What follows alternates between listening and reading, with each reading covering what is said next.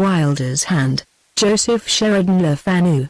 Chapter 38. After the ball, Lake glided from the feast with a sense of a tremendous liability upon him. There was no retreat. The morning, yes, the morning. What then? Should he live to see the evening? Sir Harry Brockton was the crack shot of Swivel's gallery. He could hit a walking cane at 15 yards, at the word. There he was, talking to old Lady Chelford. Very well, and there was that fellow with the twisted moustache, plainly an officer and a gentleman, twisting the end of one of them, and thinking profoundly, with his back to the wall, evidently considering his coming diplomacy with Lake's friend. By the by, and Lake's I wandered in bewilderment among village dons and elderly country gentlemen, in search of that inestimable treasure. These thoughts went whisking and whirling round in Captain Lake's brain, to the roar and clatter of the Joinville polka, to which 50 pair of dancing feet were hopping and skimming over the floor. Monstrous hot, sir, hey? Ha, ha, by Jove, said Major Jackson, who had just returned from the supper-room, where he had heard several narratives of the occurrence. Don't think I was so hot since the ball at Government House, by Jove, sir, in 1828. Awful summer that. The Major was jerking his handkerchief under his florid nose and chin, by way of ventilation, and eyeing the young man shrewdly the while, to read what he might of the story in his face. Been in Calcutta, Lake? No, very hot, indeed. Could I say just a word with you this way a little? So glad I met you.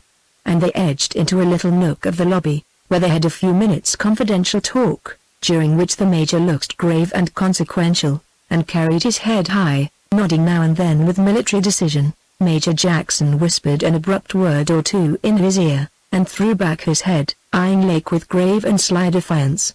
Then came another whisper and a wink, and the Major shook his hand, briefly but hard, and the gentlemen parted. Lake strolled into the ballroom, and onto the upper end, where the best people are, and suddenly he was in Miss Brandon's presence. I've been very presumptuous, I fear, tonight, Miss Brandon, he said, in his peculiar low tones. I've been very importunate. I prized the honor I sought so very much, I forgot how little I deserved it. And I do not think it likely you'll see me for a good while, possibly for a very long time. I've therefore ventured to come, merely to say goodbye, only that, just goodbye. And to beg that flower, and he plucked it resolutely from her bouquet, which I will keep while I live. Goodbye, Miss Brandon. And Captain Stanley Lake, that pale apparition, was gone. I do not know at all how Miss Brandon felt at this instant, for I never could quite understand that strange lady. But I believe she looked a little pale as she gravely adjusted the flowers so audaciously violated by the touch of the cool young gentleman.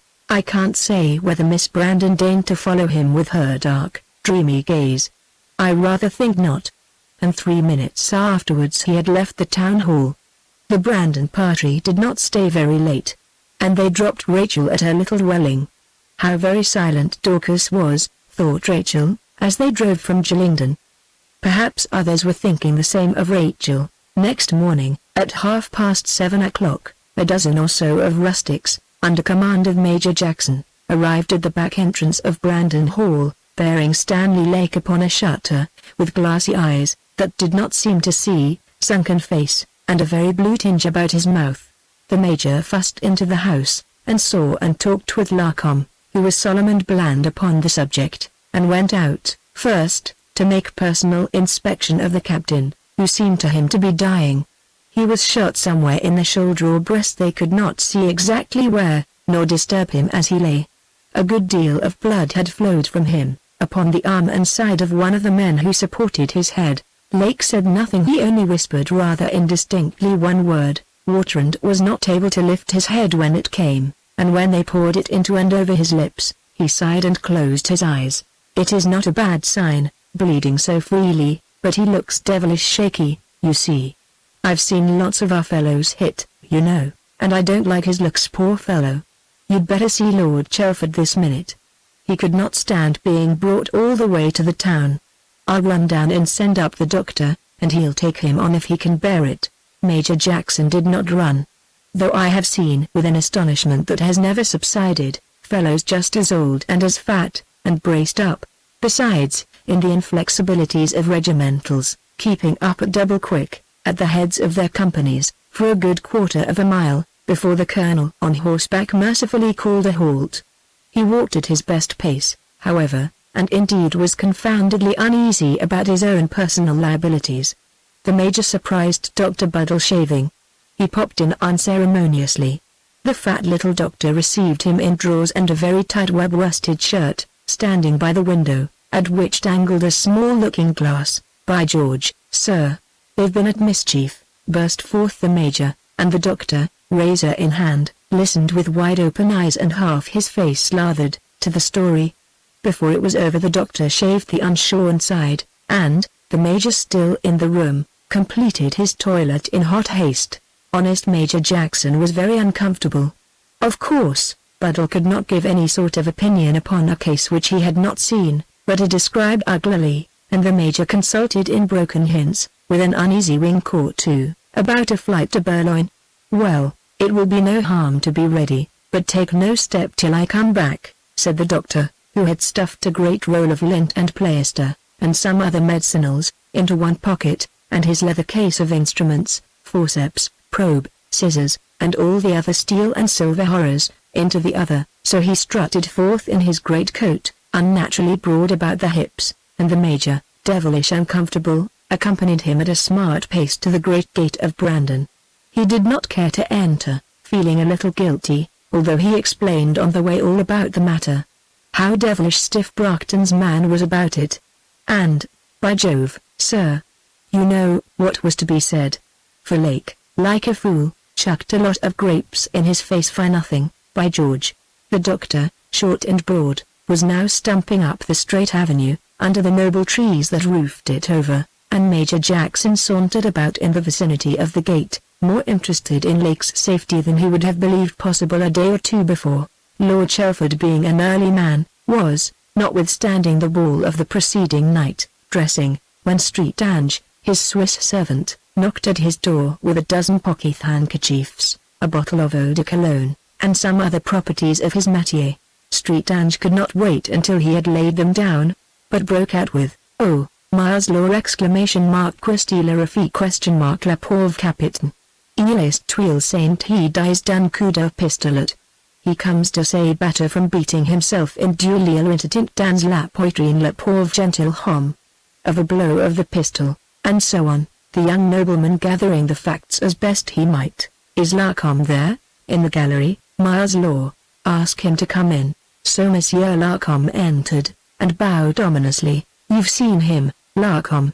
Is he very much hurt?" "He appears, my lord, to me, I regret to say, almost a dying like. Very weak?" "Does he speak to you?" "Not a word, my lord.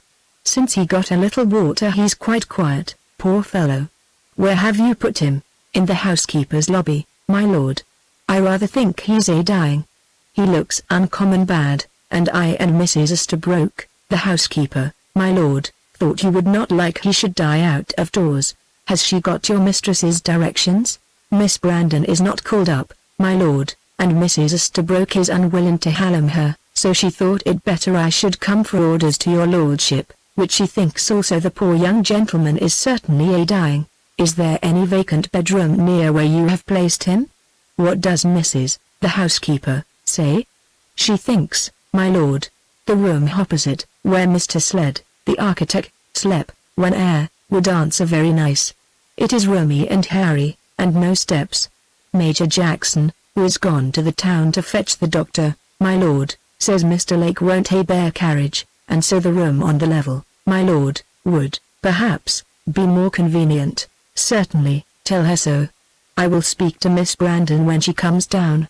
"How soon will the doctor be here?" "From a quarter to half an hour, my lord." "Then tell the housekeeper to arrange as she proposes, and don't remove his clothes until the doctor comes.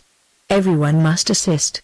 "I know, Street Ange, you'll like to assist." So Larcom withdrew ceremoniously, and Lord Chelford hastened his toilet, and was downstairs, and in the room assigned by the housekeeper to the ill-starred Captain Lake, before Dr. Buddle had arrived. It had already the dismal character of a sick chamber.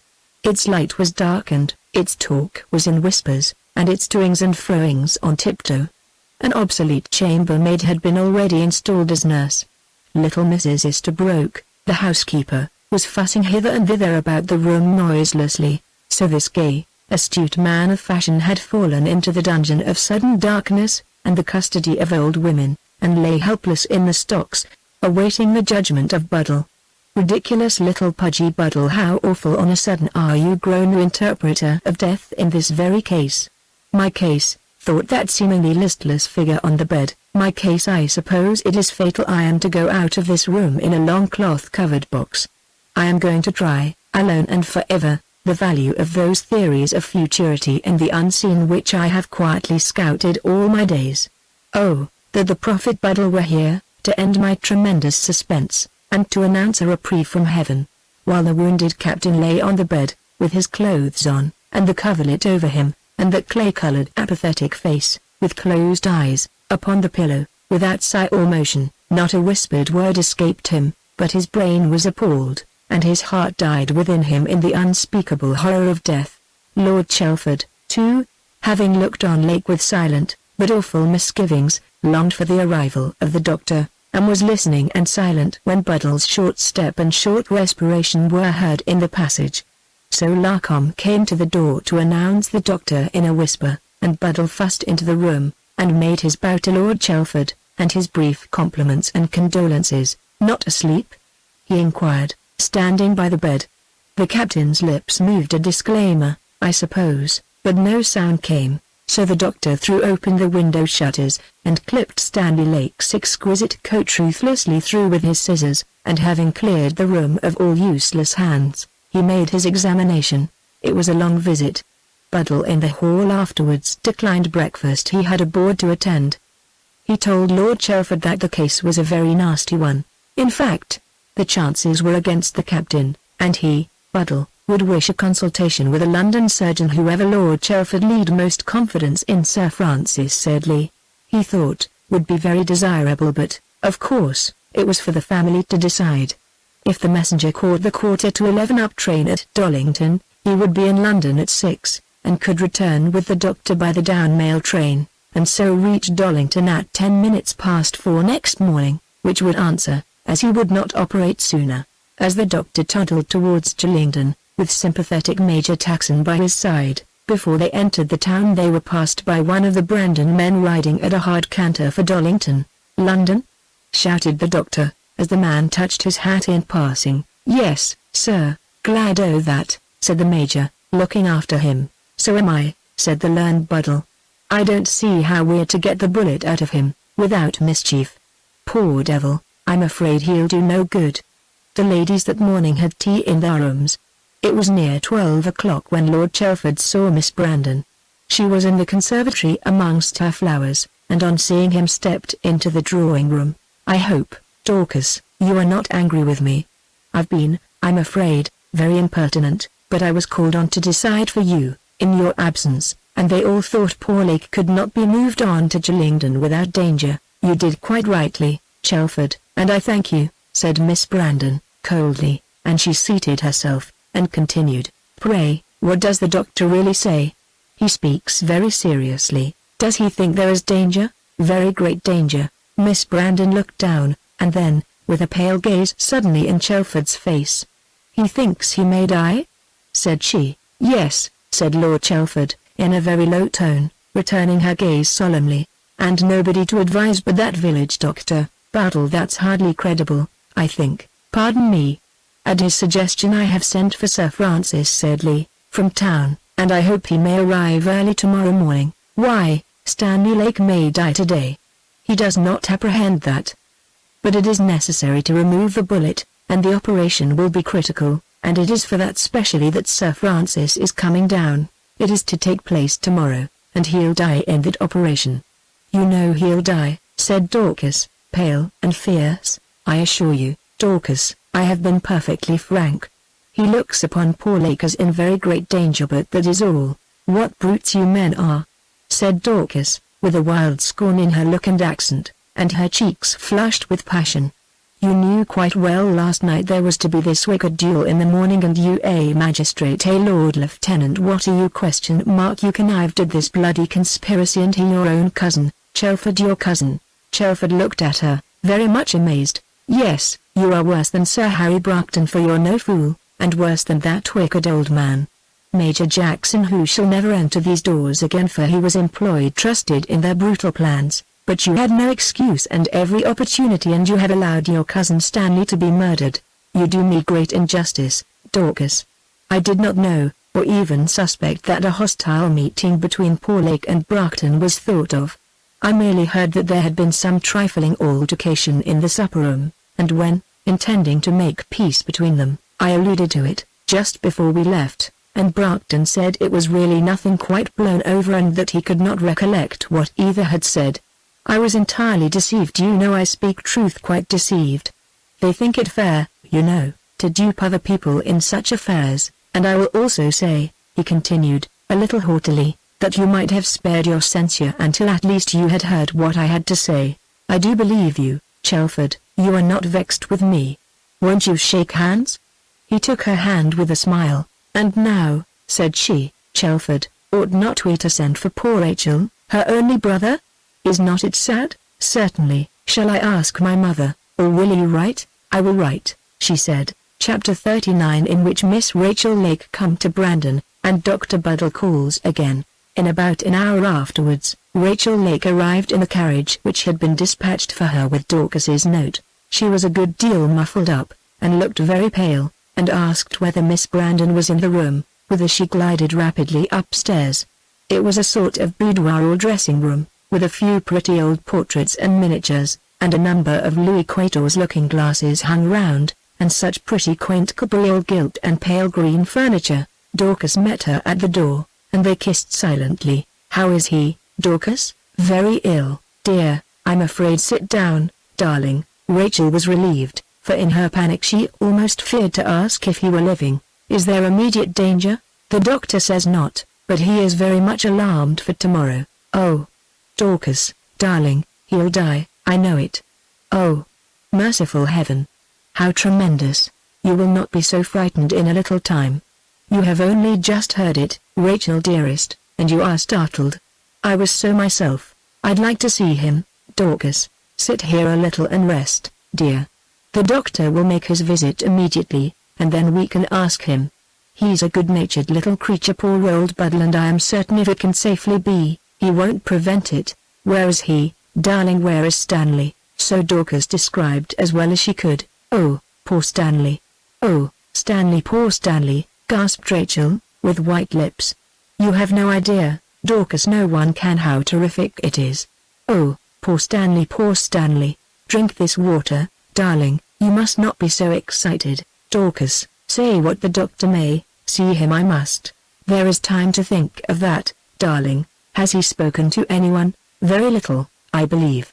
He whispers a few words now and then, that is all. Nothing to Chelford, nothing particular, I mean." "No, nothing, at least that I have heard of." "Did he wish to see no one?" "No one, dear. Not poor William Wylder?" "No, dear. I don't suppose he cares more for a clergyman than for any other man. None of his family ever did, when they came to lie on a bed of sickness, or of death either." "No, no," said Rachel, wildly, "I did not mean to pray. I was not thinking of that. But William Wylder was different, and he did not mention me either." Dorcas shook her head. "I knew it," continued Rachel, with a kind of shudder. "And tell me, Dorcas, does he know that he is in danger, such imminent danger?" "That I cannot say, Rachel, dear. I don't believe doctors like to tell their patients so." There was a silence of some minutes, and Rachel, clasping her hands in an agony, said, "Oh, yes, he's gone, he's certainly gone, and I remain alone under that dreadful burden." "Please, Miss Brandon, the doctor's downstairs with Captain Lake," said the maid, opening the door. "Is Lord Chelford with him?" "Yes, miss." "Please, then tell him I will be so obliged if he will come here for a moment, when the doctor is gone, and ask the doctor now, from me, how he thinks Captain Lake." In a little while the maid returned. Captain Lake was not so low, and rather better than this morning, the doctor said, and Rachel raised her eyes, and whispered an agitated thanksgiving. Was Lord Chelford coming? His lordship had left the room when she returned, and Mr. Larcom said he was with Lawyer Larkin in the library. "Mr. Larkin can wait. Tell Lord Chelford I wish very much to see him here." So away went the maid again. A message in that great house was a journey, and there was a little space before they heard a knock at the door of Dorcas's pretty room, and Lord Chelford, duly invited, came in. Lord Chelford was surprised to see Rachel, and held her hand, while he congratulated her on the more favorable opinion of the physician this afternoon, and then he gave them, as fully and exactly as he could, all the lights emitted by Dr. Buddle, and endeavored to give his narrative as cheerful and confident an air as he could.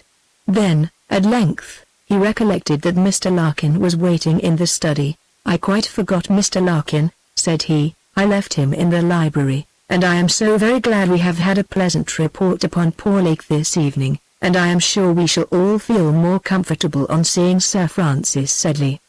He is such an admirable surgeon, and I feel sure he'll strike out something for our poor patient. I've known him hit upon such original expedients, and make such wonderful successes." So with a kind smile he left the room. Then there was a long pause. "Does he really think that Stanley will recover?" said Rachel. "I don't know. I suppose he hopes it."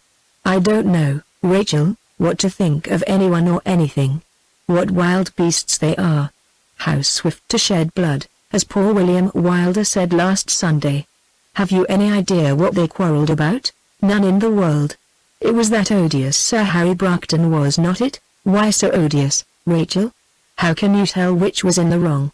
I only know he seems to be a better marksman than your poor brother." Rachel looked at her with something of haughty and surprised displeasure, but said nothing. "You look at me, Rady, as if I were a monster or monstrous, I should say, whereas I am only a Brandon. Don't you remember how our great ancestor, who fought for the House of York, changed suddenly to Lancaster, and how Sir Richard left the king and took part with Cromwell, not for any particular advantage, I believe, or for any particular reason even, but for wickedness and wounded pride, perhaps? I don't quite see your meaning, Dorcas. I can't understand how your pride has been hurt, but if Stanley had any, I can well imagine what torture it must have endured. Wretched, wicked, punished fool, you suspect what they fought about, Rady." Rachel made no answer. "You do, Rady, and why do you dissemble with me?" "I don't dissemble, I don't care to speak, but if you will have me say so, I do suspect. I think it must have originated in jealousy of you. You look, Rady, as if you thought I had managed it, whereas I really did not care. I do not understand you, Dorcas, but you appear to me very cruel, and you smile, as I say so." "I smile, because I sometimes think so myself." With a fixed and wrathful stare Rachel returned the enigmatical gaze of her beautiful cousin. "If Stanley dies, Dorcas, Sir Harry Bracton shall hear of it. I'll lose my life, but he shall pay the forfeit of his crime." So saying, Rachel left the room, and gliding through passages, and downstairs, she knocked at Stanley's door. The old woman opened it. "Ah, Dorothy. I'm so glad to see you here." And she put a present in her hard, crumpled hand. So, noiselessly, Rachel Lake, without more parley, stepped into the room, and closed the door. She was alone with Stanley with a beating heart, and a kind of chill stealing over her, by her brother's bed. The room was not so dark that she could not see distinctly enough. There lay her brother, such as he was still her brother, on the bleak, neutral ground between life and death. His features, peaked and earthy, and that look, so new and peculiar, which does not savour of life upon them. He did not move, but his strange eyes gazed cold and earnest from their deep sockets upon her face in awful silence. Perhaps he thought he saw a phantom. "Are you better, dear?" whispered Rachel. His lips stirred and his throat, but he did not speak until a second effort brought utterance, and he murmured, "Is that you, Rady?" "Yes, dear." "Are you better?" "No. I'm shot. I shall die tonight." "Is it night yet?" "Don't despair, Stanley, dear. The great London doctor, Sir Francis Sedley, will be with you early in the morning, and Chelford has great confidence in him. I'm sure he will relieve you." "This is Brandon?" murmured Lake. "Yes, dear." She thought he was going to say more, but he remained silent, and she recollected that he ought not to speak, and also that she had that to say which must be said. Sharp, dark, and strangely that familiar face upon the white pillow. The faintest indication of something like a peevish sneer, it might be only the lines of pain and fatigue, still it had that unpleasant character remaining fixed on its features. "Oh, Stanley. You say you think you are dying.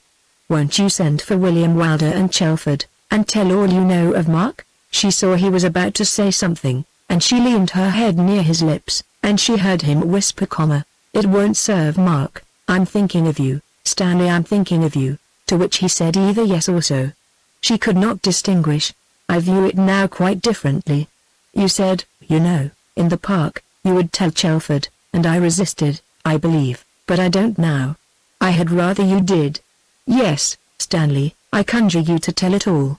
The cold lips, with a livid halo round them, murmured, "Thank you." It was a sneer, very shocking just then, perhaps, but unquestionably a sneer. "Poor Stanley," she murmured, with a kind of agony, looking down upon that changed face. "One word more, Stanley. Remember, it's I, the only one on earth who stands near you in kindred, your sister, Stanley, who implores of you to take this step before it is too late, at least, to consider." He said something. She thought it was "I'll think," and then he closed his eyes. It was the only motion she had observed. His face lay just as it had done on the pillow.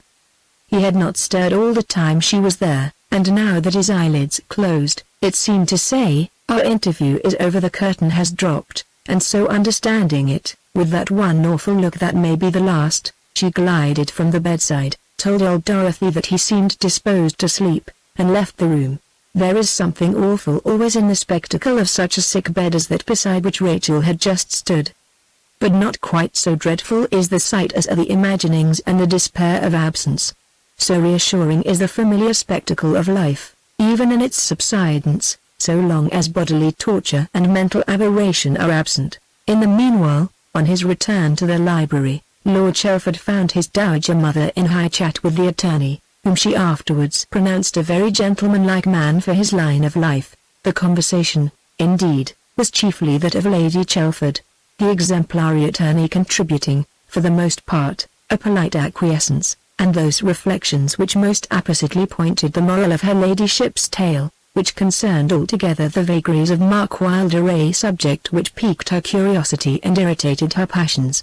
It was a great day for Joseph Larkin, for by the time Lord Chelford returned the old lady had asked him to stay for dinner, which he did, notwithstanding his morning dress, to his great inward satisfaction, because he could henceforward mention, "The other day, when I dined at Brandon," or "Old Lady Chelford assured me, when last I dined at Brandon," and he could more intimately speak of our friends at Brandon, and the Brandon people, and, in short, this dinner was very serviceable to the excellent attorney. It was not very amusing, this interchange of thought and feeling between Larkin and the dowager, upon a theme already so well ventilated as Mark Wylder's absconding, and therefore I let it pass.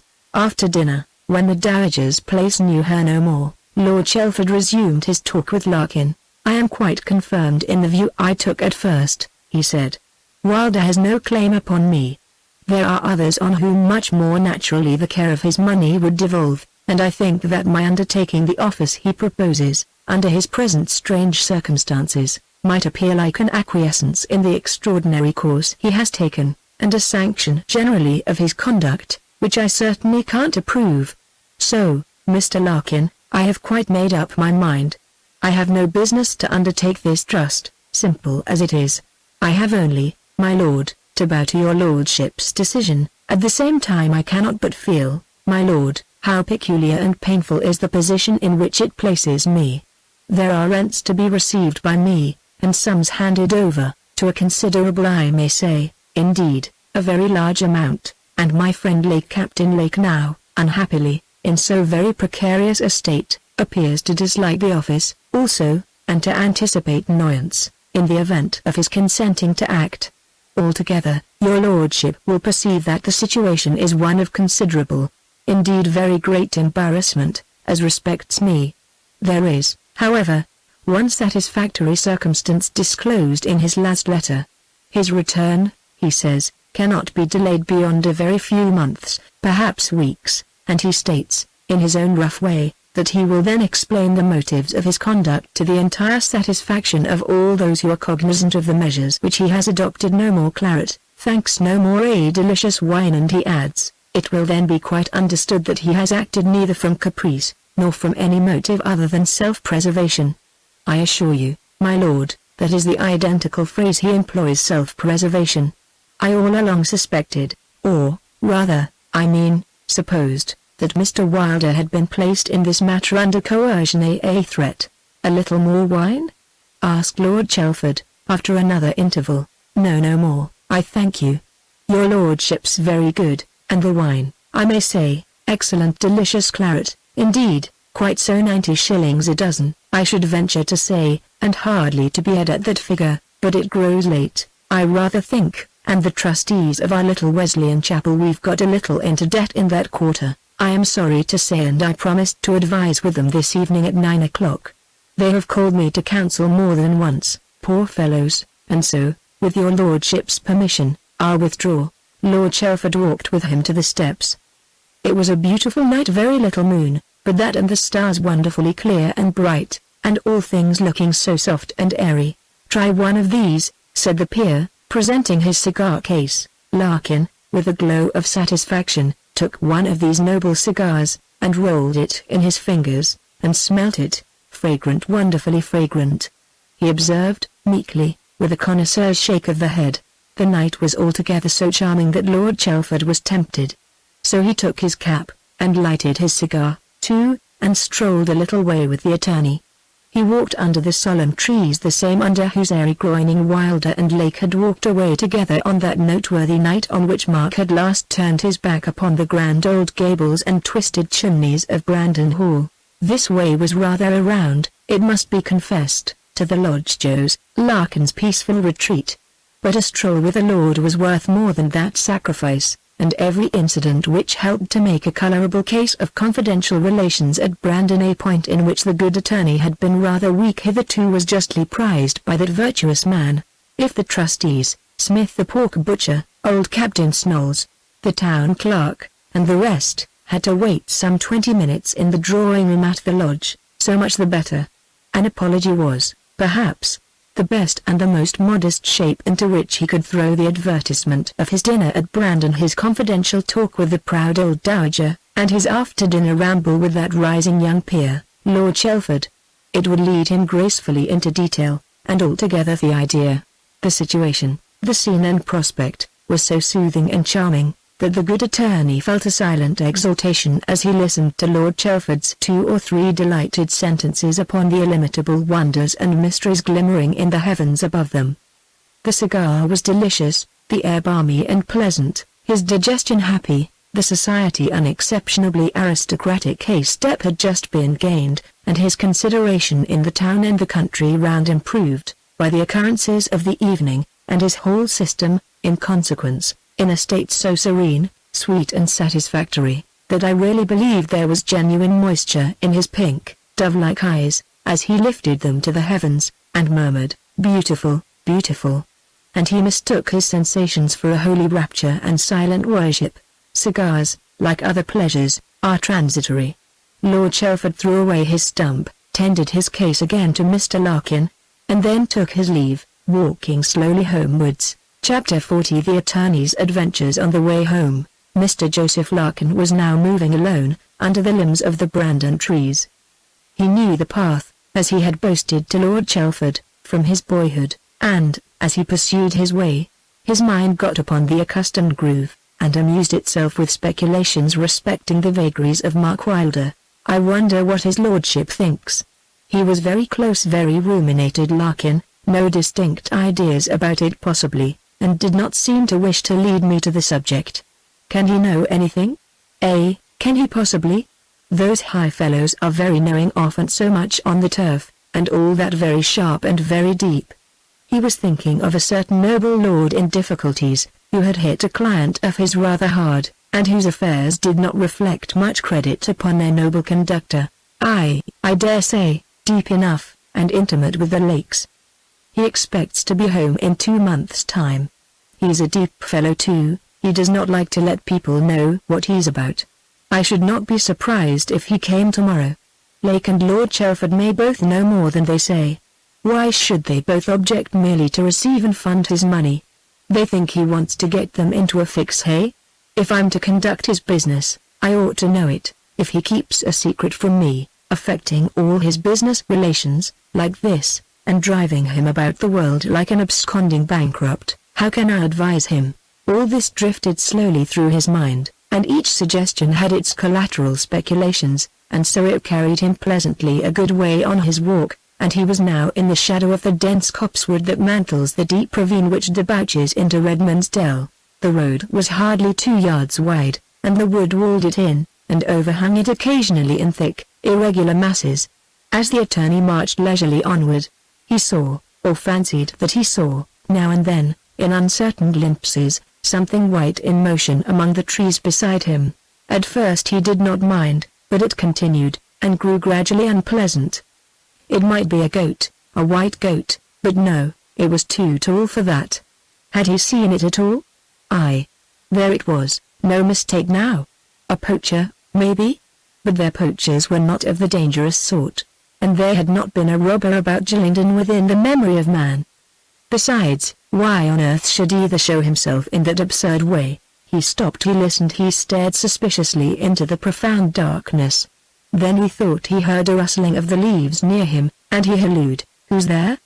But no answer came, so, taking heart of grace, he marched on, still zealously peering among the trees, until, coming to an opening in the pathway, he more distinctly saw a tall, white figure, standing in an ape-like attitude, with its arms extended, grasping 2 boughs, and stooping, as if peeping cautiously, as he approached. The good attorney drew up and stared at this grey phantasm, saying to himself, "Yes," in a sort of quiet hiss. He stopped in a horror, and as he gazed, the figure suddenly drew back and disappeared. "Very pleasant this," said the attorney, after a pause, recovering a little. "What on earth can it be?" Joseph Larkin could not tell which way it had gone. He had already passed the midway point, where this dark path begins to descend through the ravine into Redmond's Dell. He did not like going forward, but to turn back might bring him again beside the mysterious figure. And though he was not, of course, afraid of ghosts, nor in this part of the world, of robbers, yet somehow he did not know what to make of this gigantic grey monkey. So, not caring to stay longer, and seeing nothing to be gained by turning back, the attorney buttoned the top button of his coat, and holding his head very erect, and placing as much as he could of the path between himself and the side where the figure had disappeared, marched on steadily. It was too dark, and the way not quite regular enough, to render any greater speed practicable. From the thicket, as he proceeded, he heard a voice he had often shot woodcocks in that cover calling in a tone that sounded in his ears like banter, "Mark, mark, mark, mark." He stopped, holding his breath, and the sound ceased. "Well, this certainly is not usual," murmured Mr. Larkin, who was a little more perturbed than perhaps he quite cared to acknowledge even to himself. "Some fellow perhaps watching for a friend or tricks, maybe." Then the attorney, trying his supercilious smile in the dark, listened again for a good while, but nothing was heard except those whisperings of the wind which poets speak of. He looked before him with his eyebrows screwed, in a vain effort to pierce the darkness, and the same behind him, and then after another pause, he began uncomfortably to move down the path once more. In a short time the same voice, with the same uncertain echo among the trees, cried faintly, "Mark, mark," and then a pause, then again, "Mark, mark, mark," and then it grew more distant, and sounded among the trees and reverberations of the glen like laughter. "Mark, hi hi hark, hi hi hi hark, mark, mark, hi hi hark." "Who's there?" cried the attorney, in a tone rather ferocious from fright, and stamping on the path. But his summons and the provocation died away together in the profoundest silence. Mr. Joseph Larkin did not repeat his challenge. This cry of "Mark" was beginning to connect itself uncomfortably in his mind with his speculations about his wealthy client, which in that solitude and darkness began to seem not so entirely pure and disinterested as he was in the habit of regarding them, and a sort of wood demon, such as a queer little schoolfellow used long ago to read a tale about in an old German storybook, was now dogging his darksome steps, and hanging upon his flank with a vindictive design. Joseph Larkin was not given to fancy, nor troubled with superstition. His religion was of a comfortable, punctual, businesslike caste, which according with his genius denied him, indeed, some things for which, in truth, he had no taste but in no respect interfered with his main mission upon earth, which was getting money. He had found no difficulty hitherto in serving God and Mammon. The joint business prospered. Let us suppose it was one of those falterings of faith, which try the best men, that just now made him feel a little queer, and gave his thoughts about Mark Wylder, now grown habitual, that new and ghastly complexion which made the situation so unpleasant. He wished himself more than once well out of this confounded pass, and listened nervously for a good while, and stared once more, half frightened, in various directions, into the darkness. If I thought there could be anything the least wrong or reprehensible, we are all fallible in my allowing my mind to turn so much upon my client. I can certainly say I should be very far from allowing it. I shall certainly consider it, and I may promise myself to decide in a Christian spirit, and if there be a doubt, to give it against myself. This resolution, which was, he trusted, that of a righteous man, was, I am afraid, the effect rather of fright than reflection, and employed in that sense somewhat in the manner of an exorcism whispered rather to the ghost than to his conscience. I am sure Larkin did not himself suppose this. On the contrary, he really believed, I am convinced, that he scouted the ghost, and had merely volunteered this salutary self-examination as an exercise of conscience. He could not, however, have doubted that he was very nervous, and that he would have been glad of the companionship even of one of the Sheridan shopkeepers, through this infested bit of wood. Having again addressed himself to his journey, he was now approaching that part of the path where the trees recede a little, leaving a considerable space unoccupied at either side of his line of march. Here there was faint moonlight and starlight, very welcome, but a little in advance of him, where the copsewood closed in again, just above those stone steps which Lake and his sister Rachel had mounted together upon the night of the memorable rendezvous. He fancied that he again saw the grey figure cowering among the foremost stems of the wood. It was a great shock. He stopped short, and as he stared upon the object, he felt that electric chill and rising of the hair which accompany supernatural panic. As he gazed, however, it was gone. Yes. At all events, he could see it no more. Had he seen it there at all? He was in such an odd state he could not quite trust himself. He looked back hesitatingly. But he remembered how very long and dark the path that way was, and how unpleasant his adventures there had been. And although there was a chance that the grey monkey was lurking somewhere near the path, still there was now but a short space between him and the broad carriage track down Redman's Dell, and once upon that he considered himself almost in the street of Sheridan. So he made up his mind, and marched resolutely onward, and had nearly reached the point at which the converging screen of thicket again overshadows the pathway, when close at his side he saw the tall, white figure push itself forward among the branches, and in a startling undertone of inquiry, like a conspirator challenging his brother, a voice the same which he had so often heard during this walk cried over his shoulder, "Mark Wylder." Larkin sprung back a pace or two, turning his face full upon the challenger, who in his turn was perhaps affrighted, for the same voice uttered a sort of strangled shriek, and he heard the branches crack and rustle as he pushed his sudden retreat through them, leaving the attorney more horrified than ever.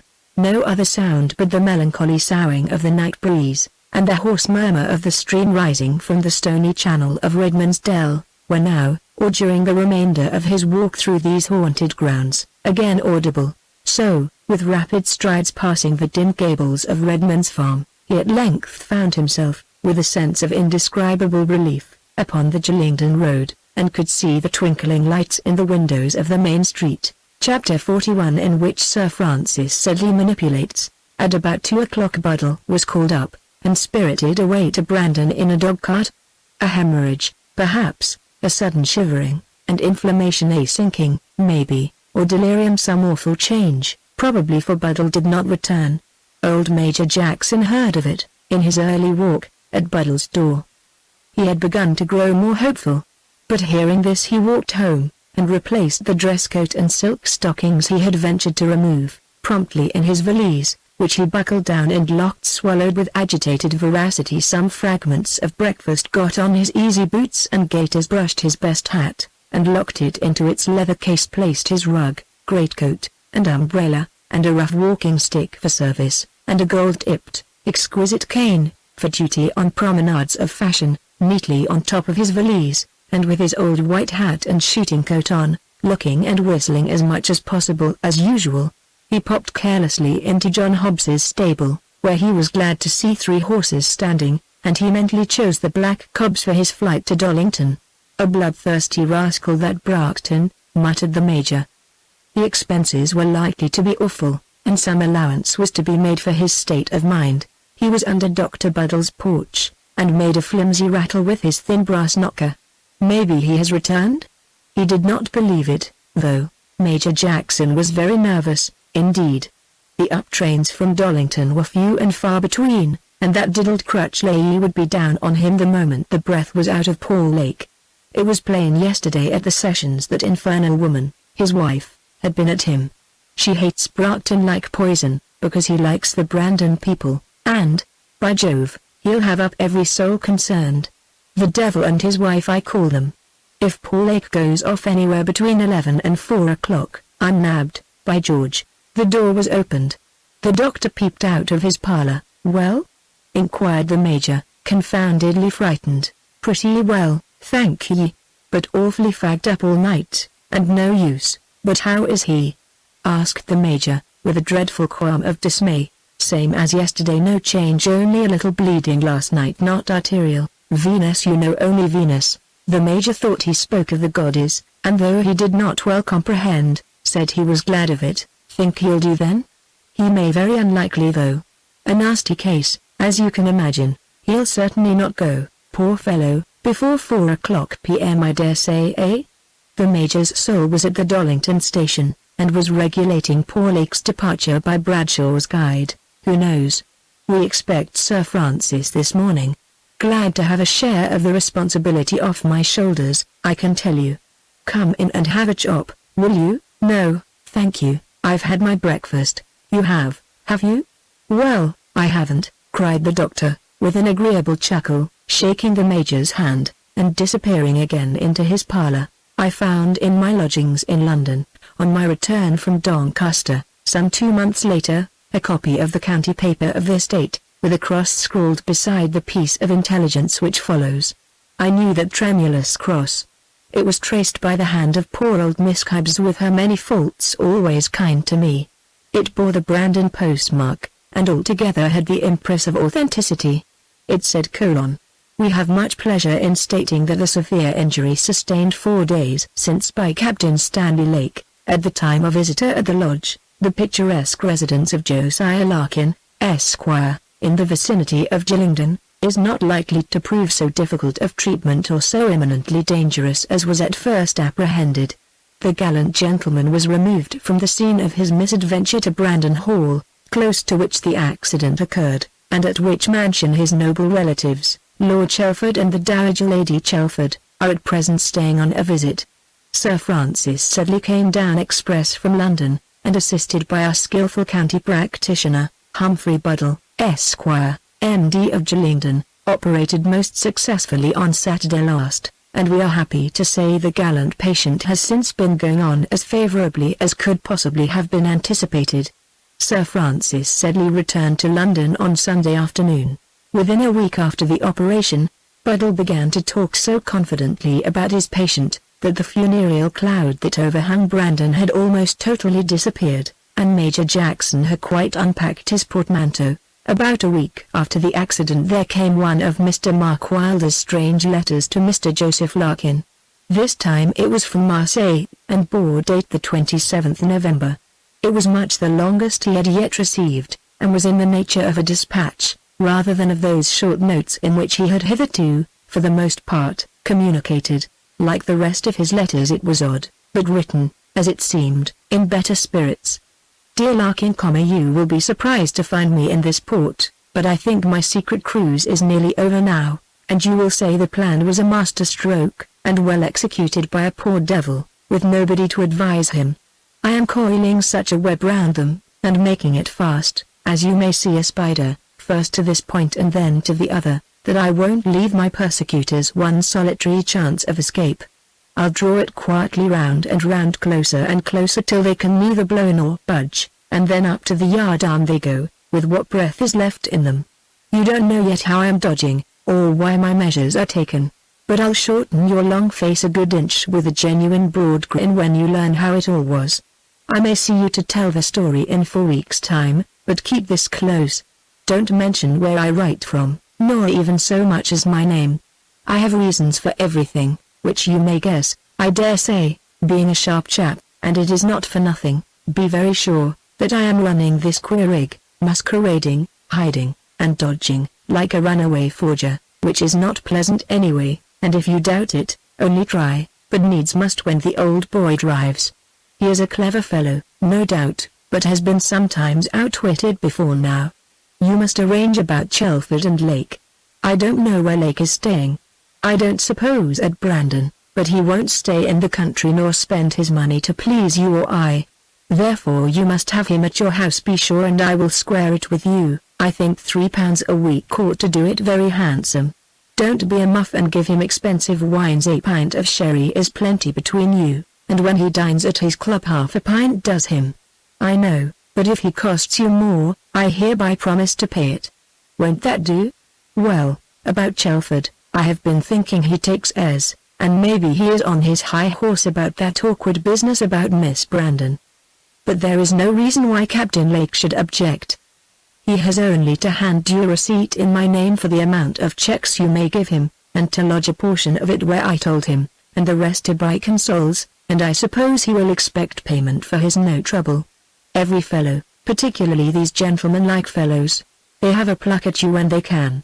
If he is at that, give him at the rate of 100 a year, or 150 if you think he won't do for less, though 100 litres ought to be a good deal to Lake, and tell him I have a promise of the adjutancy of the county militia, if he likes that, and I am sure of a seat in Parliament either for the county or for Dollington, as you know, and can do better for him then, and I rely on you, one way or another, to make him undertake it.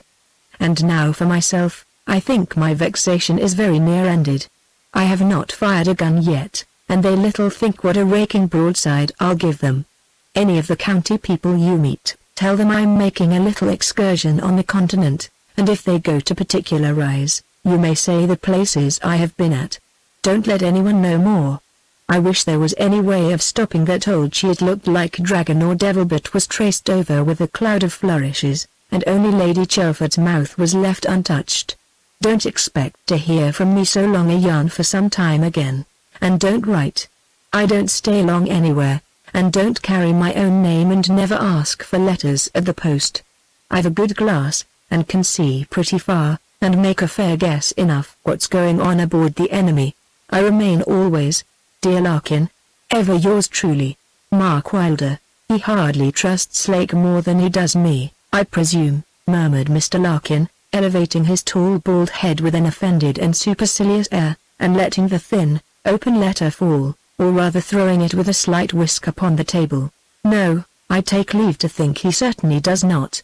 Lake has got private directions about the disposition of a portion of the money. Of course, if there are persons to be dealt with who are not pleasantly approachable by respectable professional people, in fact it would not suit me. It is really rather a compliment, and relieves me of the unpleasant necessity of saying no. Yet Mr. Larkin was very sore, and curious, and in a measure, hated both Lake and Wylder for their secret confidences, and was more than ever resolved to get at the heart of Mark's mystery. Chapter 42. A paragraph in the county paper.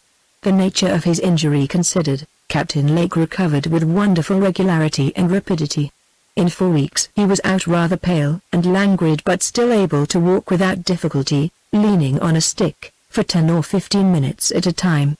In another fortnight he had made another great advance, had thrown away his crutch-handled stick, and recovered flesh and vigor. In a fortnight more he had grown quite like himself again, and in a very few weeks more, I read in the same county paper, transmitted to me by the same fair hands, but this time not with a cross, but 3 distinct notes of admiration standing tremulously at the margin of the paragraph, the following to me for a time incredible, and very nearly to this day amazing, announcement: marriage in high life. The auspicious event so interesting to our county, which we have this day to announce, though for some time upon the tapis, has been attended with as little publicity as possible. The contemplated union between Captain Stanley Lake, late of the Guards, sole surviving son of the late General William Stanley Lake, of Pleswyn, and the beautiful and accomplished Miss Brandon, of Brandon Hall, in this county, was celebrated in the ancestral chapel of Brandon, situated within the manorial boundaries, in the immediate vicinity of the town of Sheridan, on yesterday. Although the marriage was understood to be strictly private, none but the immediate relations of the bride and bridegroom being present, the bells of Sheridan rang out merry peals throughout the day, and the town was tastefully decorated with flags, and brilliantly illuminated at night.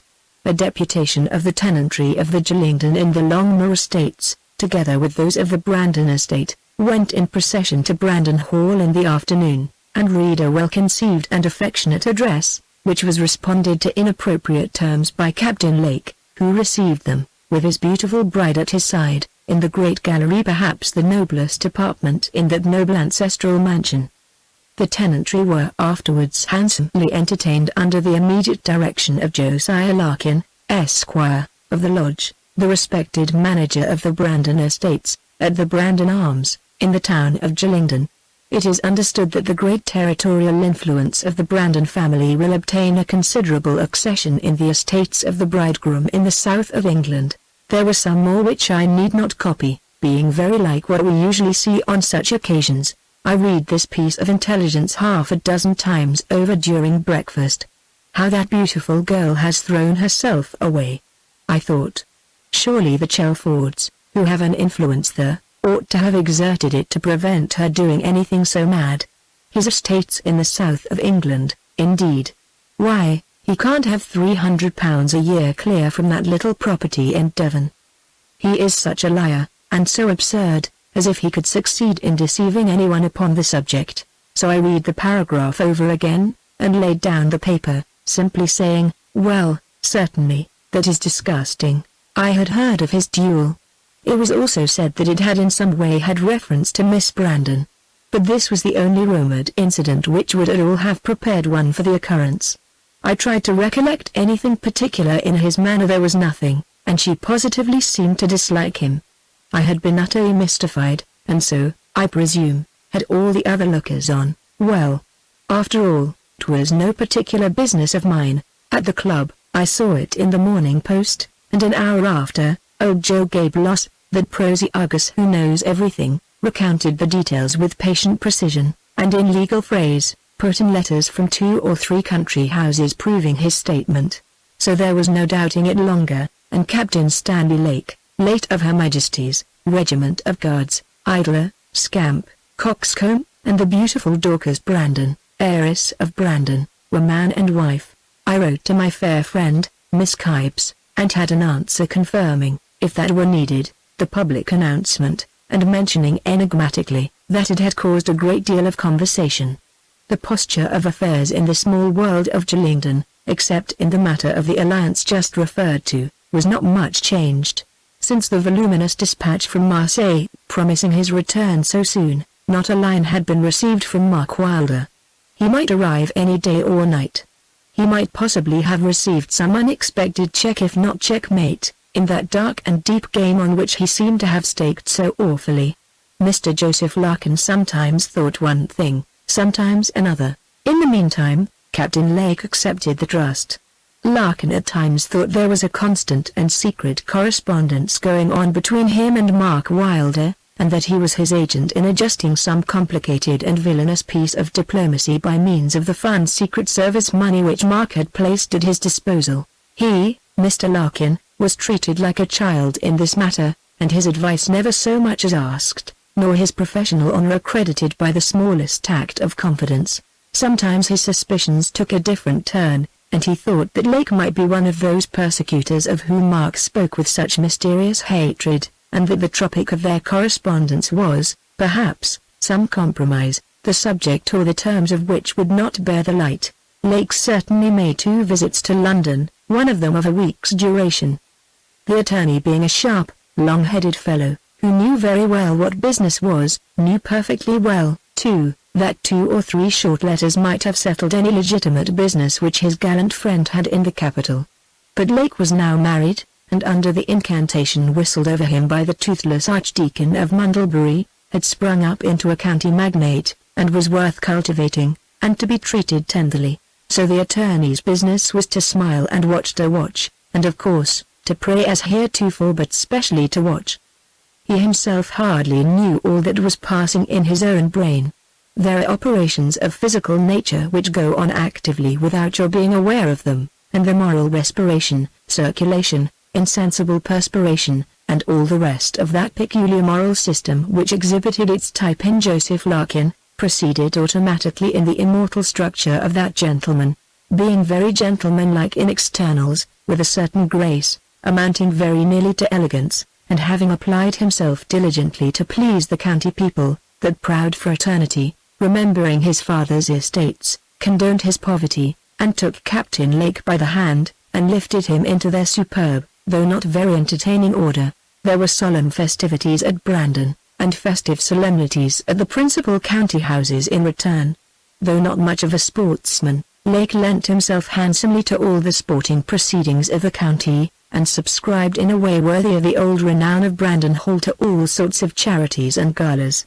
So he was getting on very pleasantly with his new neighbors, and was likely to stand very fairly in that dull, but not unfriendly society. About 3 weeks after this great county marriage, there arrived, this time from Frankfurt, a sharp letter, addressed to Joseph Larkin, Esquire. It said: My dear Sir, I think I have reason to complain. I have just seen by accident the announcement of the marriage at Brandon. I think as my friend, and a friend to the Brandon family, you ought to have done something to delay, if you could not stop it.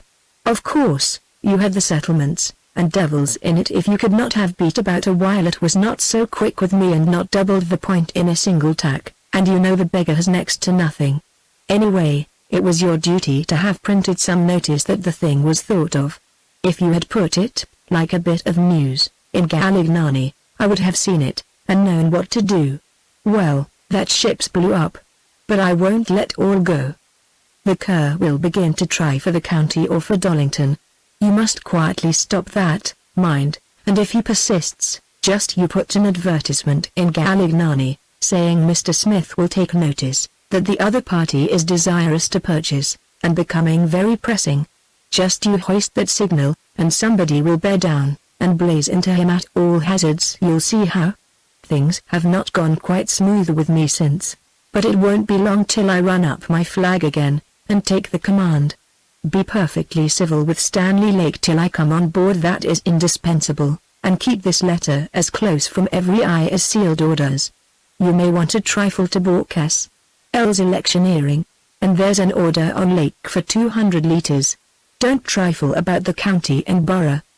He must have no footing in either till I return. Yours, dear Larkin. Very truly, apostrophe. But look after my business better. M. Wylder. The order on Lake, a little note, was enclosed: Dear Lake, I wish you joy, and all the good wishes going, as I could not make the prize myself. Be so good to hand my lawyer, Mr. Joseph Larkin, of the Lodge, Sheridan, 200 litres. Sterling, on my account. Yours, dear Lake. Very faithfully, M. Wylder, 200 litres, 23rd February, and C.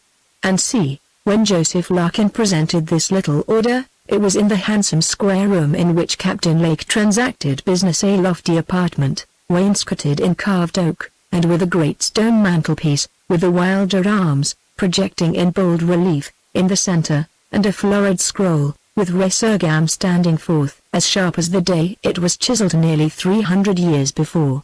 There was some other business, Brandon business, to be talked over first, and that exhausted, Mr. Larkin sat as usual, with one long thigh crossed upon the other, his arm thrown over the back of his chair, and his tall, bald head a little back, and his small mild eyes twinkling through their pink lids on the enigmatical captain, who had entered upon the march of ambition in a spirit so audacious and conquering.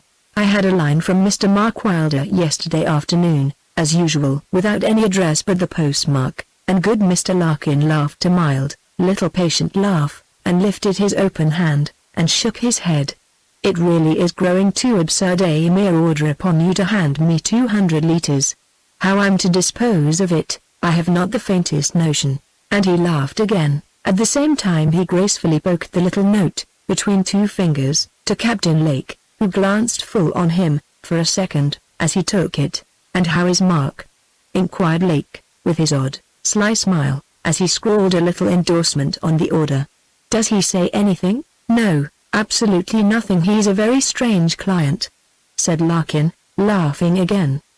"There can be no objection, of course, to your reading it, and he thinks he'll be here soon again. Oh, here it is."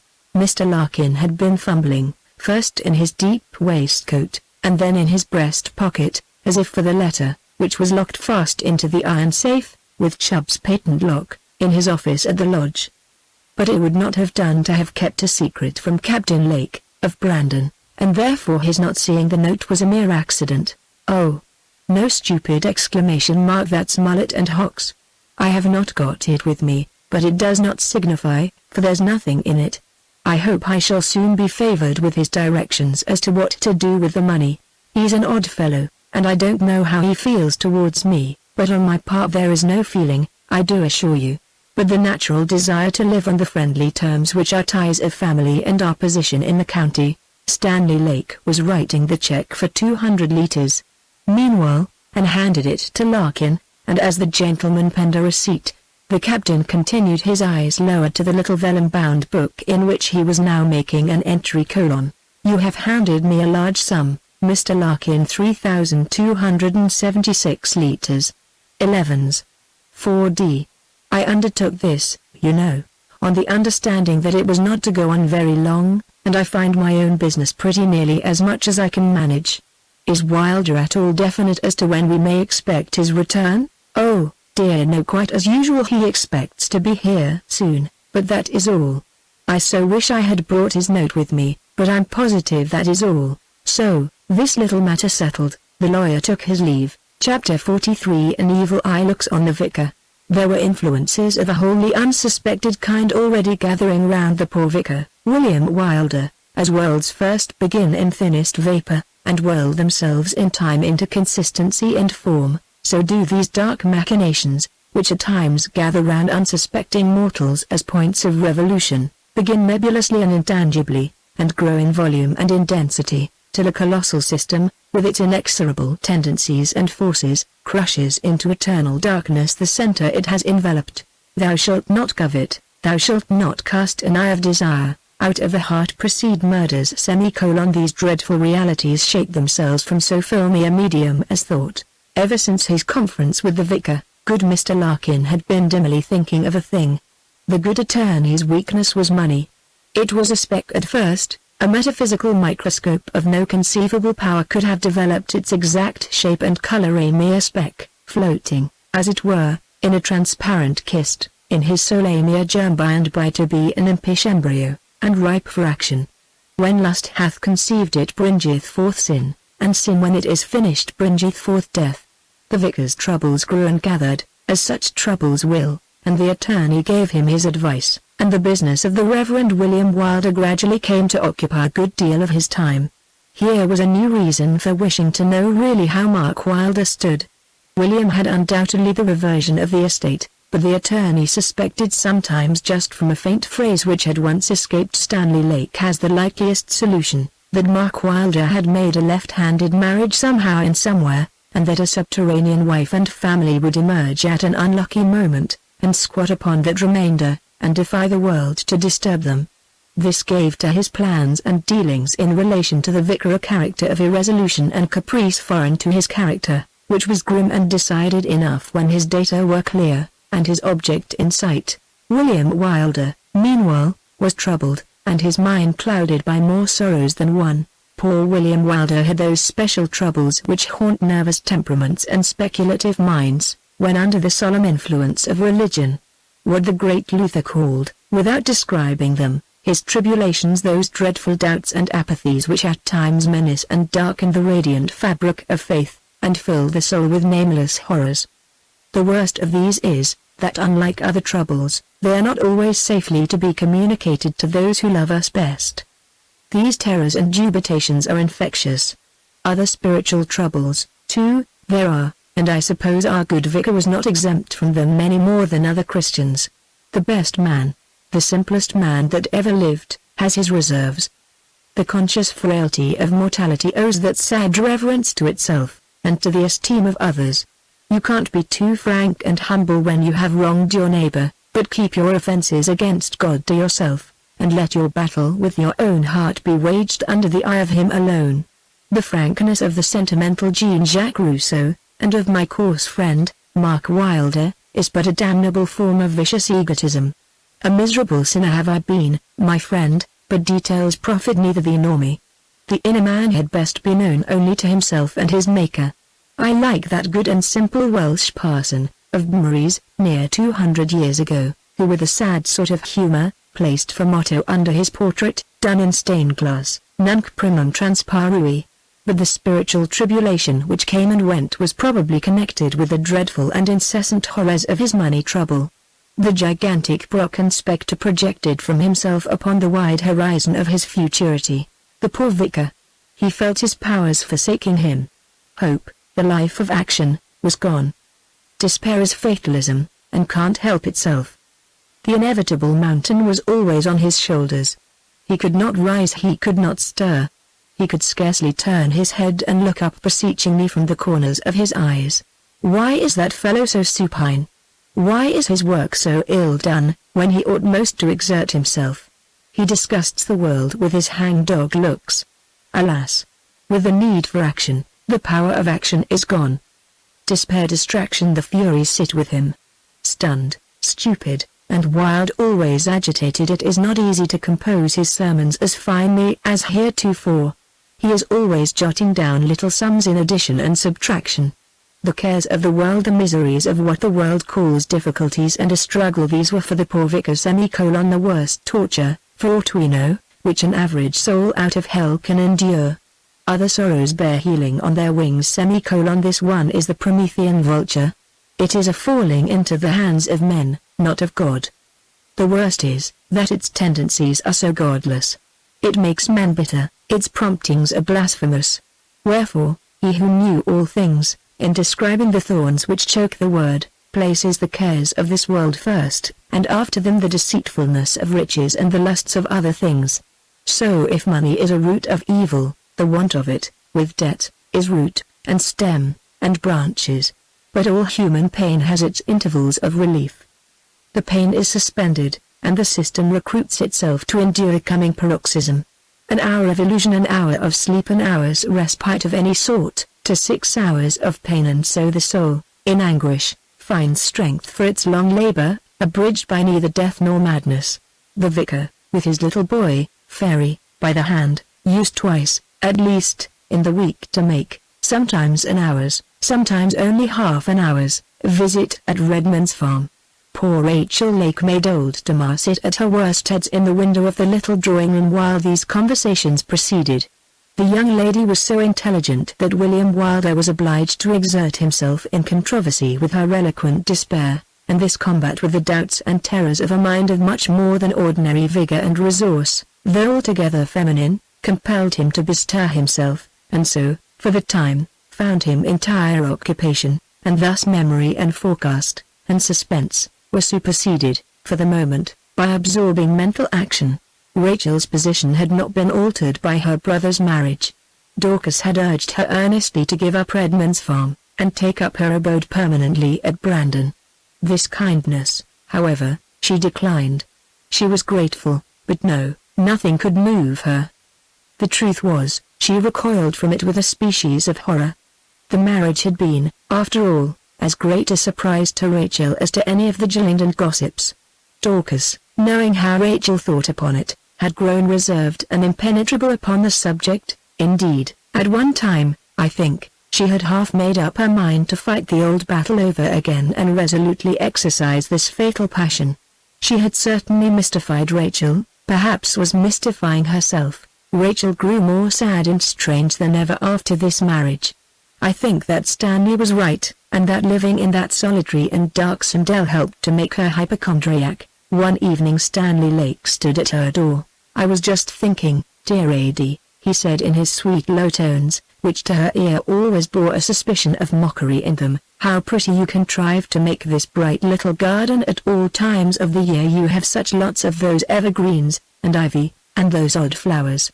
"They call them immortals in France," said Rachel, in a cold strange tone, "and make chaplets of them to lay upon the coffin lids and the graves."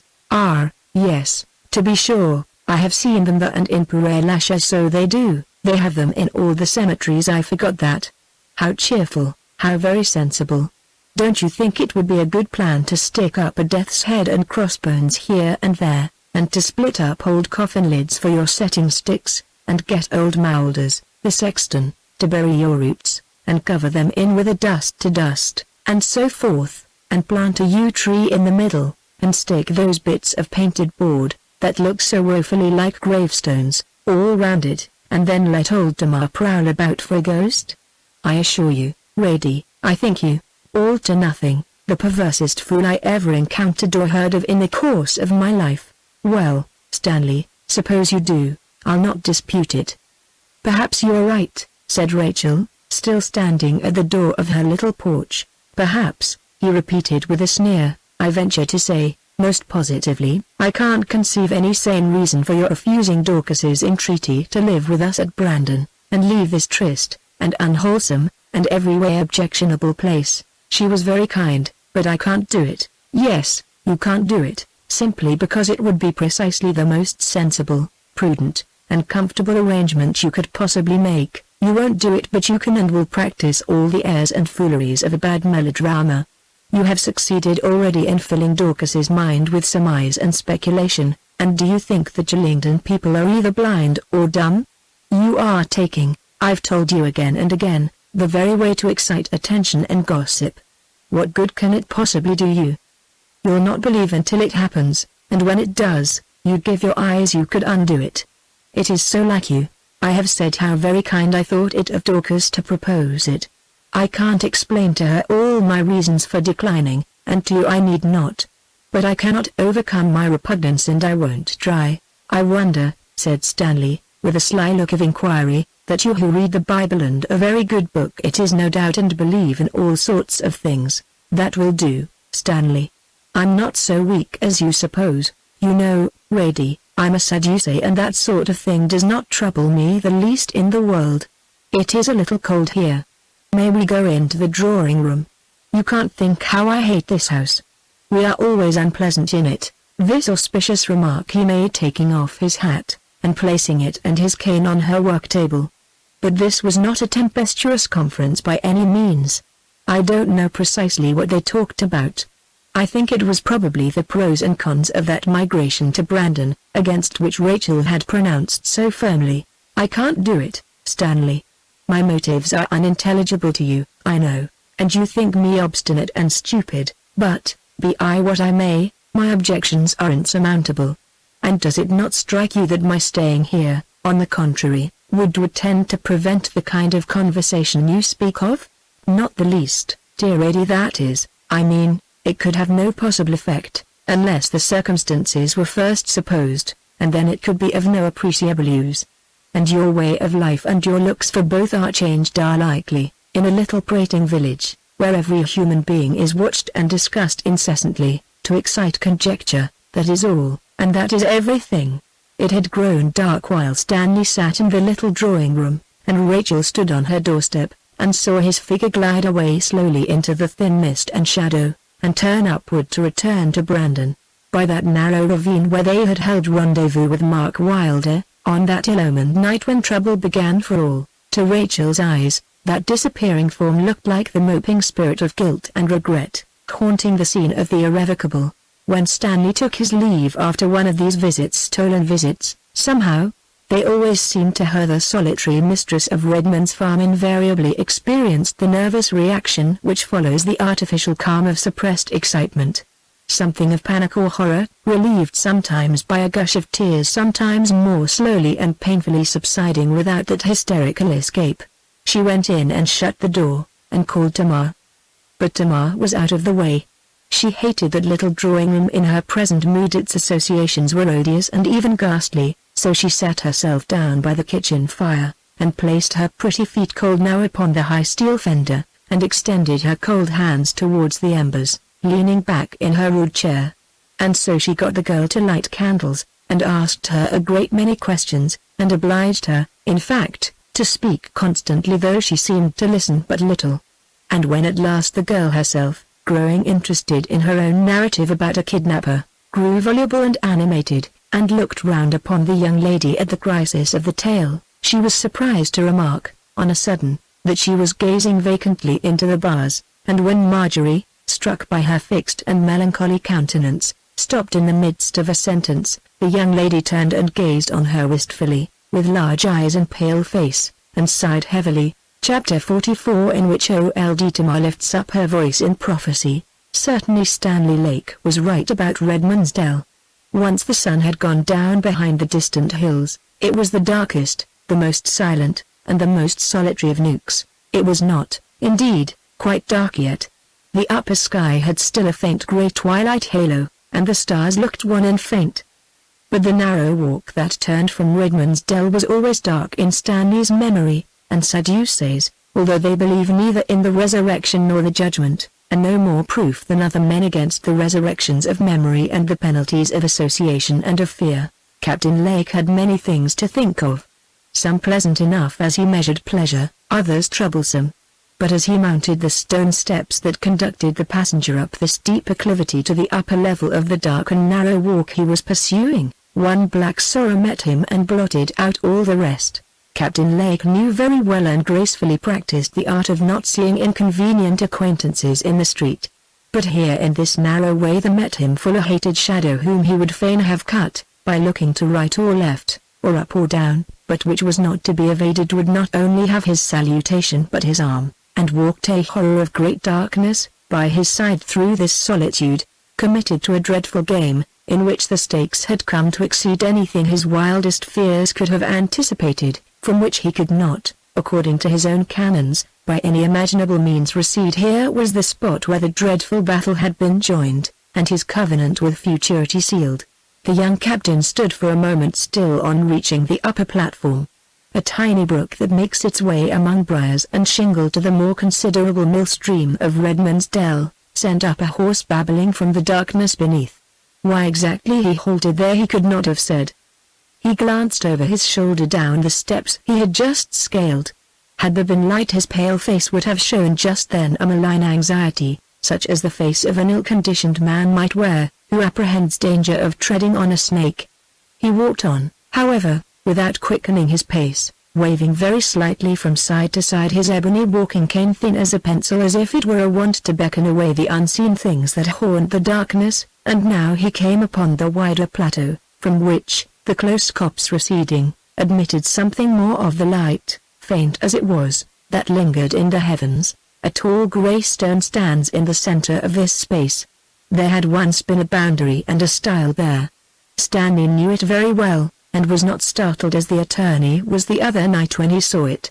As he approached this, someone said close in his ear, "I beg your pardon, Master Stanley." He cowered down with a spring, as I can fancy a man ducking under a round shot, and glanced speechlessly, and still in his attitude of recoil, upon the speaker. "It's only me, Master Stanley, your poor old Tamar." "Don't be afraid, dear." "I'm not afraid, woman." "Tamar, to be sure. Why, of course, I know you. But what the devil brings you here?" he said. Tamar was dressed just as she used to be when sitting in the open air at her knitting, except that over her shoulders she had a thin grey shawl. On her head was the same close linen nightcap, borderless and skull-like, and she laid her shriveled, freckled hand upon his arm, and looking with an earnest and fearful gaze in his face she said, "It has been on my mind this many a day to speak to you, Master Stanley, but whenever I meant to, somewhat came over me, and I couldn't." "Well, well, well," said Lake, uneasily, "I mean to call tomorrow, or next day, or some day soon, at Redmond's farm." "I'll hear it then. This is no place, you know, Tamar, to talk in. Besides, I'm pressed for time, and can't stay now to listen." "There's no place like this, Master Stanley, it's so awful secret," she said, with her hand still upon his arm. "Secret? Why, one place is as well as another, and what the devil have I to do with secrets? I tell you, Tamar, I'm in haste and can't stay." "I won't stay." "There, Master Stanley, for the love of heaven, you know what I'm going to speak of. My old bones have carried me here. 'Tis years since I walked so far. I'd walk till I dropped to reach you, but I'd say what's on my mind. 'Tis like a message from heaven, and I must speak. Dear, I must, but I say I can't stay." "Who made you a prophet, You used not to be a fool, Tamar, when I tell you I can't. That's enough. Tamar did not move her fingers from the sleeve of his coat, on which they rested, and their thin pressure mysteriously detained him. See, Master Stanley, if I don't say it to you, I must to another, she said. You mean to threaten me, woman, said he with a pale, malevolent look. I'm threatening nothing but the wrath of God, who hears us. Unless you mean to do me an injury, Tamar, I don't know what else you mean, he answered, in a changed tone.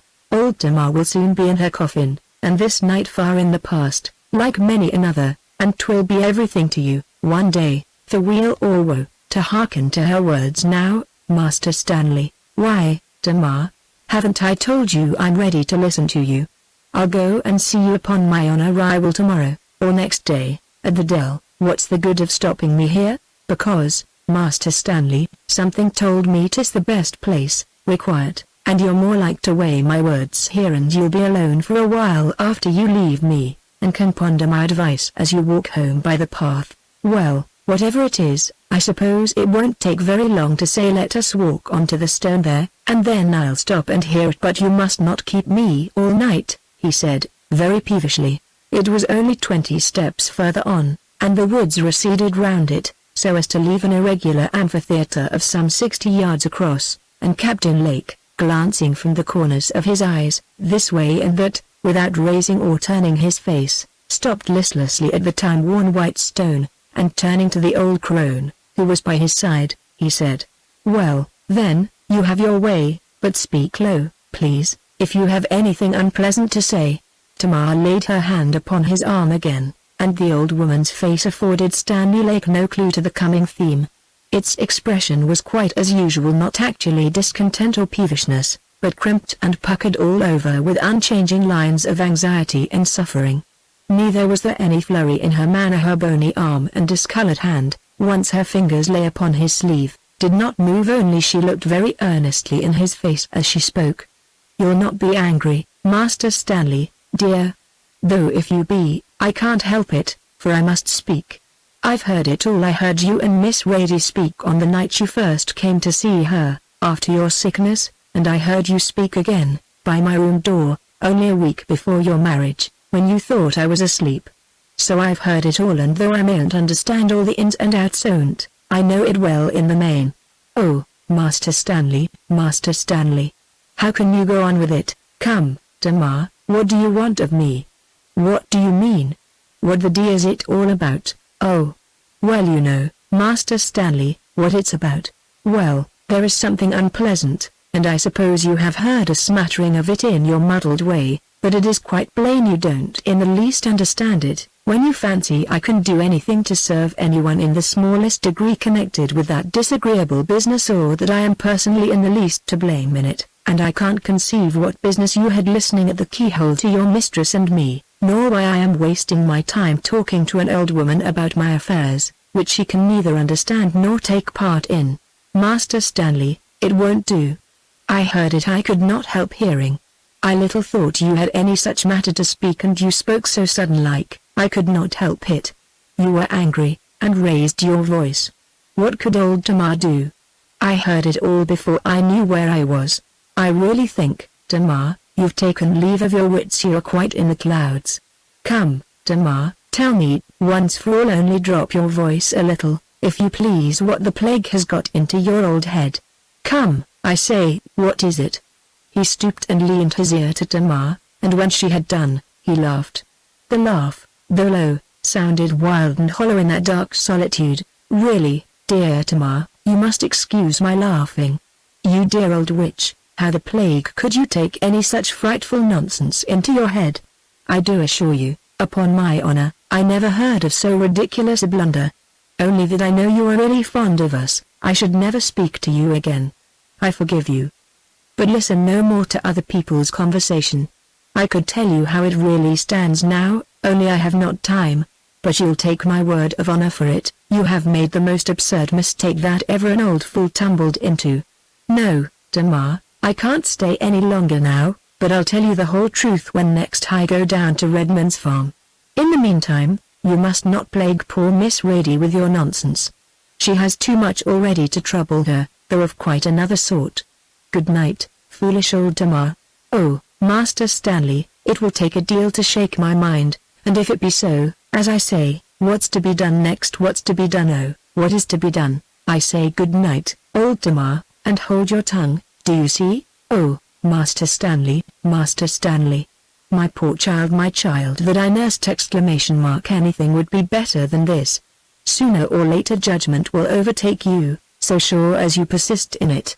I heard what Miss Rady said, and is not it true? Is not it cruel? Is not it frightful to go on? You don't seem to be aware, my good Tamar, that you have been talking slander all this while, and might be sent to jail for it. There, I'm not angry, only you're a fool.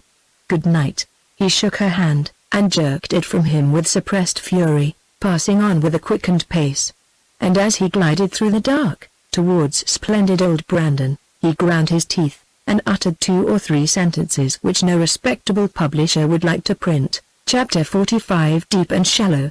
Lawyer Larkin's mind was working more diligently than anyone suspected upon this puzzle of Mark Wylder. The investigation was a sort of scientific recreation to him, and something more. His sure instinct told him it was a secret well worth mastering.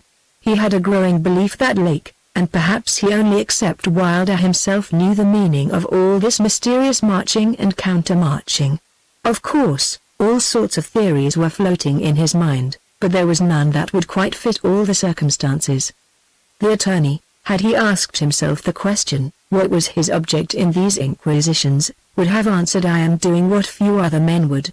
I am, heaven knows, giving to this affair of my absent clients, gratuitously, as much thought and vigilance as ever I did to any case in which I was duly remunerated. This is self-sacrificing and noble, and just the conscientious conduct I should expect from myself. But there was also this consideration, which you failed to define. Yes, my respected client, Mr. Mark Wylder, is suffering under some acute pressure, applied perhaps by my friend Captain Lake. Why should not I share in the profit of such the be by getting my hand too upon the instrument of compression?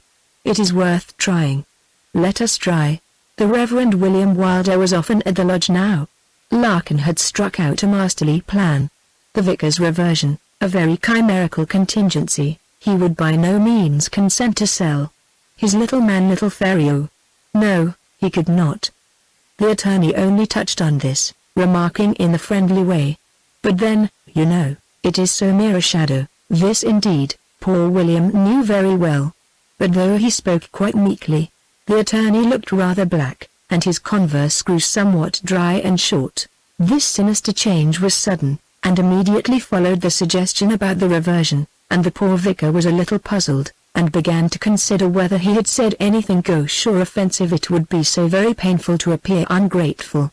The attorney had the statement of title in one hand, and leaning back in his chair, read it demurely in silence, with the other tapping the seal end of his gold pencil case between his lips. Yes, said Mr. Larkin, mildly, it is so very shadowy, and that feeling, too, in the way. I suppose we had better, perhaps, put it aside, and maybe something else may turn up. And the attorney rose grandly to replace the statement of title in its tin box, intimating thereby that the audience was ended. But the poor vicar was in rather urgent circumstances just then, and his troubles had closed in recently with a noiseless, but tremendous contraction, like that iron shroud in Mr. Mudford's fine tale, and to have gone away into outer darkness, with no project on the stocks, and the attorney's countenance averted, would have been simply despair. To speak frankly, said the poor vicar, with that hectic in his cheek that came with agitation, I never fancied that my reversionary interest could be saleable. Neither is it, in all probability, answered the attorney. As you are so seriously pressed, and your brother's return delayed, it merely crossed my mind as a thing worth trying. It was very kind and thoughtful, but that feeling my poor little man. However, I may be only nervous and foolish, and I think I'll speak to Lord Chelford about it. The attorney looked down, and took his nether lip gently between his finger and thumb. I rather think he had no particular wish to take Lord Chelford into counsel. I think before troubling his lordship upon the subject, if, indeed, On reflection, you should not think it would be a little odd to trouble him at all in reference to it. I had better look a little more carefully into the papers, and see whether anything in that direction is really practicable at all. Do you think, Mr. Larkin, you can write that strong letter to stay proceedings which you intended yesterday?" The attorney shook his head, and said, with a sad sort of dryness, "I can't see my way to it."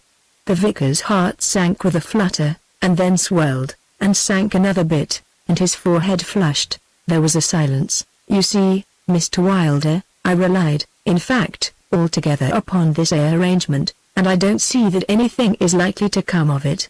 The attorney spoke in the same dry and reserved way, and there was a shadow on his long face. "I have forfeited his goodwill somehow. He has ceased to take any interest in my wretched affairs. I am abandoned, and must be ruined." These dreadful thoughts filled in another silence, and then the vicar said, "I am afraid I have, quite unintentionally, offended you, Mr. Larkin, perhaps in my ignorance of business, and I feel that I should be quite ruined if I were to forfeit your good offices, and, pray tell me, if I have said anything I ought not."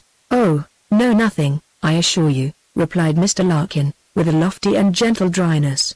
"Only, I think, I have, perhaps, a little mistaken the relation in which I stood, and fancied, wrongly, it was in the light somewhat of a friend as well as of a professional adviser, and I thought, perhaps, I had rather more of your confidence than I had any right to, and did not at first see the necessity of calling in Lord Chelford, whose experience of business is necessarily very limited, to direct you.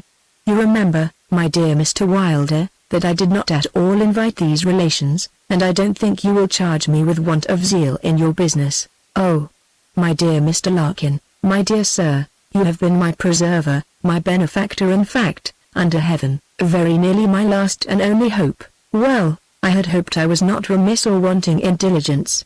And Mr. Larkin took his seat in his most gentlemanlike fashion, crossing his long legs, and throwing his tall head back, raising his eyebrows, and letting his mouth languidly drop a little open. "My idea was, that Lord Chelford would see more clearly what was best for little Fairy.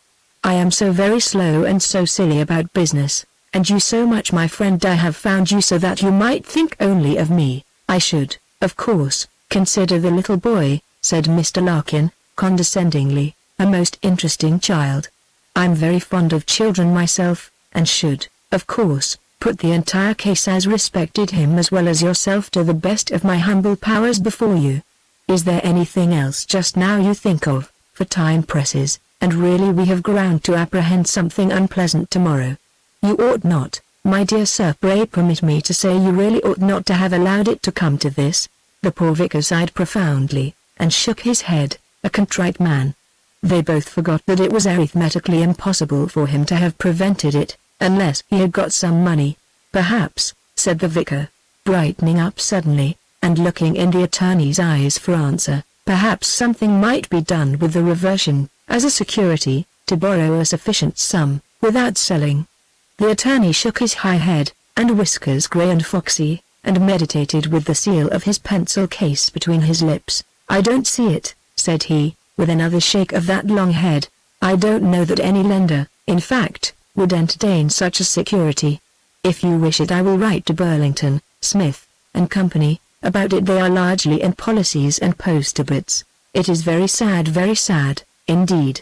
I wish so much, my dear sir, I could be of use to you, but you know the fact is, we solicitors seldom have the command of our own money, always in advance, always drained to the uttermost shilling, and I am myself in the predicament you will see there." And he threw a little note from the Dollington Bank to Joseph Larkin, Esquire, The Lodge, Sheridan, announcing the fact that he had overdrawn his account certain pounds, shillings, and pence, and inviting him forthwith to restore the balance. The vicar read it with a vague comprehension, and in his cold fingers shook the hand of his fellow sufferer. Less than £50 would not do. Oh, where was he to turn? It was quite hopeless, and poor Larkin pressed too. Now, there was this consolation in poor Larkin's case, that although he was quite run aground, and a defaulter in the Dollington Bank to the extent of 7 litres, 12s, 4d, yet in that similar institution, which flourished at Naunton, only 9 miles away, there stood to his name the satisfactory credit of 564 litres. 11s. 7d.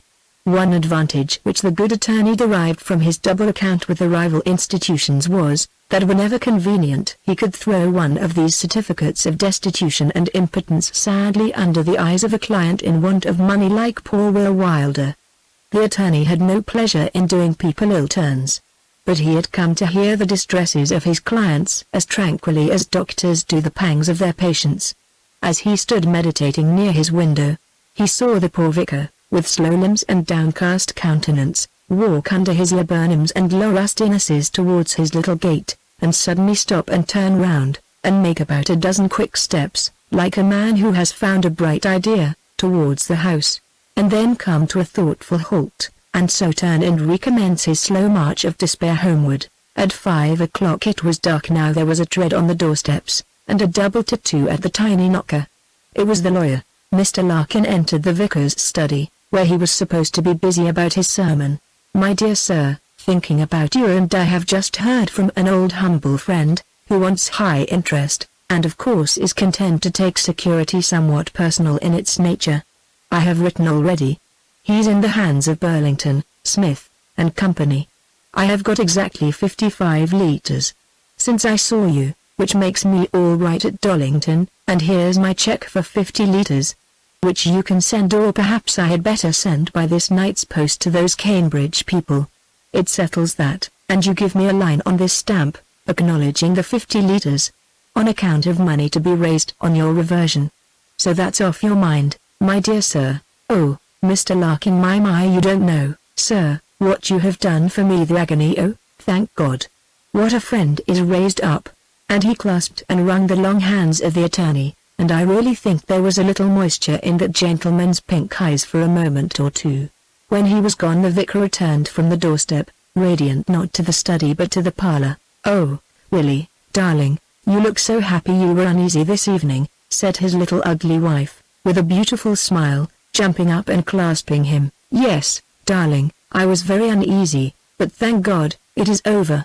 And they cried and smiled together in that delightful embrace, while all the time little Fairy, with a paper cap on his head, was telling them half a dozen things together, and pulling Wopsy by the skirts. Then he was lifted up and kissed, and smiled on by that sunshine only remembered in the sad old days parental love. And there was high festival kept in the parlour that night. I am told 6 crumpets, and a new egg apiece besides at tea, to make merry with, and stories and little songs for Fairy. Willie was in his old college spirits. It was quite delightful, and little Fairy was up a great deal too late, and the vicar and his wife had quite a cheery chat over the fire, and he and she both agreed he would make a handsome sum by Eusebius. Thus, if there are afflictions, there are also comforts, great consolations, great chastisements. There is a comforter, and there is a chastener. Every man must taste of death. Every man must taste of life. It shall not be all bitter nor all sweet for any. It shall be life. The unseen ministers of a stupendous equity have their eyes and their hands about every man's portion, as it is written, "He that had gathered much had nothing over, and he that had gathered little had no lack." It is the same earth for all, the same earth for the dead, great and small, dust to dust. The same earth for the living.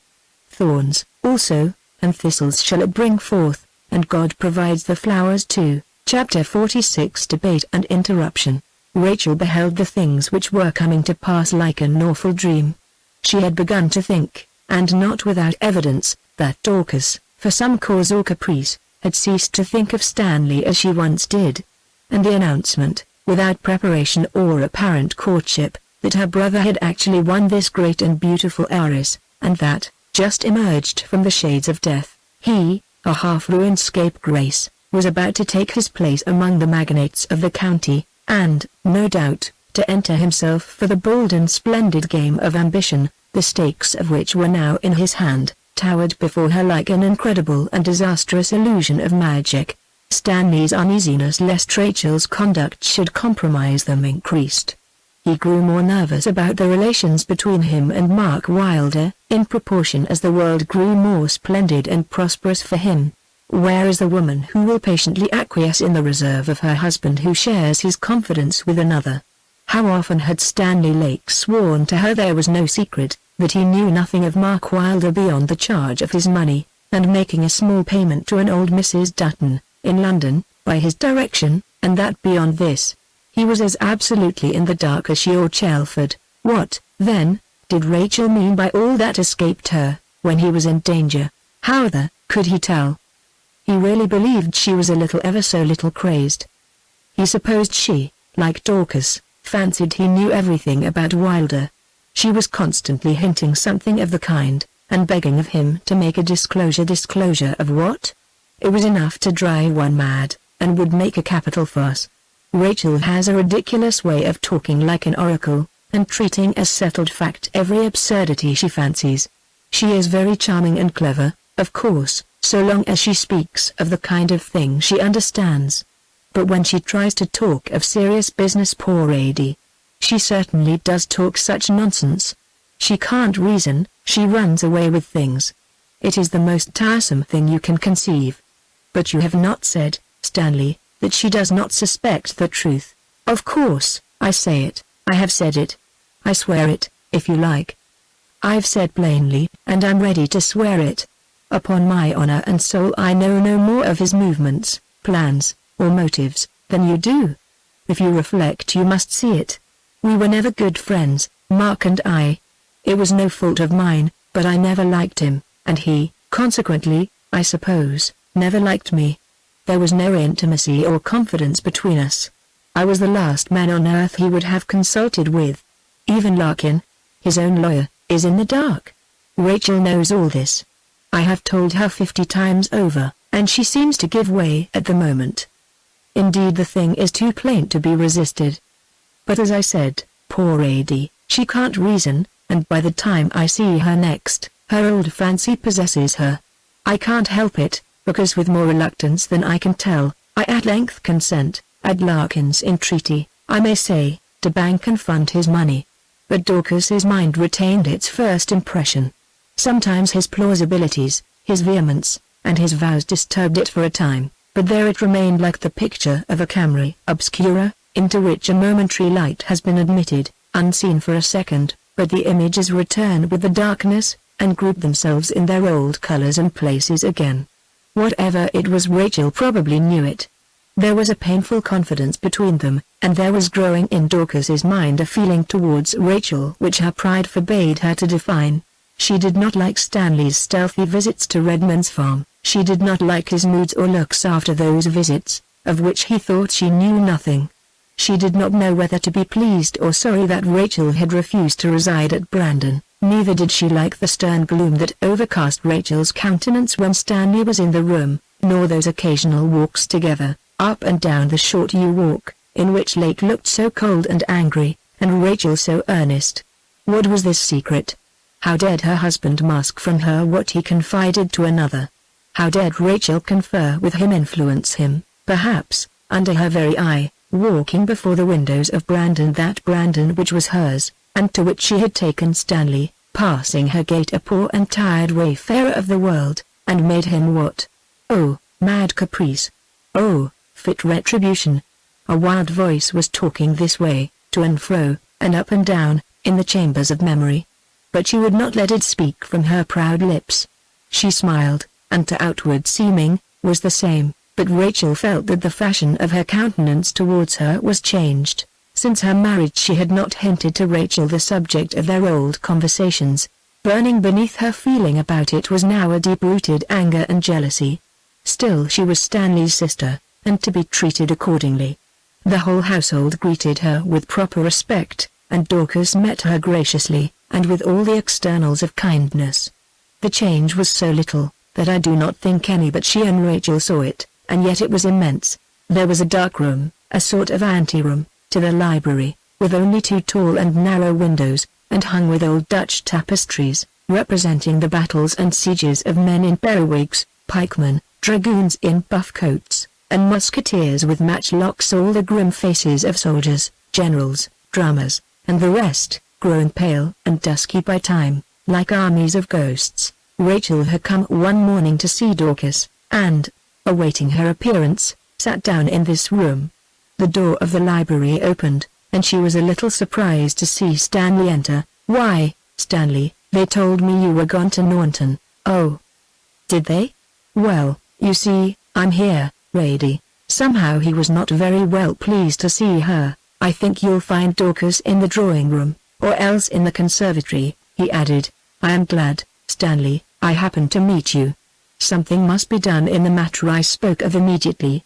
Have you considered it? Most carefully, said Stanley, quietly. But you have done nothing. It is not a thing to be done in a moment. You can, if you please, do a great deal in a moment, certainly, but I may repent it afterwards. Stanley, you may regret postponing it, much more. You have no idea, Rachel, how very tiresome you've grown. Yes, Stanley, I can quite understand it. It would have been better for you. Perhaps for myself, I had died long ago. Well, that is another thing, but in the meantime, I assure you, Rachel, you are disposed to be very impertinent. Very impertinent, yes, indeed, Stanley, and so I shall continue to be until. Pray how does it concern you? I say it is no business on earth of yours. Stanley Lake was growing angry. Yes, Stanley, it does concern me. That is false. True, sir. Oh, Stanley, it is a load upon my conscience, a mountain between me and my hopes. I can't endure misery to which you would consign me. You shall do it immediately, too. She stamped wildly as she said it, and if you hesitate, Stanley, I shall be compelled to speak, though the thought of it makes me almost mad with terror. What is he to do, Rachel? Said Dorcas, standing near the door. It was a very awkward pause. The splendid young bride was the only person on the stage who looked very much as usual.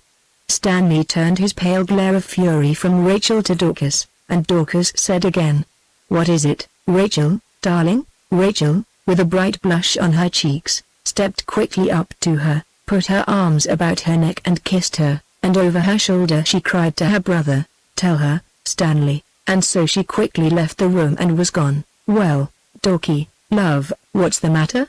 said Stanley sharply, at last breaking the silence. "I really don't know you, perhaps, can tell," answered she coldly. "You have frightened Rachel out of the room, for one thing," answered he with a sneer. "I simply asked her what she urged you to do. I think I have a claim to know. It is strange so reasonable a question from a wife should scare your sister from the room. I don't quite see that for my part. I don't think anything strange in a woman. Rachel has been talking the rankest nonsense, in the most unreasonable temper conceivable, and because she can't persuade me to accept her views of what is Christian and sensible, she threatens to go mad. I think that is her phrase." "I don't think Rachel is a fool," said Dorcas, quietly, her eyes still upon Stanley. "Neither do I when she pleases to exert her good sense, but she can, when she pleases, both talk and act like a fool. And pray, what does she want you to do, Stanley?" "The merest nonsense, but what is it? I really can hardly undertake to say. I very well understand it myself, and I have half a dozen letters to write, and really if I were to stay here and try to explain, I very much doubt whether I could. Why don't you ask her? If she has any clear ideas on the subject I don't see why she should not tell you. For my part, I doubt if she understands herself. I certainly don't." Dorcas smiled bitterly. "Mystery already, mystery from the first.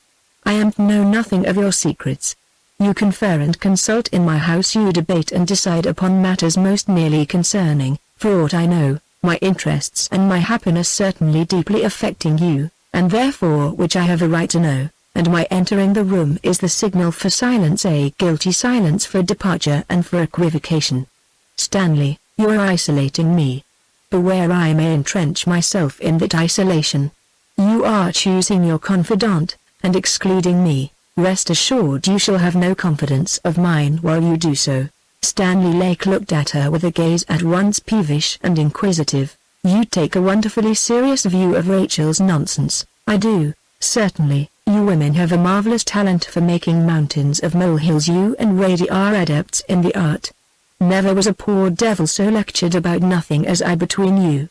Come now, Dorky, be a good girl. You must not look so vexed." "I'm not vexed." "What then?" "I'm only thinking." She said this with the same bitter smile. Stanley Lake looked for a moment disposed to break into one of his furies, but instead he only laughed his unpleasant laugh. "Well, I'm thinking too. and I find it quite possible to be vexed at the same time. I assure you, Dorcas, I really am busy, and it is too bad to have one's time wasted in solemn lectures about stuff and nonsense. Do make Rachel explain herself, if she can. I have no objection, I assure you. But I must be permitted to decline undertaking to interpret that oracle." And so saying, Stanley Lake glided into the library and shut the door with an angry clap. Dorcas did not deign to look after him. She had heard his farewell address, looking from the window at the towering and somber clumps of her ancestral trees, pale, proud, with perhaps a peculiar gleam of resentment or malignity in her exquisite features. So she stood, looking forth on her noble possessions, on terraces, long rows of urns, noble timber, all seen in slanting sunlight and long shadows, and seeing nothing but the great word fool. In letters aflame in the air before her, Chapter 47, a threatening notice. Stanley Lake was not a man to let the grass grow under his feet when an object was to be gained. It was with a sure prescience that Mark Wylder's letter had inferred that Stanley Lake would aspire to the representation either of the county or of the borough of Dollington. His mind was already full of these projects. Electioneering schemes are conducted, particularly at their initiation, like conspiracies. In fact, they're conspiracies, and therefore there was nothing remarkable in the intense caution with which Stanley Lake set about his. He was not yet feeling his way. He was only preparing to feel his way. All the data, except the muster roll of electors, were in new bybus. Who would retire, who would step forward, as yet altogether in the region of conjecture. There are men to whom the business of elections, a life of secrecy, excitement, speculation, and combat, has all but irresistible charms, and Tom Wylder, the town clerk, was such a spirit. A bold, frank, good-humored fellow, he played at elections as he would at cricket. Every faculty of eye, hand, and thought, his whole heart and soul in the game. But no ill will, no malevolence in victory, no sourness in defeat. A successful coup made Tom Wylder split with laughing. A ridiculous failure amused him nearly as much. He celebrated his last great defeat with a picnic in the romantic scenery of Knowlton, where he and his comrades in disaster had a roaring evening, and no end of chaff when he and Joseph Larkin carried the last close contest at Dollington, by a majority of 2. He kicked the crown out of the grave attorney's chimney pot, and flung his own wide awake into the river. He did not show much. His official station precluded prominence. He kept in the background, and did his spirit in gently. But Tom Wylder, it was known as things are known without evidence, was at the bottom of all the clever dodges, and long-headed maneuvers. When, therefore, Mr. Larkin heard from the portly and veracious Mr. Larcom, who was on very happy relations with the proprietor of the lodge, that Tom Wylder had been twice quietly to Brandon to lunch, and had talked an hour alone with the captain in the library each time, and that they seemed very earnest-like, and stopped of talking directly he, Mr. Larcom, entered the room with the post-bag. The attorney knew very well what was in the wind. Now, it was not quite clear what was right, by which the good attorney meant prudent under the circumstances. He was in confidential, which meant lucrative relations with Mark Wylder. Ditto with Captain Lake, of Brandon. He did not wish to lose either. Was it possible to hold to both, or must he cleave only to one and despise the other? Wylder might return any day, and Tom Wylder would probably be one of the first men whom he would see. He must hang out the signal in Galignani. Lake could never suspect its meaning, even were he to see it. There was but one risk in it, which was in the coarse perfidy of Mark Wylder himself, who would desire no better fun, in some of his moods, than boasting to Lake of the whole arrangement in Joseph Larkin's presence. However, on the whole, it was best to obey Mark Wylder's orders, and accordingly Galignani said, "Mr. Smith will take notice that the other party is desirous to purchase, and becoming very pressing." In the meantime Lake was pushing his popularity among the gentry with remarkable industry, and with tolerable success. Wylder's 2 little visits explained perfectly the active urbanities of Captain Stanley Lake. About 3 weeks after the appearance of the advertisement in Galignani, one of Mark Wylder's letters reached Larkin. It was dated from Geneva, and said: "Dear Larkin, I saw my friend Smith here in the cafe, who has kept a bright lookout, I dare say, and tells me that Captain Stanley Lake is thinking of standing either for the county or for Dollington. I will thank you to apprise him that I mean to take my choice first, and please hand him the enclosed notice open as you get it, and, if you please, to let him run his eye also over this note to you, as I have my own reasons for wishing him to know that you have seen it. This is all. I will probably trouble you about elections for some months to come, or, at least, weeks. It being time enough when I go back, and no squalls ahead just now at home, though foreign politics look muggy enough. I have nothing particular at present about tenants or timber, except the 3 acres of oak behind Farmer Tanby's have it took down. Thomas Jones and me went over it last September, and it ought to bring near 3,000 litres. I must have a good handful of money by May next. Yours, my dear Larkin. Very truly, Mark Wylder. Folded in this was a thin slip of foreign paper, on which were traced these lines: Private, dear Larkin, don't funk the interview with the beastly hyena has no pluck in him. When he reads what I sent him by your hand, he'll be as mild as you please. Parks must act for me as usual, no bluster about giving up. Lake's afraid of yours. M.W.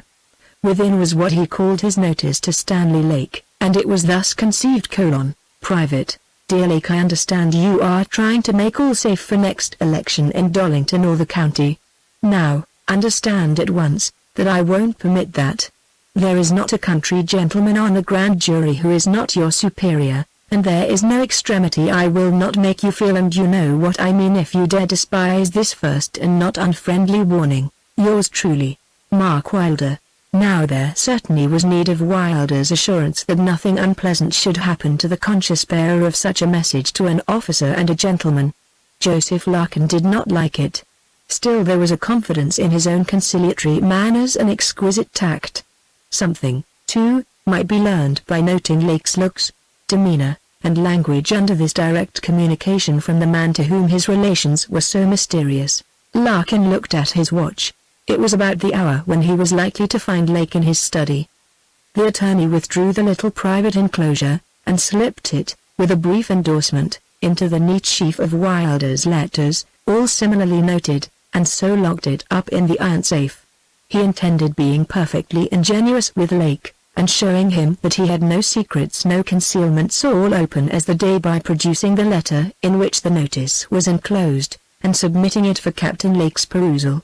When Lawyer Larkin reached the dim chamber, with the Dutch tapestries, where he had for a little while to await Captain Lake's leisure, he began to anticipate the scene now so immediately impending more uncomfortably than before. The notice was, indeed, so outrageous in its spirit, and so intolerable in its language, that, knowing something of Stanley's wild and truculent temper, he began to feel a little nervous about the explosion he was about to provoke. The Brandon connection, one way or other, was worth to the attorney in hard cash between $500 and $600 a year. In influence, and what is termed position, it was, of course, worth a great deal more. It would be a very serious blow to lose this. He did not, he hoped, care for money more than a good man ought, but such a loss, he would say, he could not afford.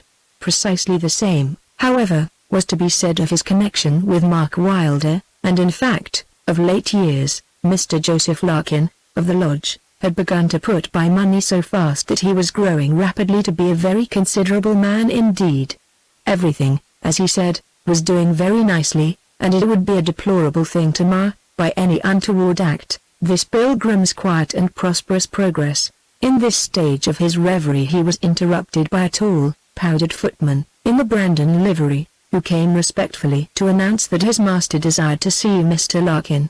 Larkin's soul sneered at this piece of state. Why could he not put his head in at the door and call him?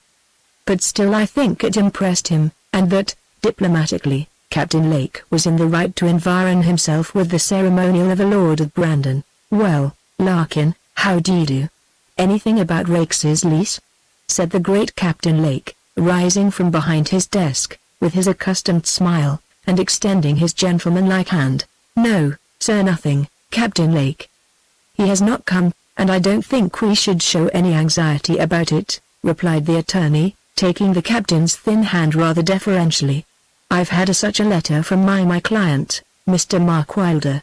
He writes in a violent passion, and I'm really placed in a most disagreeable position. Won't you sit down?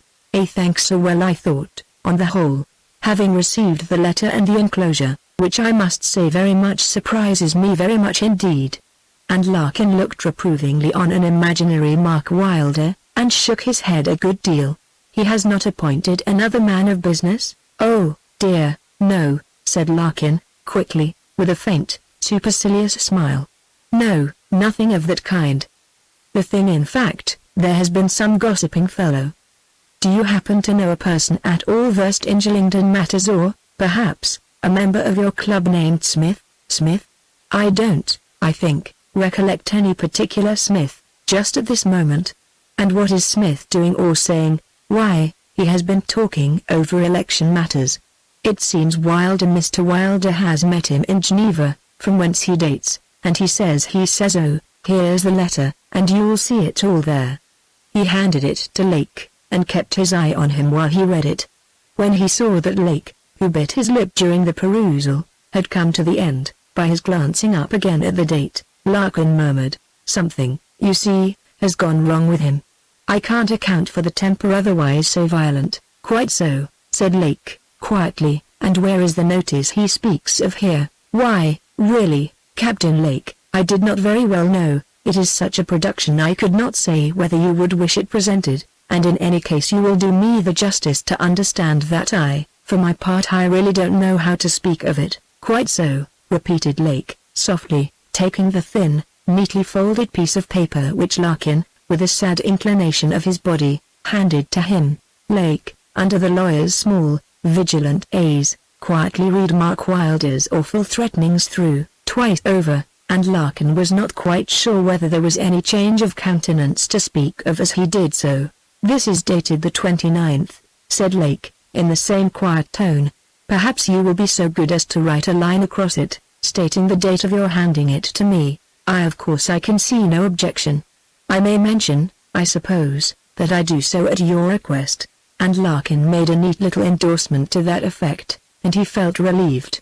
The hyena certainly was not showing fight, and now, Mr. Larkin, you'll admit, I think, that I've exhibited no ill temper, much less violence, under the provocation of that note. "Certainly, none whatever, Captain Lake, and you will therefore perceive that whatever I now say, speaking in cool blood, I am not likely to recede from." Lawyer Larkin bowed. "And may I particularly ask that you will so attend to what I am about to say, as to be able to make a note of it for Mr. Wylder's consideration?" "Certainly, if you desire, but I wish to say that in this particular matter I beg it may be clearly understood that Mr. Wylder is in no respect more my client than you, Captain Lake, and that I merely act as a most reluctant messenger in the matter." "Just so," said Captain Lake.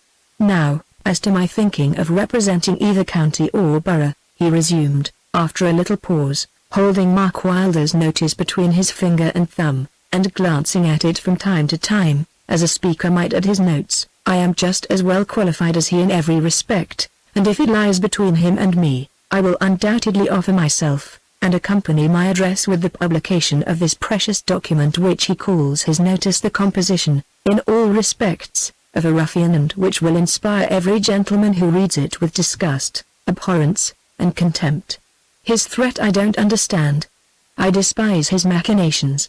I defy him utterly, and the time is coming when, in spite of his maneuvering, I'll drive him into a corner and pin him to the wall.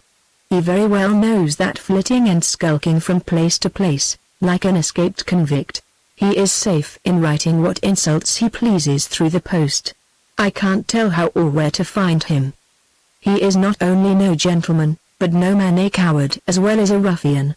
But his game of hide-and-seek cannot go on forever, and when next I can lay my hand upon him, I'll make him eat that paper on his knees, and place my heel upon his neck." The peroration of this peculiar invective was emphasized by an oath, at which the half-dozen short grizzled hairs that surmounted the top of Mr. Joseph Larkin's shining bald head no doubt stood up in silent appeal. The attorney was standing during this sample of Lake's parliamentary rhetoric a little flushed, for he did not know the moment when a blue flicker from the rhetorical thunderstorm might splinter his own bald head, and forever end his connection with Brandon.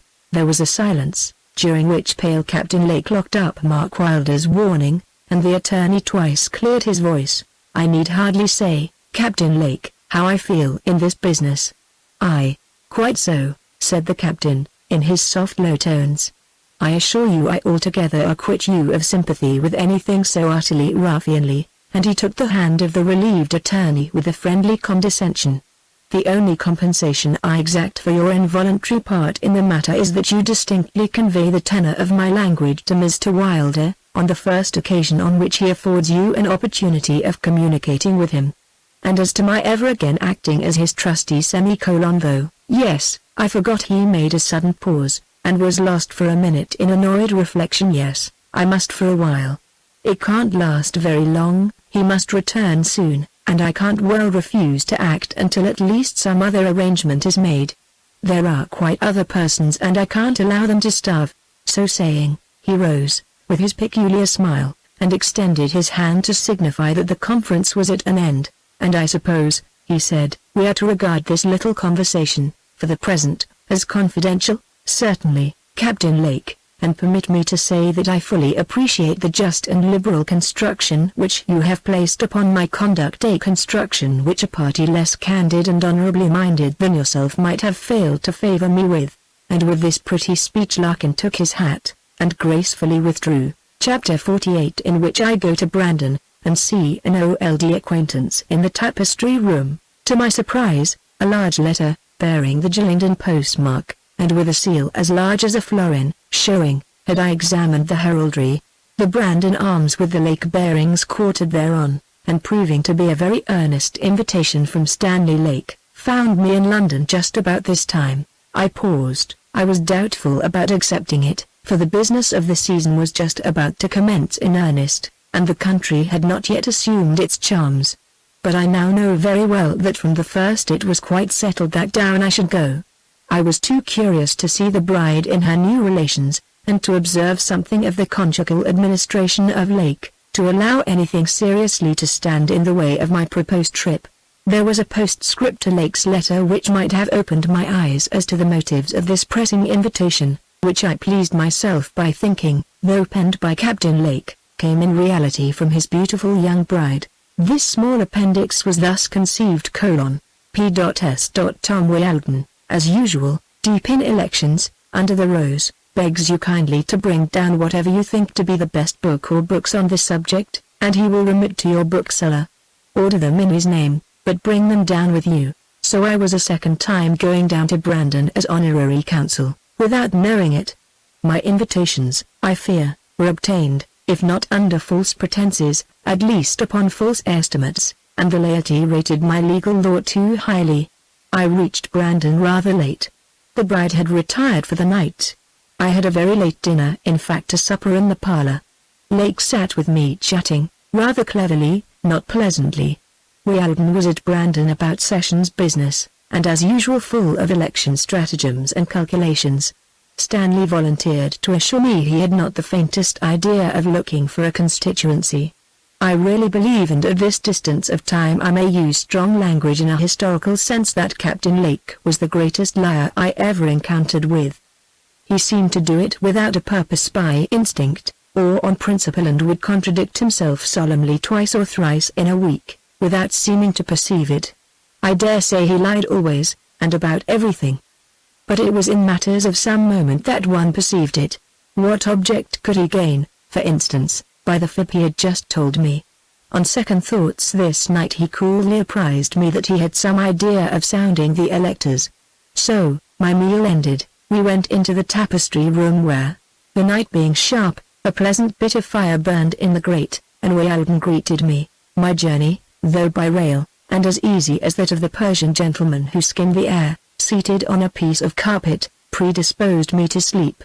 Such volumes of fine and various country air, and such an 8 hours' procession of all sorts of natural pictures are not traversed without effect.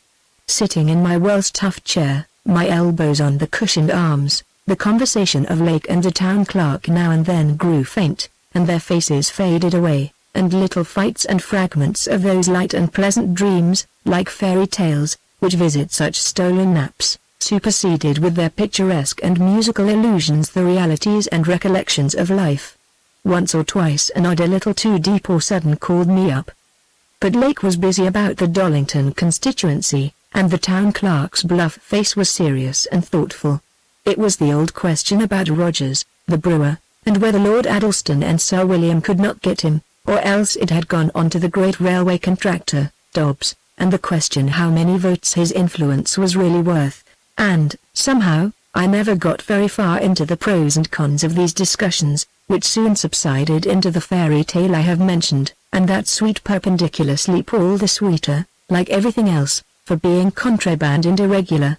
For one bout I fancy a good deal longer than the others. My nap was much sounder than before, and I opened my eyes at last with the shudder and half-horror that accompany an awakening from a general chill, a dismal and frightened sensation.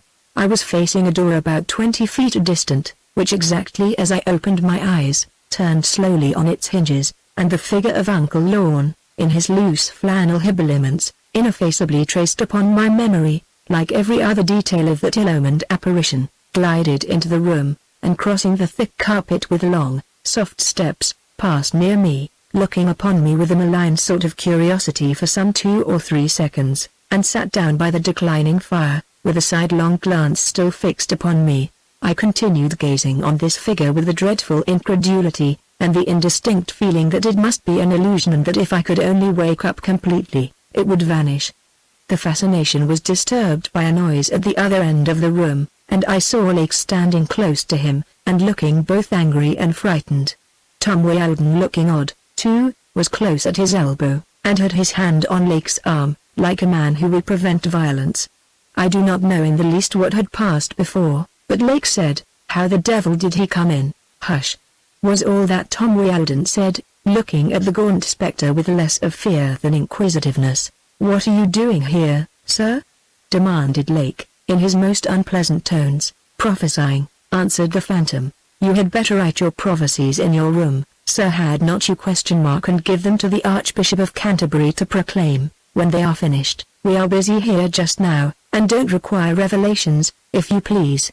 The old man lifted up his long lean finger, and turned on him with a smile which I hate even to remember. "Let him alone," whispered the town clerk, in a significant whisper. "Don't cross him, and he'll not stay long." "You're here, a scribe," murmured Uncle Lorne, looking upon Tom Wylder. "Aye, sir, a scribe and a Pharisee, a Sadducee and a publican, and a priest, and a Levite," said the functionary, with a wink at Lake.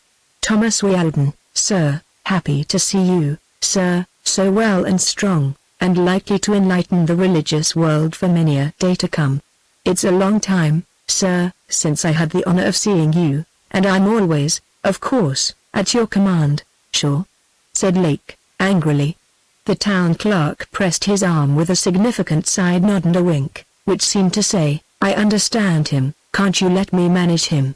The old man did not seem to hear what they said, but his tall figure rose up, and he extended the fingers of his left hand close to the candle for a few seconds, and then held them up to his eyes, gazing on his fingertips, with a horrified sort of scrutiny, as if he saw signs and portents gathered there, like Thomas Aquinas' angels at the needle's points, and then the same cadaverous grin broke out over his features. "Mark Wylder is in an evil plight," said he. "Is he?" said Lake, with a sly scoff, though he seemed to me a good deal scared. "We hear no complaints, however, and fancy he must be tolerably comfortable notwithstanding." "You know where he is," said Uncle Lorne. "Aye, in Italy, everyone knows that," answered Lake. "In Italy," said the old man, reflectively, as if trying to gather up his ideas. "Italy? Oh, yes, Vallombrosa. Aye, Italy, I know it well. So do we, sir. Thank you for the information," said Lake, who nevertheless appeared strangely uneasy. "He has had a great tour to make. It is nearly accomplished now. When it is done, he will be like me, humano major. He has seen the places which you are yet to see. Nothing I should like better, particularly Italy," said Lake. "Yes," said Uncle Lorne, lifting up slowly a different finger at each name in his catalogue. "First, Lucus Mortis, then Terra Tenebrosa, next, Tartarus, after that, Terra Oblivionis, then Erebus, then Baratrum, then Jaina, and then Stadium Ignis." "Of course," acquiesced Lake, with an ugly sneer, and a mock bow, "and to think that all the white citizens were once men and women." murmured Uncle Lorne, with a scowl. "Quite so," whispered Lake. "I know where he is," resumed the old man, with his finger on his long chin, and looking down upon the carpet. "It would be very convenient if you would favor us with his address," said Stanley, with a gracious sneer. "I know what became of him," continued the oracle. "You're more in his confidence than we are," said Lake. "Don't be frightened, but he's alive. I think they'll make him mad. It is a frightful plight. 2 angels buried him alive in Vallombrosa by night. I saw it, standing among the lotus and hemlock. A negro came to me, a black clergyman with white eyes, and remained beside me, and the angels imprisoned Mark. They put him on duty 40 days and 40 nights, with his ear to the river listening for voices, and when it was over we blessed them, and the clergyman walked with me a long while, to and fro upon the earth, telling me the wonders of the abyss." "And is it from the abyss, sir, he writes his letters?" inquired the town clerk, with a wink at Lake. Yes, very diligent, it behoves him, and his hair is always standing straight on his head for fear. But he'll be sent up again, at last, 1,000, 100, 10 and 1, black marble steps, and then it will be the other one's turn.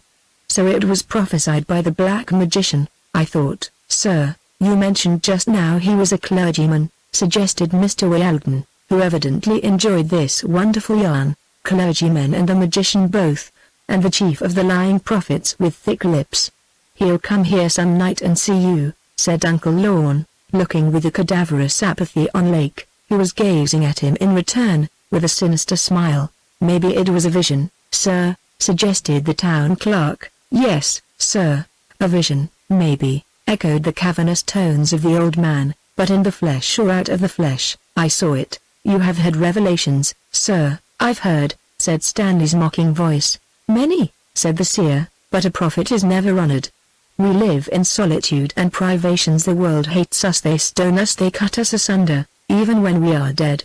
Feel me, I'm cold and white all over. I died too soon. I'd have had wings now only for that pistol. I'm as white as Gehazi, except on my head, when that blood comes," saying which, he rose abruptly, and with long jerking steps limped to the door, at which, I saw, in the shade, the face of a dark-featured man, looking gloomily in. When he reached the door, Uncle Lorne suddenly stopped and faced us, with a countenance of wrath and fear, and threw up his arms in an attitude of denunciation, but said nothing.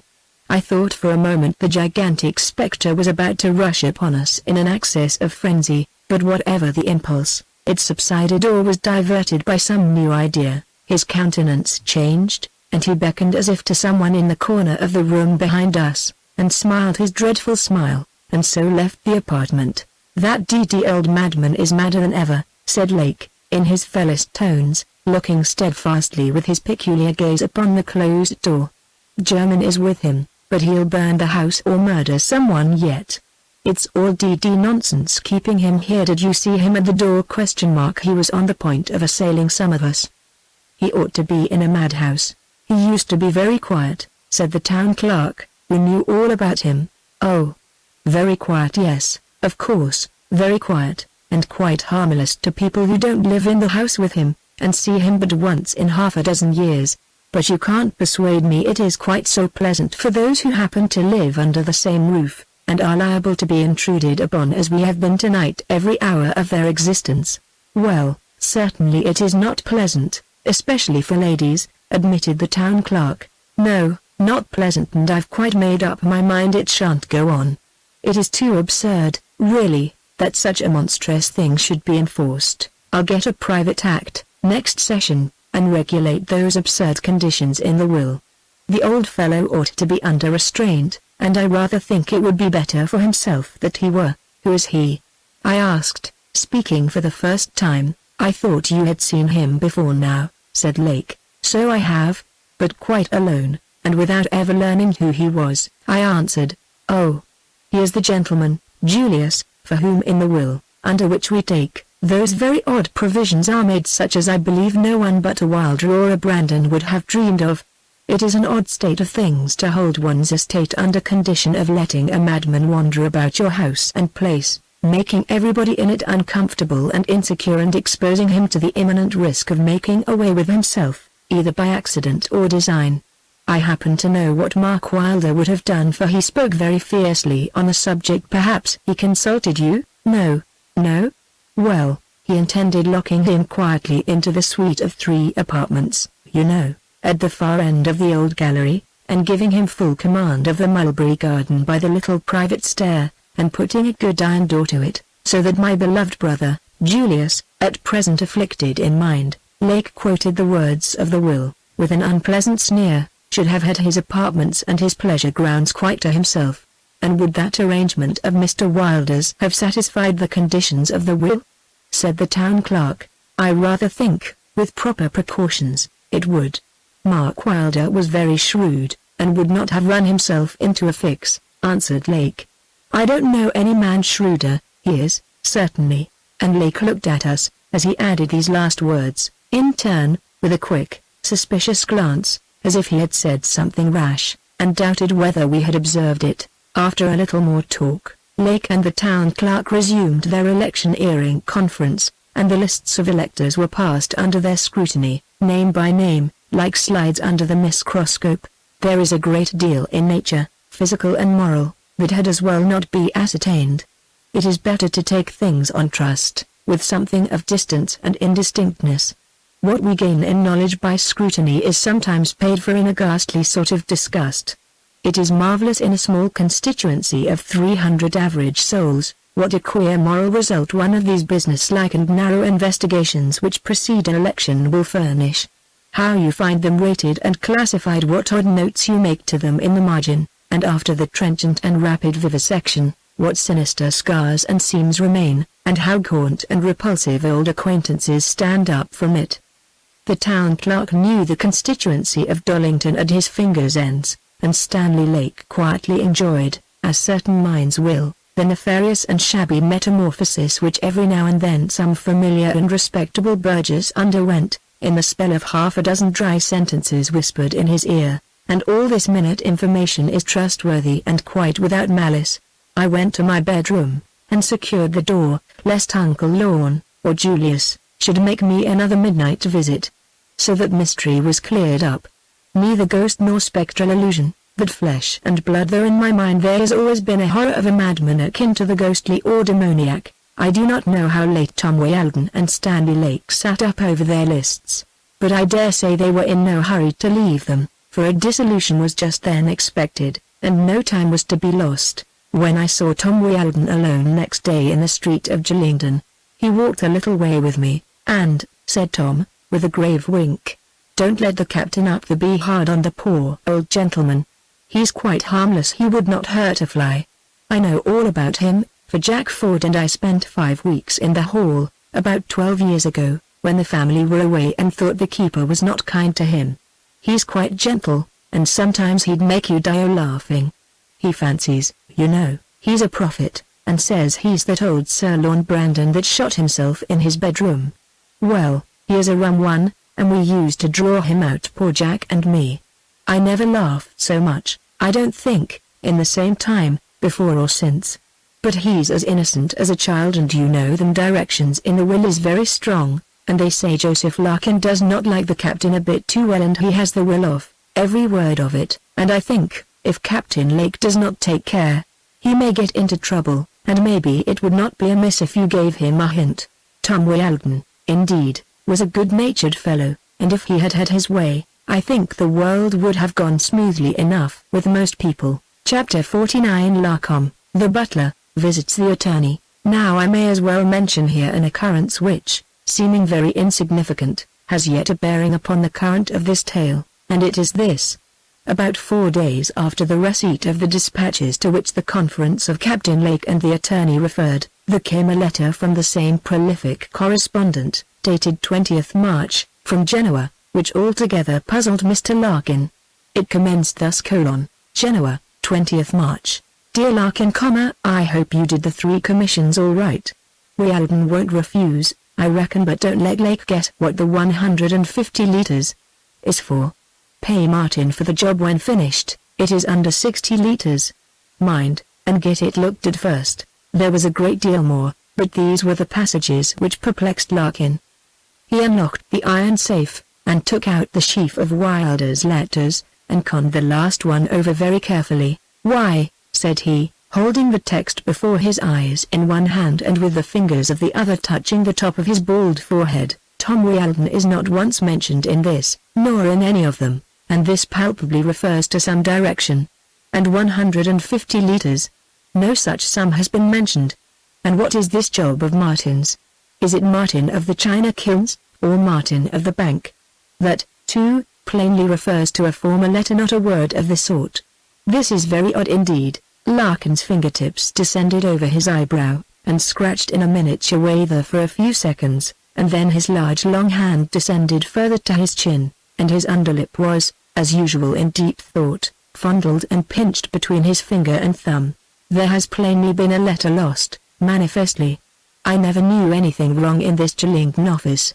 Driver has been always correct, but it is hard to know any man for certain in this world. I don't think the captain would venture anything so awfully hazardous. I really can't suspect so monstrous a thing, but, unquestionably, a letter has been lost, and who's to take it?" Larkin made a fuller endorsement than usual on this particular letter, and ruminated over the correspondence a good while, with his lip between his finger and thumb, and a shadow on his face, before he replaced it in its iron drawer. "It is not a thing to be passed over," murmured the attorney, who had come to a decision as to the first step to be taken, and he thought with a qualm of the effect of one of Wylder's confidential notes getting into Captain Lake's hands. While he was buttoning his walking boots, with his foot on the chair before the fire, a tap at his study door surprised him.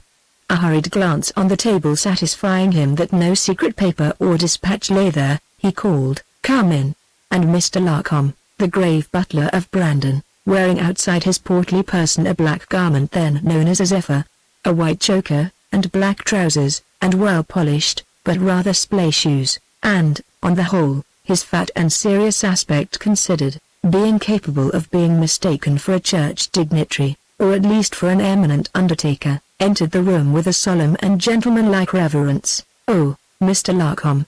A message, or business?" said Mr. Larkin, urbanely. "Not a message, sir, only an inquiry about them few shares," answered Mr. Larkham, with another serene reverence, and remaining standing, hat in hand, at the door. "Oh, yes, and how do you do, Mr. Larkham? Quite well, I trust. Yes, about the Naunton Junction. Well, I'm happy to tell you, but pray take a chair, that I have succeeded, and the directors have allotted you 5 shares, and it's your own fault if you don't make 2 10 and 6 a share. The Chowsleys are up to 6 1/2, I see here," and he pointed to the Times. Mr. Larkham's fat face smiled, in spite of his endeavor to keep it under. It was part of his business to look always grave, and he coughed, and recovered his gravity. "I'm very thankful, sir," said Mr. Larkham, "very, but do sit down, Mr. Larkham." "Pray do," said the attorney, who was very gracious to Larkham. "You'll get the scrip, you know, on executing, but the shares are allotted. They sent the notice for you here. And how are the family at Brandon? All well, I trust?" Mr. Larkham blew his nose. "All, sir, well. And let me give you a glass of sherry, Mr. Larkham, after your walk. I can't compete with the Brandon sherry, Mr. Larkham. Wonderful fine wine, that exclamation mark, but still I'm told this is not a bad wine notwithstanding." Larkham received it with grave gratitude, and sipped it, and spoke respectfully of it. "And any news in that quarter of Mr. Mark Wylder? Any surmise? You know I'm interested for all parties." "Well, sir, of Mr. Wylder, I can't say as I know no more than he's been a subject of much unpleasant feeling, which I should say there has been a great deal of angry talk since I last saw you, sir, between Miss Lake and the captain."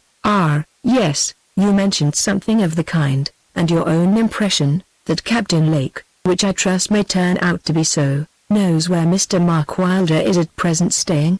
"I much misdoubt, sir, it won't turn out to be no good story for no one," said Mr. Larkham, in a low and sad tone, and with a long shake of his head. "No good story, hey? How do you mean, Larkham?" "Well, sir, I know you won't mention me, Mr. Larkin." "Certainly not. Go on. When people gets hot talking they won't mind a body coming in, and that's how the captain and Miss Rachel Lake they carried on their dispute like." though me coming into the room. Just so. And what do you found your opinion about Mr. Mark Wylder on? Well, sir, I could not hear more than a word now and a sentence again, and pick in what meaning I could out of what Miss Lake said, and the captain could not deny. I do suspect, sir, most serious, as how they have put Mr. Mark Wylder into a madhouse, and that's how I think it's gone with him, and you'll never see him out again if the captain has his will. Do you mean to say you actually think he's shut up in a madhouse at this moment? Demanded the attorney, his little pink eyes opened quite round, and his lank cheeks and tall forehead flushed, at the rush of wild ideas that whirled round him, like a covey of birds at the startling suggestion. The butler nodded gloomily. Larkin continued to stare on him in silence, with his round eyes, for some seconds after. In a madhouse. Pooh, pooh. Incredible. Pooh. Impossible, quite impossible. Did either Miss Lake or the captain use the word madhouse? Well, no. Or any other word, lunatic asylum, or a bedlam, or any other word meaning the same thing? Well, I can't say, sir, as I remember, but I rather think not. I only know for certain, I took it so, and I do believe as how Mr. Mark Wylder is confined in a madhouse, and the captain knows all about it, and won't do nothing to get him out. Very odd, very strange, but it is only from the general tenor of what passed, by a sort of guesswork, you have arrived at that conclusion. Larkham assented. Well, Mr. Larkham, I think you have been led into an erroneous conclusion. Indeed, I may mention I have reason to think so, in fact, to know that such is the case. What you mention to me, you know, as a friend of the family, and holding, as I do, a confidential position, in fact, a very confidential one alike in relation to Mr. Wylder and to the family of Brandon Hall, is of course sacred, and anything that comes from you, Mr. Larkham, is never heard in connection with your name beyond these walls. And let me add, it strikes me as highly important, both in the interests of the leading individuals in this unpleasant business, and also as pertaining to your own comfort and security, that you should carefully avoid communicating what you have just mentioned to any other party. You understand? Larkham did understand perfectly, and so this little visit ended. Mr. Larkin took a turn or two up and down the room thinking. He stopped, with his fingertips to his eyebrow, and thought more.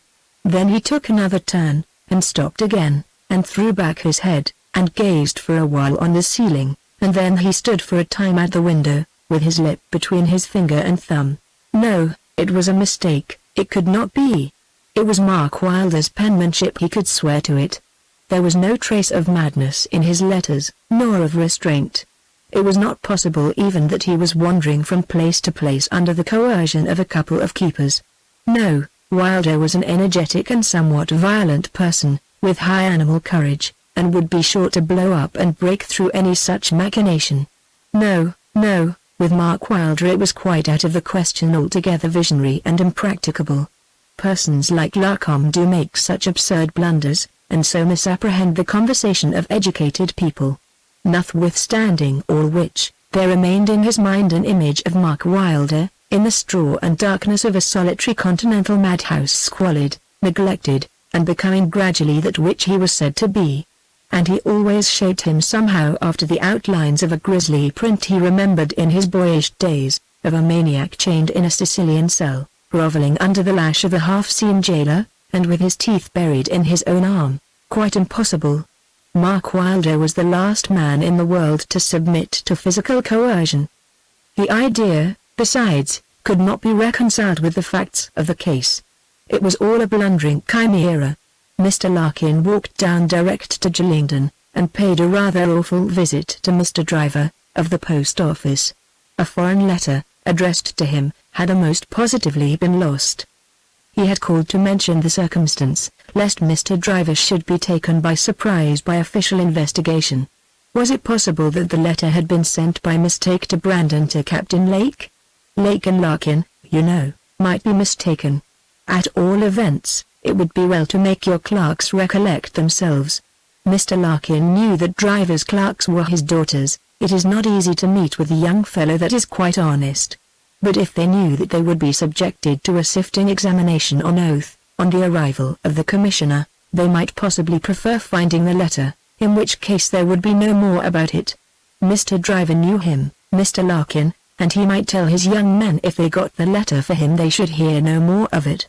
The people of Sheridan knew very well that, when the rat-like glitter twinkled in Mr. Larkin's eyes, and the shadow came over his long face, there was mischief brewing. Chapter 50 New Lights. A few days later Joseph Larkin, Esquire, The Lodge, Sheridan, received from London a printed form, duly filled in, and with the official signature attached, informing him that inquiry having been instituted in consequence of his letter, no result had been obtained. The hiatus in his correspondence caused Mr. Larkin extreme uneasiness. He had a profound distrust of Captain Lake.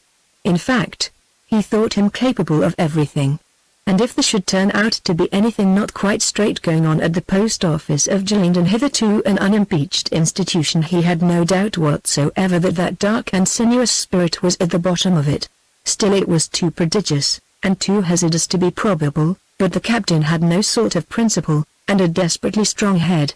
There was not, indeed, when they met yesterday, the least change or consciousness in the captain's manner. That, in another man, would have indicated something, but Stanley Lake was so deep such a mask in him it meant nothing. Mr. Larkin's next step was to apply for a commissioner to come down and investigate. But before he had time to take this step, an occurrence took place to arrest his proceedings. It was the receipt of a foreign letter, of which the following is an exact copy: Venice, March 28. Dear Larkin, I read a rumor of a dissolution during the recess. Keep a bright lookout. Here's 3 things for you: 1. Try and get Tom Wylder. Here's a sine qua non. Mark's Latin was sailor-like. 2. Cash the enclosed order for 150 liters. More, for the same stake. 3. Tell Martin the tiles I saw in August last will answer from the cow-house, and let him put them down at once, in haste. Yours truly, M. Wylder. Enclosed was an order on Lake for 150 liters. When Larkin got this he was in his study. Why this? Positively this is the letter. How's this? And Mr. Larkin looked as much scared and astonished as if a spirit rose up before him. This is the letter. This is the letter. He repeated this from time to time as he turned it over and looked at the postmark, and back again at the letter, and looked up at the date, and down at the signature, and read the note through. Yes, this is it, here it is, this is it. There's no doubt whatever this is the letter referred to in the last Wylder, Martin, and the 150 liters, and the attorney took out his keys, looking pale and stern, like a man about to open the door upon a horror, and unlocked his safe, and took out the oft-consulted and familiar series letters tied up and bearing the label, Mark Wylder, Esquire. Here it is, Genoa, 20th, and this, Venice, 28th. Yes, the postmarks correspond, yet the letter from Genoa, dated 20th, refers back to the letter from Venice, written 8 days later. I can't comprehend how in the name. He placed the 2 letters on his desk, and read them over, and up and down, and pondered darkly over them. It is Mark Wylder's writing, I'll swear to it. What on earth can he mean?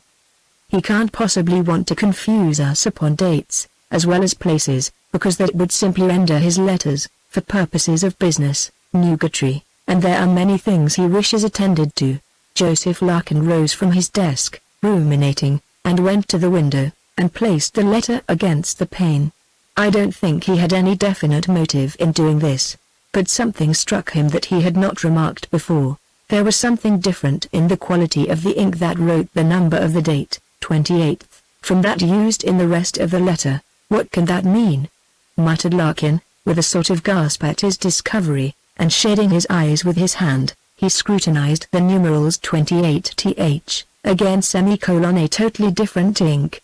He took the previous letter, frowned on it fiercely from his rat-like eyes, and then with an ejaculation, as like an oath as so good a man could utter, he exclaimed, I have it. Then came a pause, and he said, both alike exclamation mark blanks left when the letters were written, and the dates filled in afterward. Not the same hand, I think. No, not the same, positively a different hand. Then Joseph Larkin examined these mysterious epistles once more. There may be something in what Larkin said, a very great deal, possibly. If he was shut up somewhere they could make him write a set of these letters off at a sitting, and send them from place to place to be posted, to make us think he was traveling, and prevent our finding where they keep him. Here it is plain there was a slip in posting the wrong one first. Trepanned, kidnapped, hid away in the crypts of some remote madhouse, reduced to submission by privation and misery, a case as desperate as that of a prisoner in the Inquisition. What could be the motive for this elaborate and hideous fraud? Would it not be a more convenient course, as well as more merciful, to put him to death? The crime would hardly be greater. Why should he be retained in that ghastly existence? Well, if Stanley Lake were at the bottom of this horrid conspiracy, he certainly had a motive in clearing the field of his rival. And then, for the attorney had all the family settlements present to his mind, there was this clear motive for prolonging his life, that by the slip in the will under which Dorcas Brandon inherited, the bulk of her estate would terminate with the life of Mark Wylder, and this other motive too existed for retaining him in the house of bondage, that by preventing his marriage, and his having a family to succeed him, the reversion of his brother William was reduced to a certainty, and would become a magnificent investment for Stanley Lake whenever he might choose to purchase. Upon that purchase, however, the good attorney had cast his eye. He thought he now began to discern the outlines of a gigantic and symmetrical villainy emerging through the fog. If this theory were right, William Wylder's reversion was certain to take effect, and it was exasperating that the native craft and daring of this inexperienced captain should forestall so accomplished a man of business as Joseph Larkin. The attorney began to hate Stanley Lake as none but a man of that stamp can hate the person who mars a scheme of aggrandizement. But what was he to do exactly? If the captain had his eye on the reversion, it would require nice navigation to carry his plan successfully through. On the other hand, it was quite possible that Wylder was a free agent, and yet, for purposes of secrecy, employing another person to post his letters at various continental towns, and this blunder might just as well have happened in this case, as in any other that supposed the same machinery. On the whole, then, it was a difficult question. But there were Larcom's conclusions about the madhouse to throw into the balance. And though, as respected Mark Wylder, they were grisly, the attorney would not have been sorry to be quite sure that they were sound. What he most needed were ascertained data. With these his opportunities were immense. Mr. Larkin eyed the Wylder correspondence now with a sort of reverence that was new to him. There was something supernatural and talismanic in the mystery. The sheaf of letters lay before him on the table, like Cornelius Agrippa's bloody book, a thing to conjure with.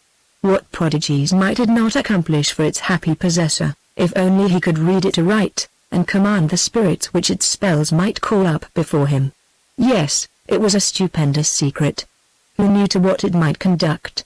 There was a shade of guilt in his tamperings with it, akin to the black art, which he felt without acknowledging. This little parcel of letters was, in its evil way, a holy thing.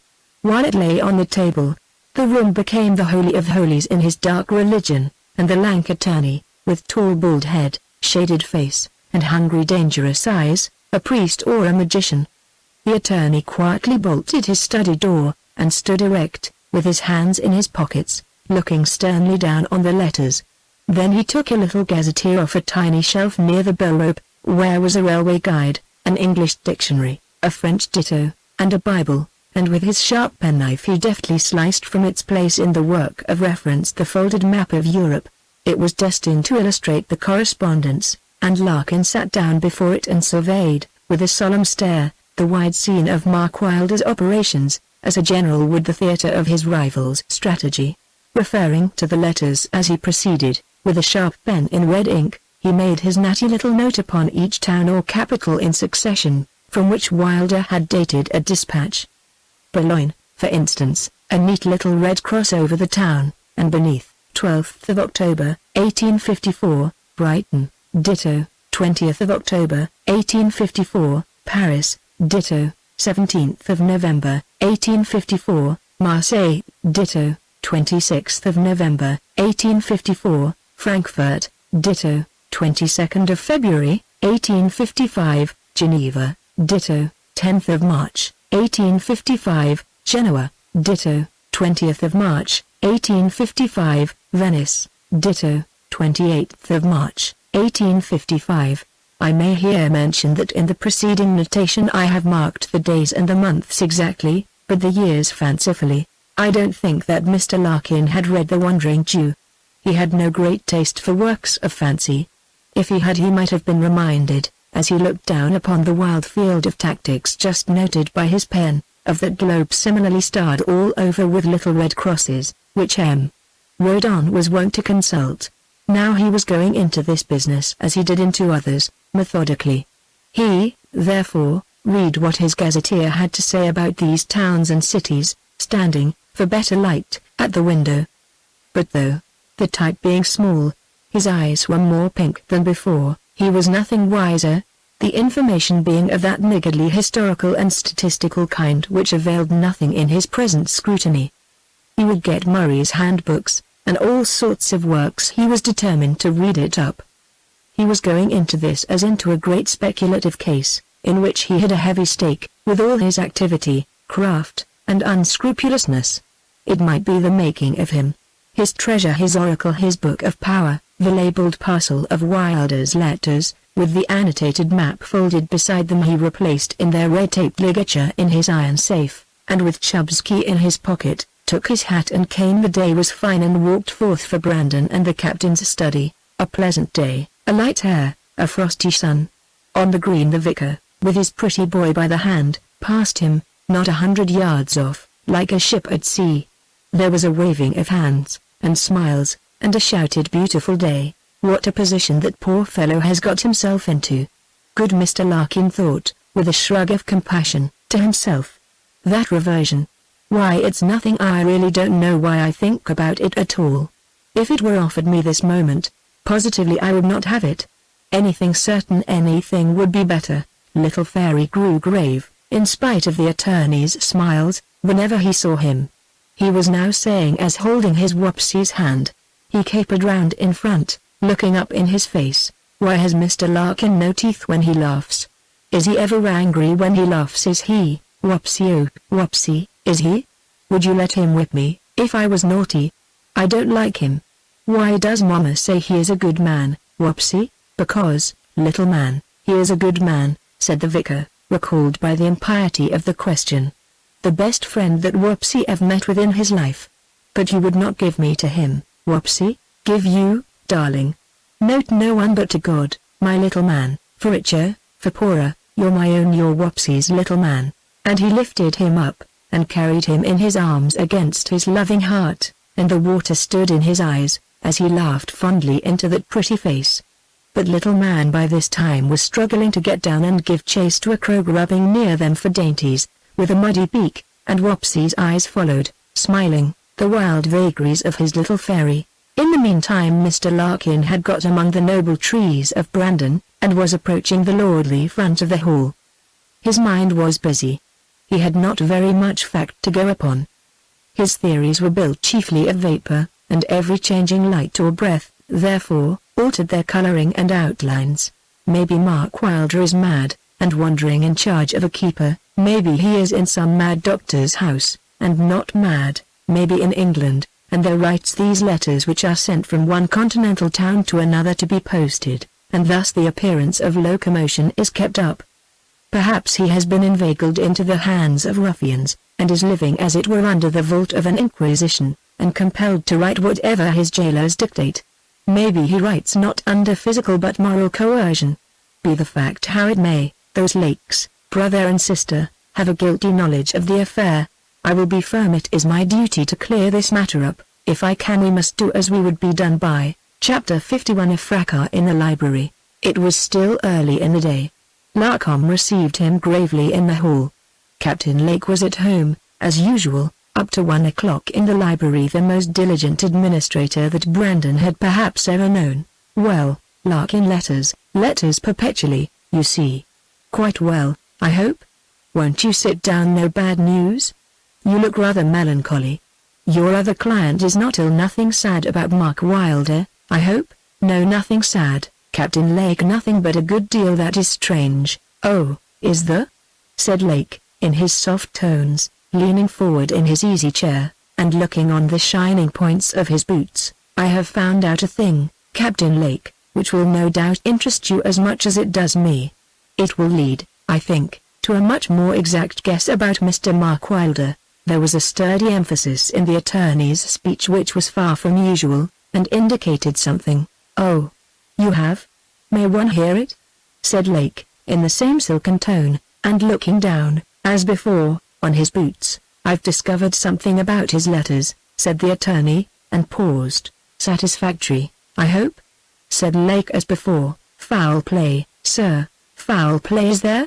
What is he doing now?" said Lake in the same languid way, his elbows on the arms of his chair, stooping forward, and looking serenely on the floor, like a man who is tired of his work, and enjoys his respite. "Why, Captain Lake, the matter is this: it amounts, in fact, to fraud. It is plain that the letters are written in batches several at a time and committed to someone to carry from town to town, and post, having previously filled in dates to make them correspond with the exact period of posting them." The attorney's searching gaze was fixed on the captain, as he said this, with all the significance consistent with civility, but he could not observe the slightest indication of change. I dare say the captain felt his gaze upon him, and he undoubtedly heard his emphasis, but he plainly did not take either to himself. "Indeed. That is very odd," said Captain Lake. "Very odd," echoed the attorney. It struck Mr. Larkin that his gallant friend was a little overacting, and showing perhaps less interest in the discovery than was strictly natural. "But how can you show it?" said Lake with a slight yawn. "Wylder is such a fellow. I don't the least pretend to understand him. It may be a freak of his. I don't think, Captain Lake, that is exactly a possible solution here. I don't think, sir, he would write two letters, one referring back to the other, at the same time, and post and date the latter more than a week before the other." "Oh," said Lake, quietly, for the first time exhibiting a slight change of countenance, and looking peevish and excited. "Yes, that certainly does look very oddly, and I think, Captain Lake, it behoves us to leave no stone unturned to sift this matter to the bottom." "With what particular purpose, I don't quite see," said Lake. "Don't you think possibly Mark Wylder might think us very impertinent?"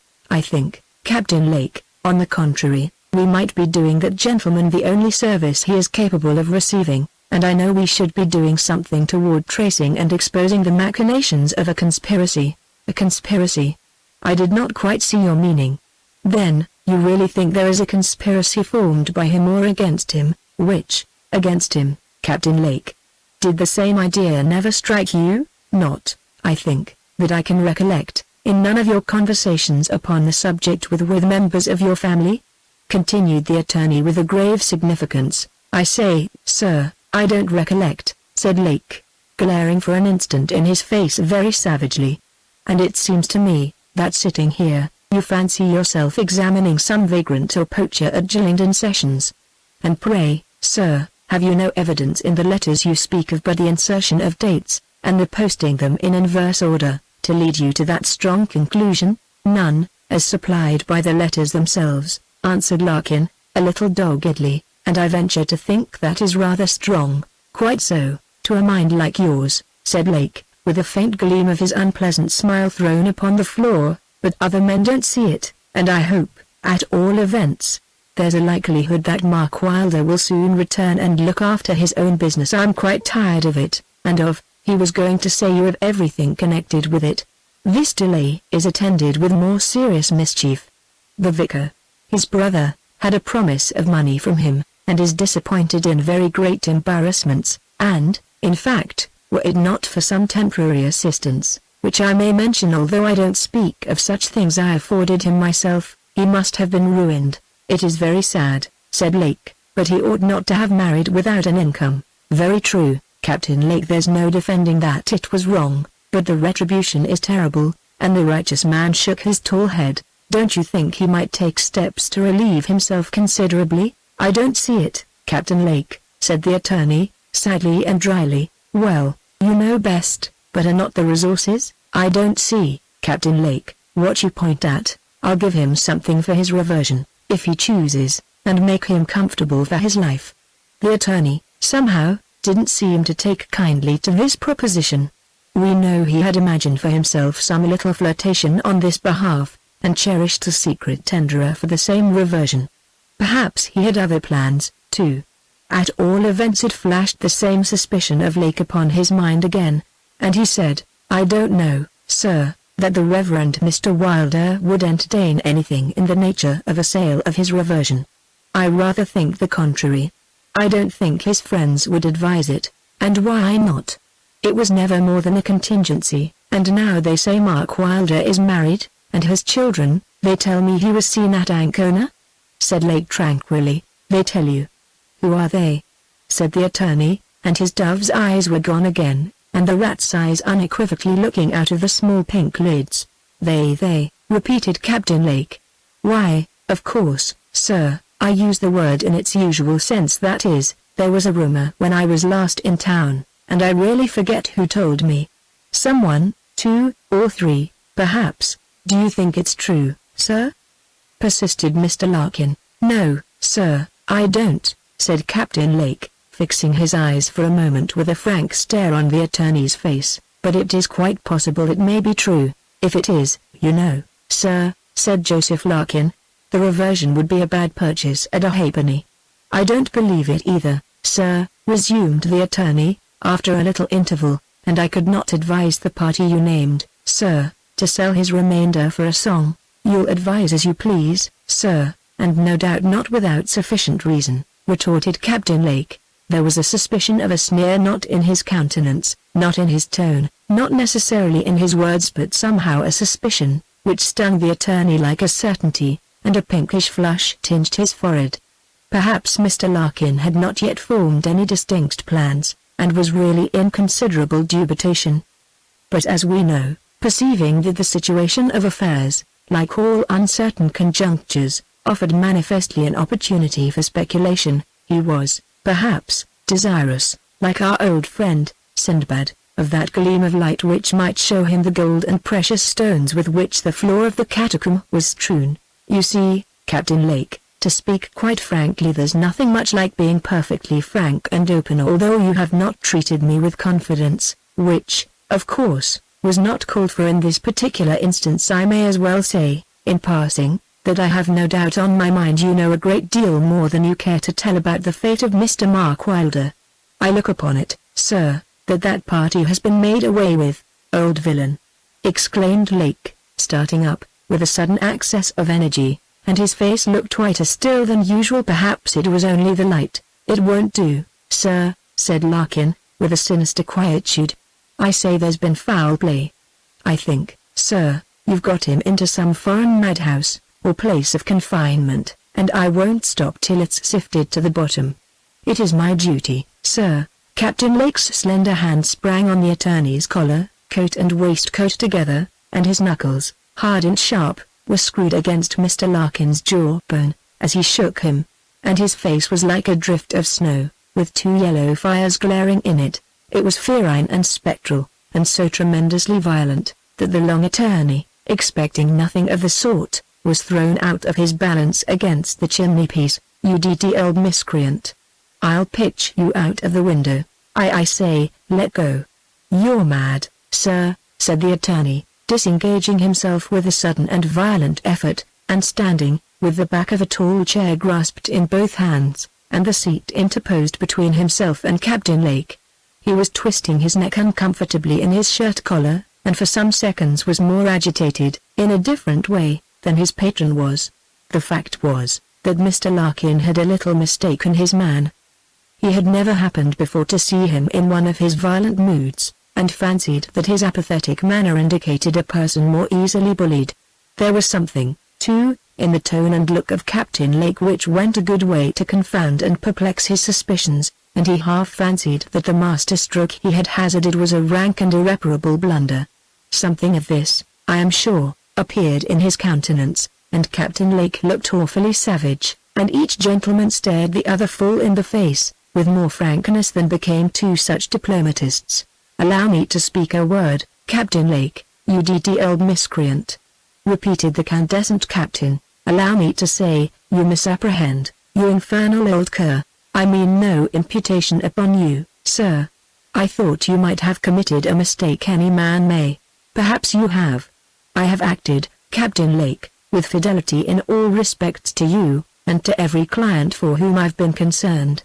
Mr. Wylder is my client, and I was bound to say I was not satisfied about his present position, which seems to me unaccountable, except on the supposition that he is under restraint of some sort. I never said you were to blame, but you may be in error respecting Mr. Wylder. You may have taken steps, Captain Lake, under a mistake. I never went further than that. On reflection, you'll say so. I didn't, upon my honor. Then you did not mean to insult me, sir, said Lake. Upon my honor, and conscience, and soul, Captain Lake, said the attorney, stringing together, in his vindication, all the articles he was assumed most to respect. I'm perfectly frank, I do assure you. I never supposed for an instant more than I say. I could not imagine. I am amazed you have so taken it. But you think I exercise some control or coercion over my cousin, Mr. Mark Wylder. He's not a man, I can tell you, wherever he is, to be bullied, no more than I am. I don't correspond with him. I have nothing to do with him or his affairs. I wash my hands of him. Captain Lake turned and walked quickly to the door, but came back as suddenly. Shake hands, sir. We'll forget it. I accept what you say, but don't talk that way to me again. I can't imagine what the devil put such stuff in your head. I don't care tuppence. No one's to blame but Wylder himself. I say I don't care a farthing. Upon my honor, I quite see I now acquit you. You could not mean what you seem to say, and I can't understand how a sensible man like you, knowing Mark Wylder, and knowing me, sir, could use such ambiguous language. I have no more influence with him, and can no more affect his doings, or what you call his fate, and, to say the truth, care about them no more than the child unborn. He's his own master, of course. What the devil can you have been dreaming of? I don't even get a letter from him. He's nothing to me. You have misunderstood me, but that's over, sir. I may have spoken with warmth, fearing that you might be acting under some cruel misapprehension, that's all, and you don't think worse of me, I'm very sure, Captain Lake, for a little indiscreet zeal on behalf of a gentleman who has treated me with such unlimited confidence as Mr. Wylder. I'd do the same for you, sir, it's my character. The two gentlemen, you perceive, though still agitated, were becoming reasonable, and more or less complimentary and conciliatory, and the masks which an electric gust had displaced for a moment, revealing gross and somewhat repulsive features, were being readjusted, while each looked over his shoulder. I am sorry to say that when that good man, Mr. Larkin, left his presence, Captain Lake indulged in a perfectly blasphemous monologue. His fury was excited to a pitch that was very nearly ungovernable, and after it had exhibited itself in the way I have said, Captain Lake opened a little dispatch box, and took therefrom a foreign letter, but 3 days received. He read it through, his ill-omened smile expanded to a grin that was undisguisedly diabolical. With a scissors he clipped his own name where it occurred from the thin sheet, and then, in red ink and Roman capitals, he scrawled a line or two across the interior of the letter, enclosed it in an envelope, directed it, and then rang the bell.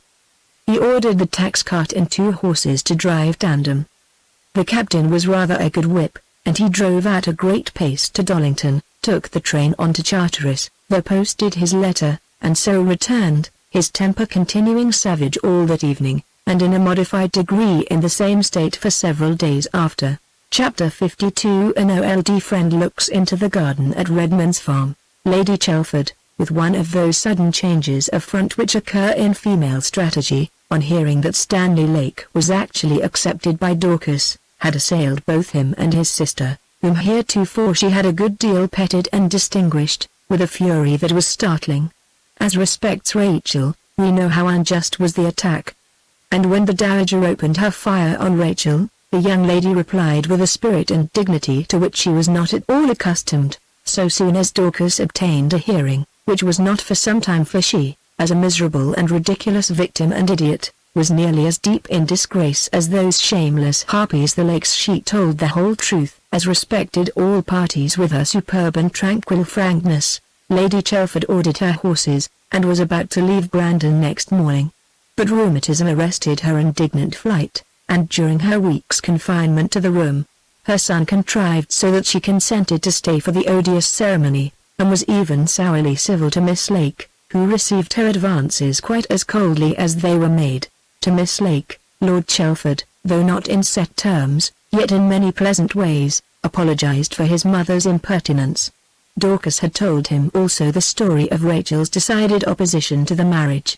He was so particularly respectful to her, he showed her by the very form into which he shaped his good wishes, that he knew how frankly she had opposed the marriage, how true she had been to her friend Dorcas, and she understood him and was grateful. In fact, Lord Chelford, whatever might be his opinion of the motives of Captain Lake and the prudence of Dorcas, was clearly disposed to make the best of the inevitable, and to stamp the new Brandon alliance with whatever respectability his frank recognition could give it. Old Lady Chelford's bitter and ominous acquiescence also came, and the presence of mother and son at the solemnity averted the family scandal which the old lady's first access of frenzy threatened. This duty discharged, she insisted, in the interest of her rheumatism, upon change of air, and on arriving at Duxley, was quite surprised to find Lady Dulhampton and her daughters there upon a similar quest, about the matrimonial likelihoods of gentlemen with titles and estates. Fame, that most tuft hunting of divinities, is always distending her cheeks, and blowing the very finest flourishes her old trumpet affords. Lord Chelford was not long away when the story of Lady Constance was again alive and vocal. It reached old Jackson through his sister, who was married to the brother of the Marquis of Dulhampton's solicitor. It reached Lake from Tom Twitters, of his club, who kept the Brandon Captain Ocaron of the town talk, and it came to Dorcas in a more authentic fashion, though mysteriously, and rather in the guise of a conundrum than of a distinct bit of family intelligence, from no less a person than the old Dowager Lady Chelford herself. Stanley Lake, who had begun to entertain hopes for Rachel in that direction, went down to Redmond's farm, and, after his bleak and bitter fashion, rated the young lady for having perversely neglected her opportunities and repulsed that most desirable party. In this he was intensely in earnest, for the connection would have done wonders for Captain Lake in the county. Rachel met this coarse attack with quiet contempt, told him that Lord Chelford had, she supposed, no idea of marrying out of his own rank, and further, that he, Captain Lake, must perfectly comprehend, if he could not appreciate, the reasons which would forever bar any such relation. But Rachel, though she treated the subject serenely in this interview, was sadder and more forlorn than ever, and lay awake at night, and, perhaps, if we knew all, shed some secret tears, and then with time came healing of these sorrows. It was a fallacy, a mere chimera, that was gone, an impracticability too. She had smiled at it as such when Dorcas used to hint at it, but are there no castles in the clouds which we like to inhabit, although we know them altogether rare built, and whose evaporation desolates us? Rachel's talks with the vicar were frequent, and poor little Mrs. William Wylder, who knew not the reason of his visits, fell slowly, and to the good man's entire bewilderment, into a chronic jealousy. It expressed itself enigmatically, it was circumlocutory, sad, and mysterious. Little Fairy was so pleased with his visit to Redmond's farm today. He told me all about it, did not you, little man? But still you love poor old Mamma best of all. You would not like to have a new Mamma. Ah, no, you'd rather have your poor old, ugly Mussy. I wish I was handsome, my little man, and clever, but wishing is vain. Ah, Willie, there was a time when you could not see how ugly and dull your poor foolish little wife was, but it could not last forever. How did it happen? Oh, how you such a scholar, so clever, so handsome, my beautiful Willie, how did you ever look down on poor wretched me? I think it will be fine, Willie, and Miss Lake will expect you at Redmond's farm, and little Fairy will go too. Yes, you'd like to go, and Mamma will stay at home, and try to be useful in her poor miserable way, and so on. The vicar, thinking of other things, never seeing the reproachful irony in all this, would take it quite literally, assent sadly, and with little Fairy by the hand, set forth for Redmond's farm, and the good little body, to the amazement of her two maids, would be heard passionately weeping in the parlour in her forsaken state.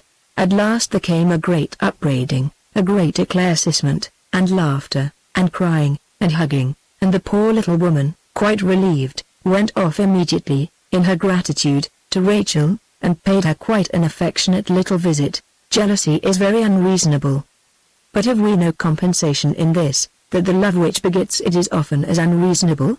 Look in the glass, and then into your own heart, and ask your conscience, next, am I really quite a hero, or altogether so lovely, as I am beloved? Keep the answer to yourself, but be tender with the vehement follies of your jealous wife. Poor mortals!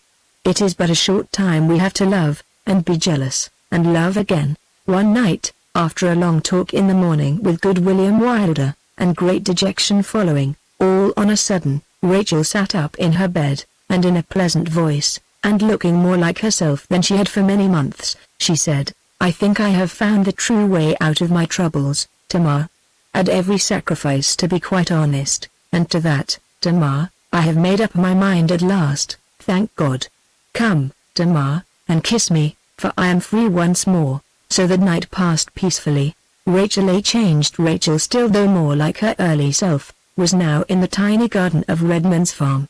The early spring was already showing its bright green through the brown of winter, and sun and shower alternating, and the gay gossiping of sweet birds among the branches, were calling the young creation from its slumbers.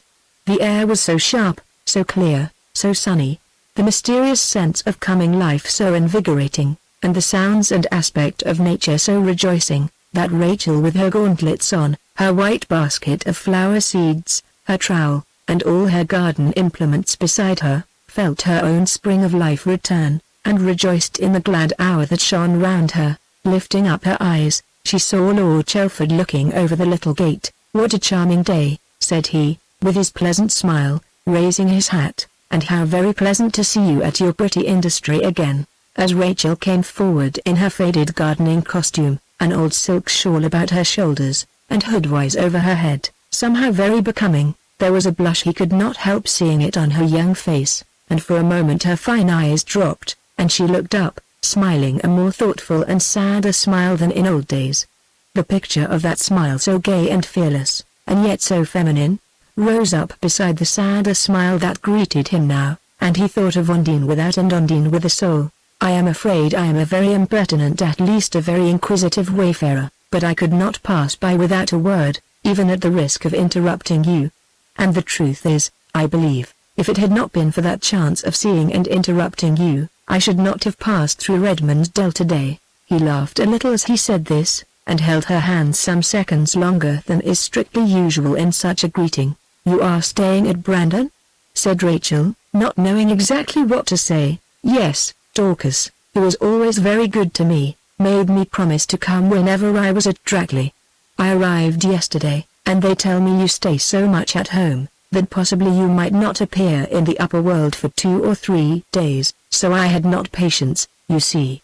It was now Rachel's turn to laugh a musical little roulade, but somehow her talk was neither so gay, nor so voluble, as it used to be. She liked to listen. She would not for the world their little conversation ended before its time, but there was an unwonted difficulty in finding anything to say. It is quite true, I am more a stay-at-home than I used to be. I believe we learn to prize home more the longer we live. What a wise old lady. I did not think of that. I have only learned that whatever is most prized is hardest to find. And spring is come again, continued Rachel, passing by this little speech, and my labors recommence.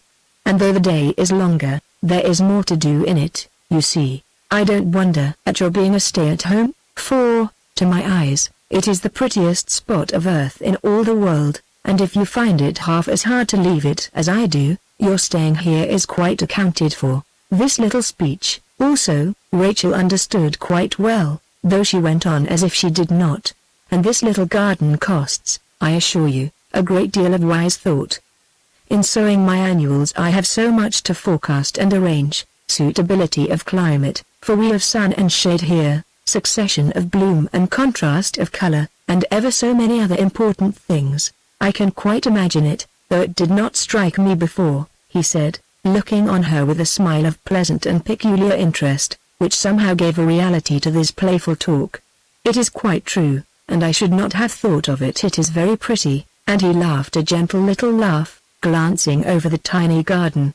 But, after all, there is no picture of flowers, or still life, or even of landscape, that will interest long. You must be very solitary here at times, that is, you must have a great deal more resource than I, or, indeed, almost anyone I know, or this solitude must at times be oppressive.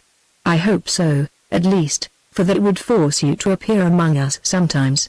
No, I am not lonely, that is, not lonelier than is good for me. I have such a treasure of an old nurse, poor old Tamar, who tells me stories, and reads to me, and listens to my follies and temper, and sometimes says very wise things, too, and the good vicar comes often. This is one of his days with his beautiful little boy, and talks so well, and answers my follies and explains all my perplexities, and is really a great help and comfort. Yes, said Lord Chelford, with the same pleasant smile, he told me so, and seems so pleased to have met with so clever a pupil. Are you coming to Brandon this evening? Lake asked William Wylder. Perhaps he will be with us. I do hope he will come. Dorcas says there is no use in writing, but that you know you are always welcome. May I say you'll come? Rachel smiled sadly on the snowdrops at her feet, and shook her head a little. No, I must stay at home this evening. I mean, I have not spirits to go to Brandon. Thank Dorcas very much from me, that is, if you really mean that she asked me. I am so sorry, I am so disappointed, said Lord Chelford, looking gravely and inquiringly at her. He began, I think, to fancy some estrangement there. But perhaps tomorrow, perhaps even today, you may relent, you know. Don't say it is impossible. Rachel smiled on the ground, as before, and then, with a little sigh and a shake of her head, said, No, well, I must tell Dorcas she was right. You are very inexorable and cruel. I am very cruel to keep you here so long, and I, too, am forgetting the vicar, who will be here immediately, and I must meet him in a costume less like the woman of Inde. Lord Chelford, leaning on the little wicket, put his arm over, and she gave him her hand again. Goodbye, said Rachel. Well, I suppose I, too, must say goodbye, and I'll say a great deal more, said he, in a peculiar, odd tone, that was very firm, and yet indescribably tender. And he held her slender hand, from which she had drawn the gauntlet, in his. Yes, Rachel, I'll say everything. We are old friends now. You'll forgive me calling you Rachel. It may be perhaps the last time. Rachel was standing there with such a beautiful blush, and downcast eyes, and her hand in his. I liked you always, Rachel, from the first moment I saw you. I liked you better and better, indescribably indeed. I do, and I've grown to like you so, that if I lose you, I think I shall never be the same again. There was a very little pause. The blush was deeper, her eyes lower still. I admire you, Rachel. I like your character. I have grown to love you with all my heart and mind, quite desperately, I think. I know there are things against me. There are better-looking fellows than I, and a great many things, and I know very well that you will judge for yourself quite differently from other girls, and I can't say with what fear and hope I await what you may say, but this you may be sure of, you will never find anyone to love you better, Rachel. I think so well, and now that is all. Do you think you could ever like me? But Rachel's hand, on a sudden, with a slight quiver, was drawn from his. Lord Chelford, I can't describe how grateful I am, and how astonished, but it could never be. No, never. Rachel, perhaps you mean my mother. I have told her everything. She will receive you with all the respect you so well deserve, and with all her faults, she loves me, and will love you still more. No, Lord Chelford, no. She was pale now, and looking very sadly in his eyes. It is not that, but only that you must never, never speak of it again. Oh, Rachel, darling, you must not say that. I love you so desperately. You don't know. I can say nothing else, Lord Chelford. My mind is quite made up. I am inexpressibly grateful. You will never know how grateful, but except as a friend. And won't you still be my friend? I never can regard you. Rachel was so pale that her very lips were white as she spoke this in a melancholy but very firm way. Oh, Rachel, it is a great blow. Maybe if you thought it over! I'll wait any time. No, Lord Chelford, I'm quite unworthy of your preference, but time cannot change me, and I am speaking, not from impulse, but conviction. This is our secret, yours and mine, and we'll forget it, and I could not bear to lose your friendship. You'll be my friend still, won't you? Goodbye, God bless you, Rachel. And he hurriedly kissed the hand she had placed in his, and without a word more, or looking back, he walked swiftly down the wooded road towards Sheridan. So, then, it had come and gone forever. Marjorie, bring the basket in. I think a shower is coming, and she picked up her trowel and other implements, and placed them in the porch, and glanced up towards the clouds, as if she saw them, and had nothing to think of but her gardening and the weather, and as if her heart was not breaking. Chapter 53 The Vicar's Complications, which lively people had better not read. William Wylder's reversion was very tempting. But Lawyer Larkin knew the value of the precious metals, and waited for more data. The more he thought over his foreign correspondence, and his interview with Lake, the more steadily returned upon his mind the old conviction that the gallant captain was deep in the secret, whatever it might be. Whatever his motive, and he always had a distinct motive, though sometimes not easily discoverable. He was a good deal addicted now to commenting, in his confidential talk, with religious gossips and others, upon the awful state of the poor vicar's affairs, his inconceivable prodigality, the unaccountable sums he had made away with, and his own anxiety to hand over the direction of such a hopeless complication of debt, and abdicate in favor of any competent skipper the command of the waterlogged and foundering ship. Why, his brother Mark could get him cleverly out of it, could not he? Wheezed the pork butcher. More serious than you suppose, answered Larkin, with a shake of his head. It can't go beyond 500, or say 900 at the outside. 900, say double as many thousand, and I'm afraid you'll be nearer the mark. You'll not mention, of course, and I'm only feeling my way just now, and speaking conjecturally altogether, but I'm afraid it is enormous. I need not remind you not to mention. I cannot, of course, say how Mr. Larkin's conjectures reached so prodigious an elevation, but I can now comprehend why it was desirable that this surprising estimate of the vicar's liabilities should prevail. Mr. Joseph Larkin had a weakness for enveloping much of what he said and wrote in an honorable mystery. He liked writing private or confidential at top of his notes, without apparent right or even reason to impose either privacy or confidence upon the persons to whom he wrote. There was, in fact, often in the good attorney's mode of transacting business just a soupçon or flavor of an arrière-pensée of a remote and unseen plan, which was a little unsatisfactory. Now, with the vicar he was imperative that the matter of the reversion should be strictly confidential, altogether sacred. In fact, you see, the fact is, my dear Mr. Wylder, I never meddle in speculative things. It is not a class of business that I like or would touch with one of my fingers, so to speak, and he shook his head gently, and I may say, if I were supposed to be ever so slightly engaged in these risky things, it would be the ruin of me. I don't like, however, sending you into the jaws of the city sharks. I use the term, my dear Mr. Wylder, advisedly, and I make a solitary exception in your case, but the fact is, if I thought you would mention the matter, I could not touch it even for you. There's Captain Lake, of Brandon, for instance. I should not be surprised if I lost the Brandon business the day after the matter reached his ears. All men are not like you and me, my dear Mr. Wylder. The sad experience of my profession has taught me that a suspicious man of the world, without religion, my dear Mr. Wylder, and he lifted his pink eyes, and shook his long head and long hands in unison, without religion will imagine anything. They can't understand us. Now, the £50 which good Mr. Larkin had procured for the improvident vicar, bore interest, I am almost ashamed to say, at 30% per annum, and 10% more the first year.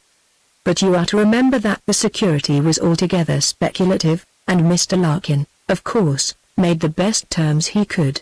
Annual premium on a policy for £100, double insurance £S.D. being insisted upon by lender, to cover contingent X 1000 pences, and life not insurable, a delicacy of the lungs being admitted, on the ordinary scale, annuity payable to lender, clear of premium, the 710 security being unsatisfactory, £17.10, £10 of which, the premium, together with £4.10 for expenses, and c. were payable in advance. So that £32, out of his borrowed 50, were forfeit for these items within a year and a month. In the meantime the £50 had gone, as we know, direct to Cambridge, and he was called upon to pay forthwith £10 for premium, and £4.10 for expenses. Quite impossible. The attorney had nothing for it but to try to induce the lender to let him have another £50, pending the investigation of title another 50, of which he was to get, in fact, £18. Somehow, the racking off of this bitter vintage from one vessel into another did not seem to improve its quality. On the contrary, things were growing decidedly more awful. Now, there came from Messrs. Burlington and Smith a peremptory demand for the £14 10 shillings, and an equally summary one for £28 14 shillings and 8 pence, their costs in this matter. When the poor vicar received this latter blow, he laid the palm of his hand on the top of his head, as if to prevent his brain from boiling over. £28 14 shillings and 8 pence. Quite impossible. Again, when he saw Larkin, that conscientious guardian of his client's interests, scrutinized the bill of costs very jealously, and struck out between £4 and £5. He explained to the vicar the folly of borrowing insignificant and insufficient sums, the trouble, and consequently the cost, of which were just as great as of an adequate one. He was determined, if he could, to pull him through this. But he must raise a sufficient sum, for the expense of going into title would be something, and he would write sharply to Burlington, Smith, and Co., and had no doubt the costs would be settled for £23. And Mr. Joseph Larkin's opinion upon the matter was worthy of respect, inasmuch as he was himself, under the rose, the Co. of that firm, and ministered its capital. The fact is, you must, my dear Mr. Wylder, make an effort. It won't do peddling and tinkering in such a case. You will be in a worse position than ever, unless you boldly raise £1,000 if I can manage such a transaction upon a security of the kind. Consolidate all your liabilities, and keep a sum in hand. You are well-connected, powerful relatives. Your brother has Huxton, 400, a year, whenever older the present incumbent goes, and there are other things beside, but you must not allow yourself to be ruined through timidity, and if you go to the wall without an effort, and allow yourself to be slurred in public, what becomes of your chance of preferment? And now title went up to Burlington, Smith, and Company to examine and approve, and from that firm, I am sorry to say, a bill of costs was coming, when deeds were prepared and all done, exceeding £350, and there was a little reminder from good Joseph Larkin for £250 more. This, of course, was to await Mr. Wylder's perfect convenience. The vicar knew him, he never pressed any man. Then there would be insurances in proportion, and interest, as we see, was not trifling. And altogether, I am afraid, our friend the vicar was being extricated in a rather embarrassing fashion. Now, I have known cases in which good-natured debauchees have interested themselves charitably in the difficulties of forlorn families, and I think I knew, almost before they suspected it, that their generous interference was altogether due to one fine pair of eyes, and a pretty tournure, in the distressed family circle. Under a like half-delusion, Mr. Joseph Larkin, in the guise of charity, was prosecuting his designs upon the vicar's reversion, and often most cruelly and most artfully, when he frankly fancied his conduct most praiseworthy. And really I do not myself know, that, considering poor William's liabilities and his means, and how many chances there were against that reversion ever becoming a fact, that I could not myself have advised his selling it, if a reasonable price were obtainable. All this power will I give thee, said the devil, and the glory of them, for that is delivered unto me, and to whomsoever I will I give it. The world belongs to the rascals. It is like the turf, where, everyone admits, an honest man can hardly hold his own. Joseph Larkin looked down on the seedy and distracted vicar from an immense moral elevation. He heard him talk of religion with disgust. He owed him costs, and, beside, costs also to Burlington, Smith, and Company. Was there not talkative in Pilgrim's Progress?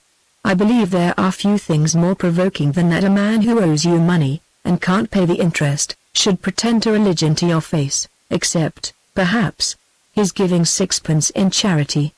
The attorney was prosperous. He accounted for it by his attributes, and the blessing that waits on industry and integrity. He did not see that luck and selfishness had anything to do with it. No man ever failed but through his own fault, none ever succeeded but by his deservings. The attorney was in a position to lecture the Reverend Mr. Wylder. In his presence, religion, in the vicar's mouth, was an impertinence. The vicar, on the other hand, was all that we know. Perhaps, in comparison, his trial is, in some sort, a blessing, and that there is no greater snare than the state of the man with whom all goes smoothly, and who mistakes his circumstances for his virtues. The poor vicar and his little following were got pretty well into the Firky Cordony. Mr. Joseph Larkin, if he did not march him out, to do him justice, had had no hand in primarily bringing him there. There was no reason, however, why the respectable lawyer should not make whatever was to be fairly made of the situation. The best thing for both was, perhaps, that the one should sell and the other buy the reversion. Larkin had no apprehensions about the nature of the dealing. He was furnished with an excellent character. His checks were always honored, his tots always unexceptionable, his vouchers never anything but exact. He had twice been publicly complimented in this sense, when managing Lord Hedgerow's estate. No man had, I believe, a higher reputation in his walk. Few men were more formidable. I think it was Lawyer Larkin's private canon, in his dealings with men, that everything was moral that was not contrary to an Act of Parliament. Chapter 54 Brandon Chapel on Sunday. For a month and 3 days Mr. Joseph Larkin was left to ruminate without any new light upon the dusky landscape now constantly before his eyes. At the end of that time a foreign letter came for him to the lodge. It was not addressed in Mark Wylder's hand, not the least like it.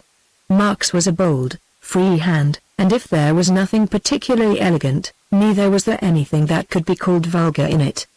But this was a decidedly villainous scrawl. In fact, it was written as a self-educated butcher might pen a bill. There was nothing impressed on the wafer, but a poke of something like the ferrule of a stick. The interior corresponded with the address, and the lines slanted confoundedly. It was, however, on the whole, better spelled and expressed than the penmanship would have led one to expect. It said, "Mr. Larkin's respected sir, I write you, sir, to let you know as how there is no more chance you should hear of poor Mr. Mark Wylder of whose horrible death I make bold to acquaint you by this writing, which is secret as yet from all, he being hid, and made away with in the dark. It is only right his family should know all, and his sad ending which I will tell before you, sir, in full, according to my best guess, has been the family lawyer, and, sir, you will find it useful to tell this in secret to Captain Lake, of Brandon Hall, but not on no account to any other. It is horrible, sir, to think a young gentleman, with everything the world can give, should be made away with so cruel in the dark. Though you do not recollect me, sir, I know you well, Mr. Larkins, haven seen you often when a boy. I would not wish, sir, no noise made till I come, which I am returning home, and will then travel to Gillingdon straightways to see you, sir, your obedient servant, James Dutton. This epistle disturbed Mr. Joseph Larkin profoundly. He could recollect no such name as James Dutton. He did not know whether to believe this letter or not. He could not decide what present use to make of it, nor whether to mention it to Captain Lake, nor, if he did so, how it was best to open the matter. Captain Lake, he was confident, knew James Dutton. Why, otherwise, should that person have desired his intelligence communicated to him? At least it proved that Dutton assumed the captain to be specially interested in what concerned Mark Wylder's fate, and in so far it confirmed his suspicions of Lake. Was it better to wait until he had seen Dutton, and heard his story, before hinting at his intelligence and his name, or was it wiser to do that at once, and watch its effect upon the gallant captain narrowly, and trust to inspiration and the moment for striking out the right course? If this letter was true, there was not a moment to be lost in bringing the purchase of the vicar's reversion to a point. The possibilities were positively dazzling. They were worth risking something. I am not sure that Mr. Larkin's hand did not shake a little as he took the statement of title again out of the Wylder tin box No. 2. Now, under the pressure of this inquiry, a thing struck Mr. Larkin, strangely enough, which he had quite overlooked before. There were certain phrases in the will of the late Mr. Wylder, which limited a large portion of the great estate in strict settlement. Of course an attorney's opinion upon a question of real property is not conclusive. Still they can't help knowing something of the barrister's special province, and these words were very distinct. In fact, they stunted down the vicar's reversion in the greater part of the property to a strict life estate. Long did the attorney pore over his copy of the will, with his finger and thumb closed on his underlip. The language was quite explicit. There was no way out of it. It was strictly a life estate. How could he have overlooked that? His boy, indeed, would take an estate tail and could disentail whenever if ever he came of age. But that was in the clouds. Muckleston-on-the-Moor, however, and the Great Barnford estate, were unaffected by these limitations, and the rental which he now carefully consulted, told him these jointly were in round numbers worth 2,300 litres a year, and improvable. This letter of Dutton's, to be sure, may turn out to be all a lie or a blunder.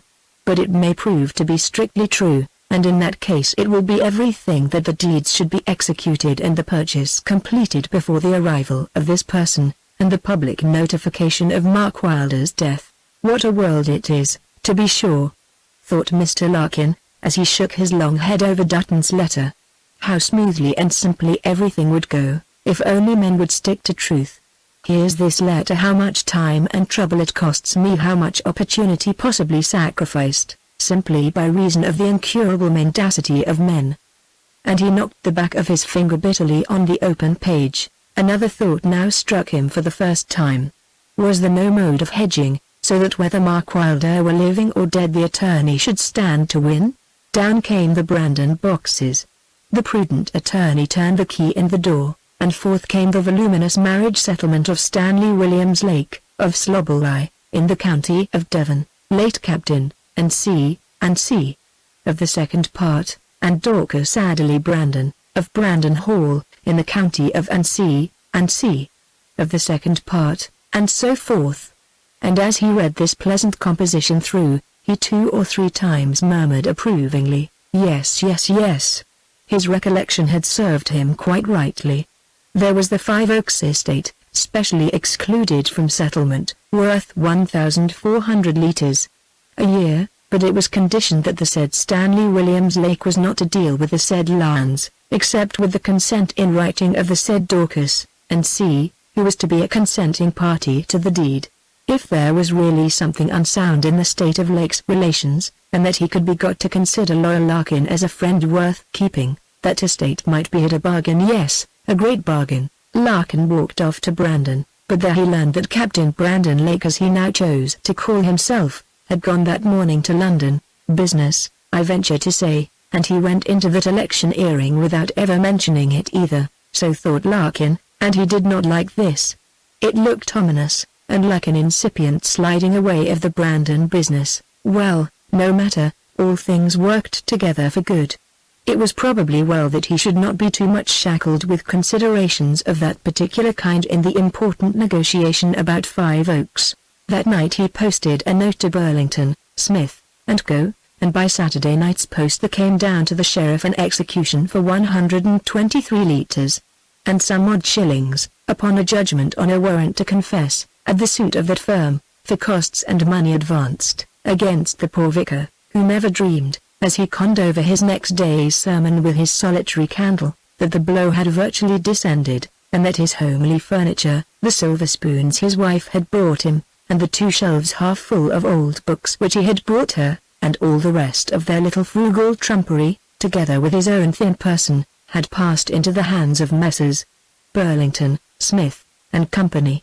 The vicar on his way to the chapel passed Mr. Joseph Larkin on the green, not near enough to speak, only to smile and wave his hand kindly, and look after the good attorney with one of those yearning grateful looks, which cling to straws upon the drowning stream of life. The sweet chapel bell was just ceasing to toll as Mr. Joseph Larkin stalked under the antique ribbed arches of the little aisle. Slim and tall, he glided, a chastened dignity in his long upturned countenance, and a faint halo of sainthood round his tall bald head. Having whispered his orisons into his well-brushed hat and taken his seat, his dove-like eyes rested for a moment upon the Brandon seat. There was but one figure in it, slender, light-haired, with his yellow moustache and pale face, grown of late a little fatter. Captain Brandon Lake was a very punctual churchgoer since the idea of trying the county at the next election had entered his mind. Dorcas was not very well. Lord Shelford had taken his departure, and your humble servant, who pens these pages, had gone for a few days to Mulwich. There was no guest just then at Brandon, and the captain sat alone on that devotional dais, the elevated floor of the great oaken Brandon seat. There were old Brandon and Wylder monuments built up against the walls, figures cut in stone, and painted and gilded in tarnished splendor, according to the gorgeous barbarism of Elizabeth's and the first James's age, tablets in brass, marble-pillared monuments, and a couple of life-sized knights, armed cap a pie, on their backs in the aisle. There is a stained window in the east which connoisseurs in that branch of medieval art admire.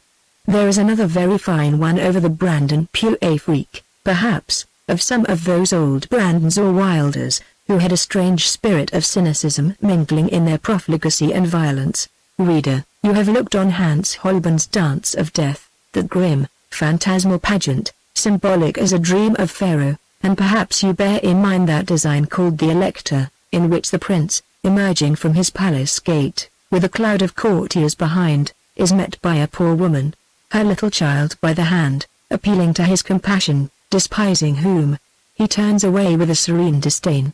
Beneath, in black letter, is inscribed the text Princeps inducem ror et quiescer facam superbiam potentiam, and gigantic Death lays his fingers on the great man's ermine tippet. It is a copy of this, which, in very splendid colouring, fills the window that lights the Brandon state seat in the chapel. The gules and gold were reflected on the young man's head, and with a vain augury, the attorney read again the solemn words from Holy Writ, Princeps inducem ror. The golden glare rested like a glory on his head, but there was also a gorgeous stain of blood that bathed his ear and temple.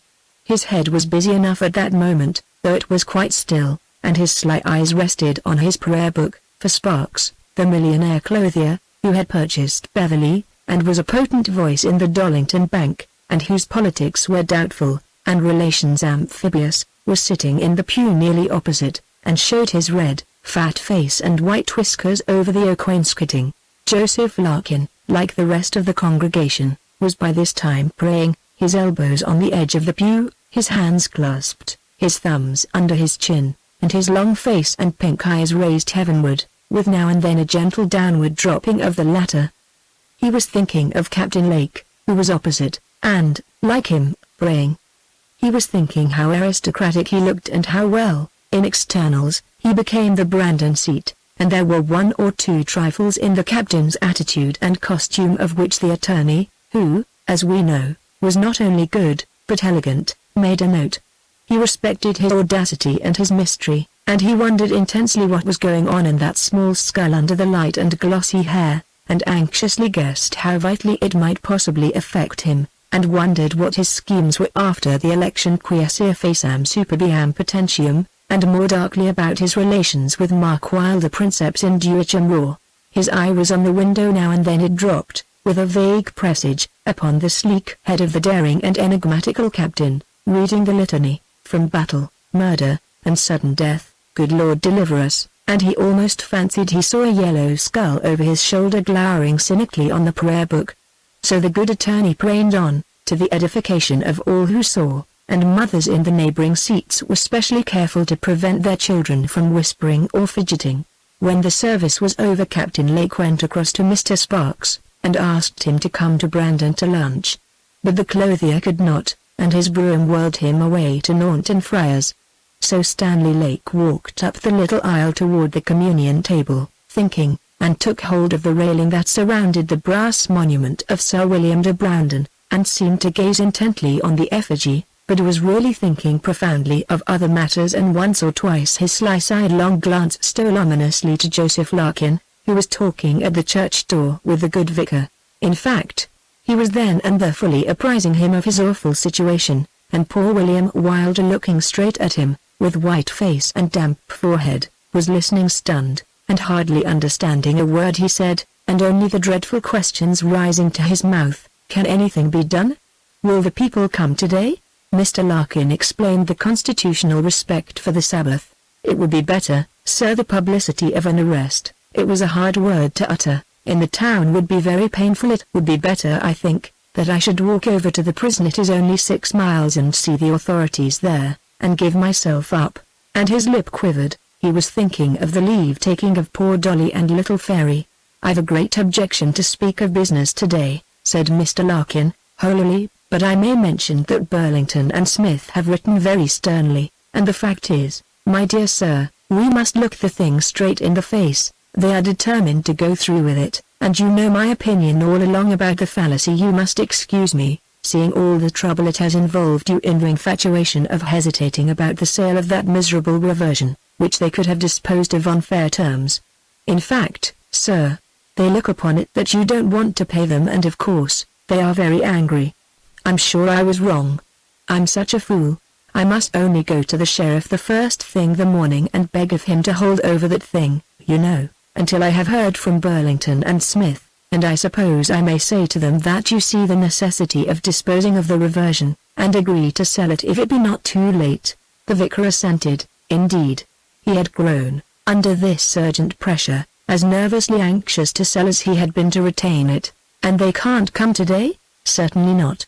And poor William Wylder breathed again in the delightful sense of even momentary escape, and felt he could have embraced his preserver. I'll be very happy to see you tomorrow, if you can conveniently look in, say at 12, or 1:30, to report progress. So that was arranged, and again in the elusive sense of deliverance, the poor vicar's hopes brightened and expanded. Hitherto his escapes had not led to safety, and he was only raised from the pit to be sold to the Ishmaelites. Chapter 55. The captain and the attorney converse among the tombs. I cannot tell whether that slender, silken machinator, Captain Lake, loitered in the chapel for the purpose of talking to or avoiding Joseph Larkin, who was standing at the doorway, in sad but gracious converse with the vicar. He was certainly observing him from among the tombs in his sly way. And the attorney, who had a way, like him, of noting things without appearing to see them, was conscious of it, and was perhaps decided by this trifle to accost the gallant captain. So he glided up the short aisle with a sad religious smile, suited to the place, and inclined his lank back and his tall bald head toward the captain in ceremonious greeting as he approached. How do ye do, Larkin? The fog makes one cough a little this evening. Larkin's answer, thanks, and inquiries, came gravely in return. And with the same sad smile he looked round on the figures, some marble, some painted stone, of departed Brandons and Wylders, with garrulous epitaphs, who surrounded them in various costumes, quite a family group, in which the attorney was gratified to mingle. Ancestry, Captain Lake, your ancestry, noble assemblage, monuments and timber. Timber like the Brandon oaks, and the monuments like these are things which, whatever else he may acquire, the novus homo, Captain Brandon Lake the parvenu can never command. Mr. Joseph Larkin had a smattering of school Latin, and knew half a dozen French words, which he took out on occasion. Certainly our good people do occupy some space here, more regular attendants in church, than, I fear, they formerly were, and their virtues more remarked, perhaps, than before the stone-cutter was instructed to publish them with his chisel, answered Lake, with one of his quiet sneers. Beautiful chapel this, Captain Lake. Beautiful chapel, sir, said the attorney, again looking round with a dreary smile of admiration. But though his accents were engaging and he smiled, of course, a Sabbath day smile, yet Captain Lake perceived that it was not the dove's but the rat's eyes that were doing duty under that tall bald brow. Solemn thoughts, sir, solemn thoughts, Captain Lake's silent mentors, eloquent monitors. And he waved his long lank hand toward the monumental groups. Yes, said Lake, in the same mocking tone, that was low and sweet, and easily mistaken for something more amiable. You and they go capitally together, so solemn, and eloquent, and godly capital fellows. I'm not half good enough for such company, and the place is growing rather cold, is not it? A great many Wylders, sir, a great many Wylders. And the attorney dropped his voice, and paused at this emphasis, pointing a long finger toward the surrounding effigies. Captain Lake, after his custom, glared a single full look upon the attorney, sudden as the flash of a pair of guns from their embrasures in the dark, and he said quietly, with a wave of his cane in the same direction, yes, a precious lot of Wylders. Is there a Wylder vault here, Captain Brandon Lake? Hanged if I know! What the devil's that to you or me, sir? Answered the captain, with a peevish sullenness. I was thinking, Captain Lake, whether in the event of its turning out that Mr. Mark Wylder was dead, it would be thought proper to lay his body here? Dead, sir! And what the plague puts that in your head? You are corresponding with him, aren't you? I'll tell you exactly how that is, Captain Lake. May I take the liberty to ask you for one moment to look up? As between these two gentlemen, this, it must be allowed, was an impertinent request. But Captain Lake did look up, and there was something extraordinarily unpleasant in his yellow eyes, as he fixed them upon the contracted pupils of the attorney, who, nothing daunted, went on, "Pray, excuse me, thank you, Captain Lake. They say one is better heard when looked at than when not seen, and I wish to speak rather low, for reasons." Each looked the other in the eyes, with that uncertain and sinister gaze which has a character both of fear and menace. "I have received those letters, Captain Lake, of which I spoke to you when I last had the honor of seeing you, as furnishing, in certain circumstances connected with them, grave matter of suspicion, since when I have not received one with Mr. Wylder's signature. But I have received, only the other day, a letter from a new correspondent, a person signing himself James Dutton, announcing his belief that Mr. Mark Wylder is dead and has been made away with by foul means, and I have arranged, immediately on his arrival, at his desire, to meet him professionally, and to hear the entire narrative, both of what he knows and of what he suspects."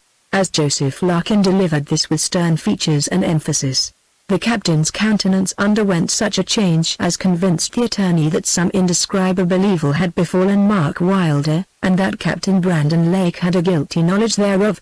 With this conviction came a sense of superiority and a pleasant confidence in his position, which betrayed itself in a slight frown and a pallid smile, as he looked steadily in the young man's face, with his small, crafty, hungry eyes. Lake knew that his face had betrayed him. He had felt the livid change of color, and that twitching at his mouth and cheek which he could not control. The mean, tyrannical, triumphant gaze of the attorney was upon him, and his own countenance was his accuser. Lake ground his teeth, and returned Joseph Larkin's intimidating smirk with a look of fury, which for he now believed he held the winning cards did not appall him. Lake cleared his throat twice, but did not find his voice, and turned away and read half through the epitaph on Lady Mary Brandon, which is a pious and somewhat puritanical composition. "I hope it did him good. You know, sir," said Captain Lake, but a little huskily, turning about and smiling at last, "that Mark Wylder is nothing to me. We don't correspond, we have not corresponded. I know upon my honor and soul, sir, nothing on earth about him, what he's doing, where he is, or what's become of him. But I can't hear a man of business like you assert, upon what he conceives to be reliable information, situated as the Brandon title is, depending, I mean, in some measure, upon his life, that Mark Wylder is no more, without being a good deal shocked." "I quite understand, sir, quite, Captain Lake. It is very serious, sir, very, but I can't believe it has gone that length, quite. I shall know more, of course, when I've seen James Dutton. I can't think, I mean, he's been made away with in that sense, nor how that could benefit anyone, and I'd much rather, Captain Lake, move in this matter, since move I must in your interest, I mean, as your friend and man of business, than in any way, Captain Lake, that might possibly involve you in trouble. You're my man of business, aren't you? And have no grounds for ill will, eh?"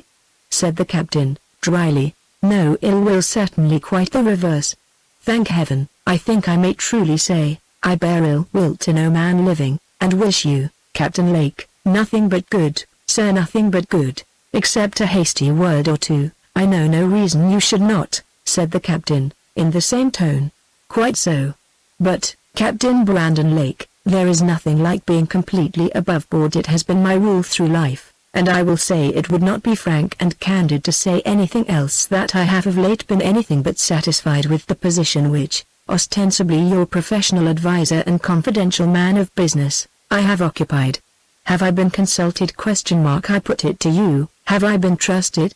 Has there been any real confidence, Captain Lake, upon your part? You have certainly had relations with Mr. Mark Wylder, correspondence, for anything I know.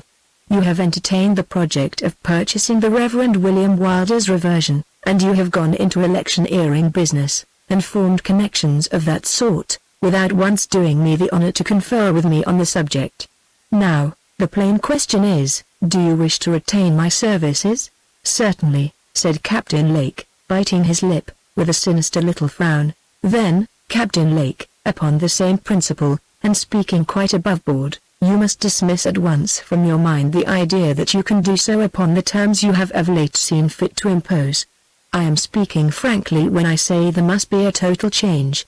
I must be in reality what I am held out to the world as being your trusted, and responsible, and sole advisor. I don't aspire to the position. I am willing at this moment to retire from it, but I never yet knew a divided direction come to good.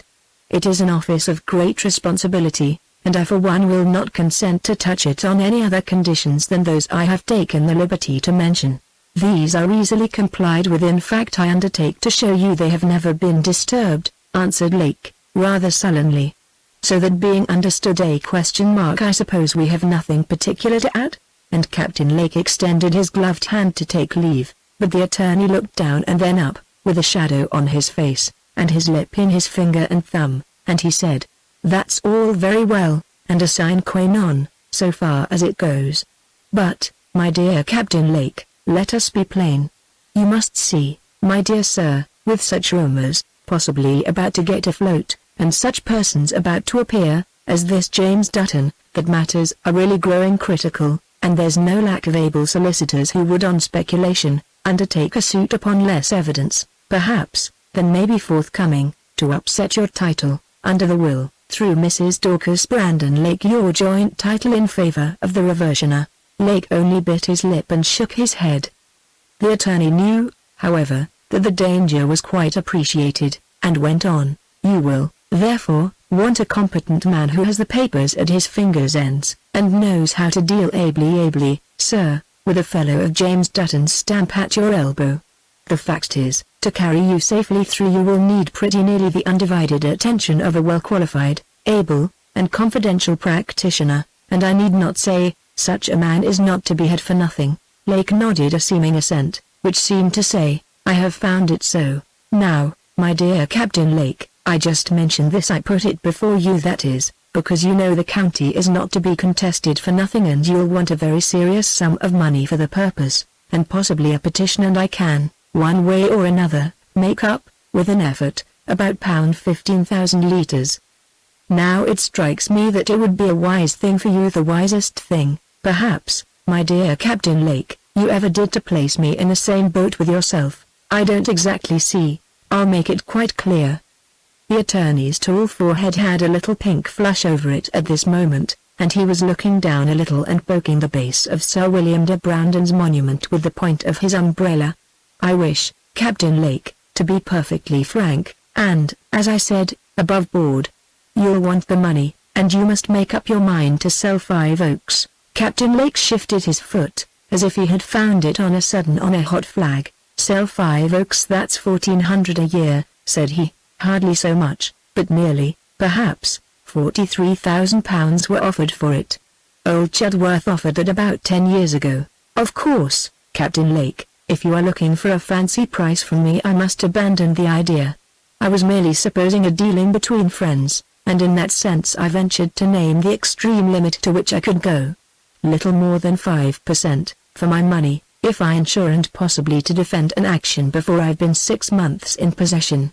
I think my offer will strike you as a great one, considering the posture of affairs. Indeed, I apprehend, my friends will hardly think me justified in offering so much." The sexton was walking back and forward near the door, making the best clatter he decently could, and wondering the captain and Lawyer Larkin could find no better place to talk in than the church. In a moment, said the lawyer, signaling to him to be quiet, as loftily as if chapel, hall, and sexton were his private property. It was one of those moments into which a good deal of talk is fitted, and which seems somewhat of the longest to those who await its expiration. The chapel was growing dark, and its stone and marble company of bygone Wylders and Brandons were losing themselves in shadow. Part of the periwig and cheek of Sir Marcus Brandon still glimmered whitish, as at a little distance did also the dim marble face and arm of the young Countess of Lydingworth, mourning these 130 years over her dead baby. Sir William Wylder, in ruff, rosettes, and full dress of James I.'s fashion, on his back, defunct, with children in cloaks kneeling at head and foot, was hardly distinguishable, and the dusky crimson and tarnished gold had gone out of view till morning. The learned Archbishop Brandon, a cadet, who filled the See of York in his day, and was the only unexceptionably godly personage of that long line, was praying, as usual, at his desk perhaps to the Saints and Virgin, for I believe he was before the Reformation in beard and skull-cap, as was evident from the black profile of head and uplifted hands, against the dim sky seen through the chapel window.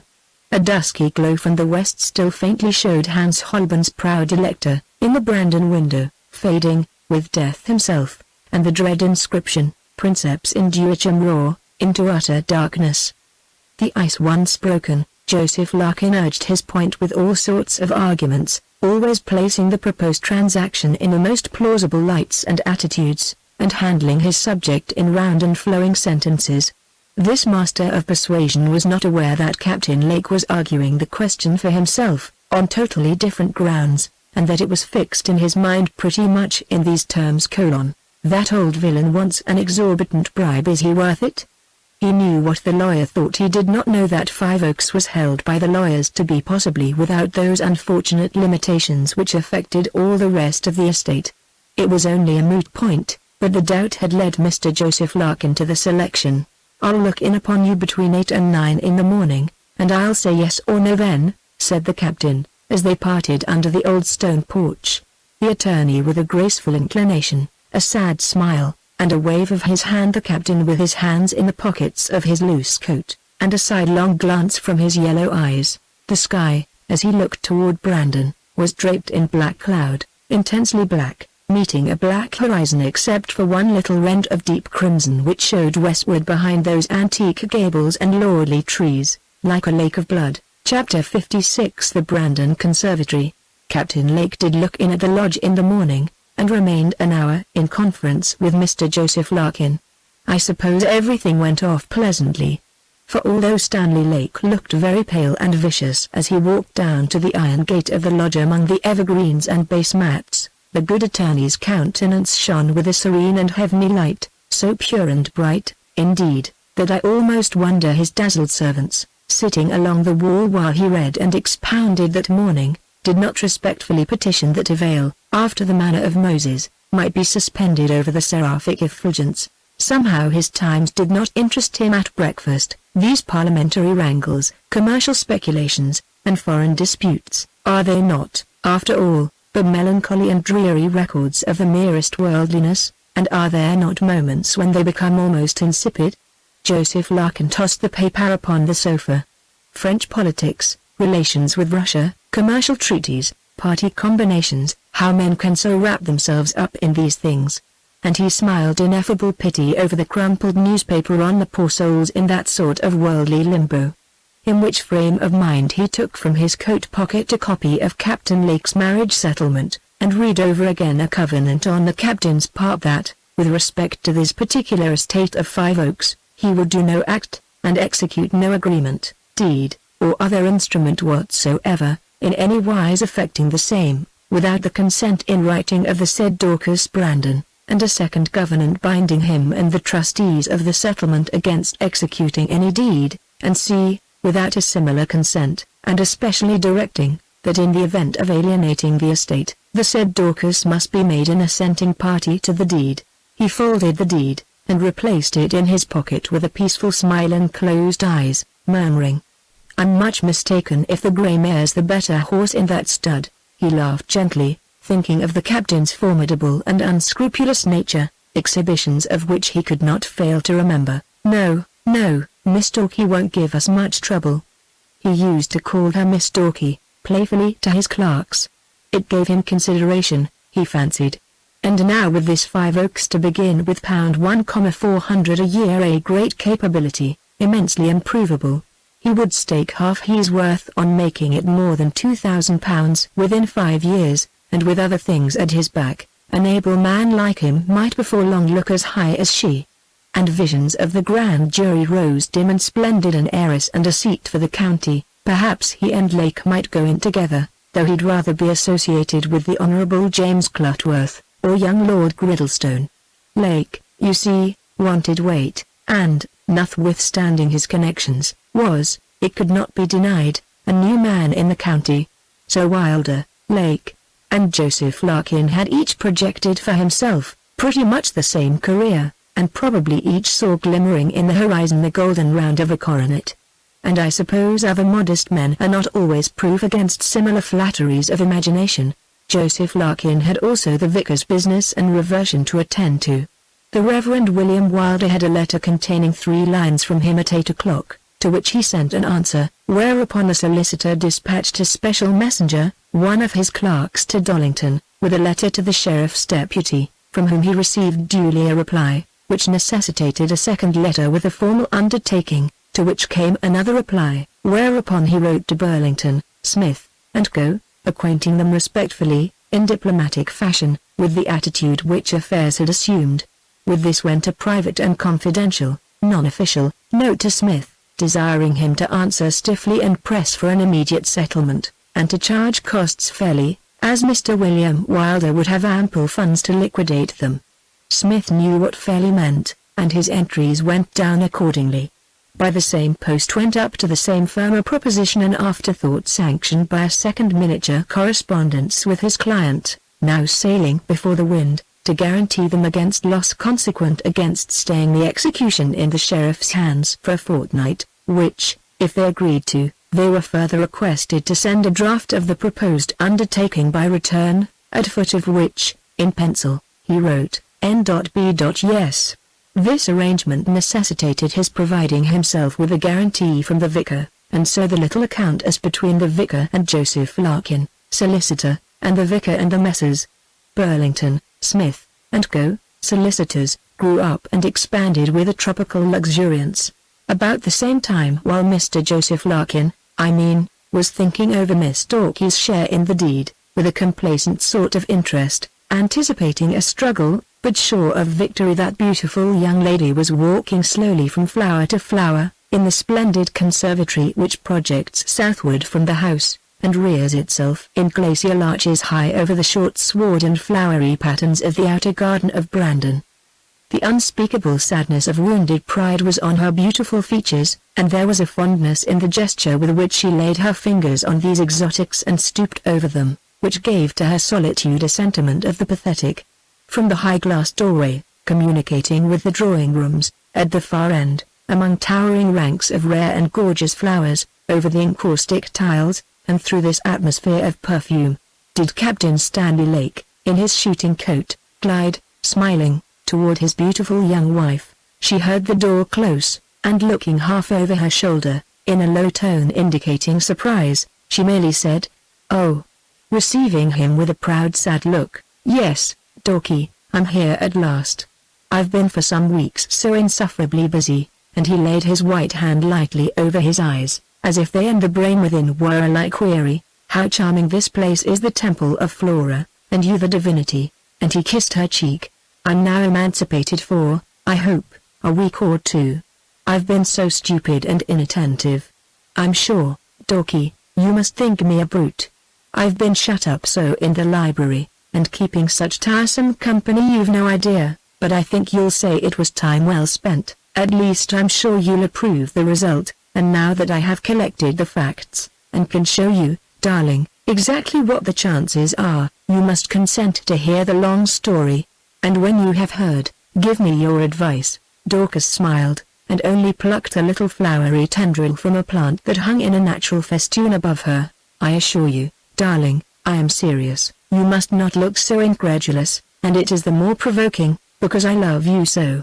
I think I have a right to your advice, Dorky. Why don't you ask Rachel? She's cleverer than I, and you're more in the habit of consulting her. Now, Dorky is going to talk her wicked nonsense over again, as if I had never answered it. What about Rady? I do assure you, so far from taking her advice, and thinking her an oracle, as you suppose, I believe her in some respects very little removed from a fool. I think her very clever." "On the contrary," said Dorcas, enigmatically. "Well, she is clever in some respects. She is gay, at least she used to be, before she fell into that transcendental parson's hands, poor dear William Wylder, and she can be amusing, and talks very well, but she has no sense. She is utterly quixotic. She is no more capable of advising than a child." "I should not have fancied that, although you say so, Stanley," she answered carelessly, adding a geranium to her bouquet. "You are thinking, I know, because you have seen us once or twice talking together." Stanley paused, Not knowing exactly how to construct the remainder of his sentence, Dorcas added another blossom. I think that blue improves it wonderfully. Don't you, the blue? Oh yes, certainly. And now that little star of yellow will make it perfect, said Dorcas. Yes, yellow quite perfect, said Stanley. But when you saw Rachel and me talking together, or rather Rachel talking to me, I do assure you, Dorcas, upon my sacred honor, one half of what she said I do not to this moment comprehend, and the whole was based on the most preposterous blunder, and I will tell you in a little time everything about it. I would this moment I'd be delighted only just until I have got a letter which I expect a letter, I assure you, nothing more, and until I have got it, it would be simply to waste your time and patience to weary you with any such. Secret, said Dorcas. Secret, then, if you will have it so, retorted Stanley, suddenly, with one of those glares that lasted for just one fell moment, but he instantly recovered himself. Secret, yes, but no secret in the evil sense, a secret only awaiting the evidence which I daily expect, and then to be stated fully and frankly to you, my only darling, and as completely blown to the winds. Dorcas looked in his strange face with her proud, sad gaze, like one guessing at a funereal allegory. He kissed her cheek again, placing one arm round her slender waist, and with his other hand taking hers. Yes, Dorcas, my beloved, my only darling, you will yet know all it has cost me to retain from you even this folly, and when you have heard all which upon my soul and honor, you shall the moment I am enabled to prove all you will thank me for having braved your momentary displeasure, to spare you a great deal of useless and miserable suspense. I trust you, Dorcas, in everything implicitly. Why won't you credit what I say? I don't urge you, I never have to reveal that which you describe so strangely as a concealment, yet no secret, as an absurdity, and yet fraught with miserable suspense. Ah, Dorcas, why will you misconstrue me? Why will you not believe me? I long to tell you this, which, after all, is an utter absurdity, 1,000 times more than you can desire to hear it, but my doing so now, unfortified by the evidence I shall have in a very few days, would be attended with a danger which you will then understand. Won't you trust me? And now for my advice, said Dorcas, smiling down in her mysterious way upon a crimson exotic near her feet. Yes, darling, thank you. In sober earnest, your advice, answered Lake, and you must advise me. Several of our neighbors, the Hilliards, the Ledwishes, the Windermeres, and ever so many more have spoken to me very strongly about contesting the county, on the old Whig principles, at the election which is now imminent. There is not a man with a chance of acceptance to come forward, if I refuse. Now, you know what even moderate success in the House, when family and property go together, may accomplish. There are the Dodminsters. Do you think they would ever have got their title by any other means? There are the Foresters. I know it all, Stanley, and at once I say, go on. I thought you must have formed some political project. Mr. Wylder has been with you so often, but you tell me nothing, Stanley. Not, darling, till I know it myself. This plan, for instance, until you spoke this moment, was but a question, and one which I could not submit until I had seen Wylder, and heard how matters stood, and what chances of success I should really have. So, darling, you have it all, and I am so glad you advise me to go on. It is 35 years since anyone connected with Brandon came forward. But it will cost a great deal of money, Dorky. Yes, I know. I've always heard it cost my uncle and Sir William Camden £15,000. Yes, it will be expensive, Wylder thinks this time. The other side will spend a great deal of money. It often struck me as a great mistake, that, where there is a good income, and a position to be maintained, there is not a little put by every year to meet cases like this, what they call a reserve fund in trading companies. I do not think there is much money. You know, Stanley, whatever there is under settlement, and we cannot apply it, Dorky. The only thing to be done, it strikes me, is to sell a part of Five Oaks. I'll not sell any property, Stanley. And what do you propose, then? I don't know. I don't understand these things. But there are ways of getting money by mortgages and loans, and paying them off, without losing the property. I've the greatest possible objection to raising money in that way. It is, in fact, the first step towards ruin, and nobody has ever done it who has not regretted that he did not sell instead. I won't sell 5 oaks, Stanley, said the young lady, seriously. I only said a part, replied Stanley. I won't sell at all. Oh? And I won't mortgage, said Stanley. Then the thing can't go on. I can't help it, but I'm resolved it shall, answered Stanley. I tell you, Stanley, plainly, I will not sell. The Brandon estate shall not be diminished in my time. Why, you perverse idiot, don't you perceive you impair the estate as much by mortgaging as by selling, with 10 times the ultimate danger? I tell you I won't mortgage, and you shall sell. This, sir, is the first time I have been spoken to in such terms. And why do you contradict and thwart me upon business of which I know something and you nothing? What object on earth can I have in impairing the estate? I've as deep an interest in it as you. It is perfectly plain we should sell, and I am determined we shall. Come now, Dorcas, I'm sorry I'm such a brute, you know, when I'm vexed. You mustn't be angry, and if you'll be a good girl, and trust me in matters of business, Stanley, I tell you plainly once more, I never will consent to sell 1 acre of the Brandon estates. Then we'll see what I can do without you, Dorky, he said in a pleasant, musing way. He was now looking down, with his sly, malign smile, and Dorcas could almost fancy 2 yellow lights reflected upon the floor. I shall protect the property of my family, sir, from your folly or your machinations, and I shall write to Chelford, as my trustee, to come here to advise me, and I snap my fingers at you both, and meet you with defiance, and Stanley's singular eyes glared upon her for a few seconds. Dorcas turned in her grand way, and walked slowly toward the door. Stay a moment, I'm going, said Stanley, overtaking and confronting her near the door. I've only one word. I don't think you quite know me. It will be an evil day for you, Dorky, when you quarrel with me. He looked steadily on her, smiling for a second or 2 more, and then glided from the conservatory. It was the first time Dorcas had seen Stanley Lake's features in that translated state which indicated the action of his evil nature, and the apparition haunted her for many a day and night. Chapter 57 Concerning a new danger which threatened Captain Stanley Lake.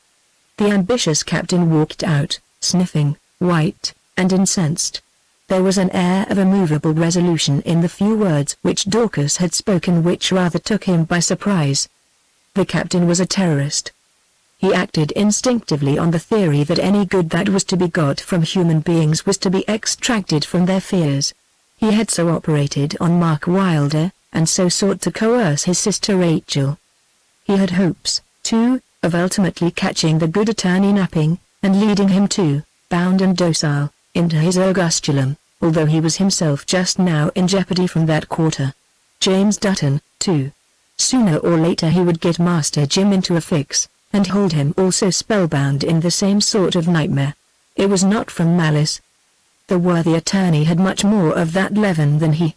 Stanley Lake did not care to smash any man, except such as stood in his way.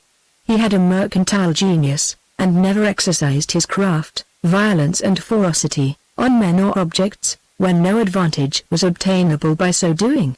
When, however, fortune so placed them that one or other must go to the wall, Captain Stanley Lake was awfully unscrupulous. But, having disabled, and struck him down, and won the stakes, he would have given what remained of him his cold, white hand to shake, or sipped claret with him at his own table, and told him stories, and entertained him with sly, sarcastic sallies, and thought how he could make use of him in an amicable way. But Stanley Lake's cold, commercial genius, his craft and egotism, were frustrated occasionally by his temper, which, I am afraid, with all its external varnish, was of the sort which is styled diabolical. People said also, what is true of most terrorists, that he was himself quite capable of being frightened, and also, that he lied with too fertile an audacity, and, like a man with too many bills afloat, forgot his endorsements occasionally, and did not recognize his own acceptances when presented after an interval. Such were some of this dangerous fellow's weak points. But on the whole it was by no means a safe thing to cross his path, and few who did so came off altogether scatheless. He pursued his way with a vague feeling of danger and rage, having encountered an opposition of so much more alarming a character than he had anticipated, and found his wife not only competent per aspectum to endure his maniacal glare and scowl, but serenely to defy his violence and his wrath. He had abundance of matter for thought and perturbation, and felt himself, when the images of Larkin, and Jim Dutton crossed the retina of his memory, some thrill of the fear which hath torment, the fear of a terrible coercion which he liked so well to practice in the case of others. In this mood he paced, without minding in what direction he went, under those great rows of timber which overarched the pathway leading toward Redmond's Dell, the path that he and Mark Wylder had trod in that misty moonlight walk on which I had seen them set out together. Before he had walked 5 minutes in this direction, he was encountered by a little girl in a cloak, who stopped and dropped a courtesy. The captain stopped also, and looked at her with a stare which, I suppose, had something forbidding in it, for the child was frightened. But the wild and menacing look was unconscious, and only the reflection of the dark speculations and passions which were tumbling and breaking in his soul. "Well, child," said he, gently, "I think I know your face, but I forget your name." "Little Marjorie, please sir, from Miss Lake at Redmond's farm," she replied with a courtesy. "Oh, to be sure, yes. And how is Miss Rachel?" "Very bad with a headache, please, sir." "Is she at home?" "Yes, sir, please." "Any message?" "Yes, sir, please a note for you, sir," and she produced a note, rather, indeed, a letter. "She desired me, sir, please, to give it into your own hand, if I could, and not to leave it, please, sir, unless you were at home when I reached." He read the direction, and dropped it unopened into the pocket of his shooting coat. The peevish glance with which he eyed it betrayed the presentiment of something unpleasant. "Any answer required?" "No, sir, please only to leave it." "And Miss Lake is quite well?" "No, sir, please a bad headache today." "Oh, I'm very sorry, indeed." "Tell her so." "She is at home, is she?" "Yes, sir." "Very well, that's all. Say I am very sorry to hear she is suffering, and if I can find time, I hope to see her today, and remember to say I have not read her letter, but if I find it requires an answer, it shall have one." He looked round like a man newly awakened, and up among the great boughs and interlacing foliage of the noble trees, and the child made him 2 courtesies, and departed towards Redmond's farm. Lake sauntered back slowly toward the hall. On his way, a rustic seat under the shadow invited him, and he sat down, drawing Rachel's letter from his pocket. What a genius they have for teasing! How women do contrive to waste our time and patience over nonsense! How ingeniously perverse their whimsies are! I do believe Beelzebub employs them still, as he did in Eden, for the special plague of us, poor devils. Here's a lecture or an exhortation from Miss Rady, and a quantity of infinitely absurd advice, all which I am to read and inwardly digest, and discuss with her whenever she pleases.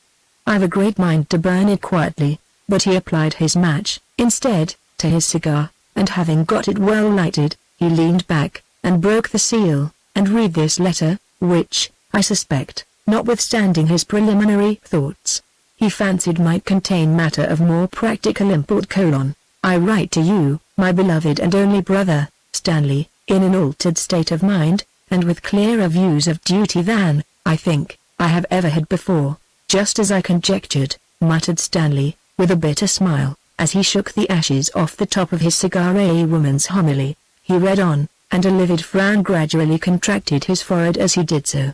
"I do not know, Stanley, what your feelings may be. Mine have been the same ever since that night in which I was taken into a confidence so dreadful.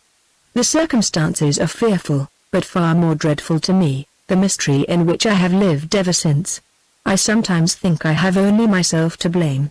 But you know, my poor brother, why I consented, and with what agony. Ever since, I have lived in terror, and worse, in degradation. I did not know, until it was too late, how great was my guilt. Heaven knows, when I consented to that journey, I did not comprehend its full purpose, though I knew enough to have warned me of my danger, and undertook it in great fear and anguish of mind. I can never cease to mourn over my madness. Oh, Stanley, you do not know what it is to feel, as I do, the shame and treachery of my situation, to try to answer the smiles of those who, at least, once loved me, and to take their hands, to kiss Dorcas and good Dolly, and feel that all the time I am a vile impostor, stained incredibly, from whom, if they knew me, they would turn in horror and disgust. Now, Stanley, I can bear anything but this baseness, anything but the lifelong practice of perfidy that I will not and cannot endure. Dorcas must know the truth.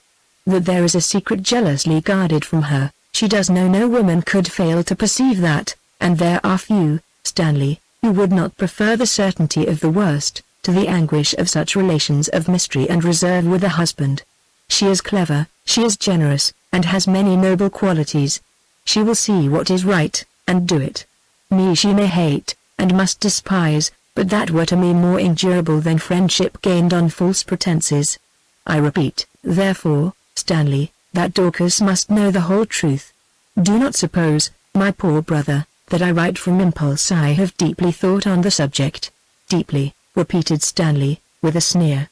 And the more I reflect, the more am I convinced, if you will not tell her, Stanley, that I must.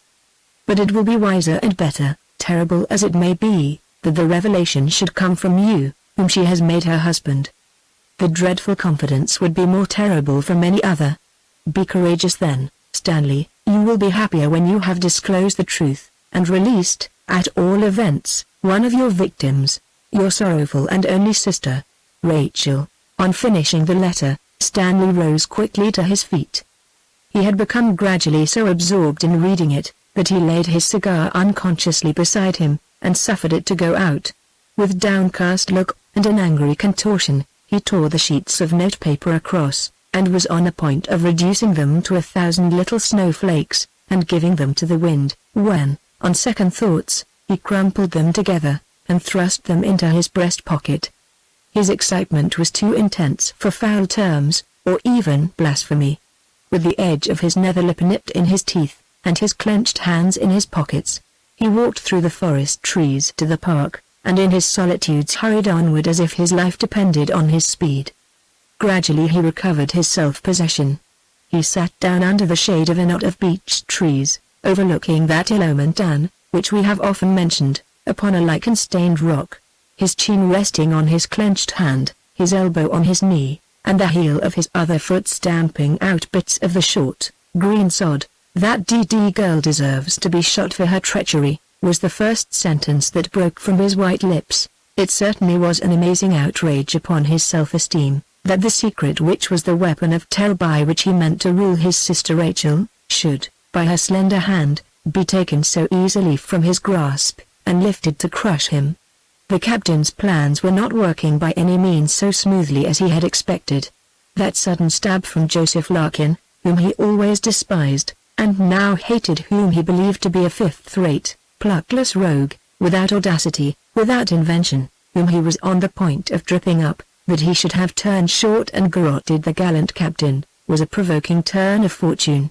That when a dire necessity subjugated his will, his contempt, his rage, and he inwardly decided that the attorney's extortion must be submitted to, his wife whom he never made any account of, and the transaction, whom he reckoned carelessly on turning about as he pleased, by a few compliments and cajoleries should have started up, cold and inflexible as marble, in his path, to forbid the payment of the blackmail, and expose him to the unascertained and formidable consequences of Dutton's story, and the disappointed attorney's vengeance was another stroke of luck which took him altogether by surprise. And to crown all, Miss Rady had grown tired of keeping her own secret, and must needs bring to light the buried disgraces which all concerned were equally interested in hiding away forever. Stanley Lake's position, if all were known, was at this moment formidable enough. But he had been 50 times over, during his brief career, in scrapes of a very menacing kind, once or twice, indeed, of the most alarming nature. His temper, his craft, his impetus, were always driving him into projects and situations more or less critical. Sometimes he won, sometimes he failed, but his audacious energy hitherto had extricated him. The difficulties of his present situation were, however, appalling, and almost daunted his semi-diabolical energies. From Rachel to Dorcas, from Dorcas to the attorney, and from him to Dutton, and back again, he rambled in the infernal litany he muttered over the inauspicious Dan, among the enclosing banks and undulations, and solitary and lonely woods. Lake of Venus, said a hollow voice behind him, and a long grisly hand was laid on his shoulder. A cold breath of horror crept from his brain to his heel, as he turned about and saw the large, blanched features and glassy eyes of Uncle Lorne bent over him. "Oh, Lake of Venus, is it?" said Lake, with an angry sneer, and raising his hat with a mock reverence. "It is the window of hell, and the spirits in prison come up to see the light of it." "Did you see him looking up?"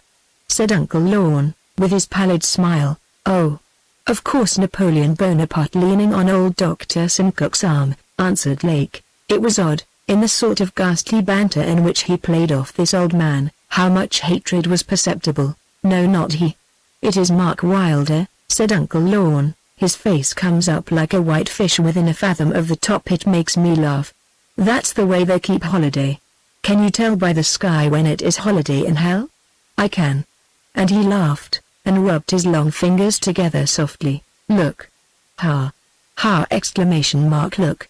Ha. Ha. Ha! Exclamation mark. Look."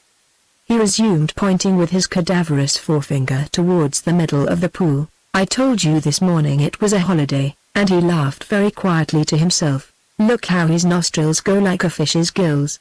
It is a funny way for a gentleman, and he's a gentleman. Every fool knows the Wylders are gentlemen, all gentlemen in misfortune. He has a brother that is walking about in his coffin.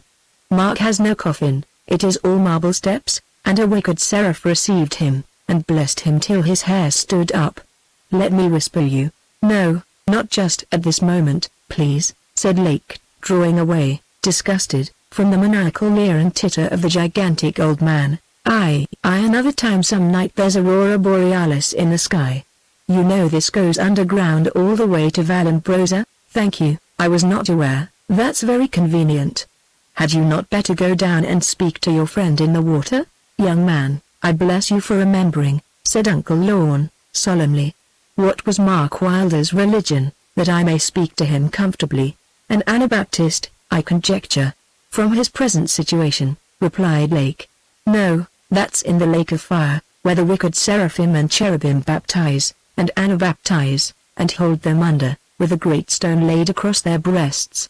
I only know two of their clergy, the African vicar, quite a gentleman, and speaks through his nose, and the archbishop with wings. His face is so burnt, he's all eyes and mouth, and on one hand has only one finger, and he tickles me with it till I almost give up the ghost. The ghost of Miss Bailey is a lie," he said, "by my soul, and he likes you, he loves you. Shall I write it all in a book, and give it you? I meet Mark Wylder in 3 places sometimes. Don't move, till I go down, he's as easily frightened as a fish." And Uncle Lorne crept down the bank, tacking, and dodging, and all the time laughing softly to himself, and sometimes winking with a horrid, wily grimace at Stanley, who fervently wished him at the bottom of the dun. "I say," said Stanley, addressing the keeper, whom by a beck he had brought to his side, "you don't allow him, surely, to go alone now?" "No, sir, since your order, sir," said the stern, reserved official, "nor to come into any place but this, the park, I mean." "No, sir, and do you mind, try and get him home always before nightfall. It is easy to frighten him. Find out what frightens him, and do it or say it. It is dangerous, don't you see? And he might break his neck any time among those rocks and gullies, or get away altogether from you in the dark." So the keeper, at the water's brink, joined Uncle Lorne, who was talking, after his fashion, into the dark pool. And Stanley Lake, a general in difficulties, retraced his steps toward the park gate through which he had come, ruminating on his situation and resources. Chapter 58. Miss Rachel Lake becomes violent. So soon as the letter which had so surprised and incensed Stanley Lake was dispatched, and beyond recall, Rachel, who had been indescribably agitated before, grew all at once calm. She knew that she had done right. She was glad the die was cast, and that it was out of her power to retract.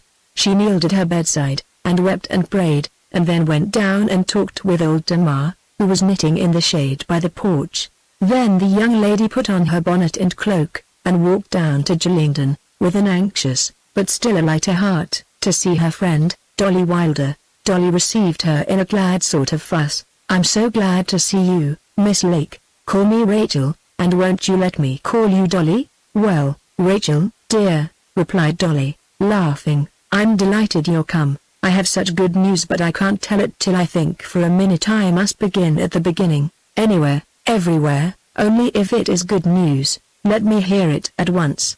I'll be sure to understand.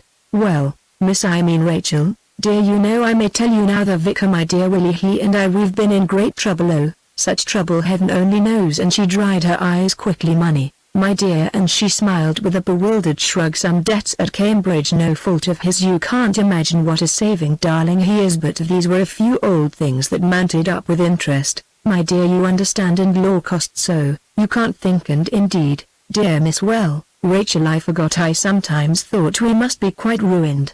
"Oh, Dolly, dear," said Rachel, very pale, "I feared it. I thought you might be troubled about money. I was not sure. But I was afraid, and, to say truth, it was partly to try your friendship with a question on that very point that I came here, and not indeed, Dolly, dear, from impertinent curiosity, but in the hope that maybe you might allow me to be of some use. How wonderfully good you are! How friends are raised up!" And with a smile that shone like an April sun through her tears, she stood on tiptoe, and kissed the tall young lady, who, not smiling, but with a pale and very troubled face, bowed down and returned her kiss.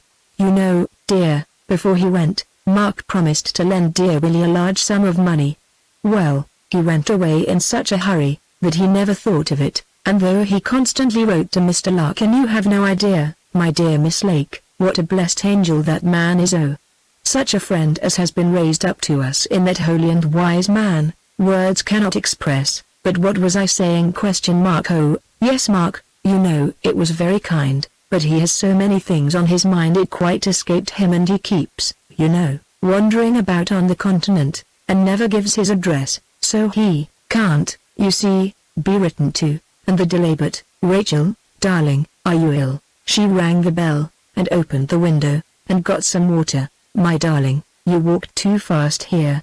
You were very near fainting." "No, dear, nothing, I am quite well now, go on." But she did not go on immediately, for Rachel was trembling in a kind of shivering fit, which did not pass away till after poor Dolly, who had no other stimulant at command, made her drink a cup of very hot milk. "Thank you, darling. You are too good to me, Dolly. Oh, Dolly, you are too good to me." Rachel's eyes were looking into hers with a careworn, entreating gaze, and her cold hand was pressed on the back of Dolly's. Nearly 10 minutes passed before the talk was renewed. "Well, now, what do you think that good man, Mr. Larkin, just as things were at the worst, found a way to make everything, oh, blessed mercy! The hand of heaven, my dear, quite right again, and will be so happy. Like a bird I could sing, and fly almost, a foolish old thing, ha! Ha! Ha! Such an old goose." And she wiped her eyes again. "Hush! Is that fairy?" "Oh, no, it is only Anne singing. Little man has not been well yesterday and today. He won't eat, and looks pale, but he slept very well, my darling man, and Dr. Buddle, I met him this morning, so kindly took him into his room, and examined him, and says it may be nothing at all. Please heaven," and she sighed, smiling still. "Dear little fairy, where is he?" asked Rachel, her sad eyes looking toward the door. "In the study with his Wopsy. Mrs. Wollaston, she is such a kind soul, lent him such a beautiful old picture book, Woodward's Eccentricities it is called, and he's quite happy, little fairy, on his little stool at the window." "No headache or fever?" asked Miss Lake cheerfully, though, she knew not why, there seemed something ominous in this little ailment. "None at all." "Oh, none, thank you, none in the world. I'd be so frightened if there was. But, thank heaven, Dr. Buddle says there's nothing to make us at all uneasy. My blessed little man. And he has his canary in the cage in the window, and his kitten to play with in the study. He's quite happy, please heaven, he'll be quite well tomorrow." "The darling little man," said Rachel, all the more fondly for that vague omen that seemed to say, "He's gone." "Here's Mr. Larkin," cried Dolly, jumping up, and smiling and nodding at the window to that long and natty apparition, who glided to the hall door with a sad smile, raising his well-brushed hat as he passed, and with one grim glance beyond Mrs. Wylder, for his sharp eye half detected another presence in the room. He was followed, not accompanied, for Mr. Larkin knew what a gentleman he was, by a young and bilious clerk, with black hair and a melancholy countenance, and by old Bugs, his conducting man, always grinning, whose red face glared in the little garden like a great bunch of hollyhocks. He was sober as a judge all the morning, and proceeded strictly on the principle of business first, and pleasure afterward. But his orgies, when off duty, were such as to cause the good attorney, when complaints reached him, to shake his head, and sigh profoundly, and sometimes to lift up his mild eyes and long hands, and, indeed, so scandalous an appendage was Bugs, that if he had been less useful, I believe the pure attorney, who, in the uncomfortable words of John Bunyan, had found a cleaner road to hell, would have cashiered him long ago. "There is that awful Mr. Bugs," said Dolly, with a look of honest alarm. "I often wonder so Christian a man as Mr. Larkin can countenance him. He is hardly ever without a black eye.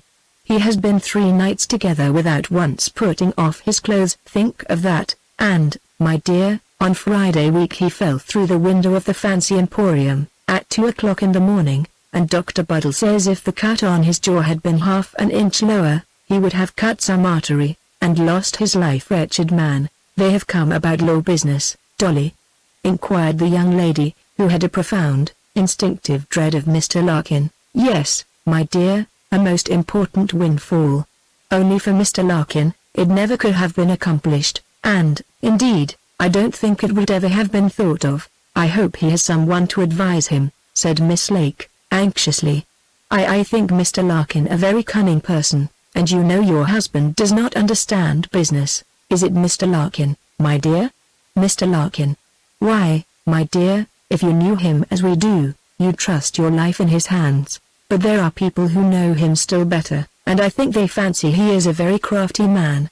I do not like him myself, and Dorcas Brandon dislikes him too, and, though I don't think we could either give a reason, I don't know, Dolly, but I should not like to trust him. But, my dear, he is an excellent man, and such a friend, and he has managed all this most troublesome business so delightfully. It is what they call a reversion." "William Wylder is not selling his reversion?" said Rachel, fixing a wild and startled look on her companion. "Yes, reversion, I am sure, is the name. And why not, dear? It is most unlikely we should ever get a farthing of it any other way, and it will give us enough to make us quite happy. But, my darling, don't you know the reversion under the will is a great fortune?" "He must not think of it," and up started Rachel, and before Dolly could interpose or remonstrate, she had crossed the little hall, and entered the homely study, where the gentlemen were conferring. William Wylder was sitting at his desk, and a large sheet of law scrivenery, on thick paper, with a stamp in the corner, was before him. The bald head of the attorney, as he leaned over him, and indicated an imaginary line with his gold pencil case, was presented toward Miss Lake as she entered. The attorney had just said the "please," in reply to the vicar's question, "Where do I write my name?" and read Bugs, grinning with his mouth open, like an overheated dog, and the sad and bilious young gentleman, stood by to witness the execution of the cleric's autograph. Tall Joseph Larkin looked up, smiling with his mouth also a little open, as was his wont when he was particularly affable. But the rat's eyes were looking at her with a hungry suspicion, and smiled not. "William Wylder, I am so glad I'm in time," said Rachel, rustling across the room. "There," said the attorney, very peremptorily, and making a little furrow in the thick paper with the seal end of his pencil. "Stop, William Wylder, don't sign. I've a word to say. You must pause. If it affects our business, Miss Lake, I do request that you address yourself to me. If not, may I beg, Miss Lake, that you will defer it for a moment. William Wylder, lay down that pen. As you love your little boy, lay it down, and hear me," continued Miss Lake. The vicar looked at her with his eyes wide open, puzzled, like a man who is not quite sure whether he may not be doing something wrong. "I really, Miss Lake, pardon me, but this is very irregular, and, in fact, unprecedented," said Joseph Larkin. I suppose, you can hardly be aware, ma'am, that I am here as the Reverend Mr. Wylder's confidential solicitor, acting solely for him, in a matter of a strictly private nature." The attorney stood erect, a little flushed, with that peculiar contraction, mean and dangerous, in his eyes. "Of course, Mr. Wylder, if you, sir, desire me to leave, I shall instantaneously do so, and, indeed, unless you proceed to sign, I had better go, as my time is generally, I may say, a little pressed upon, and I have, in fact, some business elsewhere to attend to. What is this law paper?" demanded Rachel, laying the tips of her slender fingers upon it. "Am I to conclude that you withdraw from your engagement?" asked Mr. Larkin. "I had better, then, communicate with Burlington and Smith by this post, as also with the sheriff, who has been very kind." "Oh, no!" "Oh, no, Mr. Larkin!" "Bray, I'm quite ready to sign, now, William Wylder. You shan't sign until you tell me whether this is a sale of your reversion." The young lady had her white hand firmly pressed upon the spot where he was to sign, and the ring that glittered on her finger looked like a talisman interposing between the poor vicar and the momentous act he was meditating.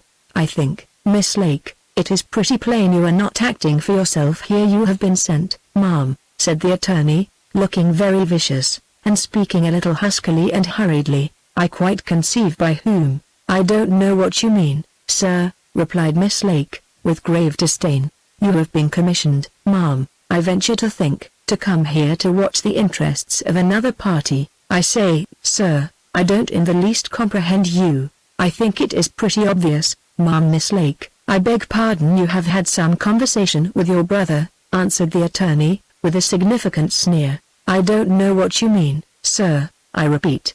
I've just heard, in the other room, from your wife, William Wylder, that you were about selling your reversion in the estates, and I want to know whether that is so, for if it be, it is the act of a madman, and I'll prevent it, if I possibly can, upon my word."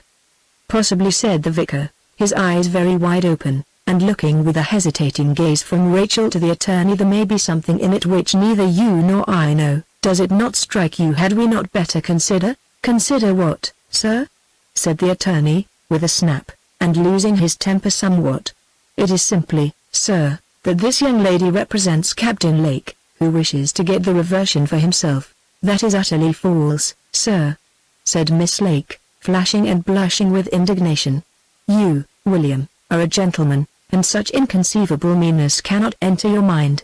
The attorney, with what he meant to be a polished sarcasm, bowed and smiled toward Miss Lake. Pale little fairy, sitting before his picture book, was watching the scene with round eyes and round mouth, and that mixture of interest, awe, and distress, with which children witness the uncomprehended excitement and collision of their elders. "My dear Miss Lake, I respect and esteem you. You quite mistake, I'm persuaded, my good friend Mr. Larkin, and, indeed, I don't quite comprehend, but if it were so, and that your brother really wished, do you think he does, Mr. Larkin, to buy the reversion? He might think it more valuable, perhaps. I can say with certainty, sir, that from that quarter you would get nothing like what you have agreed to take, and I must say, once for all, sir, that quite setting aside every consideration of honor and of conscience, and of the highly prejudicial position in which you would place me as a man of business, by taking the very short turn which this young lady, Miss Lake, suggests, your letters amount to an equitable agreement to sell, which, on petition, the court would compel you to do. So you see, my dear Miss Lake, there is no more to be said," said the vicar, with a careworn smile, looking upon Rachel's handsome face. Now, we are all friends, aren't we?" said poor Dolly, who could not make anything of the debate, and was staring, with open mouth, from one speaker to another. "We are all agreed, and not we? You are all so good, and fond of Willie, that you are actually ready almost to quarrel for him." But her little laugh produced no echo, except a very joyless and flushed effort from the attorney, as he looked up from consulting his watch. 11 minutes past 3, said he, "and I've a meeting at my house at 1:30, so, unless you complete that instrument now, I regret to say I must take it back unfinished, and the result may be to defeat the arrangement altogether, and if the consequences should prove serious, I, at least, am not to blame. Don't sign, I entreat, I implore of you. William Wylder, you shan't." "But, my dear Miss Lake, we have considered everything, and Mr. Larkin and I agree that my circumstances are such as to make it inevitable." "Really, this is child's play." "There, if you please," said the attorney, once more. Rachel Lake, during the discussion, had removed her hand. The faintly traced line on which the vicar was to sign was now fairly presented to him. "Just in your usual way," murmured Mr. Larkin. So the vicar's pen was applied, but before he had time to trace the first letter of his name, Rachel Lake resolutely snatched the thick, bluish sheet of scrivenery, with its handsome margins and red ink lines, from before him, and tore it across and across, with the quickness of terror, and in fewer seconds than one could fancy, it lay about the floor and great in pieces little bigger than dominoes. The attorney made a hungry snatch at the paper, over William Wylder's shoulder, nearly bearing that gentleman down on his face, but his clutch fell short. "Hello, Miss Lake," murmured the paper, but wild words were of no avail. The whole party, except Rachel, were aghast. The attorney's small eye glanced over the ground and hearthstone, where the bits were strewn, like ladies' smocks, all silver white, that paint the meadows with delight. He had nothing for it but to submit to fortune with his best air. He stood erect, a slanting beam from the window glimmered on his tall, bald head, and his face was black and menacing as the summit of a thunder-crowned peak. "You are not aware, Miss Lake, of the nature of your act, and of the consequences to which you have exposed yourself, madame. But that is a view of the occurrence in which, except as a matter of deep regret, I cannot be supposed to be immediately interested. I will mention, however, that your interference, your violent interference, madame, may be attended with most serious consequences to my reverend client, for which, of course, you constituted yourself fully responsible, when you entered on the course of unauthorized interference, which has resulted in destroying the articles of agreement, prepared with great care and labor, for his protection, and retarding the transmission of the document, by at least 24 hours, to London. You may, madame, I regret to observe, have ruined my client, saved him, I hope, and run yourself, madame, into a very serious scrape. Upon that point you have said quite enough, sir. Dolly, William, don't look so frightened. You'll both live to thank me for this." All this time little Fairy, unheeded, was bawling in great anguish of soul, clinging to Rachel's dress, and crying, "Oh! He'll hurt her, he'll hurt her, he'll hurt her. Don't let him, don't let him. Wopsy, don't let him. Oh! The frightful man! Don't let him, he'll hurt her, the frightful man." And little man's cheeks were drenched in tears, and his wee feet danced in an agony of terror on the floor, as, bawling, he tried to pull his friend Rachel into a corner. "Nonsense, little man," cried his father, with quick reproof, on hearing this sacrilegious uproar. "Mr. Larkin never hurt anyone. Tut, tut, sit down, and look at your book." But Rachel, with a smile of love and gratification, lifted the little man up in her arms, and kissed him, and his thin, little legs were clasped about her waist, and his arms round her neck, and he kissed her with his wet face, devouringly, blubbering the frightful man, "You dirty exclamation mark the frightful man." "Then, Mr. Wylder, I shall have the document prepared again from the draft. You'll see to that, Mr. Buggs, please, and perhaps it will be better that you should look in at the lodge." When he mentioned the lodge, it was in so lofty a way that a stranger would have supposed it something very handsome indeed, and one of the sights of the county. "Say, about 9 o'clock tomorrow morning. Farewell, Mr. Wylder, farewell. I regret the enhanced expense, I regret the delay, I regret the risk, I regret, in fact, the whole scene. Farewell, Mrs. Wylder." And with a silent bow to Rachel, perfectly polished, perfectly terrible, he withdrew, followed by the sallow clerk, and by that radiant scamp, old Buggs, who made them several obeisances at the door. "Oh, dear Miss Lake, Rachel, I mean Rachel, dear, I hope it won't be all off. Oh, you don't know, heaven only knows the danger we are in. Oh, Rachel, dear, if this is broken off, I don't know what is to become of us, I don't know." Dolly spoke quite wildly, with her hands on Rachel's shoulders. It was the first time she had broken down, the first time, at least. The vicar had seen her anything but cheery, and his head sank, and it seemed as if his last light had gone out, and he was quite benighted. "Do you think," said he, "there is much danger of that?" "Do you really think so? Now, don't blame me," said Miss Lake, "and don't be frightened till you have heard me. let us sit down here, we shan't be interrupted, and just answer your wretched friend, Rachel, 2 or 3 questions, and hear what she has to say." Rachel was flushed and excited, and sat with the little boy still in her arms. So, in reply to her questions, the vicar told her frankly how he stood, and Rachel said, "Well, you must not think of selling your reversion. Oh, think of your little boy, think of Dolly if you were taken away from her." "But," said Dolly, "Mr. Larkin heard from Captain Lake that Mark is privately married, and actually has, he says, a large family, and he, you know, has letters from him, and Mr. Larkin knows more than anyone else about him, and if that were so, none of us would ever inherit the property." "So, do they say that Mark is married?" "Nothing can be more false. I know it is altogether a falsehood. He neither is nor ever will be married. If my brother dared say that in my presence, I would make him confess, before you, that he knows it cannot be." "Oh, my poor little fairy, my poor Dolly, my poor good friend, William. What shall I say? I am in great distraction of mind." And she hugged and kissed the pale little boy, she herself paler. "Listen to me, good and kind as you are. You are never to call me your friend, mind that. I am a most unhappy creature forced by circumstances to be your enemy, for a time, not always. You have no conception how, and may never even suspect. Don't ask me, but listen." Wonder-stricken and pained was the countenance with which the vicar gazed upon her, and Dolly looked both frightened and perplexed. "I have a little more than 300 a year. There is a little annuity charged on Sir Hugh Landon's estate, and his solicitor has written, offering me £600 for it. I will write tonight accepting that offer, and you shall have the money to pay those debts which have been pressing so miserably upon you. Don't think not a word, but listen.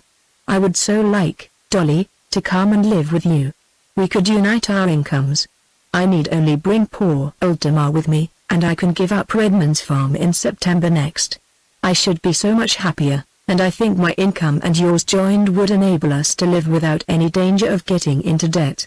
Will you agree to this, Dolly, dear, and promise me, William Wylder, that you will think no more of selling that reversion, which may be the splendid provision of your dear little boy?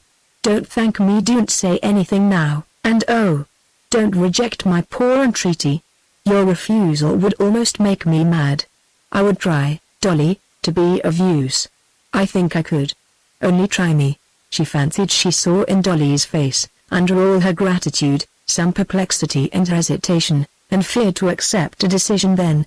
So she hurried away, with a hasty and kind goodbye. A fortnight before, I think, during Dolly's jealous fit, this magnificent offer of Rachel's would, notwithstanding the dreadful necessities of the case, have been coldly received by the poor little woman. But that delusion was quite cured now, no reserve, or doubt, or coldness left behind. And Dolly and the vicar felt that Rachel's noble proposal was the making of them. Chapter 59. An enemy in Redmond's Dell. Joseph Larkin grew more and more uncomfortable about the unexpected interposition of Rachel Lake as the day wore on. He felt, with an unerring intuition, that the young lady both despised and suspected him. He also knew that she was impetuous and clever, and he feared from that small white hand a fatal mischief he could not tell exactly how to his plans. Jim Dutton's letter had somehow an air of sobriety and earnestness, which made way with his convictions. His doubts and suspicions had subsided, and he now believed, with a profound moral certainty, that Mark Wylder was actually dead, within the precincts of a madhouse or of some lawless place of detention abroad. What was that to the purpose? Dutton might arrive at any moment. Low fellows are always talking, and the story might get abroad before the assignment of the vicar's interest. Of course there was something speculative in the whole transaction, but he had made his book well, and by his arrangement with Captain Lake, whichever way the truth lay, he stood to win. So the attorney had no notion of allowing this highly satisfactory arithmetic to be thrown into confusion by the fillip of a small gloved finger. On the whole he was not altogether sorry for the delay. Everything worked together, he knew. 1 or 2 governance and modifications in the articles had struck him as desirable, on reading the instrument over with William Wylder. He also thought a larger consideration should be stated and acknowledged as paid, say 22,000 litres. The vicar would really receive just 2,200 litres. Costs would do something to reduce the balance, for Joseph Larkin was one of those oxen who, when treading out corn, decline to be muzzled. The remainder was the vicar would clearly understand one of those ridiculous pedantries of law, upon which our system of crotchets and fictions insisted.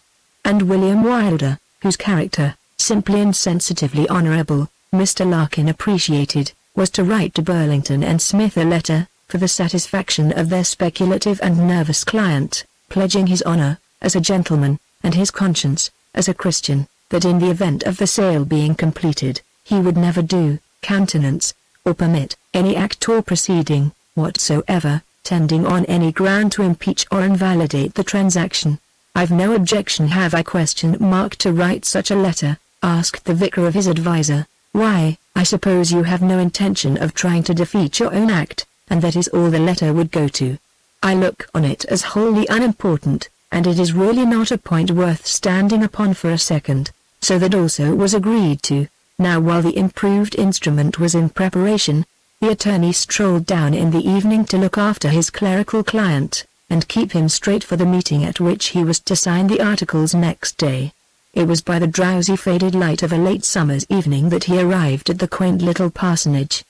He maintained his character as a nice-spoken gentleman, by inquiring of the maid who opened the door how the little boy was. Not so well gone to bed, but would be better, everyone was sure, in the morning. So he went in and saw the vicar, who had just returned with Dolly from a little ramble. Everything promised fairly. The quiet mind was returning, the good time coming all the pleasanter for the storms and snows of the night that was over. "Well, my good and valuable friend, you will be glad, you will rejoice with us, I know, to learn that, after all, the sale of our reversion is unnecessary." The attorney allowed his client to shake him by both hands, and he smiled a sinister congratulation as well as he could, grinning in reply to the vicar's pleasant smile as cheerfully as was feasible, and woefully puzzled in the meantime. Had James Dutton arrived and announced the death of Mark? No, it could hardly be. That decency had not yet quite taken leave of the earth, and stupid as the vicar was, he would hardly announce the death of his brother to a Christian gentleman in a fashion so outrageous. Had Lord Chelford been invoked, and answered satisfactorily? Or Dorcas, or had Lake, the diabolical sneak, interposed with his long purse, an applausible hypocrisy of kindness, to spoil Larkin's plans? All these fanciful queries flitted through his brain as the vicar's hands shook both his, and he laboured hard to maintain the cheerful grin with which he received the news, and his guileful rapacious little eyes searched narrowly the countenance of his client. So after a while, Dolly assisting, and sometimes both talking together, the story was told, Rachel blessed and panegyrized, and the attorney's congratulations challenged and yielded once more. But there was something not altogether joyous in Joseph Larkin's countenance, which struck the vicar, and he said, "You don't see any objection?" and paused. "Objection? Why, objection, my dear sir, is a strong word, but I fear I do see a difficulty, in fact, several difficulties. Perhaps you would take a little turn on the green. I must call for a moment at the reading room and I'll explain. You'll forgive me, I hope, Mrs. Wylder," he added, with a playful condescension, "for running away with your husband, but only for a few minutes. Ha, ha." The shadow was upon Joseph Larkin's face, and he was plainly meditating a little uncomfortably, as they approached the quiet green of Gillingden. "What a charming evening," said the vicar, making an effort at cheerfulness. "Delicious evening, yes," said the attorney, throwing back his long head, and letting his mouth drop. But though his face was turned up towards the sky, there was a contraction and a darkness upon it, not altogether heavenly. "The offer," said the attorney, beginning rather abruptly, "is no doubt a handsome offer at the first glance, and it may be well meant. But the fact is, my dear Mr. Wylder, £600 would leave little more than 100 remaining after Burlington and Smith have had their costs. You have no idea of the expense and trouble of title, and the inevitable costliness, my dear sir, of all conveyancing operations. The deeds, I have little doubt, in consequence of the letter you directed me to write, have been prepared, that is, in draft, of course, and then, my dear sir, I need not remind you, that there remain the costs to meet those, of course, await your entire convenience, but still it would not be either for your or my advantage that they should be forgotten in the general adjustment of your affairs. which I understand you to propose." The vicar's countenance fell. In fact, it is idle to say that, being unaccustomed to the grand scale on which law costs present themselves on occasion, he was unspeakably shocked, and he grew very pale and silent on hearing these impressive sentences. "And as to Miss Lake's residing with you, I speak now, you will understand, in the strictest confidence, because the subject is a painful one. As to her residing with you, as she proposes, Miss Lake is well aware that I am cognizant of circumstances which render any such arrangement absolutely impracticable. I need not, my dear sir, be more particular at present, at least. In a little time you will probably be made acquainted with them, by the inevitable disclosures of time, which, as the wise man says, discovers all things." But what stammered the pale vicar, altogether shocked and giddy. "You will not press me, my dear sir, you'll understand that, just now, I really cannot satisfy any particular inquiry. Miss Lake has spoken, in charity I will hope and trust, without thought. But I am much mistaken, or she will herself, on half an hour's calm consideration, see the moral impossibilities which interpose between her, to me, most amazing plan and its realization." There was a little pause here, during which the tread of their feet on the soft grass alone was audible. "You will quite understand," resumed the attorney, "the degree of confidence with which I make this communication, and you will please, specially not to mention it to any person whatsoever. I do not accept, in fact, any. You will find, on consideration, that Miss Lake will not press her residence upon you. No, I've no doubt Miss Lake is a very intelligent person, and, when not excited, will see it clearly." The attorney's manner had something of that reserve, and grim sort of dryness, which supervened whenever he fancied a friend or client on whom he had formed designs was becoming impracticable. Nothing affected him so much as that kind of unkindness. Joseph Larkin took his leave a little abruptly. He did not condescend to ask the vicar whether he still entertained Miss Lake's proposal. He had not naturally a pleasant temper, somewhat short, dark, and dangerous, but by no means noisy. This temper, an intense reluctance ever to say thank you, and a profound and quiet egotism, were the ingredients of that pride on which a little inconsistently, perhaps, in so eminent a Christian he piqued himself. It must be admitted, however, that his pride was not of that stamp which would prevent him from listening to other men's private talk, or reading their letters, if anything were to be got by it, or from prosecuting his small spites with a patient and virulent industry, or from stripping a man of his possessions, and transferring them to himself by processes from which most men would shrink. "Well," thought the vicar, "that munificent offer is unavailing, it seems. The sum insufficient, great as it is, and other difficulties in the way." He was walking homewards, slowly and dejectedly, and was now beginning to feel alarm lest the purchase of the reversion should fail. The agreement was to have gone up to London by this day's mail, and now could not reach till the day after tomorrow, 24 hours later than was promised. The attorney had told him it was a touch-and-go affair, and the whole thing might be off in a moment, and if it should miscarry, what inevitable ruin yawned before him? Oh, the fatigue of these monotonous agitations, this never-ending suspense. Oh, the yearning unimaginable for quiet and rest. How awfully he comprehended the reasonableness of the thanksgiving which he had read that day in the churchyard. "We give thee hearty thanks for that it hath pleased thee to deliver this our brother out of the miseries of this sinful world." With the attorney it was different.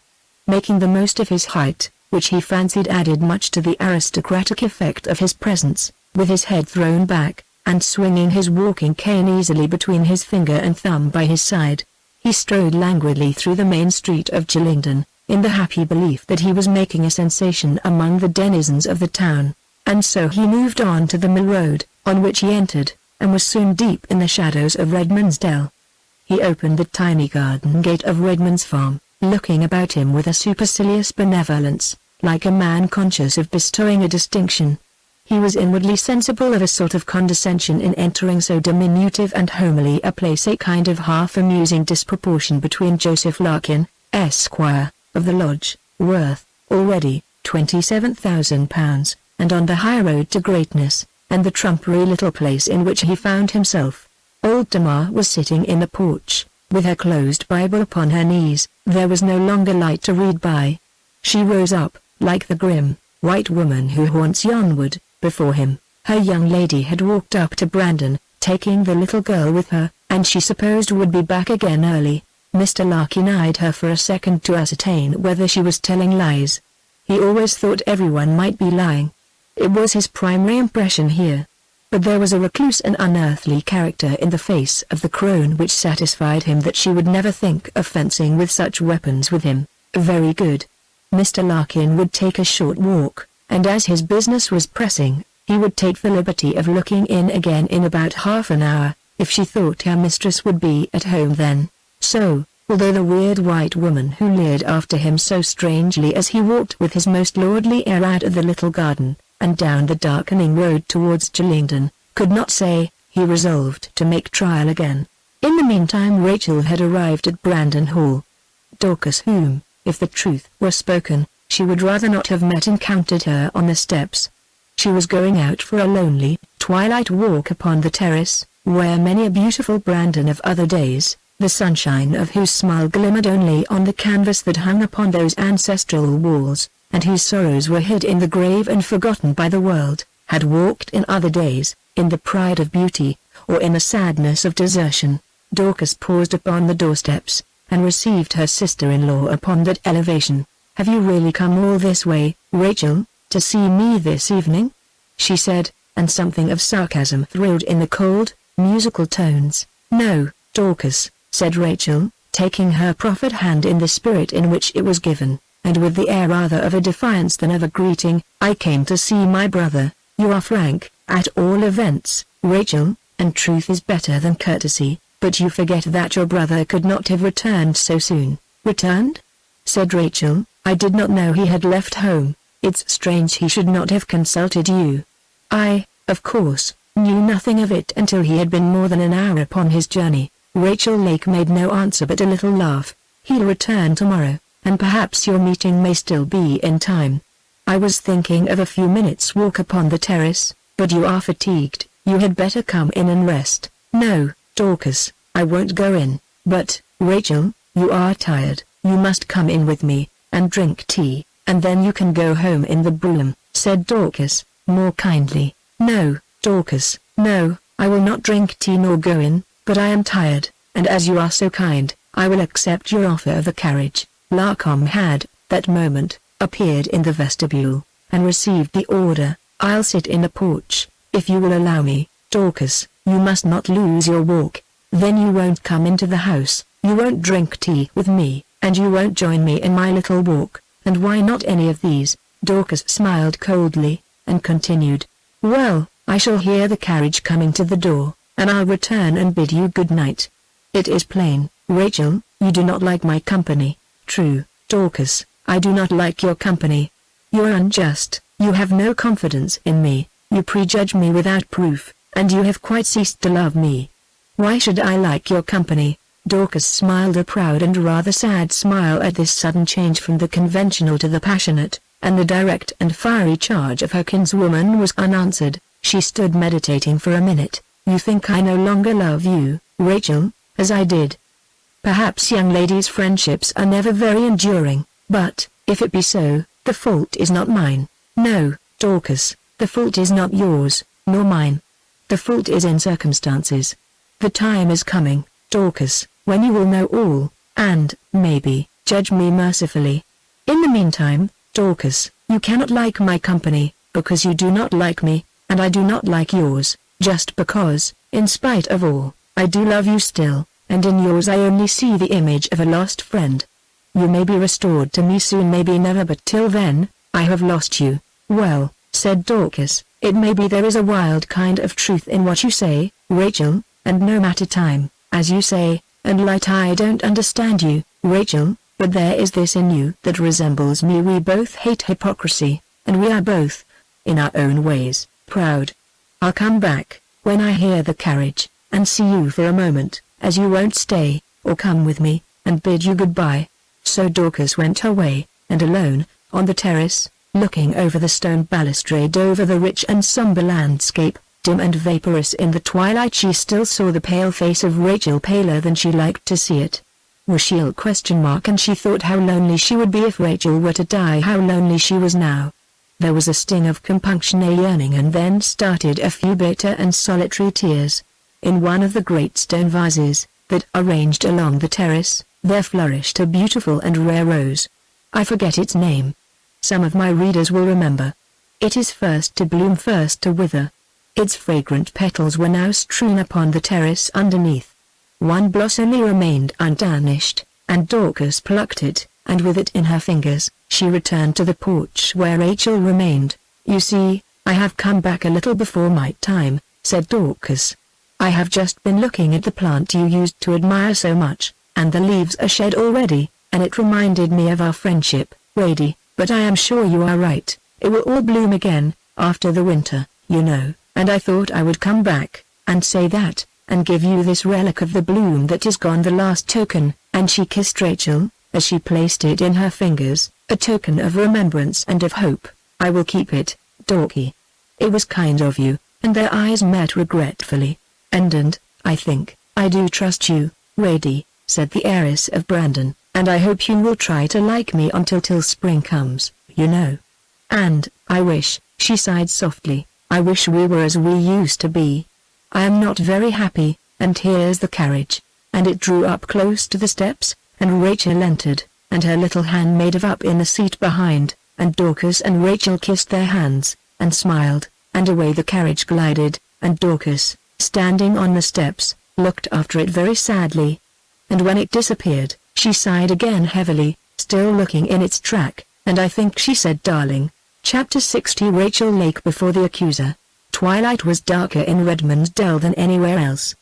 But dark as it was, there was still light enough to enable Rachel, as she hurried across the little garden, on her return from Brandon, to see a long white face, and some dim outline of the figure to which it belonged, looking out upon her from the window of her little drawing-room. But no, it could not be. Who was that to call at so odd an hour?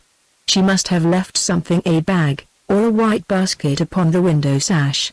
She was almost startled, however, as she approached the porch, to see it nod, and a hand dimly waved in token of greeting. Tamar was in the kitchen. Could it be Stanley? But faint as the outline was, she fancied that it was a taller person than he. She felt a sort of alarm, in which there was some little mixture of the superstitious, and she pushed open the door, not entering the room, but staring in toward the window, where against the dim, external light, she clearly saw, without recognizing it, a tall figure, greeting her with mop and mow. "Who is that?" cried Miss Lake, a little sharply. "It is I, Miss Lake, Mr. Josiah Larkin, of the lodge," said that gentleman, with what he meant to be an air of dignified firmness, and looking very like a tall constable in possession. "I have taken the liberty of presenting myself, although, I fear, at a somewhat unseasonable hour, but in reference to a little business, which, unfortunately, will not, I think, bear to be deferred. No bad news, Mr. Larkin. I hope nothing has happened. The Wylders are all well, I hope?" "Quite well, so far as I am aware," answered the attorney, with a grim politeness. "Perfectly. Nothing has occurred, as yet at least, affecting the interests of that family, but something is, I will not say threatened, but I may say mooted, which, were any attempt seriously made to carry it into execution, would, I regret to say, involve very serious consequences to a party whom for, I may say, many reasons, I should regret being called upon to effect unpleasantly. And pray, Mr. Larkin, can I be of any use?" "Every use, Miss Lake, and it is precisely for that reason that I have taken the liberty of waiting upon you, at what, I am well aware, is a somewhat unusual hour. Perhaps, Mr. Larkin, you would be so good as to call in the morning any hour you appoint." "Will answer me," said the young lady, a little stiffly. She was still standing at the door, with her hand upon the brass handle. "Pardon me, Miss Lake, the business to which I refer is really urgent." "Very urgent, sir, if it cannot wait till tomorrow morning." "Very true, quite true, very urgent indeed," replied the attorney, calmly. "I presume, Miss Lake, I may take a chair?" "Certainly, sir, if you insist on my listening tonight, which I should certainly decline if I had the power." "Thank you, Miss Lake." And the attorney took a chair, crossing one leg over the other, and throwing his head back as he reclined in it with his long arm over the back, the express image, as he fancied, of a polished gentleman, conducting a diplomatic interview with a clever and high-bred lady. "Then it is plain, sir, I must hear you tonight," said Miss Lake, haughtily. "Not that, exactly, Miss Lake, but only that I must speak tonight. In fact, I have no choice. The subject of our conference really is, as you will find, an urgent one, and tomorrow morning, which we should each equally prefer, would be possibly too late, at least, to obviate a very painful situation.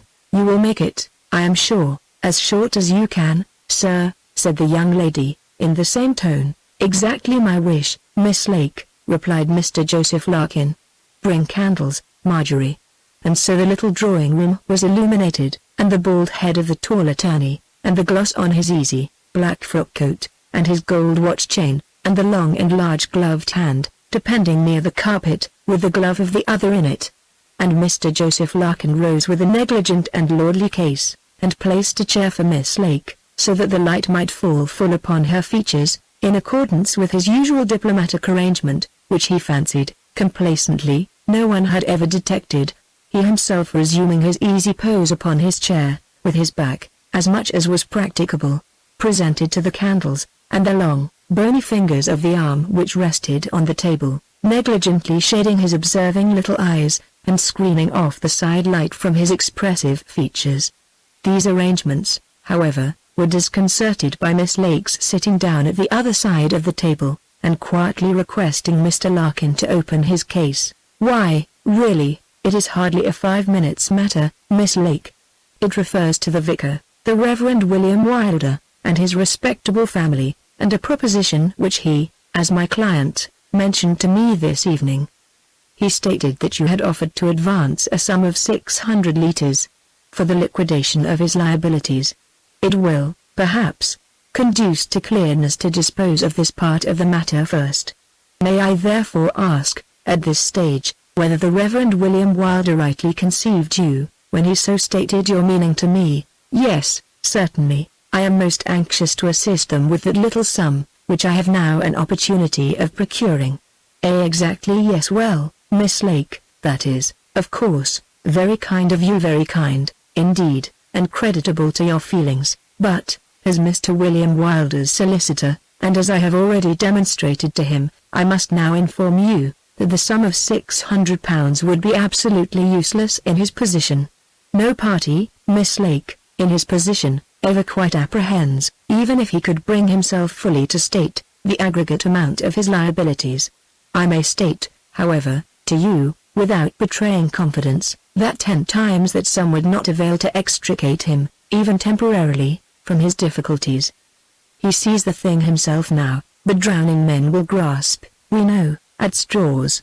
However, he does see the futility of this, and, thanking you most earnestly, he, through me, begs most gratefully to decline it. In fact, my dear Miss Lake, it is awful to contemplate he has been in the hands of sharks, harpies, my dear madam, but I'll beat about for the money, in the way of loan, if possible, and, one way or another, I am resolved, if the thing's to be done, to get him straight."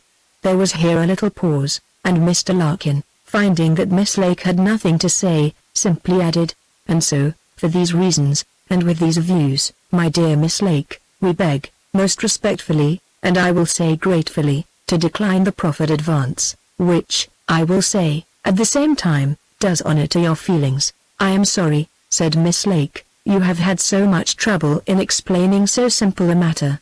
I will call early tomorrow, and see Mr. Wylder." "Pardon me," said the attorney, "I have to address myself next to the second portion of your offer, as stated to me by Mr. W. Wylder, that which contemplates a residence in his house, and in the respectable bosom, I may say, of that, in many respects, unblemished family." Miss Lake stared with a look of fierce inquiry at the attorney. "The fact is, Miss Lake, that is an arrangement which under existing circumstances I could not think of advising. I think, on reflection, you will see, that Mr. Wylder, the Reverend William Wylder, and his lady could not for one moment seriously entertain it, and that I, who am bound to do the best I can for them, could not dream of advising it.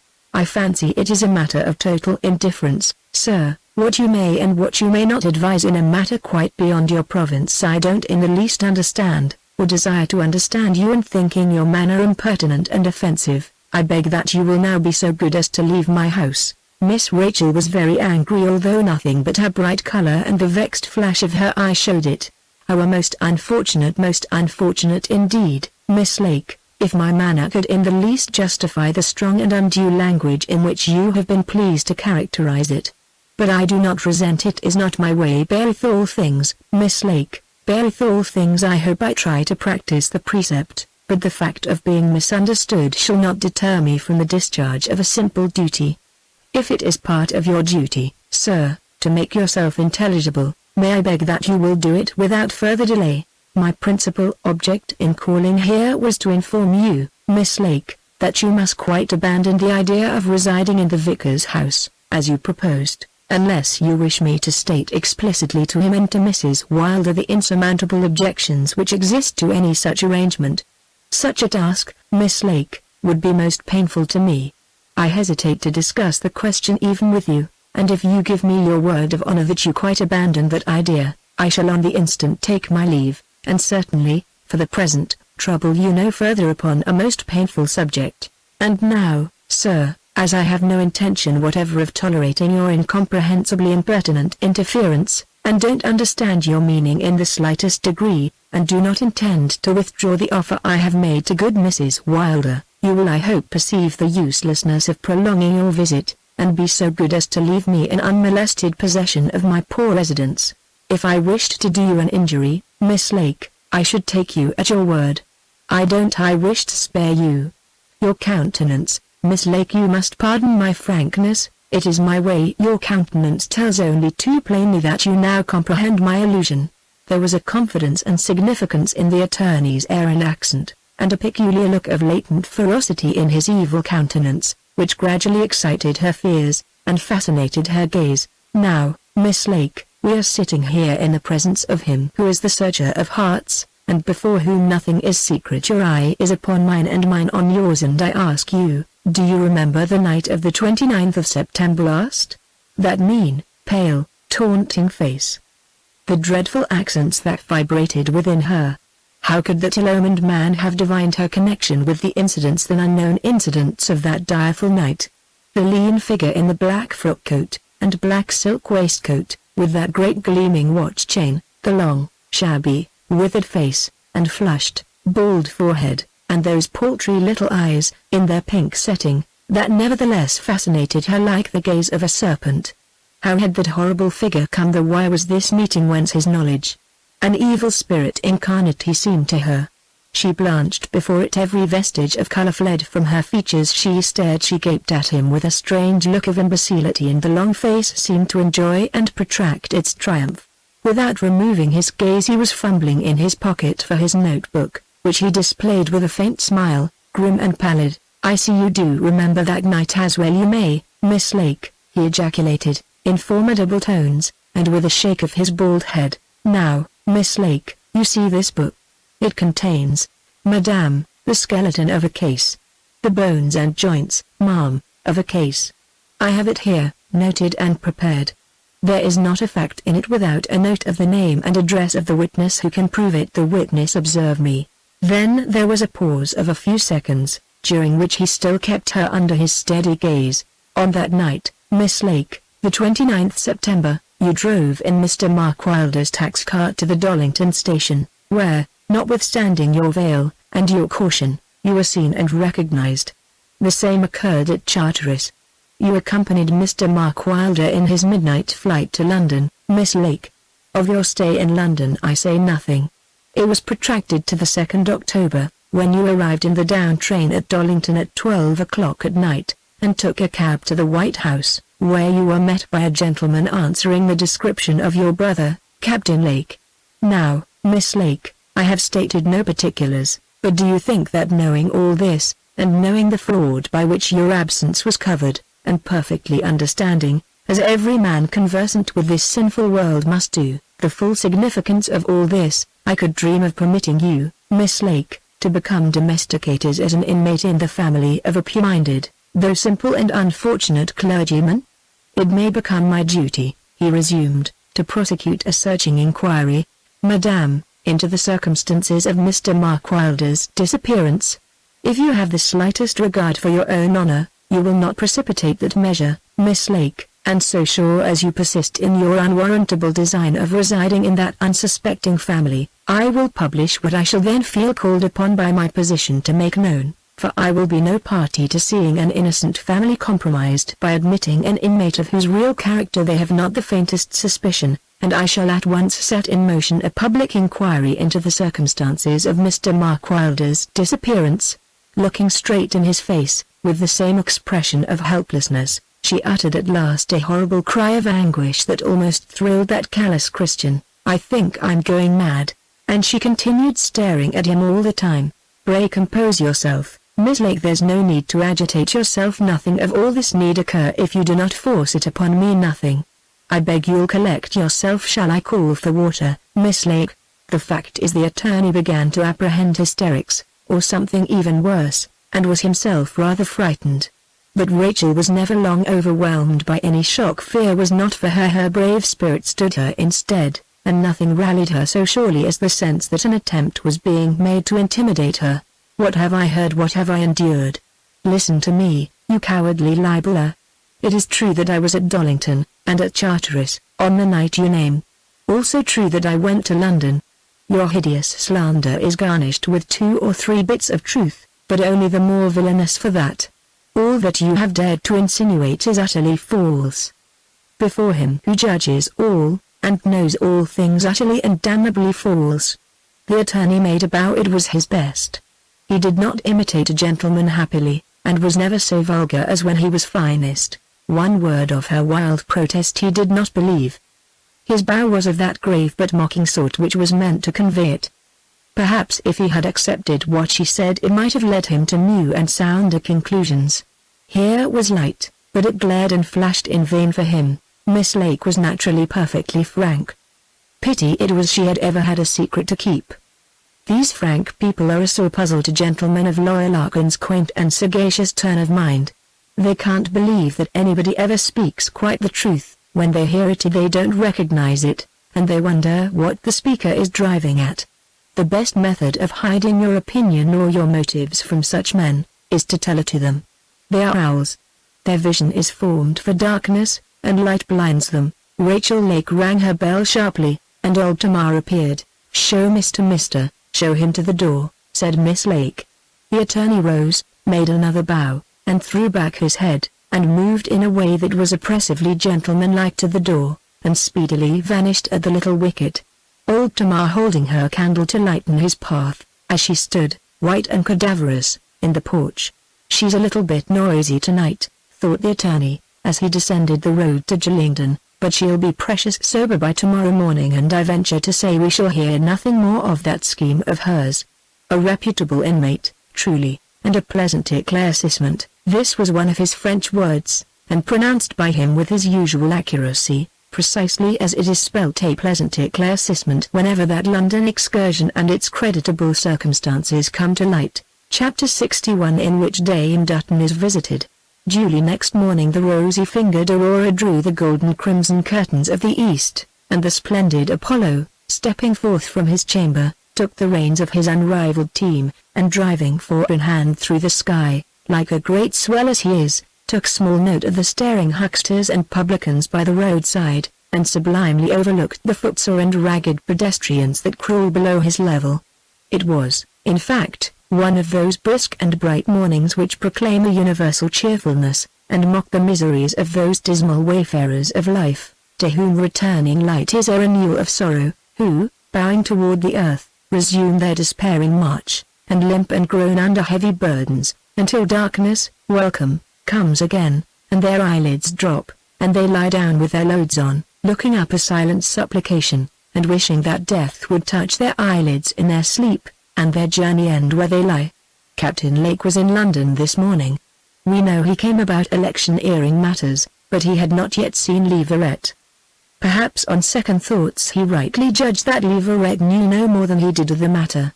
It depended on the issue of the great debate that was drawing nigh. The minister himself could not tell whether the dissolution was at hand, and could no more postpone it, when the time came, than he could adjourn an eclipse. Notwithstanding the late whist party of the previous night, the gallant captain made a very early toilet. With his little bag in his hand, he went downstairs, thinking unpleasantly, I believe, and jumped into the hansom that awaited him at the door, telling the man to go to their station. They had hardly turned the corner, however, when he popped his head forward and changed the direction. He looked at his watch. He had quite time to make his visit, and save the down train after. He did not know the city well. Many men who lived 200 miles away, and made a flying visit only once in 3 years, knew it a great deal better than the London-bred rake who had lived in the West End all his days. Captain Lake looked peevish and dangerous, as he always did, when he was anxious. In fact, he did not know what the next 10 minutes might bring him. He was thinking what had best be done in any and every contingency. Was he still abroad, or had he arrived? Was he in Shives Court, or, cursed luck, had he crossed him yesterday by the down train, and was he by this time closeted with Larkin in the lodge? Lake, so to speak, stood at his wicket, and that accomplished bowler, Fortune, ball in hand, at the other end. Will it be swift round hand, or a slow twister, or a shooter, or a lob? Eye and hand, foot and bat, he must stand tense, yet flexible, lithe and swift as lightning, ready for everything cut, block, slip, or hit to leg. It was not altogether pleasant. The stakes were enormous, and the suspense by no means conducive to temper. Lake fancied that the man was driving wrong, once or twice, and was on the point of cursing him to that effect, from the window. But at last, with an anxious throb at his heart, he recognized the dingy archway, and the cracked brown marble tablet over the keystone, and he recognized Shives Court. So forth jumped the captain, so far relieved, and glided into the dim quadrangle, with its square of smoky sky overhead, and the prattle of children playing on the flags, and the scrape of a violin from a window, were in his ears, but as it were unheard. He was looking up at a window, with a couple of sooty scarlet geraniums in it. This was the court where Dame Dutton dwelt. He glided up her narrow stair and let himself in by the latch, and with his cane made a smacking like a harlequin's sword upon the old woman's deal table, crying, Mrs. Dutton, Mrs. Dutton. Is Mrs. Dutton at home? The old lady, who was a laundress, entered, in a short blue cotton wrapper, wiping the suds from her shrunken but sinewy arms with her apron, and on seeing the captain, her countenance, which was threatening, became very reverential indeed. How do ye do, Mrs. Dutton? Quite well. Have you heard lately from Jim? No. You'll see him soon, however, and give him this note, G.C., and tell him I was here, asking about you and him, and very well, and glad if I can serve him again. Don't forget that, very glad. Where will you keep that note? Oh, your tea caddy, not a bad safe, and see, give him this, it's £10. You won't forget, and you want a new gown, Mrs. Dutton. I'd choose it thyself, only I'm such a bad judge, but you'll choose it for me, won't you? And let me see it on you when next I come, and with a courtesy and a great beaming smile on her hot face, she accepted the £5 note, which he placed in her hand. In another moment the captain was gone. He had just time to swallow a cup of coffee at the Terminus Hotel, and was gliding away towards the distant walls of Brandon Hall. He had a coupe all to himself, but he did not care for the prospect. He saw Lawyer Larkin, as it were, reflected in the plate glass, with his hollow smile and hungry eyes before him, knowing more than he should do, paying him compliments, and plotting his ruin. Everything would have been quite smooth only for that fellow. The devil fixed him precisely there for the express purpose of fleecing and watching, and threatening him perhaps worse. He hated that sly, double-dealing reptile of prey, their arachnida of social nature, the spiders with which also naturalists place the scorpions. I dare say Mr. Larkin would have had as little difficulty in referring the gallant captain to the same family. While Stanley Lake is thus scanning the shabby, but dangerous image of the attorney in the magic mirror before him, that eminent limb of the law was not inactive in the quiet town of Gillingden. Under ordinary circumstances his pride would have condemned the vicar to a direful term of suspense, and he certainly would not have knocked at the door of the pretty little gabled house at the Dollington end of the town for many days to come. The vicar would have had to seek out the attorney, to lie in wait for and to woo him, But Joseph Larkin's pride, like all his other passions except his weakness for the precious metals, was under proper regulation. Jim Dutton might arrive at any moment, and it would not do to risk his publishing the melancholy intelligence of Mark Wylder's death before the transfer of the vicar's reversion, and to prevent that risk the utmost promptitude was indispensable. At 9 o'clock, therefore, he presented himself, attended by his legal henchman as before. Another man might not have come here, Mr. Wylder, until his presence had been specially invited. After when he came to define the offence, it was not very easy to do so, inasmuch as it consisted in the vicar's having unconsciously very nearly escaped from his fangs, but let that pass. I have had, I grieve to say, by this morning's post a most serious letter from London. The attorney shook his head, while searching his pocket. I'll read just a passage or two if you'll permit me. It comes from Burlington and Smith. I protest I have forgot it at home. However, I may mention, that in consequence of the letter you authorized me to write, and guaranteed by your bond, on which they have entered judgment, they have gone to the entire expense of drawing the deeds, and investigating title, and they say that the purchaser will positively be off, unless the articles are in their office by 12 o'clock tomorrow, and, I grieve to say, they add, that in the event of the thing falling through, they will issue execution for the amount of their costs, which, as I anticipated, a good deal exceeds £400.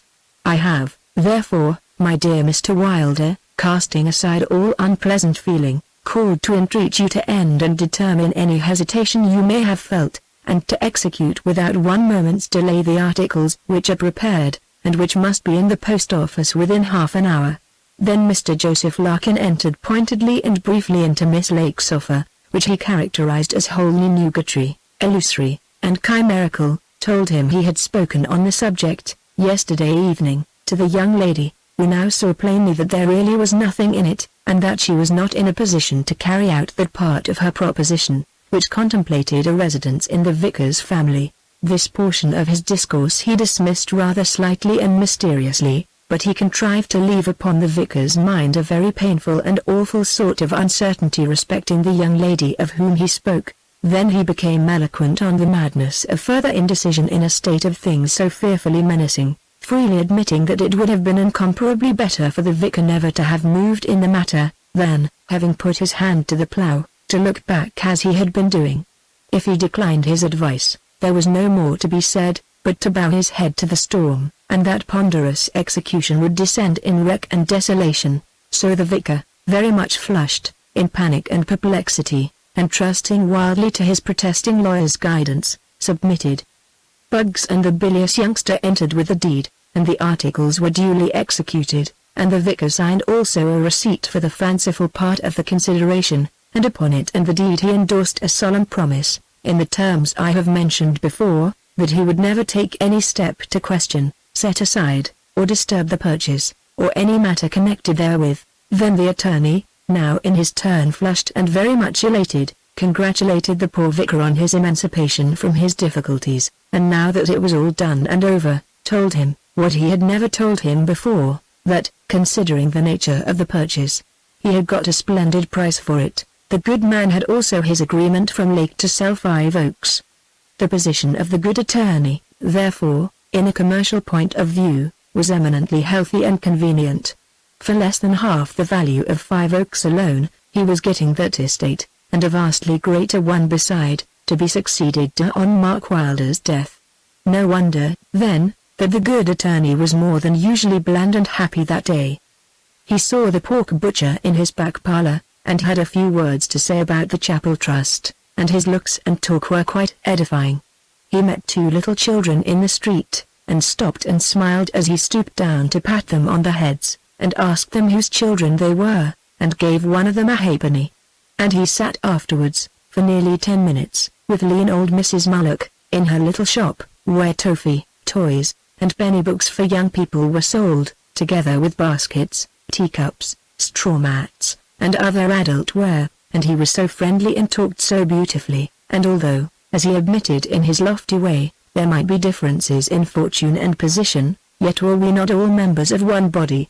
And he talked upon this theme till the good lady, marvelling how so great a man could be so humble, was called to the receipt of custom, on the subject of paradise and lemon drops, and the heavenly-minded attorney, with a celestial condescension, recognized his two little acquaintances of the street, and actually adding another halfpenny to his bounty escaped, with a hasty farewell and a smile, to the street, as eager to evade the thanks of the little people, and the admiration of Mrs. Mullock.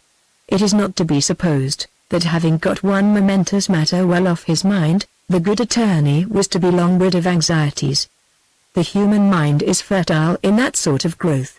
As well might the gentleman who shaves suppose, as his fingers glide, after the operation, over the polished surface of his chin factus ad ungum, that he may fling his brush and strop into the fire, and bury his razor certain fathoms in the earth. No. One crop of cares will always succeed another not very oppressive, nor in any wise grand, perhaps worries, simply, no more, but needing a modicum of lather, the looking-glass, the strop, the diligent razor, delicate manipulation, and stealing a portion of our precious time every day we live, and this must go on so long as the state of man is imperfect, and plenty or possible evil in futurity. The attorney must run up to London for a day or two.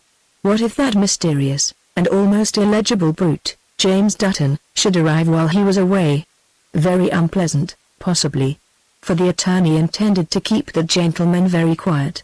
Sufficient time must be allowed to intervene to disconnect the purchase of the vicar's remainder from the news of Mark Wylder's demise. A year and a half, maybe, or possibly a year might do. For if the good attorney was cautious, he was also greedy, and would take possession as early as was safe. Therefore arrangements were carefully adjusted to detain that important person, in the event of his arriving, and a note, in the good attorney's hand, inviting him to remain at the lodge till his return, and particularly requesting that he would kindly abstain from mentioning to anyone, during his absence, any matter he might intend to communicate to him in his professional capacity or otherwise. This, of course, was a little critical, and made his tomorrow's journey to London a rather anxious prospect. In the meantime our friend, Captain Lake, arrived in a hired fly, with his light baggage, at the door of stately Brandon. So soon as the dust and ashes of railway travel were removed, the pale captain, in changed attire, snowy cambric, and with perfumed hair and handkerchief, presented himself before Dorcas. "Now, Dorky, darling, your poor soldier has come back, resolved to turn over a new leaf, and never more to reserve another semblance of a secret from you," said he, so soon as his first greeting was over. "I long to have a good talk with you, Dorky. I have no one on earth to confide in but you.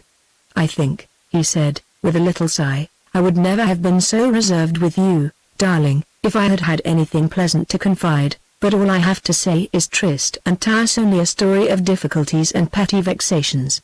I want to talk to you, Dorky. Where shall it be?" They were in the great drawing-room, where I had first seen Dorcas Brandon and Rachel Lake, on the evening on which my acquaintance with the princely hall was renewed, after an interval of so many years. "This room, Stanley, dear, yes, this room will answer very well," he said, looking round. "We can't be overheard, it is so large." "Very well, darling, listen." Chapter 62 The captain explains why Mark Wylder absconded. "How delicious these violets are," said Stanley, leaning for a moment over the fragrant purple dome that crowned a china stand on the marble table they were passing. "You love flowers, Dorky. Every perfect woman is, I think, a sister of Flora's. You are looking pale. You have not been ill?" "No. I'm very glad you say so. Sit down for a moment and listen, darling. And first I'll tell you, upon my honor, what Rachel has been worrying me about." Dorcas sat beside him on the sofa, and he placed his slender arm affectionately round her waist. "You must know, Dorky, that before his sudden departure, Mark Wylder promised to lend William, his brother, a sum sufficient to relieve him of all his pressing debts. Debts? I never knew before that he had any," exclaimed Dorcas. "Poor William. I am so sorry." "Well, he has, like other fellows, only he can't get away as easily, and he has been very much pressed since Mark went, for he has not yet lent him a guinea, and in fact Rachel says she thinks he is in danger of being regularly sold out. She does not say she knows it, but only that she suspects they are in a great fix about money. Well, You must know that I was the sole cause of Mark Wylder's leaving the country. You, Stanley. Yes, Dorky. I believe I thought I was doing a duty, but really I was nearly mad with jealousy, and simply doing my utmost to drive a rival from your presence. And yet, without hope for myself, desperately in love. Dorcas looked down and smiled oddly. It was a sad and bitter smile, and seemed to ask whither has that desperate love, in so short a time, flown? I know I was right. He was a stained man, and was liable at any moment to be branded. It was villainous in him to seek to marry you. I told him at last that, unless he withdrew, your friends should know all. I expected he would show fight, and that a meeting would follow, and I really did not much care whether I were killed or not. But he went, on the contrary, rather quietly, threatening to pay me off, however, though he did not say how. He's a cunning dog, and not very soft-hearted, and has no more conscience than that, and he touched his finger to the cold summit of a marble bust. He is palpably machinating something to my destruction with an influential attorney on whom I keep a watch, and he has got some fellow named Dutton into the conspiracy, and not knowing how they mean to act, and only knowing how utterly wicked, cunning, and bloody-minded he is, and that he hates me as he probably never hated anyone before, I must be prepared to meet him, and, if possible, to blow up that satanic cabal, which without money I can't. It was partly a mystification about the election. Of course, it will be expensive, but nothing like the other. Are you ill, Dorky? He might well ask, for she appeared on the point of fainting. Dorcas had read and heard stories of men seemingly no worse than their neighbors, nay, highly esteemed, and praised, and liked, who yet were haunted by evil men, who encountered them in lonely places, or by night, and controlled them by the knowledge of some dreadful crime. Was Stanley her husband, whose character she had begun to discern, whose habitual mystery was, somehow, tinged in her mind with a shade of horror, one of this two-faced, diabolical order of heroes? Why should he dread this cabal, as he called it, even though directed by the malignant energy of the absent and shadowy Mark Wylder? What could all the world do to harm him in free England, if he were innocent, if he were what he seemed no worse than his social peers? Why should it be necessary to buy off the conspirators whom a guiltless man would defy and punish? The doubt did not come in these defined shapes. As a halo surrounds a saint, a shadow rose suddenly, and enveloped pale, scented, smiling Stanley, with the yellow eyes. He stood in the center of a dreadful medium, through which she saw him, ambiguous and awful, and she sickened. "Are you ill, Dorky, darling?" said the apparition in accents of tenderness. "Yes, you are ill," and he hastily threw open the window, close to which they were sitting, and she quickly revived in the cooling air. She saw his yellow eyes fixed upon her features, and his face wearing an odd expression. Was it interest, or tenderness, or only scrutiny? To her there seemed the light of insincerity and cruelty in its pallor. "You are better, darling, thank heaven, you are better." "Yes, yes, a great deal better. It is passing away." Her color was returning, and with a shivering sigh, she said, "Oh? Stanley, you must speak truth. I am your wife." "Do they know anything very bad of you in their power?" "Why, my dearest, what on earth could put such a wild fancy in your head?" said Lake, with a strange laugh, and, as she fancied, growing still paler.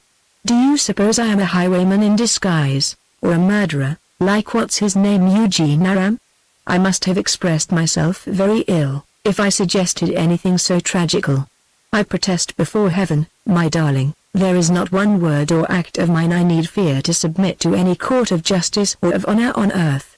He took her hand, and kissed it affectionately, and still fondling it gently between his, he resumed, "I don't mean to say, of course, that I have always been better than other young fellows. I've been foolish, and wild, and I've done wrong things, occasionally, as all young men will, but for high crimes and misdemeanors, or for melodramatic situations, I never had the slightest taste.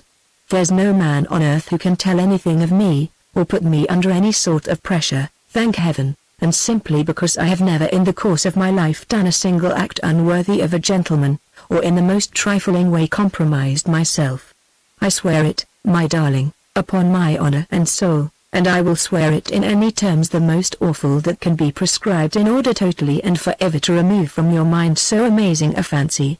And with a little laugh, and still holding her hand. He passed his arm round her waist, and kissed her affectionately. "But you are perfectly right, Dorky, in supposing that I am under very considerable apprehension from their machinations.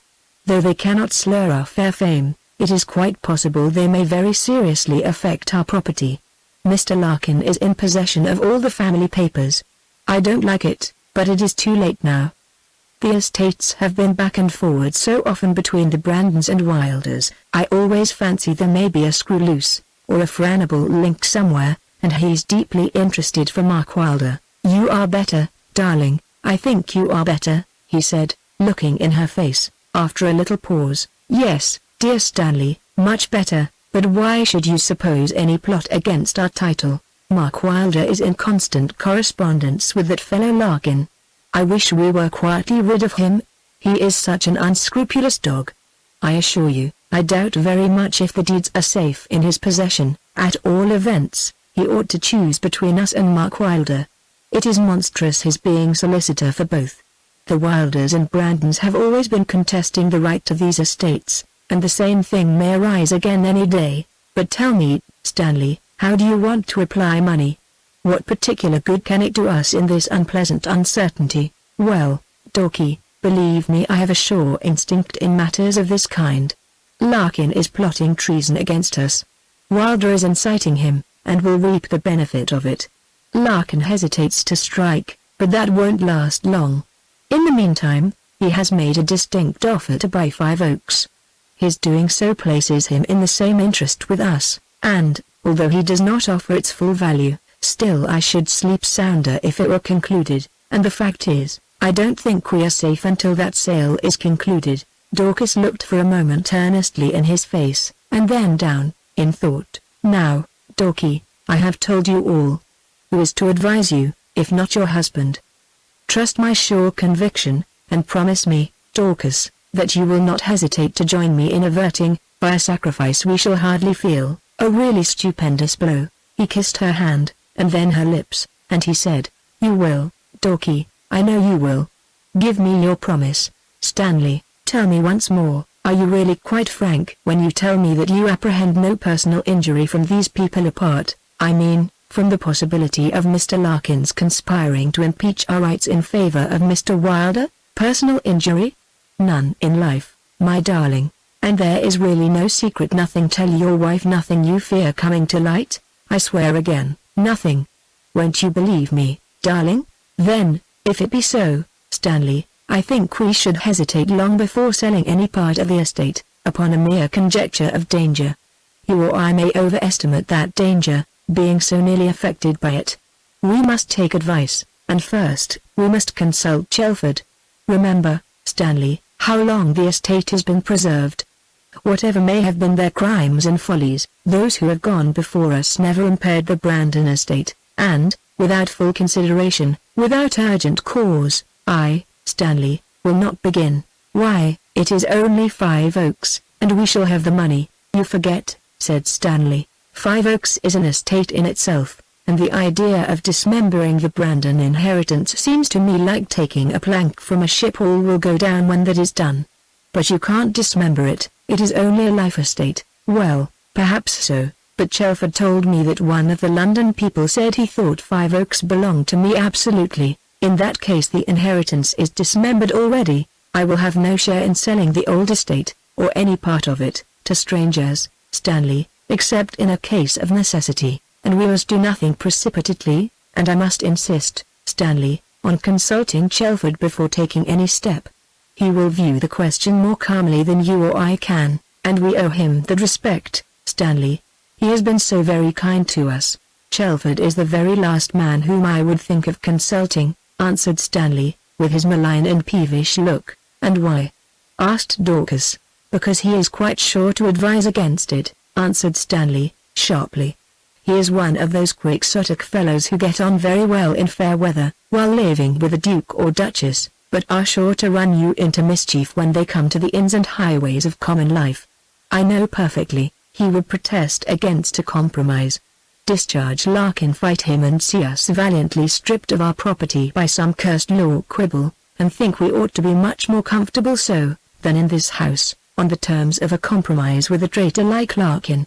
But I don't think so, nor any man of sense, nor anyone but a harebrained, conceited knight-errant. I think Chelford one of the most sensible as well as honourable men I know, and I will take no step in selling a part of our estate to that odious Mr. Larkin, without consulting him, and at least hearing what he thinks of it." Stanley's eyes were cast down and he was nipping the struggling hairs of his light moustache between his lips, but he made no answer. Only suddenly he looked up, and said quietly, "Very well. Goodbye for a little, Dorky," and he leaned over her and kissed her cheek, and then passed into the hall, where he took his hat and cane. Larkin presented him with a note, in a sealed envelope. As he took it from the salver he recognized Larkin's very clear and large hand. I suspect that grave Mr. Larkin had been making his observations and conjectures thereupon. The captain took it with a little nod, and a peevish side glance. It said, "My dear Captain Brandon Lake, imperative business calls me to London by the early train tomorrow. Will you therefore favour me, if convenient, by the bearer, with the small note of consent, which must accompany the articles agreeing to sell. I remain, and see. Larkin's groom was waiting for an answer. "Tell him I shall probably see Mr. Larkin myself," said the captain, snappishly, and so he walked down to pretty little Sheridan. On the steps of the reading room stood old Tom Ruddle, who acted as marker in the billiard room, treasurer, and bookkeeper beside, and swept out the premises every morning, and went to and fro at the proper hours, between that literary and sporting institution and the post office, and who, though seldom sober, was always well instructed in the news of the town. "How do you do, old Ruddle?" "Quite well," asked the captain with a smile. "Who have you got in the rooms?" "Well, Joseph Larkin was not there.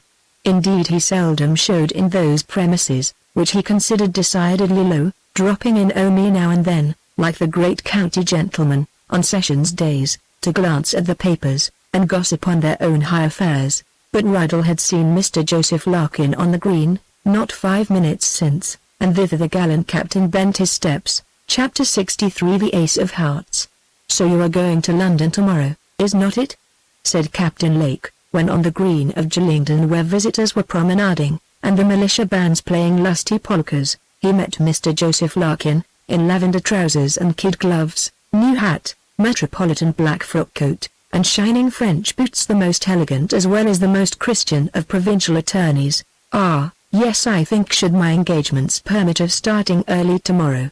The fact is, Captain Lake, our poor friend the vicar, you know, the Reverend William Wylder, has pressing occasion for some money, and I can't leave him absolutely in the hands of Burlington and Smith." "No, of course, quite so," said Lake, with that sly smile which made every fellow on whom he lighted somehow fancy that the captain had divined his secret. "Very honest fellows, with good looking after, eh?" The attorney laughed a little awkwardly, with his pretty pink blush over his long face. "Well, I'm far from saying that. But it is their business, you know, to take care of their client, and it would not do to give them the handling of mine. Can I do anything, Captain Lake, for you while in town?" "Nothing on earth, thank you very much. But I am thinking of doing something for you. You've interested yourself a great deal about Mark Wylder's movements, not more than my duty clearly imposed." "Yes, but notwithstanding it will operate, I'm afraid, as you will presently see, rather to his prejudice. For to prevent your conjectural interference from doing him a more serious mischief, I will now, and here, if you please, divulge the true and only cause of his absconding. It is fair to mention, however, that your knowing it will make you fully as odious to him as I am, and that, I assure you, is very odious indeed. There were 4 witnesses beside myself: Lieutenant Colonel Jermyn, Sir James Carter, Lord George Vanbrugh, and Ned Clinton. Witnesses. Captain Lake. "Do you allude to a legal matter?" inquired Larkin, with his look of insinuating concern and inquiry. "Quite the contrary, a very lawless matter, indeed. These 4 gentlemen, beside myself, were present at the occurrence." "But perhaps you've heard of it?" said the captain, "though that's not likely." "Not that I recollect, Captain Lake," answered Joseph Larkin. "Well, it is not a thing you'd forget easily, and indeed it was a very well-kept secret, as well as an ugly one," and Lake smiled in his sly quizzical way. "And where, Captain Lake, Did it occur, may I inquire?" said Larkin, with his charming insinuation. "You may, and you shall hear. In fact, I'll tell you the whole thing. It was at Gray's Club, in Pall Mall. The whist party were old Jermyn, Carter, Van Brugg, and Wylder. Clinton and I were at piquet, and were disturbed by a precious row the old boys kicked up. Jermyn and Carter were charging Mark Wylder, in so many words, with not playing fairly. There was an ace of hearts on the table played by him, and before 3 minutes they brought it home, and in fact it was quite clear that poor dear Mark had helped himself to it in quite an irregular way. Oh, dear, Captain Lake, oh, dear, how shocking, how inexpressibly shocking. Is not it melancholy?" said Larkin, in his finest and the most pathetic horror. "Yes, but don't cry till I've done," said Lake, tranquilly. "Mark tried to bully, but the cool old heads were too much for him, and he threw himself at last entirely on our mercy, and very abject he became, poor thing. How well the mountains look! I am afraid we shall have rain tomorrow." Larkin uttered a short groan. "So they sent him into the small card room, next that we were playing in. I think we were about the last in the club. It was past 3 o'clock, and so the old boys deliberated on their sentence. To bring the matter before the committee were utter ruin to Mark, and they let him off. On these conditions he was to retire forthwith from the club, he was never to play any game of cards again, and, lastly, he was never more to address any one of the gentlemen who were present at his detection. Poor dear devil! How he did jump at the conditions, and provided they were each and all strictly observed, it was intimated that the occurrence should be kept secret. Well, you know, that was letting poor old Mark off in a coach, and I do assure you, though we had never liked one another, I really was very glad they did not move his expulsion, which would have involved his quitting the service, and I positively don't know how he could have lived if that had occurred. I do solemnly assure you, Captain Lake, what you have told me has beyond expression amazed, and I will say, horrified me," said the attorney, with a slow and melancholy vehemence. "Better men might have suspected something of it. I do solemnly pledge my honor that nothing of the kind so much as crossed my mind. Not naturally suspicious, I believe, but all the more shocked, Captain Lake, on that account. He was poor then, you see, and a few pounds were everything to him, and the temptation immense, but clumsy fellows ought not to try that sort of thing. There's a highway. Mark would have made a capital garrotter." The attorney groaned, and turned up his eyes. The band was playing Pop Goes the Weasel, and old Jackson, very well dressed and buckled up, with a splendid smile upon his waggish, military countenance, cried, as he passed, with a wave of his hand, "How do, Lake, how do, Mr. Larkin? Beautiful day. I've no wish to injure Mark, but it is better that you should know at once, than go about poking everywhere for information, I do assure you. And having really no wish to hurt him," pursued the captain, "and also making it, as I do, a point that you shall repeat this conversation as little as possible, I don't choose to appear singular, as your sole informant, and I've given you here a line to Sir James Carter. He's member, you know, for Huddlesbury. I mention, that Mark, having broken his promise, and played for heavy stakes, too, both on board his ship, and at Plymouth and Naples, which I happen to know, and also by accosting me, whom, as one of the gentlemen agreeing to impose these conditions, he was never to address, I felt myself at liberty to mention it to you, holding the relation you do to me as well as to him, in consequence of the desirableness of placing you in possession of the true cause of his absconding, which was simply my telling him that I would not permit him, slurred as he was, to marry a lady who was totally ignorant of his actual position, and, in fact, that unless he withdrew, I must acquaint the young lady's guardian of the circumstances. There was quite enough probability in this story to warrant Joseph Larkin in turning up his eyes and groaning. But in the intervals, his shrewd eyes searched the face of the captain, not knowing whether to believe one syllable of what he related. I may as well mention here, that the attorney did present the note to Sir J. Carter with which Captain Lake had furnished him. Indeed, he never lost an opportunity of making the acquaintance of a person of rank, and that the worthy baronet, so appealed to, and being a blunt sort of fellow, and an old acquaintance of Stanley's, did, in a short and testy sort of way, corroborate Captain Lake's story, having previously conditioned that he was not to be referred to as the authority from whom Mr. Larkin had learned it. The attorney and Captain Brandon Lake were now walking side by side over the more sequestered part of the green. "And so," said the captain, coming to a standstill, "I'll bid you goodbye, Larkin. What stay, I forgot to ask, do you make in town?" "Only a day or two." "You'll not wait for the division on trawler's motion?" "Oh, dear, no. I calculate I'll be here again, certainly, in 3 days' time." "And, I suppose, Captain Lake, you received my note, you mean just now?"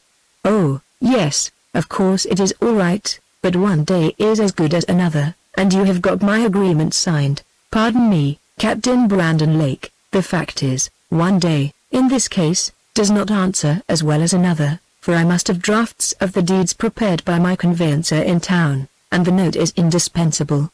Perhaps, if there is any difficulty, you will be so good as to say so, and I shall then be in a position to consider the case in its new aspect." "What the devil difficulty can there be, sir?"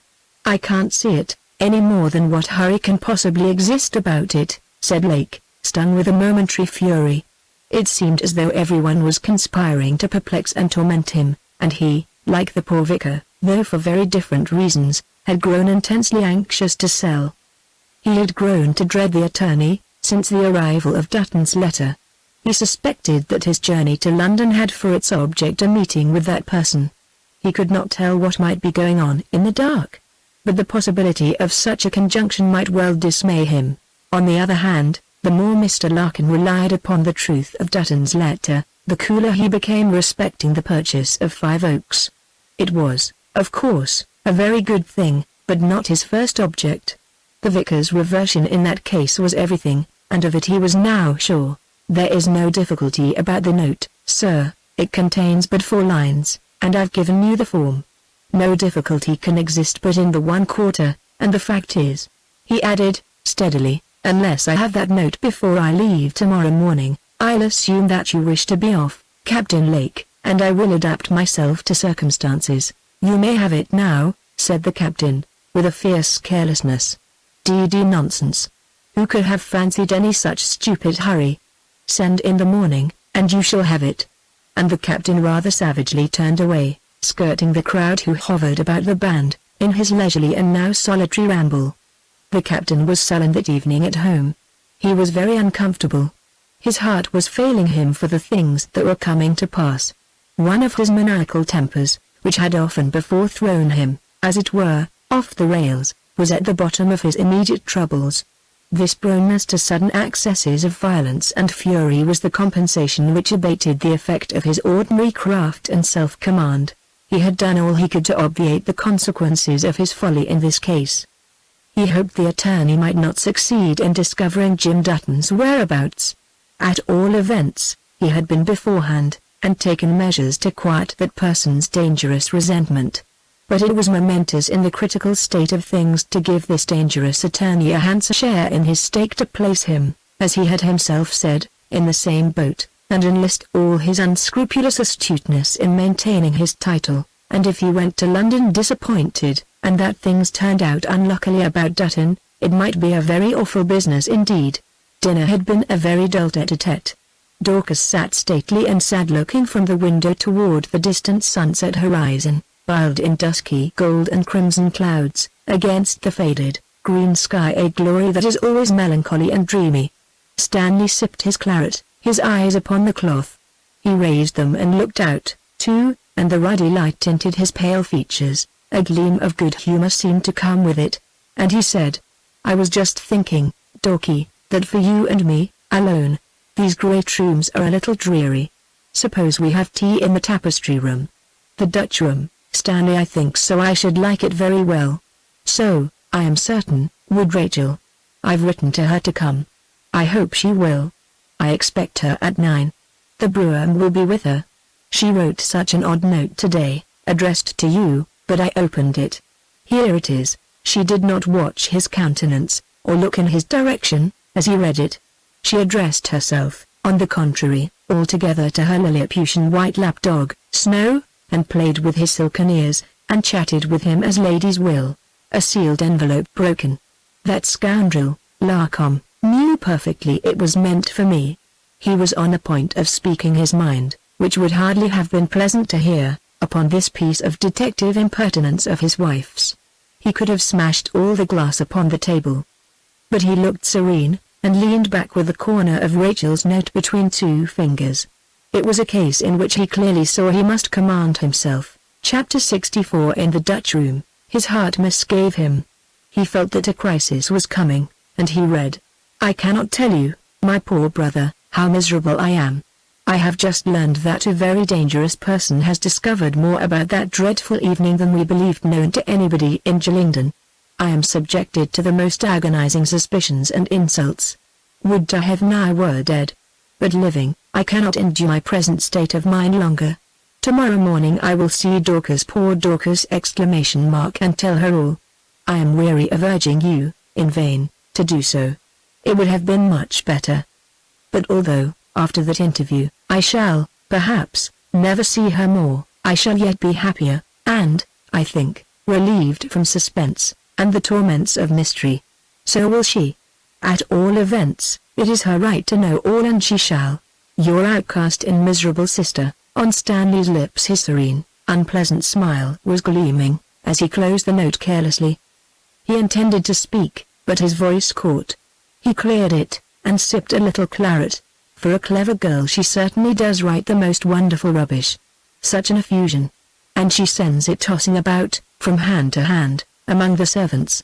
I've anticipated her, however, Dorky. And he took her hand and kissed it. She does not know I've told you all myself.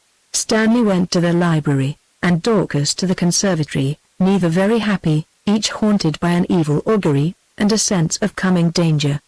The deepening shadow warned Dorcas that it was time to repair to the Dutch room, where she found lights and tea prepared. In a few minutes more the library door opened and Stanley Lake peeped in. "Ready not come yet?" said he, entering. "We certainly are much pleasanter in this room, Dorky, more, in proportion, than we two should have been in the drawing-room." He seated himself beside her, drawing his chair very close to hers, and taking her hand in his. He was more affectionate this evening than usual. What did it portend? She thought. She had already begun to acquiesce in Rachel's estimate of Stanley, and to fancy that whatever he did it was with an unacknowledged purpose. "Does little Dorky love me?" said Lake, in a sweet undertone. There was reproach, but love too, in the deep soft glance she threw upon him. "You must promise me not to be frightened at what I am going to tell you," said Lake. She heard him with sudden panic, and a sense of cold stole over her. He looked like a ghost, quite white, smiling. She knew something was coming, the secret she had invoked so long, and she was appalled. "Don't be frightened, darling. It is necessary to tell you, but it is really not much when you hear me out. You'll say so when you have quite heard me. So you won't be frightened?" She was gazing straight into his wild yellow eyes, fascinated, with a look of expecting terror. "You are nervous, darling," he continued, laying his hand on hers. "Shall we put it off for a little? You are frightened." "Not much frightened, Stanley," she whispered. "Well, we had better wait. I see, Dorcas, you are frightened and nervous. Don't keep looking at me, look at something else, can't you? You make yourself nervous that way. I promise, upon my honor, I'll not say a word about it till you bid me." "I know, Stanley, I know." "Then, why won't you look down, or look up, or look any way you please, only don't stare at me so." "Yes, so, yes," and she shut her eyes. "I'm sorry I began," he said, pettishly. "You'll make a fuss. You've made yourself quite nervous, and I'll wait a little." "Oh. No, Stanley, now for heaven's sake, now. I was only a little startled, but I am quite well again. Is it anything about marriage?" "Oh, Stanley, in mercy, tell me, was there any other engagement?" "Nothing, darling, nothing on earth of the sort," and he spoke with an icy little laugh. "Your poor soldier is altogether yours, Dorky," and he kissed her cheek. "Thank God for that," said Dorcas, hardly above her breath. "What I have to say is quite different, and really nothing that need affect you, but Rachel has made such a row about it.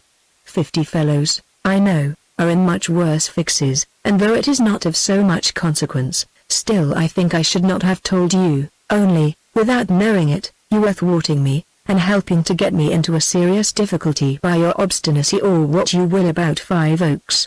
Somehow, trifling as the matter was, Stanley seemed to grow more and more unwilling to disclose it, and rather shrank from it now. Now, Dorcas, mind, there must be no trifling. You must not treat me as Rachel has. If you can't keep a secret, for it is a secret, say so. Shall I tell you? Yes, Stanley, yes. I'm your wife. Well, Dorcas, I told you something of it, but only a part, and some circumstances I did intentionally color a little, but I could not help it, unless I had told everything, and no matter what you or Rachel may say, it was kinder to withhold it as long as I could. He glanced at the door, and spoke in a lower tone, and so, with his eyes lowered to the table at which he sat, glancing ever and anon sideways at the door, and tracing little figures with the tip of his finger upon the shining rosewood, he went on murmuring his strange and hateful story in the ear of his wife. It was not until he had spoken some 3 or 4 minutes that Dorcas suddenly uttered a wild scream, and started to her feet. And Stanley also rose precipitately, and caught her in his arms, for she was falling. As he supported her in her chair, the library door opened, and the sinister face of Uncle Lorne looked in, and returned the captain's stare with one just as fixed and horrified. "Hush!" whispered Uncle Lorne, and he limped softly into the room, and stopped about 3 yards away. "She is not dead, but sleepeth." "Hello, Larcom," shouted Lake. "I tell you she's dreaming the same dream that I dreamt in the middle of the night." "Hello, Larcom. Mark's on leave tonight, in uniform, his face is flattened against the window. This is his lady, you know. Hello. Are you there?" shouted the captain, very angry. "I saw Mark following you like an ape, on all fours, such nice white teeth. Grinning at your heels. But he can't bite yet, ha, ha, ha. Poor Mark. Will you be so good, sir, as to touch the bell?" said Lake, changing his tone. He was afraid to remove his arm from Dorcas, and he was splashing water from a glass upon her face and forehead. "No, no. No bell yet, time enough, ding, dong. You say, dead and gone." Captain Lake cursed him and his absent keeper between his teeth, still in a rather flurried way, prosecuting his conjugal attentions. "There was no bell for poor Mark, and he's always listening, and stares so. A cat may look, you know. Can't you touch the bell, sir? What are you standing there for?" snarled Lake, with a glare at the old man. He looked as if he could have murdered him. "Standing between the living and the dead. Here, Reuben, here, where the devil have you been? Take him away. He has terrified her. By, he ought to be shot." The keeper silently slid his arm into Uncle Lorne's, and, unresisting, the old man talking to himself the while, drew him from the room. Larcom, about to announce Miss Lake, and closely followed by that young lady, passed the grim old phantom on the lobby. "Be quick, you are wanted there," said the attendant as he passed. Dorcas, pale as marble, sighing deeply again and again, her rich black hair drenched in water, which trickled over her cheeks, like the tears and moisture of agony, was recovering. There was water spilt on the table, and the fragments of a broken glass upon the floor. The moment Rachel saw her, she divined what had happened, and, gliding over, she placed her arm round her. "You're better, darling. Open the windows, Stanley. Send her maid." "Aye, send her maid," cried Captain Lake to Larcom. "This is your DD work. A nice mess you have made of it among you." "Are you better, Dorcas?" said Rachel. "Yes, much better. I'm glad, darling, I understand you now.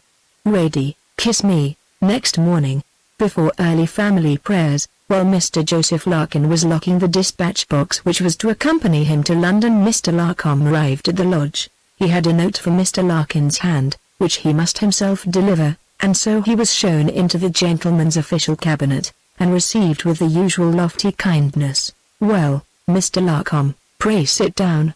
And can I do anything for you, Mr. Larcom?"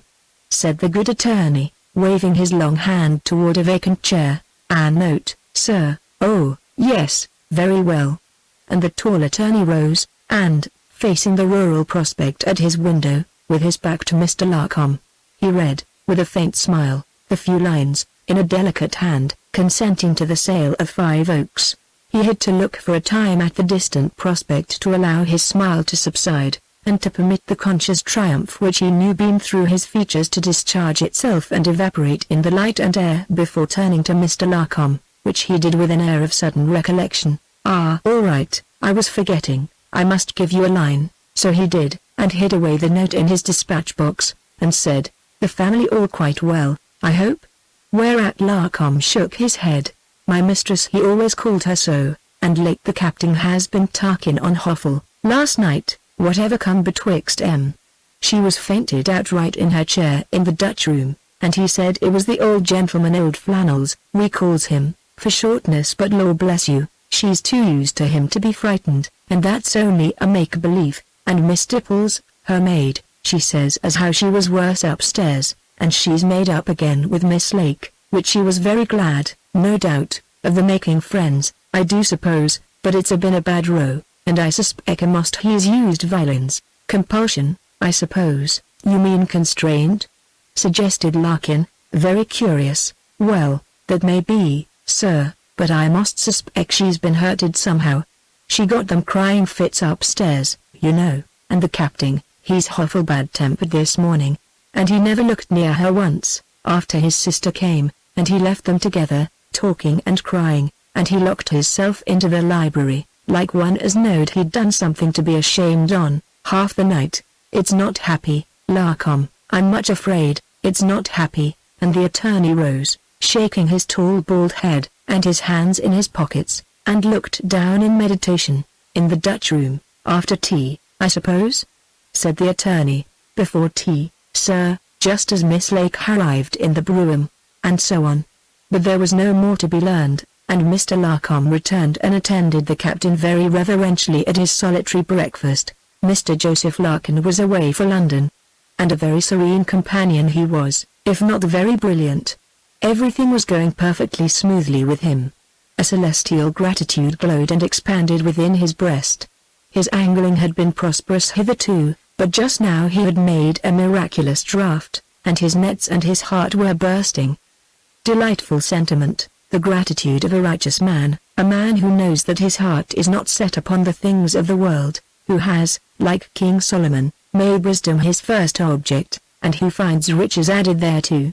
There was no shadow of self-reproach to slur the sunny landscape. He had made a splendid purchase from Captain Lake, it was true. He drew his dispatch box nearer to him affectionately, as he thought on the precious records it contained. But who in this wide-awake world was better able to take care of himself than the gallant captain? If it were not the best thing for the captain, surely it would not have been done. Whom have I defrauded? My hands are clean. He had made a still better purchase from the vicar, but what would have become of the vicar if he had not been raised up to purchase? And was it not speculative, and was it not possible that he should lose all that money, and was it not, on the whole, the wisest thing that the vicar, under his difficulties, could have been advised to do? So reasoned the good attorney, as with a languid smile and a sigh of content, his long hand laid across the cover of the dispatch box by his side, he looked forth through the plate-glass window upon the sunny fields and hedgerows that glided by him, and felt the blessed assurance, "Look, whatsoever he doeth it shall prosper," mingling in the hum of surrounding nature. And as his eyes rested on the flying diorama of trees, and farmsteads, and standing crops, and he felt already the pride of a great landed proprietor, his long fingers fiddled pleasantly with the rough tooling of his Morocco leather box, and thinking of the signed articles within, it seemed as though an angelic hand had placed them there while he slept, so wondrous was it all, and he fancied under the red tape a label traced in the neatest scrivenery, with a pencil of light, containing such gratifying testimonials to his deserts, as "Well done, good and faithful servant, the saints shall inherit the earth," and so following, and he sighed again in the delicious luxury of having secured both heaven and mammon. And in this happy state, and volunteering all manner of courtesies, opening and shutting windows, lending his railway guide and his newspapers whenever he had an opportunity, he at length reached the great London terminus, and was rattling over the metropolitan pavement, with his hand on his dispatch box, to his cheap hotel near the Strand. Chapter 65 I revisit Brandon Hall. Rachel Lake was courageous and energetic, and, when once she had taken a clear view of her duty, wonderfully persistent and impracticable. Her dreadful interview with Joseph Larkin was always in her mind. The bleached face, so meek, so cruel, of that shabby spectre, in the small, low parlour of Redmond's farm, was always before her. There he had spoken the sentences which made the earth tremble, and showed her distinctly the cracking line beneath her feet, which would gape at his word into the fathomless chasm that was to swallow her. But, come what might, she would not abandon the vicar and his little boy, and good Dolly, to the arts of that abominable magician. The more she thought, the clearer her conviction. She had no one to consult with. She knew the risk of exasperating that tall man of God, who lived at the lodge. But, determined to brave all, she went down to see Dolly and the vicar at home. Poor Dolly was tired. She had been sitting up all night with sick little Fairy. He was better today, but last night he had frightened them so, poor little man. He began to rave about 11 o'clock, and more or less his little mind continued wandering until near 6, when he fell into a sound sleep, and seemed better for it, and it was such a blessing there certainly was neither scarlet nor smallpox, both which enemies had appeared on the northern frontier of Sheridan, and were picking down their 2 or 3 cases each in that quarter. So Rachel first made her visit to little man, sitting up in his bed, very pale and thin, and looking at her, not with his pretty smile, but a languid, earnest wonder, and not speaking. How quickly and strikingly sickness tells upon children. Little man's frugal store of toys, chiefly the gifts of pleasant Rachel, wild beasts, Noah and his sons, and part of a regiment of foot soldiers, with the usual return of broken legs and missing arms, stood peacefully mingled upon the board across his bed which served as a platform, but little man was leaning back, his fingers once so busy, lay motionless on the coverlet, and his tired eyes rested on the toys with a joyless, earnest apathy. "Didn't play with them a minute," said the maid. "I'll bring him a new box." "I'm going into the town, won't that be pretty?" said Rachel, parting his golden locks over the young forehead, and kissing him, and she took his little hand in hers. It was hot and dry. "He looks better, a little better, don't you think, just a little better?" whispered his mamma, looking, as all the rest were, on that one, sad little face, but he really looked worse. "Well, he can't look better, you know, dear, till there's a decided change. What does Dr. Buddle say? He saw him yesterday morning. He thinks it's all from his stomach, and he's feverish, no meat.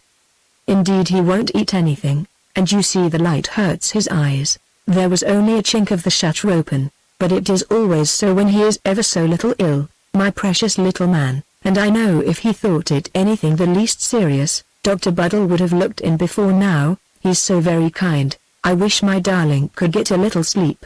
"He's very tired, nurse," said Rachel. "Yes'm, very tired. Would he like his precious head lower a bit?" "No, very well, darling, we'll leave it so. Dolly, darling, you and nurse must be so tired sitting up. I have a little wine at Redmond's farm. I got it, you remember, more than a year ago, when Stanley said he was coming to pay me a visit. I never take any, and a little would be so good for you and poor nurse. I'll send some to you." So coming downstairs Rachel said, "Is the vicar at home?" Yes, he was in the study, and there they found him brushing his seedy hat, and making ready for his country calls in the neighborhood of the town. The hour was dull without little Fairy, but he would soon be up and out again, and he would steal up now and see him. He could not go out without his little farewell at the bedside, and he would bring him in some pretty flowers. "You've seen little Fairy?" asked the good vicar, with a very anxious smile. "And you think him better, dear Miss Lake, don't you?" "Why, I can't say that, because you know, so soon as he's better, he'll be quite well. They make their recoveries all in a moment, but he does not look worse," said the vicar, lifting his eyes eagerly from his boot, which he was buttoning on a chair. "Well, he does look more tired, but that must be till his recovery begins, which will be, please heaven, immediately. Oh, yes, my little man has had 2 or 3 attacks much more serious than this, and always shook them off so easily. I was reminding Dolly, always, and good Dr. Buddle assures us it is none of those horrid complaints."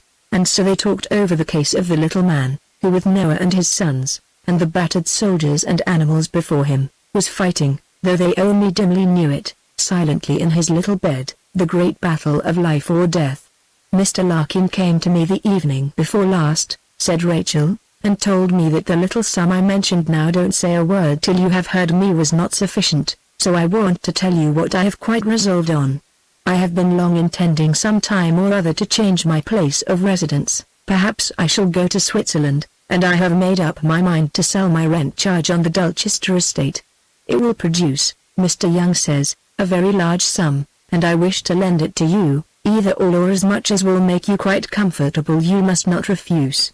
I had intended leaving it to my dear little man upstairs, and you must promise me solemnly that you will not listen to the advice of that bad, cruel man, Mr. Larkin. My dear Miss Lake, you misunderstood him." "But what can I say? How can I thank you?" said the vicar, clasping her hand. "A wicked and merciless man, I say," repeated Miss Lake.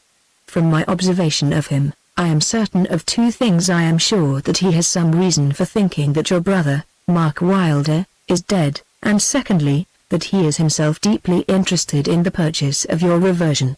I feel a little ill. Dolly, open the window." There was a silence for a little while, and Rachel resumed: "Now, William Wylder, I am convinced that you and your wife," and she kissed Dolly, "and your dear little boy, are marked out for plunder, the objects of a conspiracy, and I'll lose my life. But I'll prevent it. Now, maybe, Willie, upon my word, perhaps, she's quite right, for, you know, if poor Mark is dead, then would not he have the estate now? Is not that it, Miss Lake? And, you know, that would be dreadful, to sell it all for next to nothing. Is not that what you mean, Miss Lake?" "Rachel dear, I mean, yes, Dolly, stripping yourselves of a splendid inheritance, and robbing your poor little boy. I protest, in the name of heaven, against it, and you have no excuse now, William, with my offer before you, and, Dolly, it will be inexcusable wickedness in you, if you allow it. Now, Willie dear, do you hear that? Do you hear what she says?" "But, Dolly darling, dear Miss Lake, there is no reason whatever to suppose that poor Mark is dead," said the vicar, very pale. "I tell you again, I am convinced the attorney believes it. He did not say so, indeed, but, cunning as he is, I think I've quite seen through his plot, and even in what he said to me, there was something that half betrayed him every moment.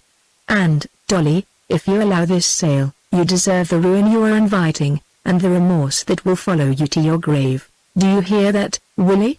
said Dolly, with her hand on his arm. "But, dear, it is too late. I have signed this instrument, and it is too late. I hope, God help me, I have not done wrong. Indeed, whatever happens, dear Miss Lake, may heaven forever bless you. But respecting good Mr. Larkin, you are, indeed, in error. I am sure you have quite misunderstood him. You don't know how kind, how disinterestedly good he has been, and now, my dear Miss Lake, it is too late, quite too late." "No, it is not too late. Such wickedness as that cannot be lawful. I won't believe the law allows it," cried Rachel Lake. "It is all a fraud. Even if you have signed all a fraud. You must procure able advice at once. Your enemy is that dreadful Mr. Larkin. Write to some good attorney in London. I'll pay everything. But, dear Miss Lake, I can't," said the vicar, dejectedly. "I am bound in honour and conscience not to disturb it. I have written to Messrs. Burlington and Smith to that effect. I assure you, dear Miss Lake, we have not acted inconsiderately. Nothing has been done without careful and deep consideration. You must employ an able attorney immediately. You have been duped. Your little boy must not be ruined.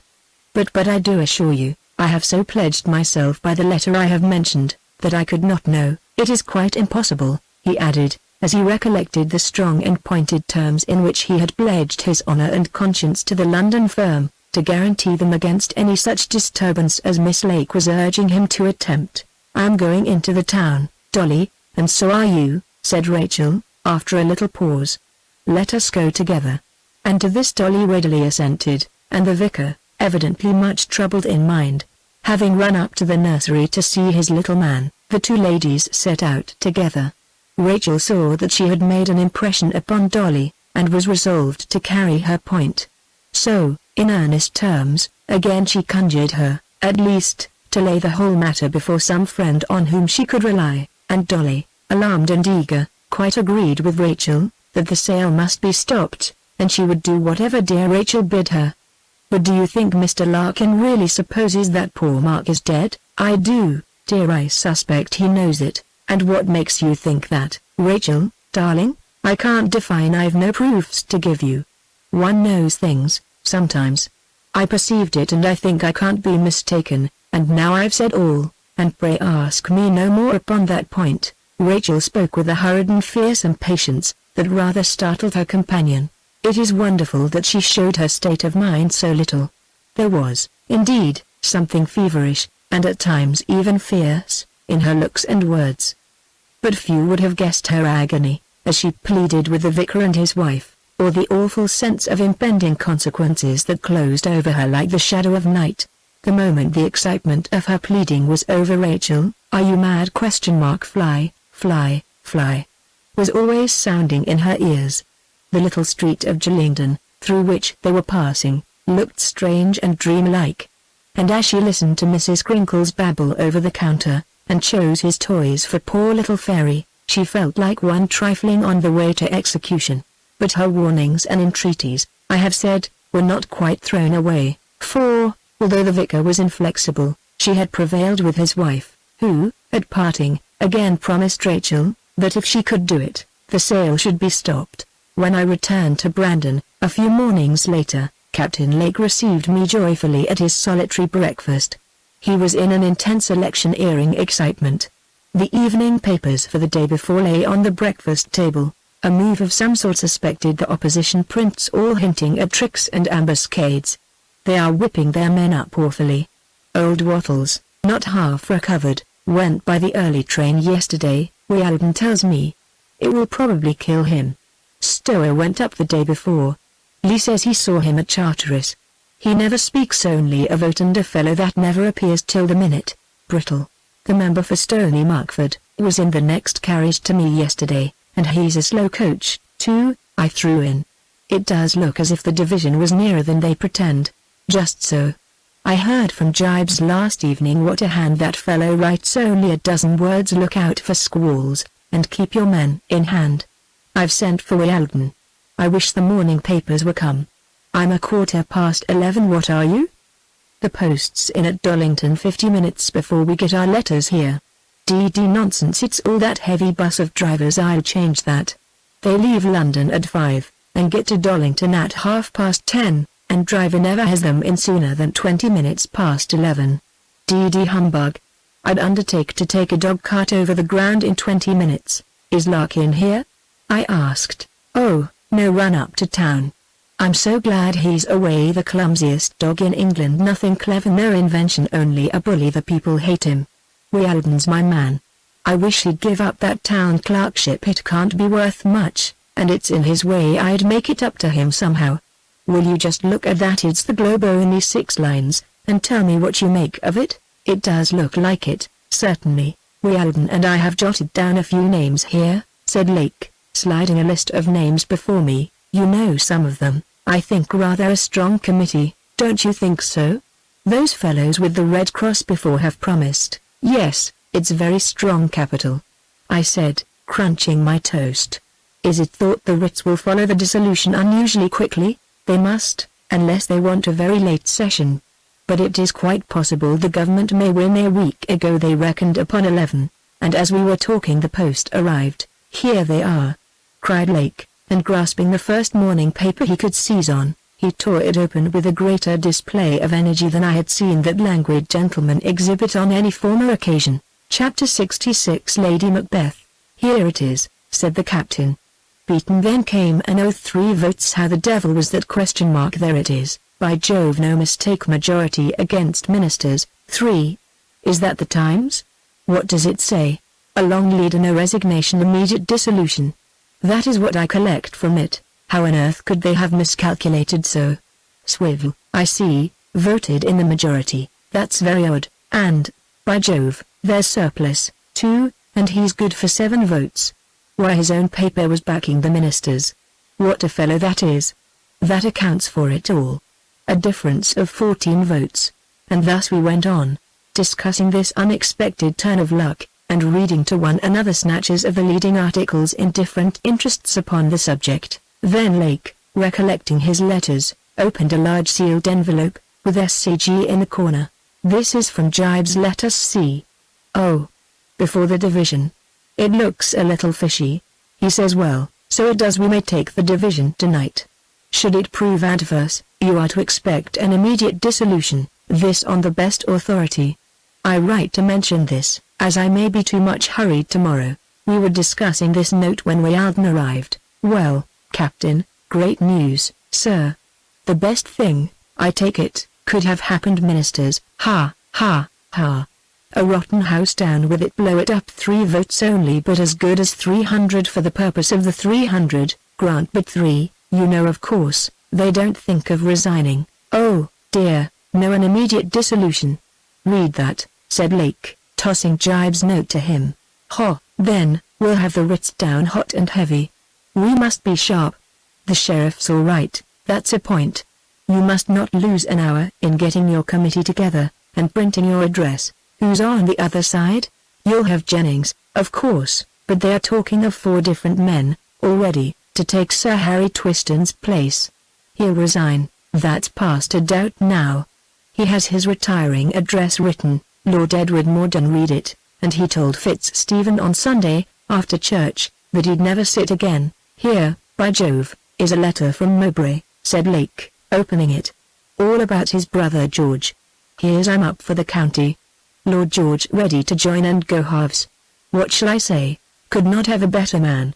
Tell him you desire no better, and will bring it at once before your committee, and let him know, the moment they meet, and tell him I say he knows Wylder pretty well, he may look on it as settled. That will be a spoke in Sir Harry's wheel." "Sir Harry who?" said Lake. "Bracton. I think it's only to spoil your game, you see," answered Wylder. "Abundance of malice, but I don't think he's countenanced. He'll try to get the start of you, and if he does, one or other must go to the wall, for Lord George is too strong to be shook out. Do you get forward at once, that's your plan, Captain." Then the captain recurred to his letters, which were a larger pack than usual this morning, chatting all the time with Wylder and me on the tremendous topic, and tossing aside every letter that did not bear on the coming struggle. "Who can this be?" said Lake, looking at the address of one of these. "Very like my hand," and he examined the seal. It was only a large wafer stamp, so he broke it open, and drew out a shabby, very ill-written scroll. He turned suddenly away, talking the while, but with his eyes upon the note, and then he folded, or rather crumpled it up, and stuffed it into his pocket, and continued his talk, but it was now plain to me there was something more on his mind, and he was thinking of the shabby letter he had just received. But, no matter, the election was the pressing topic, and Lake was soon engaged in it again. There was now a grand coup under discussion, the forestalling of all the horses and vehicles along the line of railway, and in all the principal posting establishments throughout the county. They'll want to keep it open for a bid from the other side. It is a heavy item anyway, and if you want to engage them now, you'll have to give double what they got last time. But Lake was not to be daunted. He wanted the seat, and would stick at nothing to secure it, and so, Wylder got instructions, in his own phrase, to go the whole animal. As I could be of no possible use in local details, I left the Council of War sitting, intending a stroll in the grounds. In the hall, I met the mistress of the house, looking very handsome, but with a certain witch-like beauty, very pale, something a little haggard in her great, dark eyes, and a strange, listening look. Was it watchfulness? Was it suspicion? She was dressed gravely but richly, and received me kindly and, strange to say, with a smile that, yet, was not joyful. "I hope she is happy. Lake is such a beast, I hope he does not bully her." In truth, there were in her exquisite features the traces of that mysterious misery and fear which seemed to fall wherever Stanley Lake's alarmed confidences were given. I walked down one of the long alleys, with tall, close hedges of beech, as impenetrable as cloister walls to sight, and watched the tench basking and flickering in the clear pond, and the dazzling swans sailing majestically along. What a strange passion is ambition, I thought. Is it really the passion of great minds, or of little? Here is Lake, with a noble old place, inexhaustible in variety, with a beautiful, and I was by this time satisfied, a very singular and interesting woman for his wife, who must have married him for love, Pure and simple, a handsome fortune, the power to bring his friends those whom he liked, or who amused him about him, and to indulge luxuriously every reasonable fancy, willing to forsake all, and follow the beck of that phantom. Had he knowledge, public talents, training? Nothing of the sort. Had he patriotism, any one noble motive or fine instinct to prompt him to public life? The mere suggestion was a sneer. It seemed to me, simply, that Stanley Lake was a lively, amusing, and even intelligent man, without any internal resource, vacant, peevish, with an unmeaning passion for corruption and intrigue, and the sort of egotism which craves distinction. So I supposed. Yet, with all its weakness, there was a dangerous force in the character which, on the whole, inspired an odd mixture of fear and contempt. I was bitten, however, already, by the interest of the coming contest. It is very hard to escape that subtle and intoxicating poison. I wondered what figure Stanley would make as a hustings orator, and what impression in his canvas. The latter, I was pretty confident about. Altogether, curiosity, if no deeper sentiment, was highly piqued, and I was glad I happened to drop in at the moment of action, and wished to see the play out. At the door of her boudoir, Rachel Lake met Dorcas. "I am so glad, Rady, dear.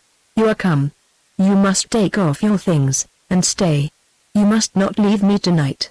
We'll send home for whatever you want, and you won't leave me, Rady, I'm certain." "I'll stay, dear, as you wish it," said Rachel, kissing her. "Did you see Stanley?" "I have not seen him today," said Dorcas. "No, dear, I peeped into the library, but he was not there, and there are two men writing in the Dutch room, very busily. It must be about the election." "What election, dear?" asked Rachel. "There is going to be an election for the county, and only think he intends coming forward. I sometimes think he is mad, Rady. I could not have supposed such a thing. If I were he, I think I should fly to the Antipodes. I should change my name, sear my features with vitriol, and learn another language. I should obliterate my past self altogether, but men are so different, so audacious some men, at least and Stanley, ever since his ill-omened arrival at Redmond's farm, last autumn, has amazed and terrified me. I think, Rady, we have both courage. You have certainly, you have shown it, darling, and you must cease to blame yourself. I think you a heroine, Rady, but you know I see with the wild eyes of the Brandons. I am grateful, Dorcas, that you don't hate me. Most women I am sure would abhor me. Yes, Dorcas, abhor me. You and I against the world, Rady," said Dorcas, with a wild smile and a dark admiration in her look, and kissing Rachel again. "I used to think myself brave, it belongs to women of our blood, but this is no common strain upon courage, Rady. I've grown to fear Stanley somehow like a ghost. I fear it is even worse than he says," and she looked with a horrible inquiry into Rachel's eyes. "So do I, Dorcas," said Rachel, in a firm low whisper, returning her look as darkly. "What's done cannot be undone," said Rachel, sadly, after a little pause, unconsciously quoting from a terrible soliloquy of Shakespeare. "I know what you mean, Rady, and you warned me, with a strange second sight, before the evil was known to either of us. It was an irrevocable step, and I took it, not seeing all that has happened, it is true, but forewarned. And this I will say, Rady, if I had known the worst, I think even that would not have deterred me. It was madness. It is madness, for I love him still. Rachel, though I know him and his wickedness, and am filled with horror, I love him desperately." "I am very glad," said Rachel, "that you do know everything. It is so great a relief to have companionship. I often thought I must go mad in my solitude, poor Rachel. I think you wonderful. I think you a heroine. I do, Rady. You and I are made for one another, the same blood, something of the same wild nature. I can admire you, and understand you, and will always love you. I've been with William Wylder and Dolly. That wicked attorney, Mr. Larkin, is resolved on robbing them. I wish they had anyone able to advise them. Stanley, I am sure, could save them, but he does not choose to do it. He was always so angry when I urged him to help them, that I knew it would be useless asking him. I don't think he knows what Mr. Larkin has been doing, but, Dorcas, I am afraid the very same thought has been in his mind." "I hope not, Rady," and Dorcas sighed deeply. "Everything is so wonderful and awful in the light that has come. That morning, poor William Wylder had received a letter from Joseph Larkin, Esquire, mentioning that he had found Messrs. Burlington and Smith anything but satisfied with him. The vicar. What exactly he had done to disoblige them he could not bring to mind. But Joseph Larkin told him that he had done all in his power to satisfy them of the bona fide character of his reverend client's dealings from the first. But they still expressed themselves dissatisfied upon the point, and appear to suspect a disposition to shilly-shally. I have said all I could to disabuse them of the unpleasant prejudice, but I think I should hardly be doing my duty if I were not to warn you that you will do wisely to exhibit no hesitation in the arrangements by which your agreement is to be carried out, and that in the event of your showing the slightest disposition to qualify the spirit of your strong note to them, or in otherwise disappointing their client, you must be prepared, from what I know of the firm, for very sharp practice indeed. What could they do to him, or why should they hurt him, or what had he done to excite either the suspicion or the temper of the firm? They expected their client, the purchaser, in a day or two. He was already grumbling at the price, and certainly would stand no trifling. Neither would Messrs.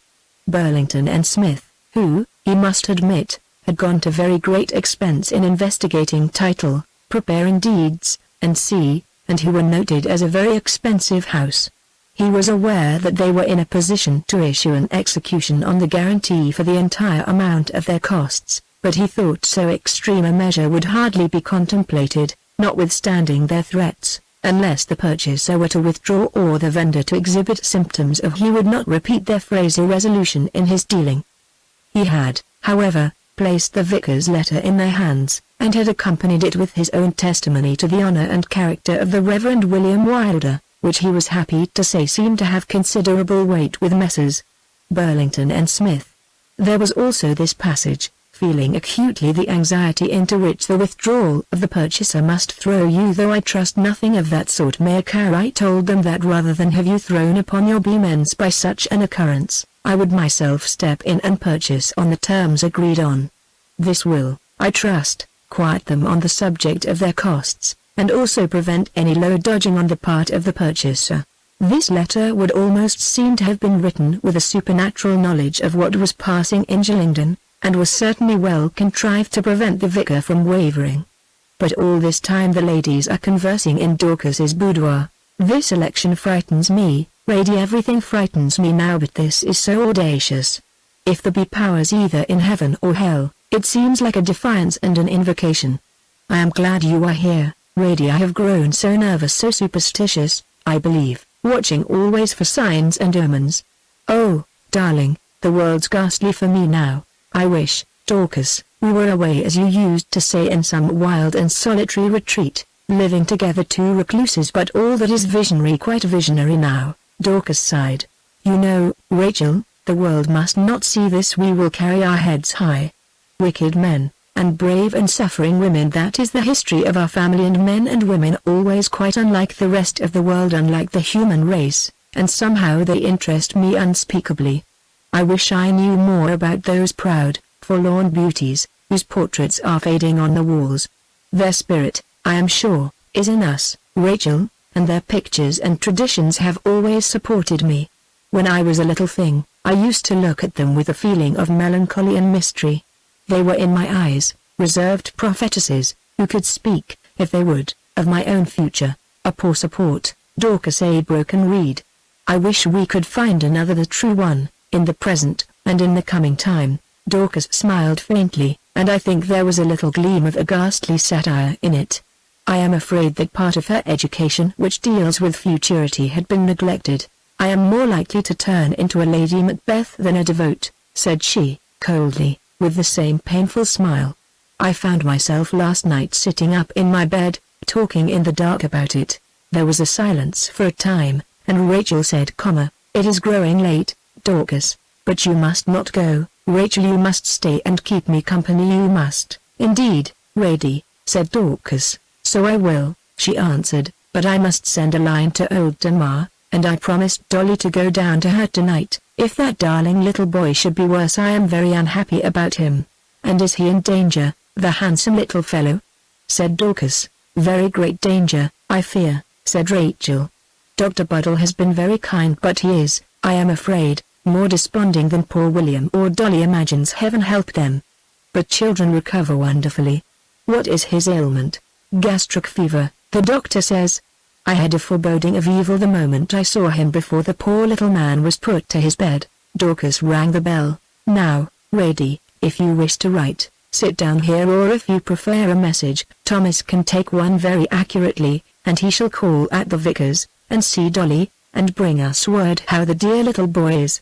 And don't fancy, darling, I have forgotten what you said to me about duty, though I would call it differently, only I feel so wild, I can think of nothing clearly yet.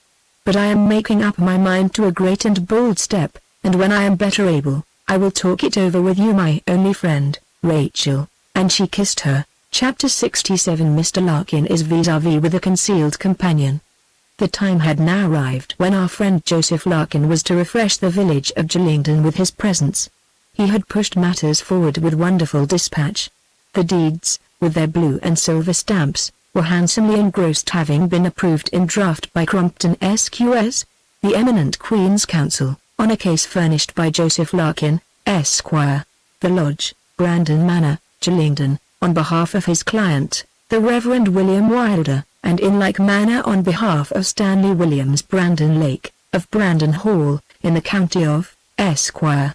In neither draft did Joseph Larkin figure as the purchaser by name. He did not care for advice on any difficulty depending on his special relations to the vendors in both these cases. He wished, as was his custom, everything above board, and such an opinion as might be published by either client in the Times next day if he pleased it.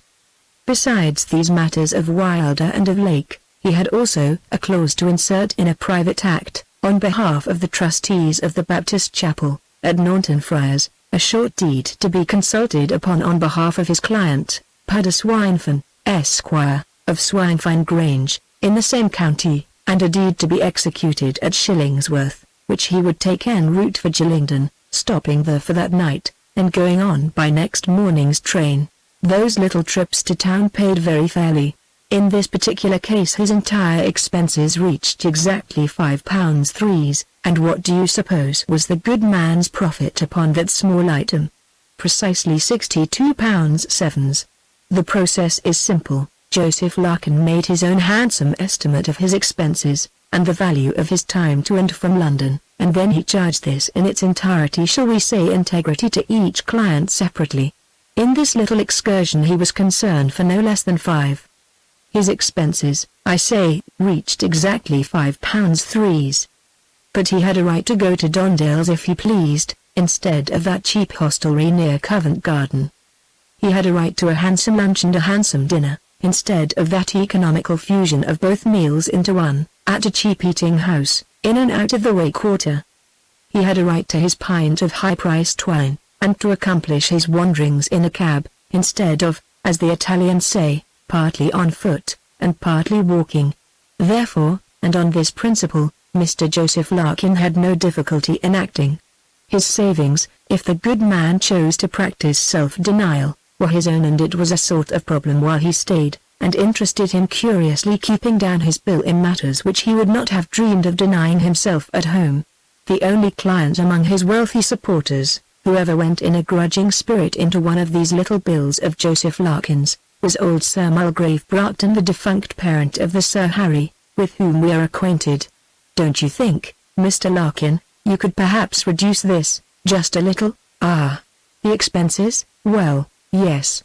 Mr. Joseph Larkin smiled a smile, said plainly, what would he have me live upon, and where? We do meet persons of this sort, who would fain fill our bellies with the husks that swine digest. What of that? We must remember who we are, gentlemen, and answer this sort of shabbiness, and every other unendurable annoyance, as Lord Chesterfield did with a bow and a smile. I think so, said the baronet, in a bluff, firm way. Well, the fact is, when I represent a client, Sir Mulgrave Bracton, of a certain rank and position, I make it a principle, and, as a man of business, I find it tells to present myself in a style that is suitably handsome. Oh, an expensive house! Where was this, now? Oh, Sir Mulgrave, pray don't think of it. I'm only too happy. Pray, draw your pen across the entire thing. I think so, said the baronet unexpectedly. Don't you think if we said £1 a day, and your travelling expenses? Certainly anything whatever you please, sir. And the attorney waved his long hand a little, and smiled almost compassionately, and the little alteration was made, and henceforward he spoke of Sir Mulgrave as not quite a pleasant man to deal with in money matters, and his confidential friends knew that in a transaction in which he had paid money out of his own pocket for Sir Mulgrave he had never got back more than 7 and 6pence in the pound, and, what made it worse, it was a matter connected with the death of poor Lady Bracton. And he never lost an opportunity of conveying his opinion of Sir Mulgrave, sometimes in distinct and confidential sentences, and sometimes only by a sad shake of his head, or by awfully declining to speak upon the subject. In the present instance Joseph Larkin was returning in a heavenly frame of mind to the lodge, Brandon Manor, Sheridan. Whenever he was away he interpolated Brandon Manor, and stuck it on his valise and hat case, and liked to call aloud to the porters tumbling among the luggage, "Joseph Larkin, Esquire, Brandon Manor, if you please," and to see the people read the inscription in the hall of his dingy hostelry. Well might the good man glow with a happy consciousness of a blessing. In small things as in great he was prosperous. This little excursion to London would cost him, as I said, exactly £5 3s. It might have cost him £13 10s. And at that sum his expenses figured in his ledger, and as he had 5 clients on this occasion, the total reached £67 10s, leaving a clear profit, as I have mentioned, of £62 7s. On this item. But what was this little tip from fortune, compared with the splendid pieces of scrivenery in his dispatch box? The white parchment, the blue and silver stamps in the corner, the German text and flourishes at the top, and those broad, horizontal lines of recital, hey bendem, and so forth, marshalled like an army in procession behind his march of triumph into Five Oaks, to take the place of its deposed prince. From the captain's deed to the vicar's his mind glanced fondly. He would yet stand the highest man in his county. He had found time for a visit to the King-at-Arms and the Herald's office. He would have his pictures and his pedigree. His grandmother had been a Howard. Her branch, indeed, was a little under a cloud, keeping a small provision shop in the town of Dwiddleston. But this circumstance need not be in prominence. She was a Howard, that was the fact he relied on, no mortal could gainsay it, and he would be, first, J. Howard Larkin, then Howard Larkin, simply, then Howard Larkin Howard, and the 5 Gax Howards would come to be very great people indeed. And the Brandons had intermarried with other Howards, and Five Oaks would naturally, therefore, go to Howards, and so he and his, with clever management, would be anything but novi homines in the county. He shall be like a tree planted by the waterside, that will bring forth his fruit in due season. His leaf also shall not wither. So thought this good man complacently. He liked these fine consolations of the Jewish dispensation, actual milk and honey, and a land of promise on which he could set his foot. Joseph Larkin, Esquire, was as punctual as the clock at the terminus. He did not come a minute too soon or too late, but precisely at the moment which enabled him, without fuss, and without a tiresome wait, to proceed to the details of ticket, luggage, selection of place, and ultimate ascension thereto. So now, having taken all measures, gliding among the portmanteaus, hand-barrows, and porters, and the clangorous bell ringing, he mounted, lithe and lank, into his place. There was a pleasant evening light still, and the gas lamps made a purplish glow against it. The little butter cooler of a glass lamp glimmered from the roof. Mr. Larkin established himself, and adjusted his rug and mufflers about him, for, notwithstanding the season, there had been some cold, rainy weather, and the evening was sharp, and he set his 2 newspapers, his shilling book, and other triumphs of cheap literature in sundry shapes, in the vacant seat at his left hand, and made everything handsome about him. He glanced to the other end of the carriage, where sat his solitary fellow passenger. This gentleman was simply a mass of cloaks and capes, culminating in a queer battered felt hat. His shoulders were nestled into the corner, and his face buried among his loose mufflers. They sat at corners diagonally opposed, and were, therefore, as far apart as was practicable an arrangement, not sociable, to be sure, but on the whole, very comfortable, and which neither seemed disposed to disturb.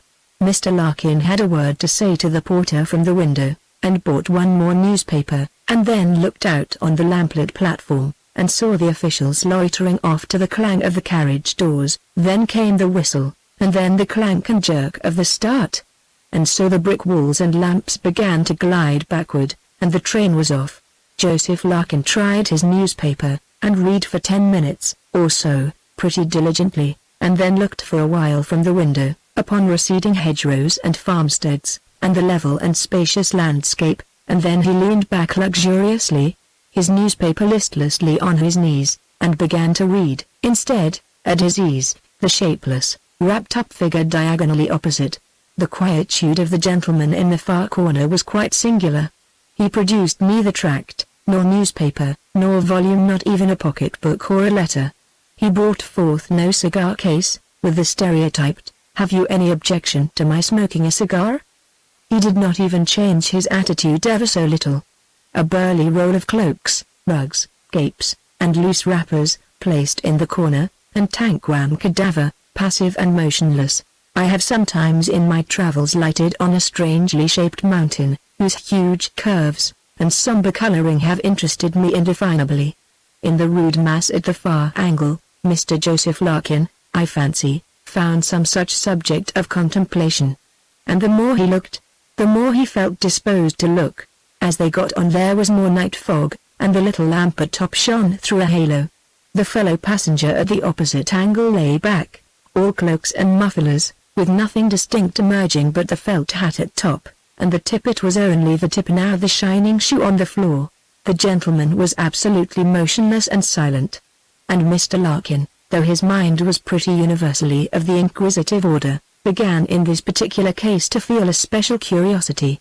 It was partly the monotony in their occupying the carriage all to themselves as the two uncommunicative seamen did the Eddystone lighthouse, but there was, beside, an indistinct feeling, that, in spite of all these wrappers and swathings, he knew the outlines of that figure, and yet the likeness must have been of the rudest possible sort.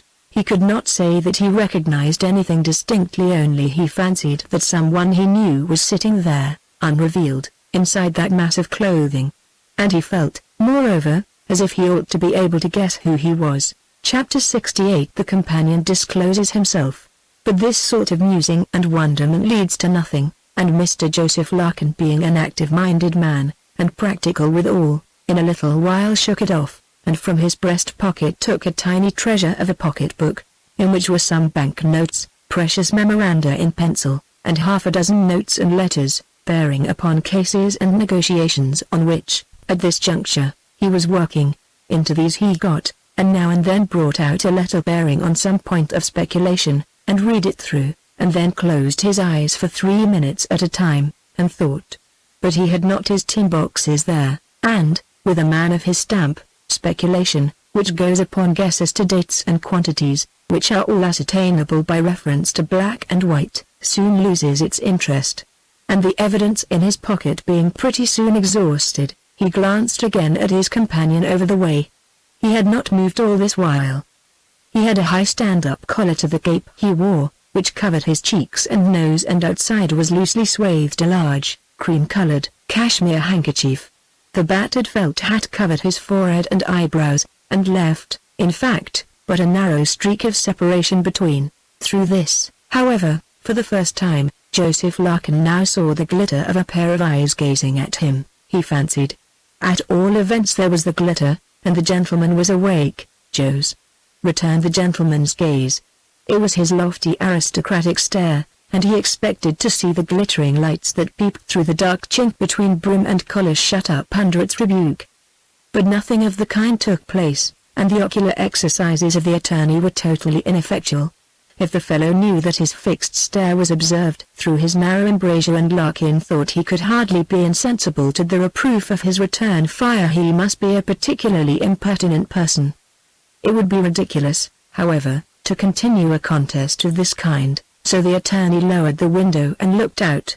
Then he pulled it up, and took to his newspaper again, and read the police cases, and a very curious letter from a poorhouse doctor, describing a boy who was quite blind in daylight, but could see very fairly by gas or candlelight, and then he lighted upon a very odd story, and said to be undergoing special sifting at the hands of Sir Samuel Squales, of a policeman on a certain beat, in Fleet Street, not far from Temple Bar, who every night saw, at or about the same hour, a certain suspicious-looking figure walk along the flagway and enter a passage. Night after night he pursued this figure, but always lost it in the same passage.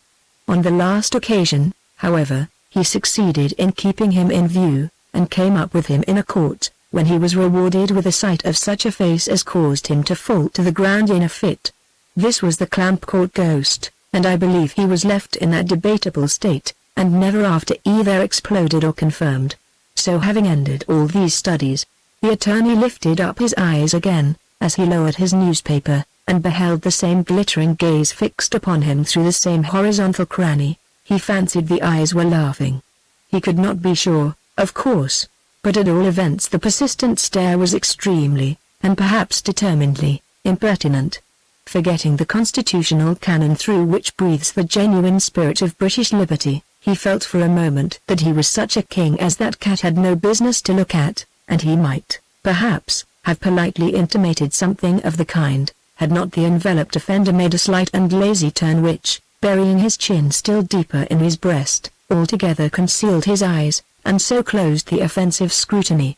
In making this change in his position, slight as it was, the gentleman in the superfluous clothing reminded Mr. Joseph Larkin very sharply for an instant of somebody.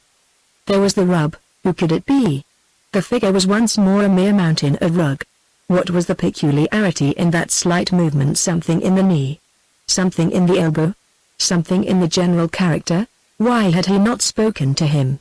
The opportunity, for the present, was past. But he was now sure that his fellow traveler was an acquaintance, who had probably recognized him. Larkin, except when making a mysterious trip at election times, or in an emergency, in a critical case, was a frank, and as he believed could be a fascinating companion de voyage, such and so great was his urbanity on a journey.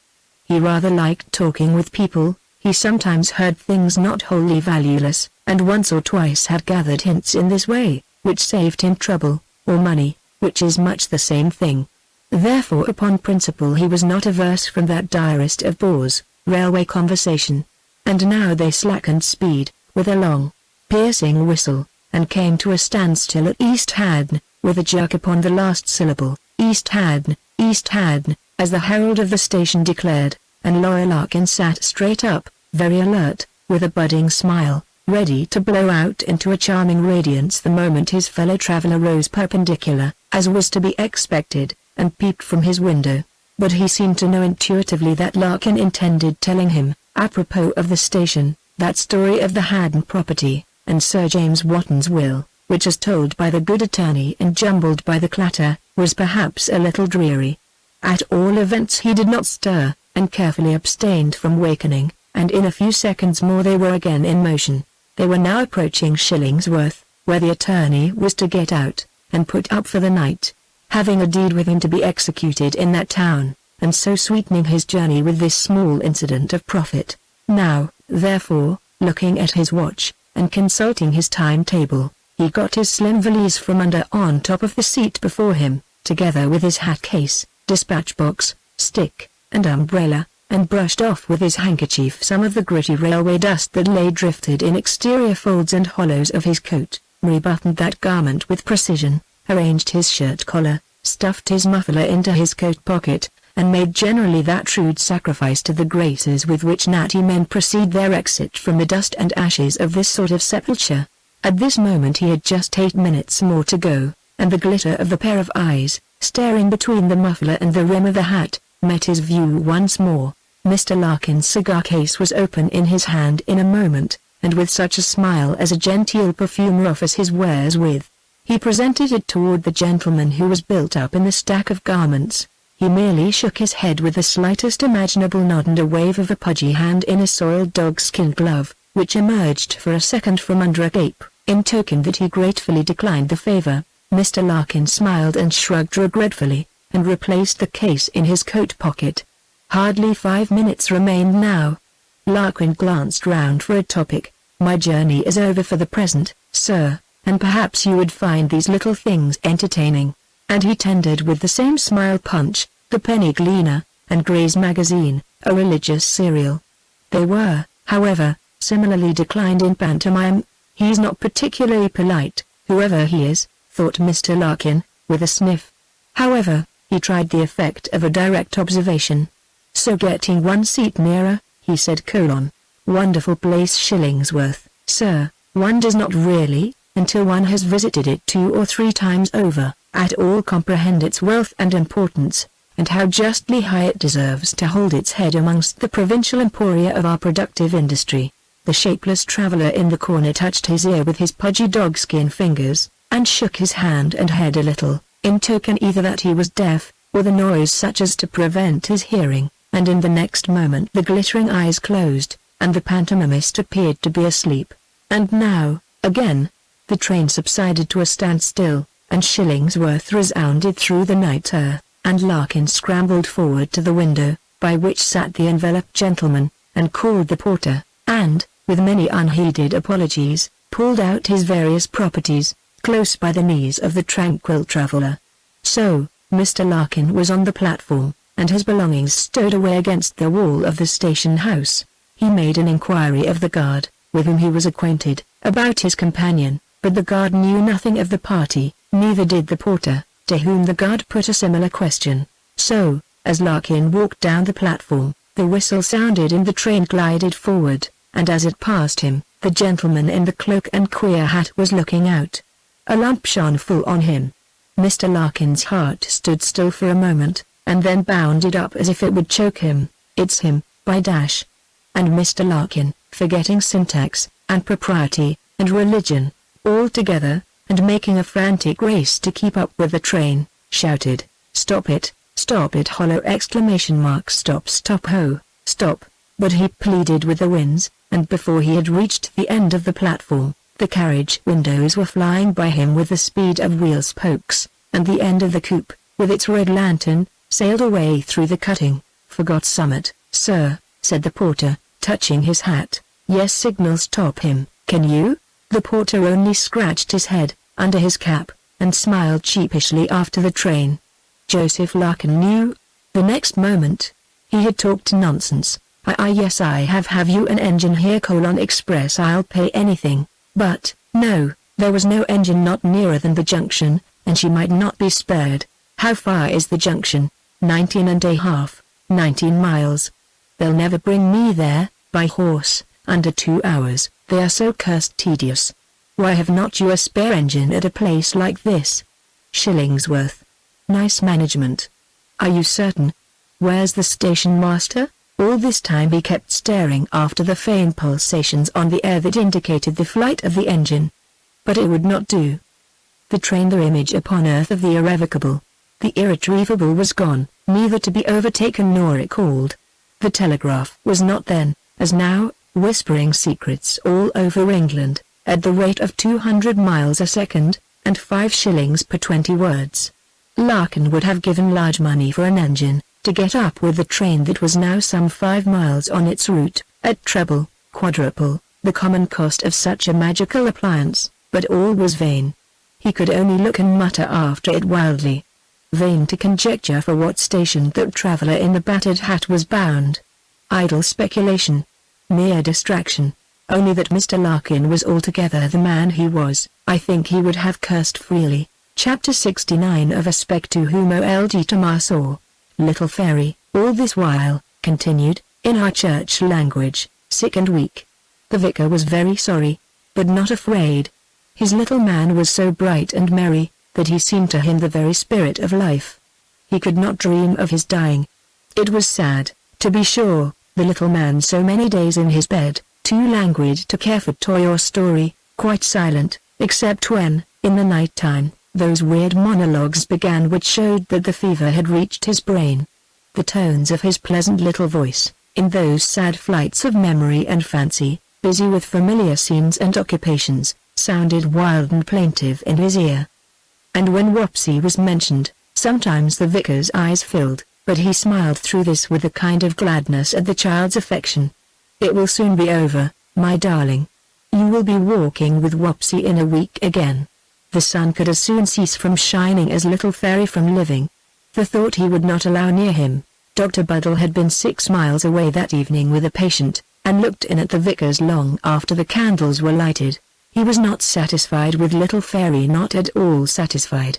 He put his hand under the clothes and felt his thin, slender limbs thinner than ever now. Dry and very hot they were, and little man babbling his nonsense about little boys, and his Wopsy, and toys, and birds, and the mill stream, and the churchyard of which, with so strange a fatality, children, not in romance only, but reality, so often prattle in their feverish wanderings. He felt his pulse. He questioned his mamma, and cross-examined the nurse, and looked grave and very much annoyed, and then bethought him of something to be tried, and having given his directions to the maid, he went home in haste, and returned in half an hour with the something in a fire lay few drops in water, and little man sat up, leaning on his Wopsy's arm, and took it very good, his nurse said, approvingly, and he looked at them all wonderingly, for 2 or 3 moments, and so tired, and they laid him down again, and then his spoken dreams began once more.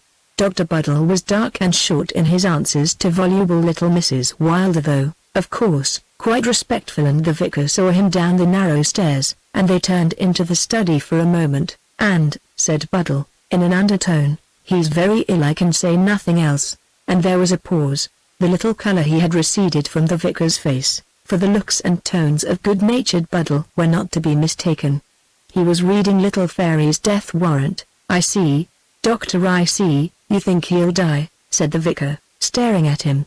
"Oh, Doctor, my little Fairy." The doctor knew something of the poor vicar's troubles. Of course, in a village most things of the kind are known, and often, in his brisk, rough way, he thought as, with a nod and a word, he passed the lank cleric, under the trees or across the common, with his bright, prattling, sunny-haired little boy by the hand, or encountered them telling stories on the stile, near the castle meadow. What a gleam of sunshine was always dancing about his path, in that smiling, wayward, loving little fellow. And now a long Icelandic winter was coming, and his path was to know that light no more. With children, you know, I always say there's a chance, but you are right to look the thing in the face, and I'll be here the first call in the morning, and you know where to find me, in the meantime." And the doctor shook hands very hard with the vicar at the hall door, and made his way homeward, the vicar's eyes following him till he was out of sight. Then William Wylder shut the hall door, and turned about.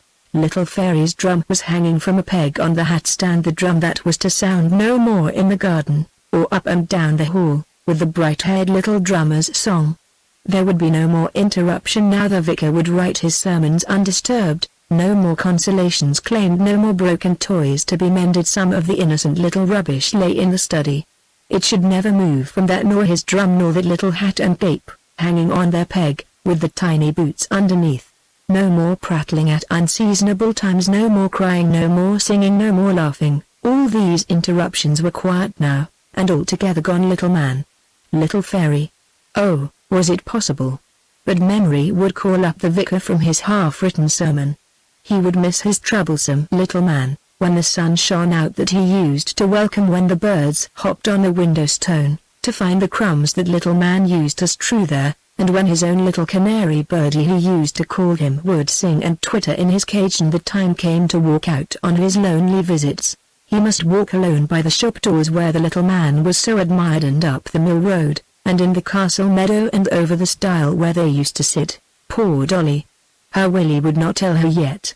He kneeled down in the study. Little man's top, and some cut paper nondescripts, were lying where he had left them, at his elbow, and he tried to pray, and then he remembered that his darling ought to know that he was going into the presence of his Maker. Yes, he would tell poor Dolly first, and then his little man.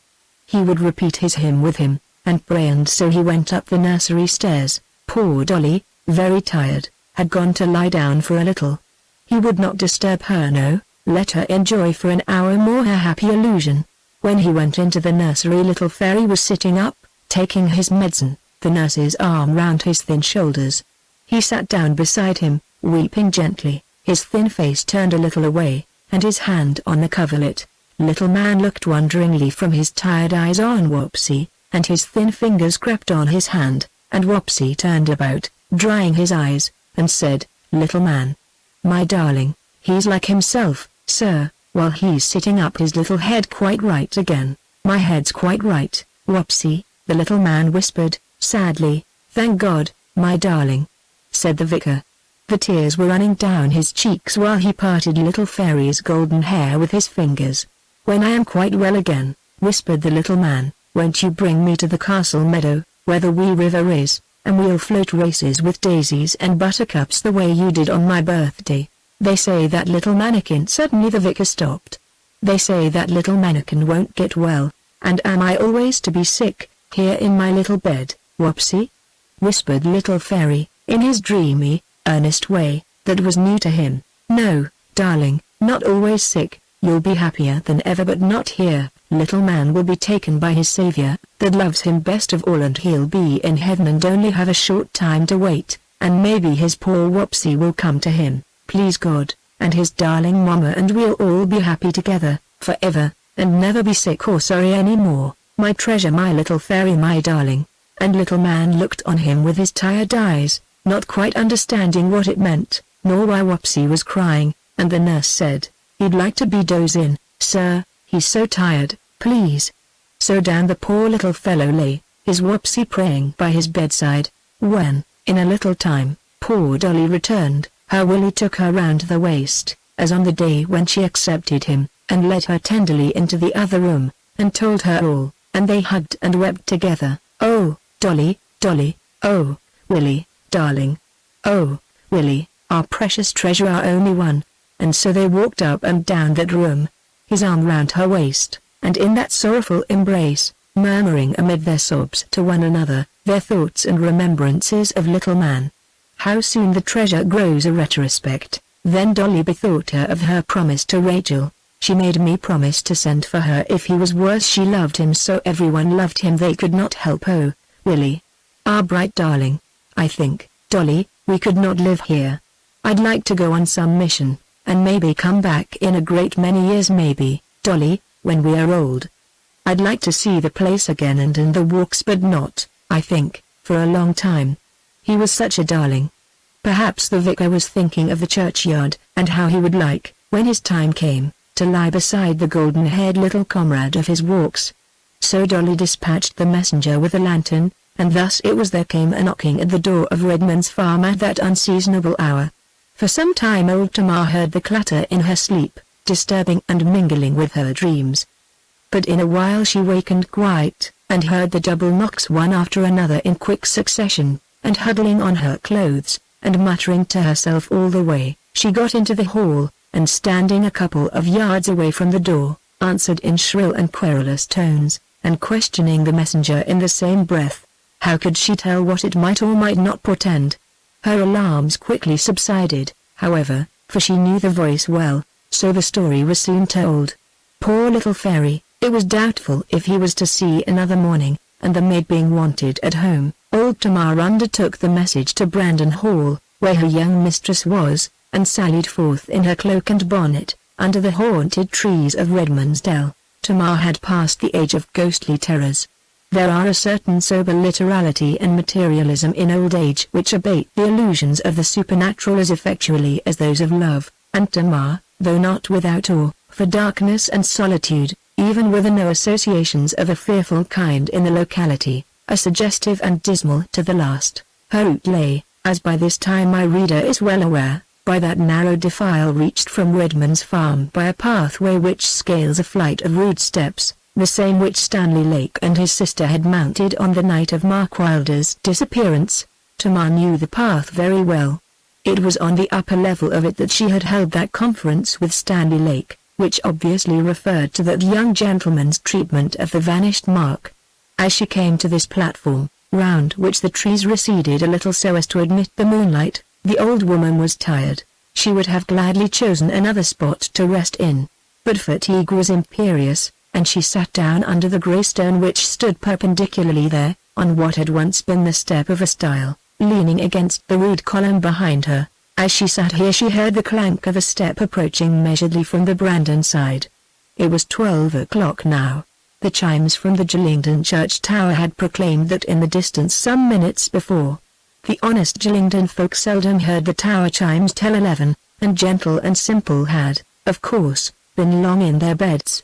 The old woman had a secret hatred of this place, and the unexpected sounds made her hold her breath.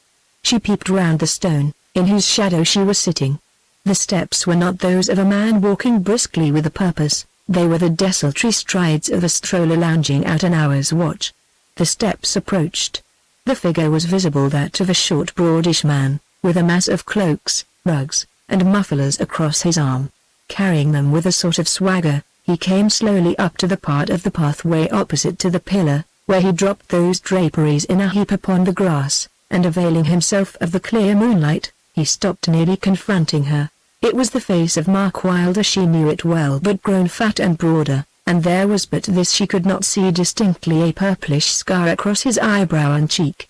She quivered with terror lest he should have seen her, and might be meditating some mischief. But she was seated close to the ground, several yards away, and in the sharp shadow of the old block of stone. He consulted his watch, and she sat fixed and powerless as a portion of the block on which she leaned, staring up at this, to her, terrific apparition. Mark Wylder's return boded, she believed, something tremendous. She saw the glimmer of the gold watch, and, distinctly, the great black whiskers, and the face pallid in the moonlight. She was afraid for a minute, during which he loitered there, that he was going to seat himself upon the cloaks which he had just thrown upon the ground, and felt that she could not possibly escape detection for many seconds more. But she was relieved, for, after a short pause, leaving these still upon the ground, he turned, and walked slowly, like a policeman on his beat, toward Brandon. With a gasp she began to recover herself, but she felt too faint and ill to get up and commence a retreat towards Redmond's farm. Besides, she was sure he would return. She could not tell how soon, and although the clump of alders hid her from view, she could not tell but that the next moment would disclose his figure retracing his leisurely steps, and ready to pursue and overtake, if by a precipitate movement she had betrayed her presence. In due time the same figure, passing at the same rate, did emerge again, and approached just as before, only this time he was carelessly examining some small but clumsy steel instrument which glittered occasionally in the light. From Tamar's description of it, I conclude it was a revolver. He passed the pile of cloaks but a few steps, and again turned toward Brandon.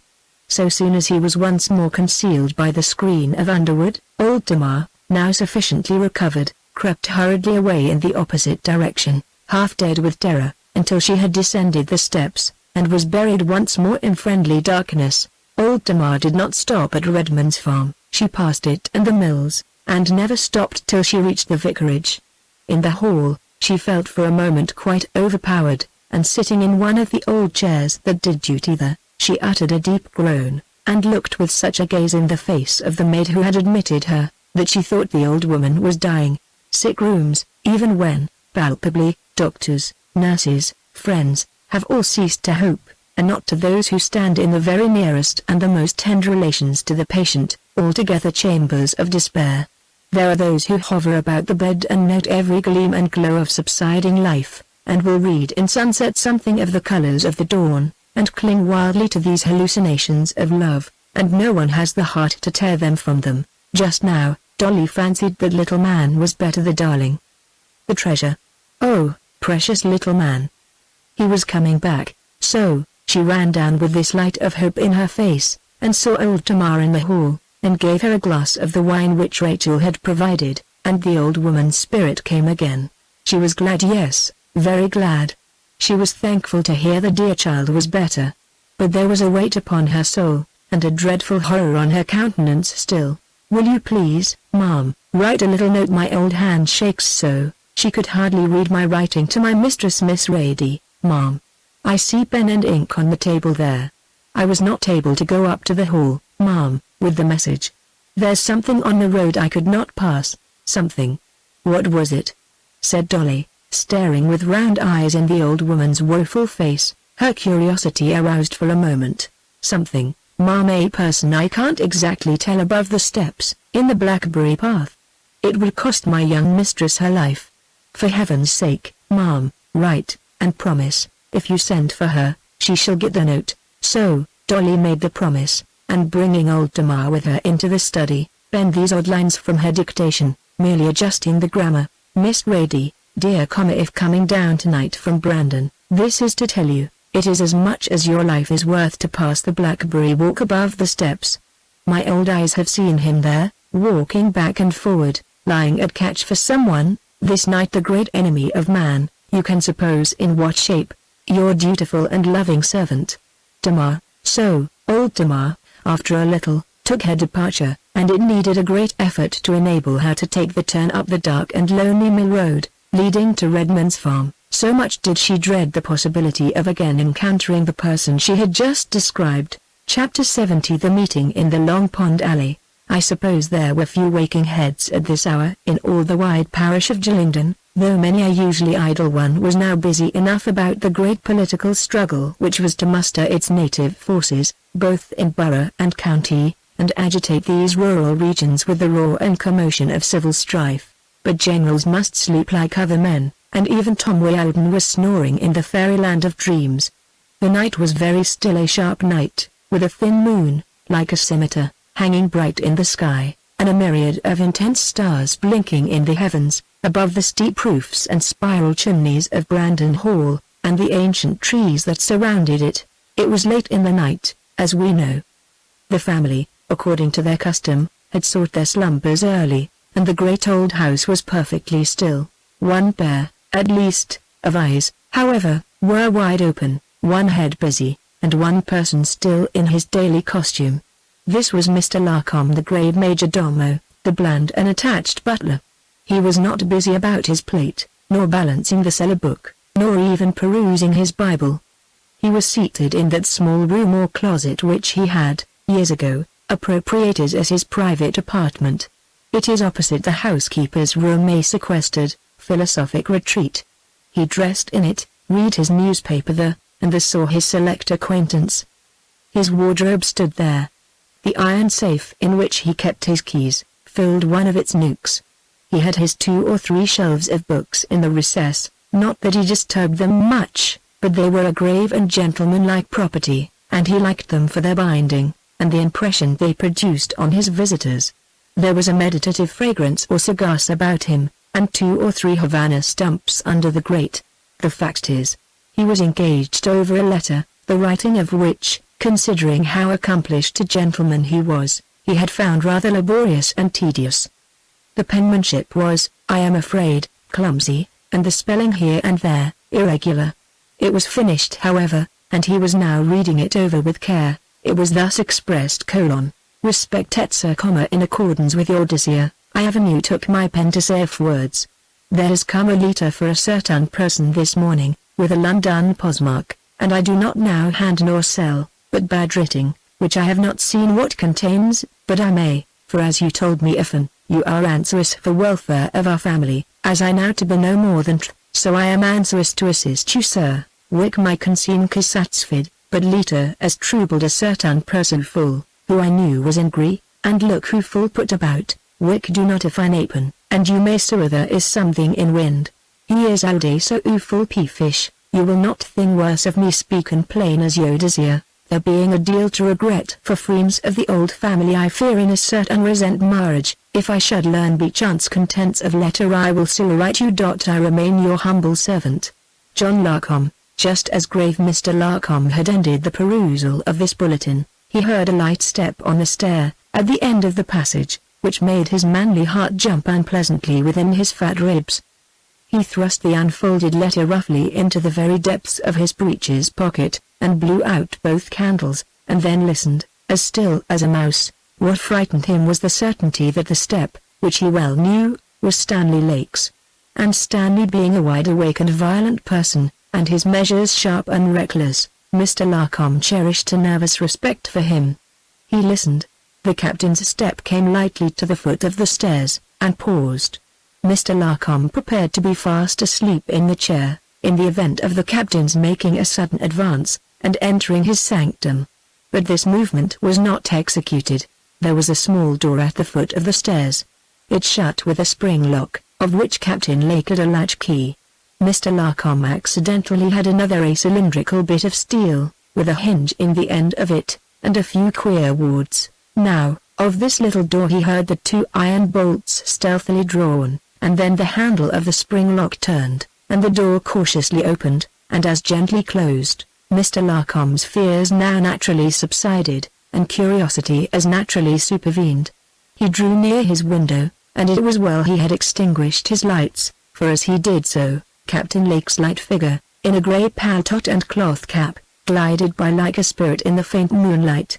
This phenomenon excited the profoundest interest in the corresponding friend of the family, who, fumbling his letter between his finger and thumb in his breeches pocket, standing on tiptoe, with mouth agape, and his head against the shutter, followed the receding figure with a greedy stare. Mr. Larcom had no theory whatsoever to account for this procedure on the part of his master.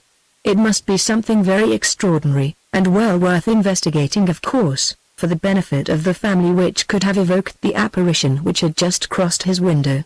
With his eyes close to the window pane, he saw his master glide swiftly along the short terrace which covers this side of the house, and disappear down the steps, like a spectre sinking into the earth. It is a meeting, thought Mr. Larcom, taking courage, for he already felt something of the confidence and superiority of possessing a secret, and as quickly as might be, the trustworthy man, with his latchkey in his pocket, softly opened the portal through which the object of his anxiety had just emerged, closed the door behind him, and stood listening intently in the recess of the entrance, where he heard the now more careless step of the captain, dreading, as he thought, the broad yew walk, which turns at a right angle at the foot of the terrace step.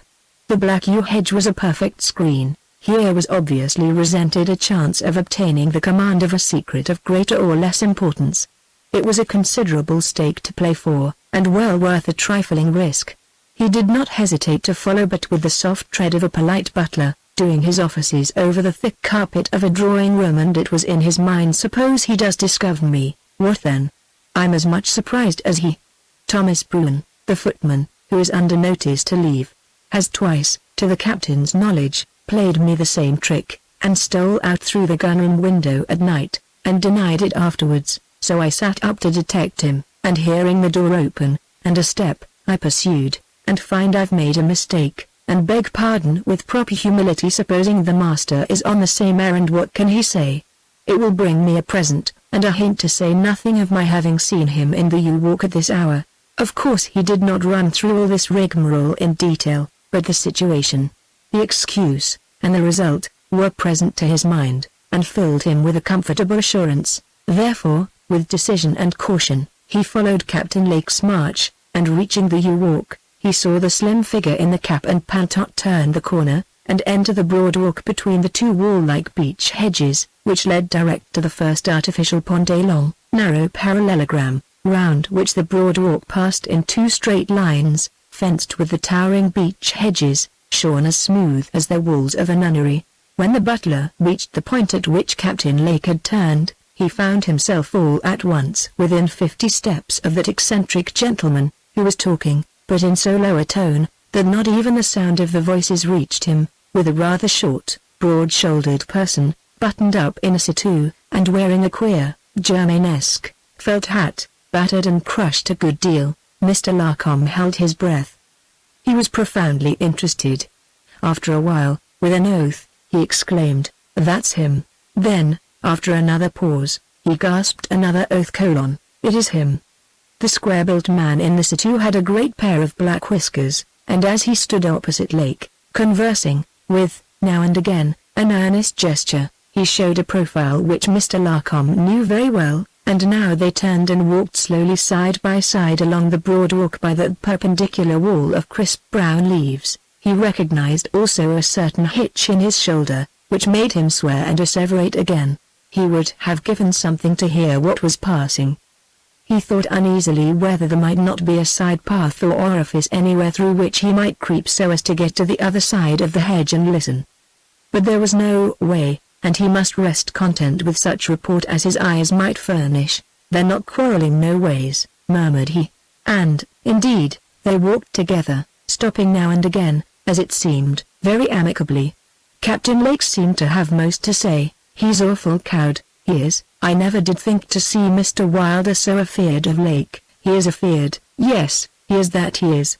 And indeed there was an indescribable air of subservience in the demeanor of the square-built gentleman, very different from what Mark Wylder once showed. He saw the captain take from the pocket of his paletot a square box or packet, it might be jewels or only papers, and hand them to his companion, who popped them into his left-hand surtout pocket, and kept his hand there as if the freightage were specially valuable. Then they talked earnestly a little longer, standing together by the pond, and then, side by side, they paced down the broad walk by its edge. It was a long walk. Honest Larcom would have followed if there had been any sort of cover to hide his advance, but there being nothing of the kind, he was fain to abide at his corner. Thence he beheld them come at last slowly to a standstill, talk evidently a little more, and finally they shook hands, an indefinable something still of superiority in Lake's errand parted. The captain was now all at once walking at a swift pace, alone, towards Larcom's post of observation, and his secret confederate nearly as rapidly in an opposite direction. It would not do for the butler to be taken or even seen by Lake, nor yet to be left at the outside of the door and barred out. So the captain had hardly commenced his homeward walk, when Larcom, though no great runner, threw himself into an agitated amble, and reached and entered the little door just in time to escape observation. He had not been 2 minutes in his apartment again when he once more beheld the figure of his master cross the window, and heard the small door softly opened and closed, and the bolts slowly and cautiously drawn again into their places.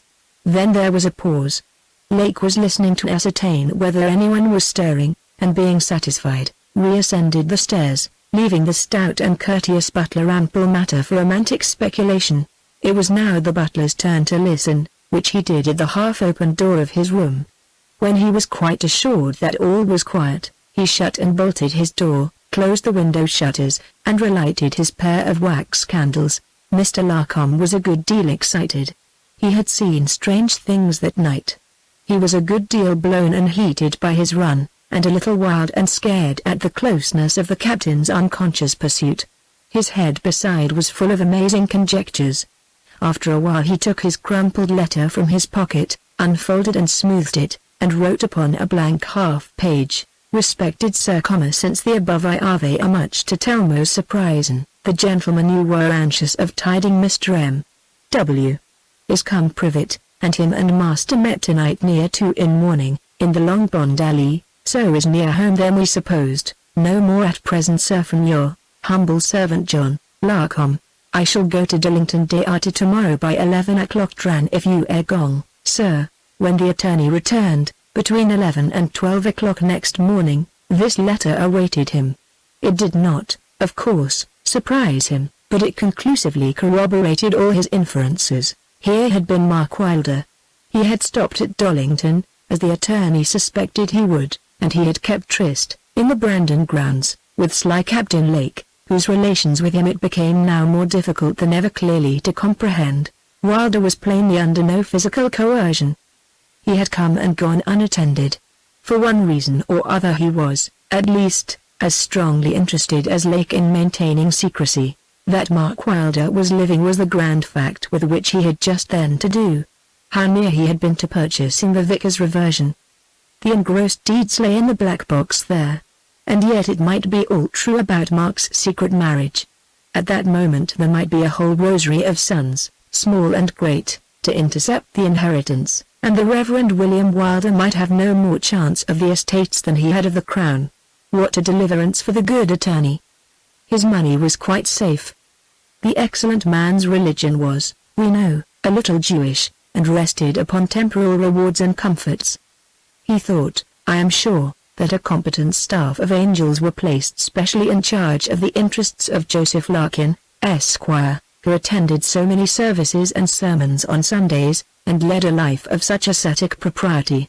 He felt quite grateful to them. In his priggish way their management in this matter had been so eminently satisfactory. He regretted that he had not an opportunity of telling them so personally. I don't say that he would have expressed it in these literal terms, but it was fixed in his mind that the carriage of his business was supernaturally arranged. Perhaps he was right, and he was at once elated and purified, and his looks and manner that afternoon were more than usually meek and celestial. Chapter 71 Sir Harry Bracton's invasion of Gillingden. Jim Dutton had not turned up since, and his letter was one of those mare's nests of which gentlemen in Mr. Larkin's line of business have so large an experience. Of Mark Wylder not a trace was discoverable. His inquiries on this point were, of course, conducted with caution and remoteness. Sheridan, however, was one of those places which, if it knows anything, is sure to find a way of telling it, and the attorney was soon satisfied that Mark's secret visit had been conducted with sufficient caution to baffle the eyes and ears of the good folk of the town. Well, one thing was plain, the purchase of the reversion was to wait, and fraudulent as was the price at which he had proposed to buy it, he was now resolved to get it for less than half that sum, and he wrote the short note to the vicar, which he forthwith dispatched. In the meantime there was not a moment to be lost in clenching the purchase of 5 Oaks. And Mr. Joseph Larkin, with one of his young men with him in the tax cart, reached Brandon Hall in a marvellously short time after his arrival at home. Joseph Larkin, his clerk, and the dispatch box, had a short wait in the Dutch room, before his admission to the library, where an animated debate was audible. The tremendous contest impending over the county was, of course, the theme. In the Dutch room, where they waited, there was a large table, with a pyramid of blank envelopes in the middle, and ever so many cubic feet of canvassing circulars, 6 chairs, and pens and ink. The clerks were in the housekeeper's room at that moment, partaking of refreshment. There was a gig in the courtyard, with a groom at the horse's head, and Larkin, as he drew up, saw a chaise driving round to the stable-yard. People of all sorts were coming and going, and Brandon Hall was already growing like an inn. "How do ye do, dear Larkin?" said Captain Brandon Stanley Lake, the hero of all this debate and commotion, smiling his customary sly greeting, and extending his slim hand across the arm of his chair. "I'm so sorry you were away. This thing has come, after all, so suddenly. We are getting on famously though, but I'm awfully fagged." And, indeed, he looked pale and tired, though smiling. "I've a lot of fellows with me, they've just run into luncheon, won't you take something?" But Joseph Larkin, smiling after his sort, excused himself. He was glad they had a moment to themselves. He had brought the money, which he knew would be acceptable at such a moment, and he thought it would be desirable to sign and seal forthwith, to which the captain, a little anxiously, agreed. So he got in one of the clerks who were directing the canvassing circulars, and gave him the draft, approved by his counsel, to read aloud, while he followed with his eye upon the engrossed deed. The attorney told down the money in bank bills. He fancied that exception might be taken to his cheque for so large a sum, and was eager to avoid delay, and came from London so provided. The captain was not sorry, for in truth he was in rather imminent jeopardy just then. He had spoken truth, strangely enough, when he mentioned his gambling debts as an incentive to his marriage with the heiress of Brandon, in that Sunday walk with Rachel in the park, and hardly 10 minutes had passed when Melton Hervey, trustiest of aide-de-camps, was on his way to Dollington to make a large lodgment to the captain's credit in the county bank, and to procure a letter of credit for a stupendous sum in favour of Messrs. Hiram and Jacobs, transmitted under cover to Captain Lake's town solicitor.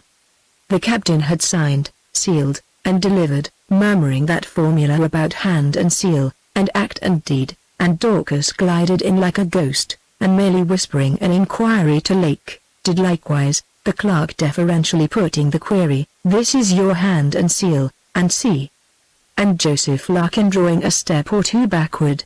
Of course the lady saw that lank and sinister man of God quite distinctly, but she did not choose to do so, and Larkin, with a grand sort of prescience, foresaw a county feud between the houses of 5 Oaks and Brandon, and now the lady had vanished.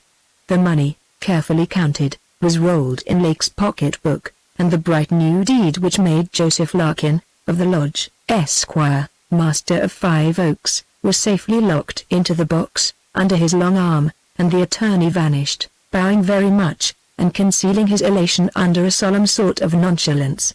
The note, which by this time the vicar had received, though short, was, on the whole, tremendous. It said: "Private. Rev. And dear Sir, I have this moment arrived from London, where I deeply regret to state the negotiation on which we both relied to carry you comfortably over your present difficulties has fallen through, in consequence of what I cannot but regard as the inexcusable caprice of the intending purchaser." He declined stating any reason for his withdrawal. "I fear that the articles were so artfully framed by his solicitors, in one particular which it never entered into my mind to refer to anything like trick or design, that we shall find it impossible to compel him to carry out what, in the strongest terms, I have represented to Messrs. Burlington and Smith as a bargain irrevocably concluded in point of honor and morality.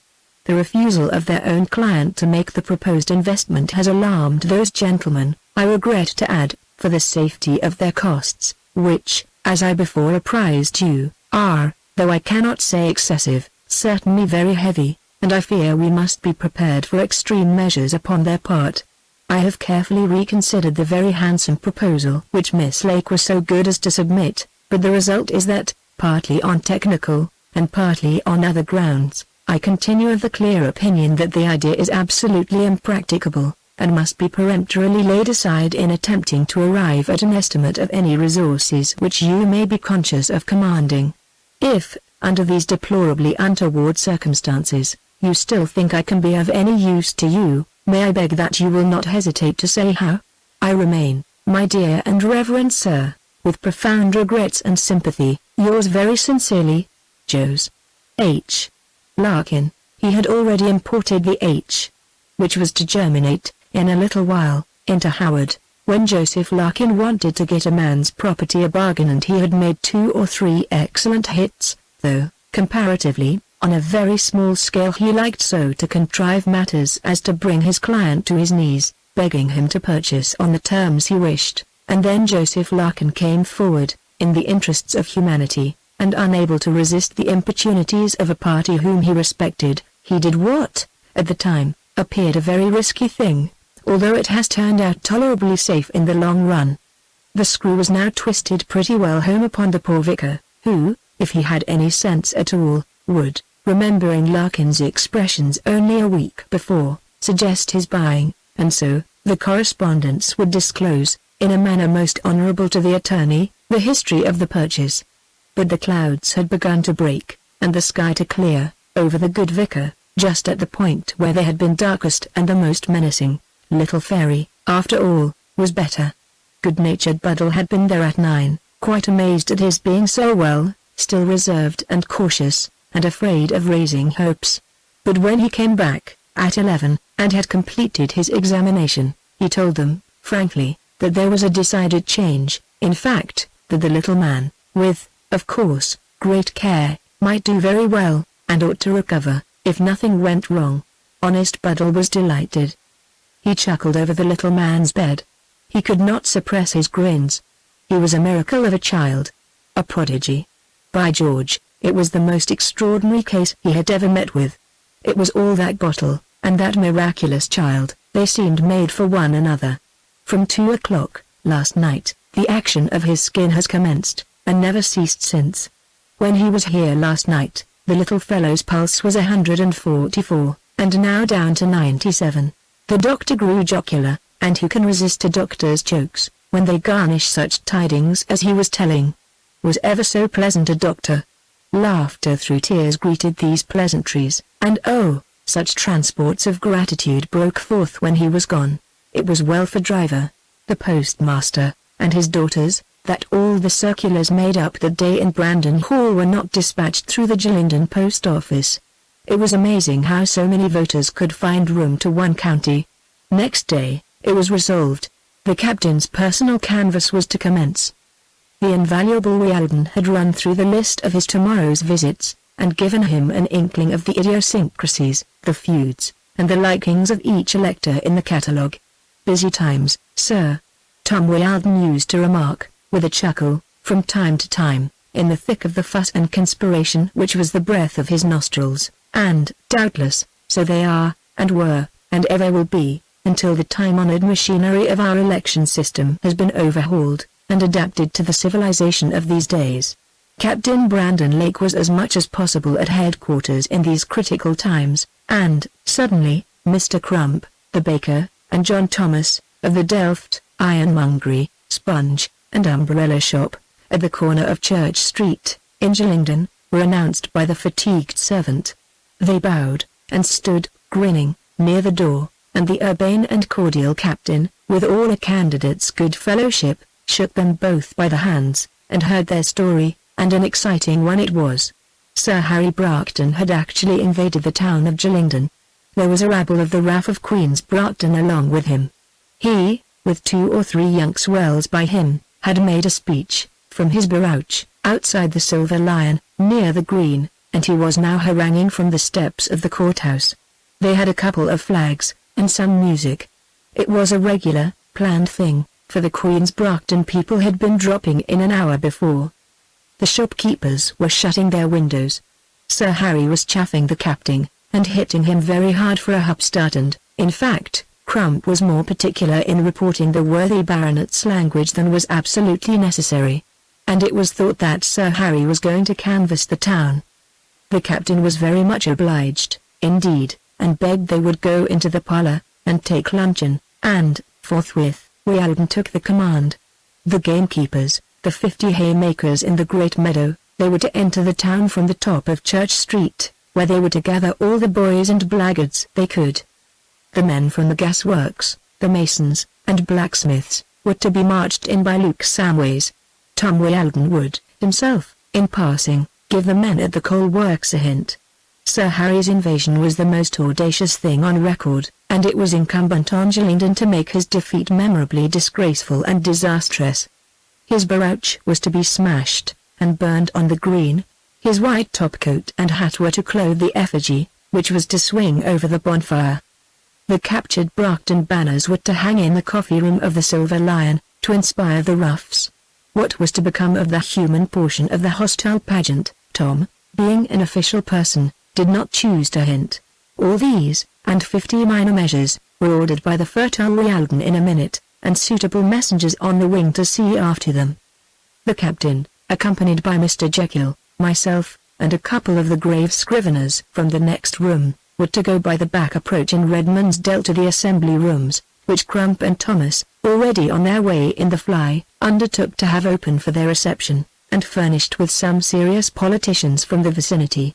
From the windows, the captain, thus supported, was to make his maiden speech, one point in which Tom Wylder insisted upon, and that was an injunction to the men of Sheridan on no account to break the peace. Take care to say it, and we'll have it well reported in the Chronicle, and our lads won't mind it, nor hear it neither, for that matter. So, there was mounting in hot haste in the courtyard of Old Brandon, and a rather ponderous selection of walking sticks by the politicians of whom I was one, intended for the windows of the assembly room. Lake Road, Tom Wylder, myself, and 2 scriveners, squeezed into the dog-cart, which was driven by Jekyll, and away we went. It was a pleasant drive, under the noble old trees. But we were in no mood for the picturesque. A few minutes brought us into the Blackberry Hollow, which debouches into Redmond's Dell. Here, the road being both steep and rugged, our speed abated. The precipitous banks shut out the sunlight, except at noon, and the road through this defile, overhung by towering trees and rocks, was even now in solemn shadow. The cart road leading down to Redmond's Dell, and passing the mills near Redmond's farm, diverges from the footpath with which we are so well acquainted, near that perpendicular block of stone which stands a little above the steps which the footpath here descends. Chapter 72. Mark Wylder's hand. Just at the darkest point of the road, a little above the rude column which I have mentioned, Lake's horse, a young one, shied, stopped short, recoiling on its haunches, and snorted fiercely into the air.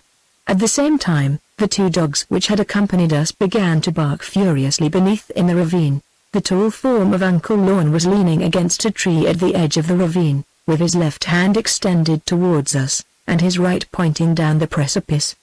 Perhaps it was this odd apparition that startled Lake's horse.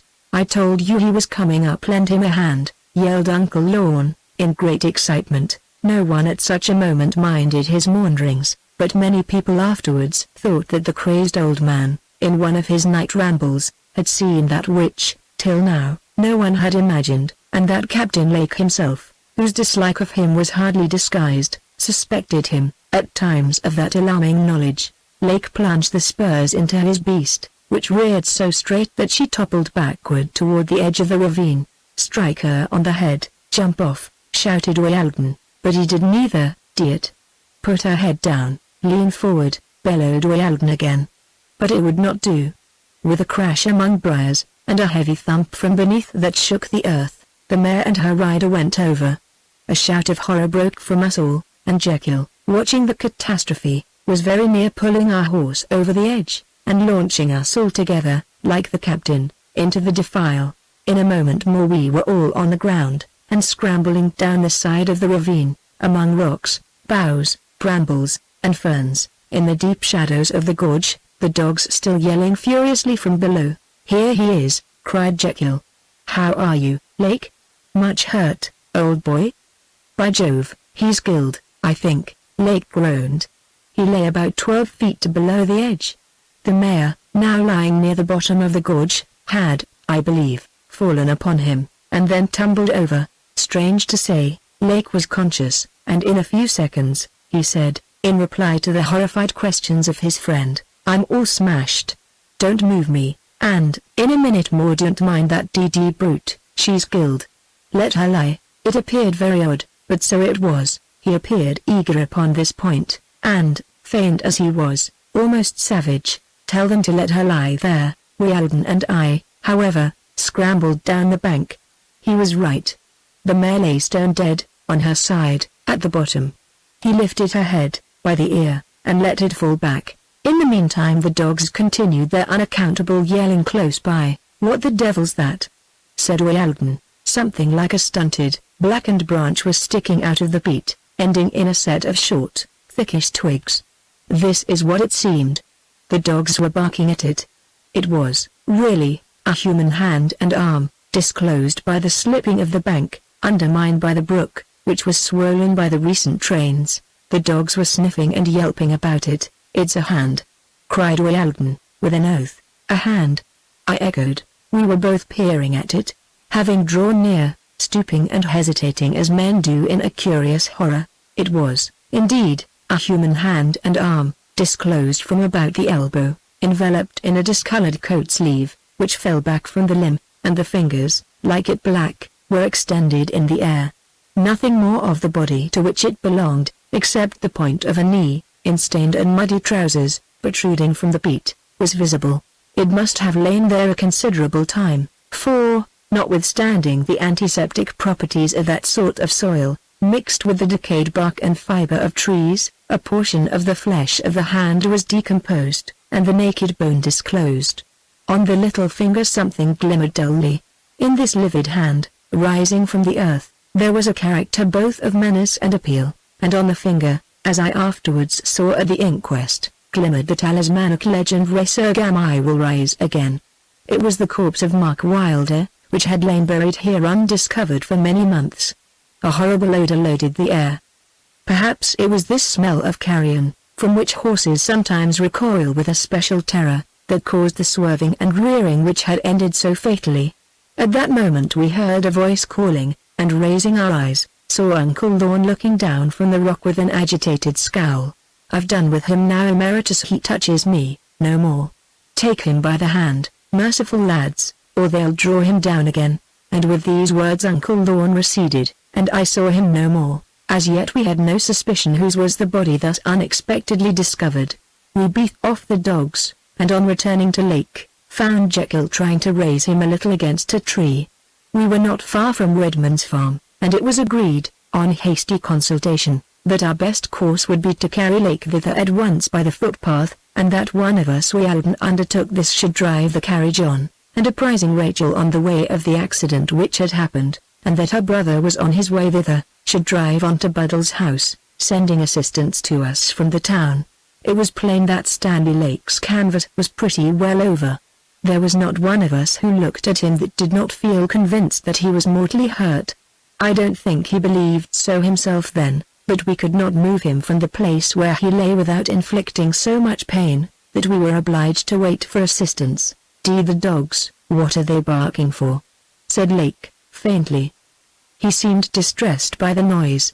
"There's a dead body partly disclosed down to someone murdered and buried, but one of Mr. Duke's young men is keeping them off." Lake made an effort to raise himself, but with a grin and a suppressed moan he abandoned it. "Is there no doctor? I'm very much hurt," said Lake, faintly, after a minute's silence. We told him that Buddle had been sent for, and that we only awaited help to get him down to Redmond's farm. When Rachel heard the clang of hoofs and the rattle of the tax cart driving down the mill road, at a pace so unusual, a vague augury of evil smote her. She was standing in the porch of her tiny house, and old Tamar was sitting knitting on the bench close by. "Tamar, they are galloping down the road, I think. What can it mean?" exclaimed the young lady, scared she could not tell why, and old Tamar stood up, and shaded her eyes with her shrunken hand. Tom Wylder pulled up at the little wicket. He was pale. He had lost his hat, too, among the thickets, and could not take time to recover it.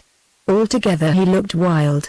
He put his hand to where his hat should have been in token of salutation, and said "I beg pardon, Miss Lake, ma'am, but I'm sorry to say your brother the captain's badly hurt, and maybe you could have a shakedown in the parlor ready for him by the time I come back with the doctor." Ma'am? Rachel, she did not know how, was close by the wheel of the vehicle by this time. "Is it Sir Harry Bracton?" "He's in the town, I know." "Is Stanley shot?" "Not shot, only thrown, miss, into the dell. His mare shied at a dead body that's there. You'd better stay where you are, miss, but if you could send up some water, I think he'd like it." "Going for the doctor, ma'am. Goodbye, Miss Lake," and away went Wylder, wild, pale, and hatless, like a man pursued by robbers. "Oh, Tamar, he's killed. Stanley's killed. I'm sure he's killed," and all's discovered. And Rachel ran wildly up the hill a few steps, but stopped and returned as swiftly. "Thank God, miss," said old Tamar, lifting up her trembling fingers and white eyes to heaven. "Better dead, miss, than living on in sin and sorrow, better discovered than hid by daily falsehood and cruelty. Old Tamar's tired of life, she's willing to go, and wish in for death this many a day. Oh, Master Stanley, my child." Rachel went into the parlor and kneeled down, with white upturned face and clasped hands. But she could not pray. She could only look her wild supplication deliverance and issue out of the terrors that beset her, and oh, poor miserable lost Stanley. It was just a look and an inarticulate cry for mercy. An hour after Captain Stanley Brandon Lake, whose election address was figuring that evening in the Dollington Courier, and in the County Chronicle, lay with his clothes still on, in the little drawing-room of Redmond's farm, his injuries ascertained, his thigh broken near the hip, and his spine fractured. No hope, no possibility of a physical reascension, this time. Meanwhile, in the Blackberry Dell, Dr. Buddle was assisting at a different sort of inquisition.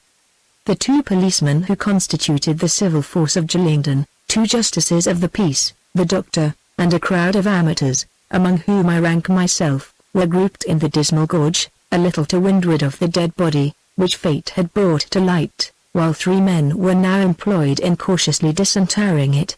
When the operation was completed, there remained no doubt whatever on my mind. Discolored and disfigured as were both clothes and body, I was sure that the dead man was no other than Mark Wylder. When the clay with which it was clotted was a little removed, it became indubitable. The great whiskers, the teeth so white and even, and oddly enough, one black lock of hair which he wore twisted in a formal curl flat on his forehead, remained undisturbed in its position, as it was fixed there at his last toilet for Brandon Hall. In the rude and shallow grave in which he lay, his purse was found, and some loose silver mixed in the mold. The left hand, on which was the ring of the Persian magician, was bare, the right gloved, with the glove of the other hand clutched firmly in it. The body was got up in a sheet to a sort of spring cart which awaited it, and so conveyed to the Silver Lion, in Gillingden, where it was placed in a disused coach-house to await the inquest. There the examination was continued, and his watch, the chain broken, found in his waistcoat pocket. In his coat pocket were found, of course, in no very presentable condition, his cigar case, his initials stamped on it, for Mark had, in his day, a keen sense of property, his handkerchief, also marked, a pocketbook with some entries nearly effaced, and a letter unopened, and sealed with Lord Chelford's seal. The writing was nearly washed away, but the letters Lich, or Twitch, were still legible near the corner, and it turned out to be a letter to Dulwich, which Mark Wylder had undertaken to put in the Gillingden post office, on the last night on which he appeared at Brandon. The whole town was in a ferment that night. Great debate and conjecture in the reading room, and even on the benches of the billiard room. The Silver Lion did a great business that night. Mine host might have turned a good round sum only by showing the body, were it not that Edwards, the chief policeman, had the keys of the coach house. Much toing and froing there was between the town and Redman's farm, the respectable inhabitants all sending or going up to inquire how the captain was doing. At last Dr. Buddle officially interfered. The constant bustle was injurious to his patient. An hourly bulletin up to 12 o'clock should be in the hall of the Brandon Arms, and Redman's Dell grew quiet once more. When William Wylder heard the news, he fainted, not altogether through horror or grief, though he felt both, but the change in his circumstances was so amazing and momentous. It was a strange shock, immense relief, immense horror, quite overwhelming. Mark had done some good-natured things for him in a small £5 way. He had promised him that loan, too, which would have lifted him out of his slough of despond, and he clung with an affectionate gratitude to these exhibitions of brotherly love. Besides, he had accustomed himself, the organ of veneration standing prominent on the top of the vicar's head, to regard Mark in the light of a great practical genius, natus rebus agendis. He knew men so thoroughly, he understood the world so marvellously. The vicar was not in the least surprised when Mark came in for a fortune. He had always predicted that Mark must become very rich, and that nothing but indolence could prevent his ultimately becoming a very great man. The sudden and total disappearance of so colossal an object was itself amazing. There was another person very strongly, though differently, affected by the news. Under pretext of business at Naunton, Joseph Larkin had driven off early to Five Oaks, to make inspection of his purchase.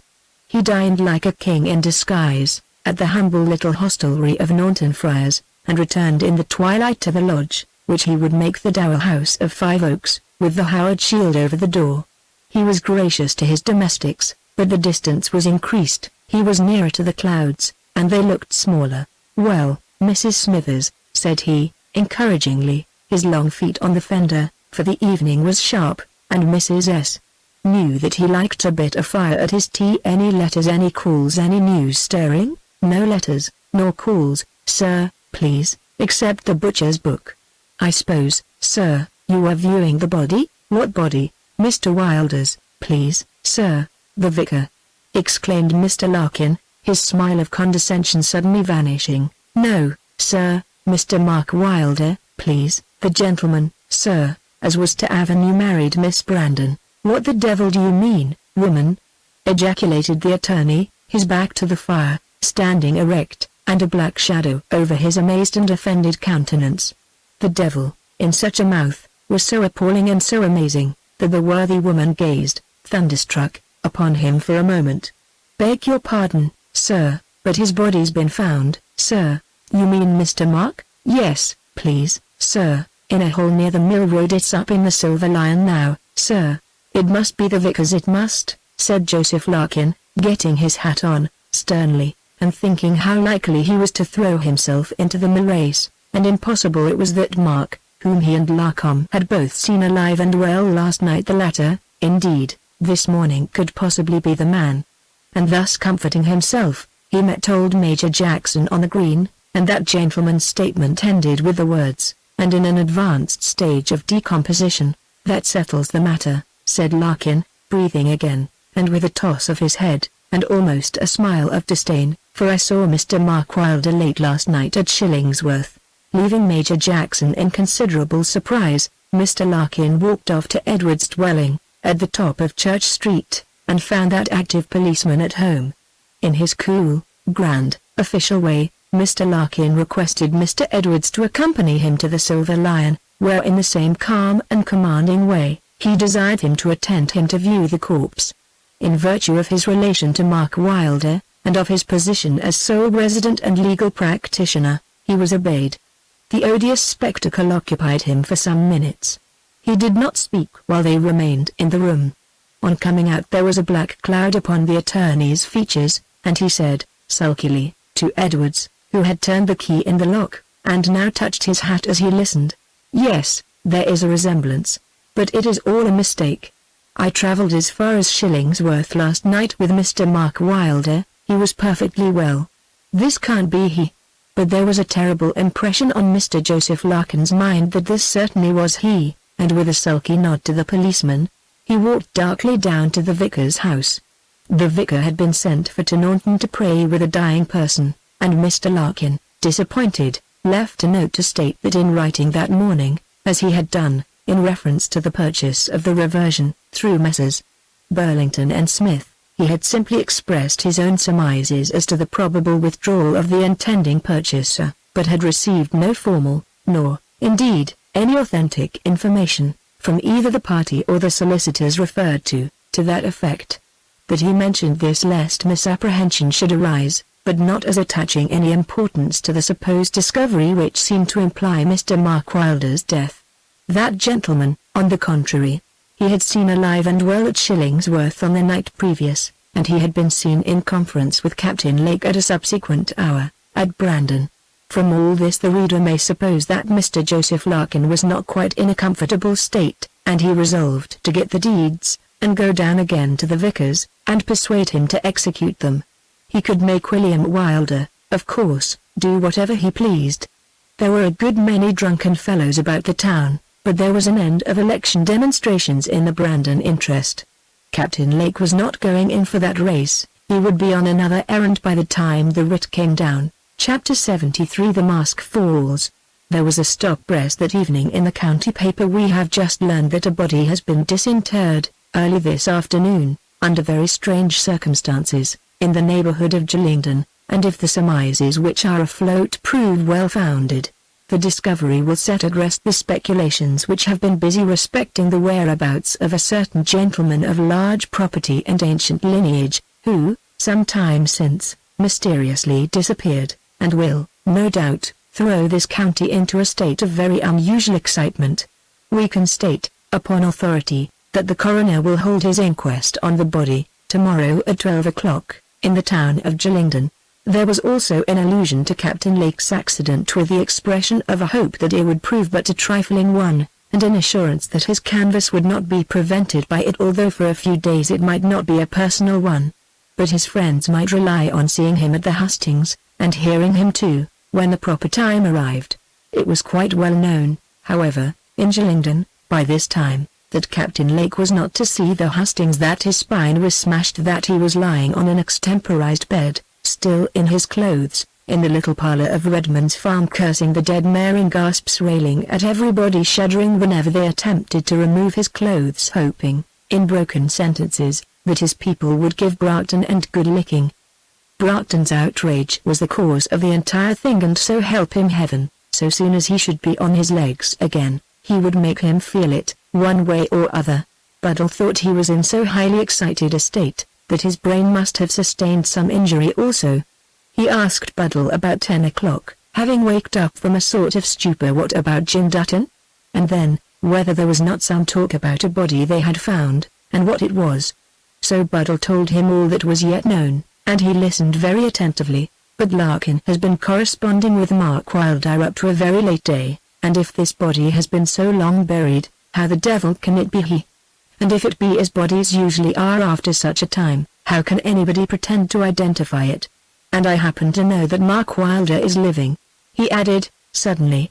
The doctor told him not to tire himself talking, and offered, if he wished to make a statement before a magistrate, to arrange that one should attend and receive it. "I rather dislike it, because Mark wants to keep it quiet, but if, on public grounds, it is desirable, I will make it, of course. You'll use your discretion in mentioning the subject." So the captain was now prepared to acknowledge the secret meeting of the night before, and to corroborate the testimony of his attorney and his butler. Stanley Lake had now no idea that his injuries were dangerous. He said he had a bad bruise under his ribs, and a sprained wrist, and was a little bit shaken, and he talked of his electioneering as only suspended for a day or two.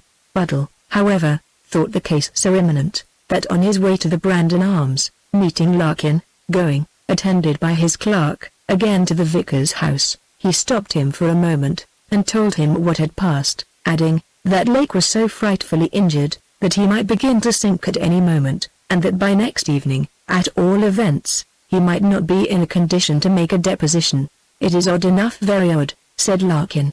"It was only an hour since, in conversation with our policeman, Edwards, that I mentioned the fact of my having myself travelled from London to Shillingsworth last night with Mr. Mark Wylder, who went on by train in this direction, I presume, to meet our unfortunate friend, Captain Lake, by appointment. Thomas Sleden, of Wadding Hall at this moment in the Brandon Arms is just the man. If you mention it to him, he'll go up with you to Redmond's farm, and take the deposition. Let it be a deposition, do you mind? A statement is mere hearsay.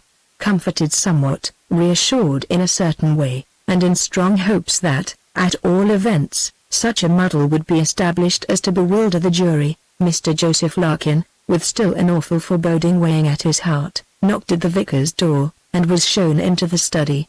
A solitary candle being placed, to make things bright and pleasant for the visitor, who did not look so himself, the vicar, very pale, and appearing to have grown even thinner since he last saw him, entered, and shook his hand with an anxious attempt at a smile, which faded almost instantly. I am so delighted that you have come. I have passed a day of such dreadful agitation. Poor Mark. There is no doubt, sir, whatsoever that he is perfectly well. 3 different persons unexceptionable witnesses can depose to having seen him last night, and he had a long conference with Captain Lake, who is by this time making his deposition. It is with respect to the other little matter, the execution of the deed of conveyance to Messrs. Burlington and Smith's clients. You know my feeling about the note I wrote this morning a little, I will not say incautiously, because with a client of your known character and honor, no idea of this sort can find place, but I will say thoughtlessly. If there be any hanging back, or appearance of it, it may call down unpleasant indeed, to be quite frank, ruinous consequences, which, I think, in the interest of your family, you would hardly be justified in invoking upon the mere speculation of your respected brother's death. There was a sound of voices at the door. Do come in, pray do, was heard in Dolly's voice. Won't you excuse me? But pray do. Willie, darling, don't you wish him to come in? Most particularly. Do beg of him, in my name, and I know Mr. Larkin would wish it so much, and so Lord Chelford, with a look which, at another time, would have been an amused one, quite conscious of the oddity of his introduction, came in and slightly saluted Mr. Larkin, who was for a few seconds pretty obviously confounded, and with a pink flush all over his bald forehead, tried to smile, while his hungry little eyes searched the Viscount with fear and suspicion. Larkin's tone was now much moderated. Any sort of dealing was good enough for the simple vicar, but here was the quiet, sagacious peer, who had shown himself, on 2 remarkable committees, so quick and able a man of business, and the picture of the vicar's situation, and of the powers and terrors of Messrs. Burlington and Smith, were to be drawn with an exacter pencil, and far more delicate colouring. Lord Chelford listened so quietly that the tall attorney felt he was making way with him, and concluded his persuasion by appealing to him for an opinion. That is precisely as I said. I knew my friend, Mr. Larkin, would be only too glad of an opinion in this difficulty from you, threw in the vicar.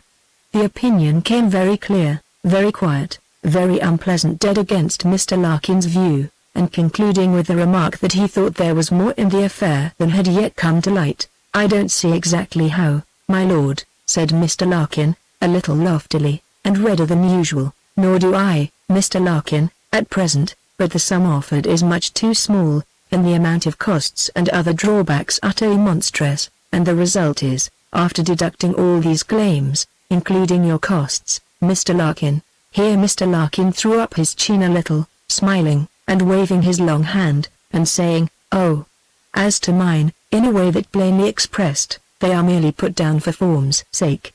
It is playing at costs. You know Joseph Larkin, he never so much as dreamed of looking for them. There remain hardly £950 applicable to the payment of the Reverend Mr. Wylder's debts, a sum which would have been ample, before this extraordinary negotiation was commenced, to have extricated him from all his pressing difficulties, and which I would have been only too happy at being permitted to advance, and which, and a great deal more, Miss Lake, whose conduct has been more than kind, quite noble, wished to place in your client's hands. That," said the attorney, flushing a little, "I believe to have been technically impossible, and it was accompanied by a proposition which was on other grounds untenable." "You mean Miss Lake's proposed residence here, an arrangement, it appears to me, every way most desirable. I objected to it on, I will say, moral grounds, my lord. It is painful to me to disclose what I know, but that young lady accompanied Mr. Mark Wylder, my lord, in his midnight flight from Dollington, and remained in London, under, I presume, his protection for some time. That statement, sir, is, I happen to know, utterly contrary to fact. The young lady you mention never even saw Mr. Mark Wylder since she took leave of him in the drawing-room at Brandon, and I state this not in vindication of her, but to lend weight to the caution I give you against ever again presuming to connect her name with your surmises. The peer's countenance was so inexpressibly stern, and his eyes poured such a stream of fire upon the attorney, that he shrank a little, and looked down upon his great fingers which were drumming, let us hope, some sacred music upon the table. I am truly rejoiced, my lord, to hear you say so. Except to the young party herself, and in this presence, I have never mentioned it, and I can show you the evidence on which my conclusions rested. Thank you. No, sir, my evidence is conclusive. I don't know what Mr. Larkin would have thought of it. It was simply Rachel's letter to her friend Dolly Wylder on the subject of the attorney's conference with her at Redmond's farm. It was a frank and passionate denial of the slander, breathing undefinably, but irresistibly, the spirit of truth. Then am I to understand, in conclusion, said the attorney, that defying all consequences, the Reverend Mr. Wylder refuses to execute the deed of sale? Certainly, said Lord Chelford, taking this reply upon himself. You know, my dear Mr. Wylder, I told you from the first that Messrs. Burlington and Smith were, in fact, a very sharp house, and I fear they will execute any powers they possess in the most summary manner. The attorney's eye was upon the vicar as he spoke, but Lord Chelford answered, the powers you speak of are quite without parallel in a negotiation to purchase, and in the event of their hazarding such a measure, the Reverend Mr. Wylder will apply to a court of equity to arrest their proceedings. My own solicitor is retained in the case.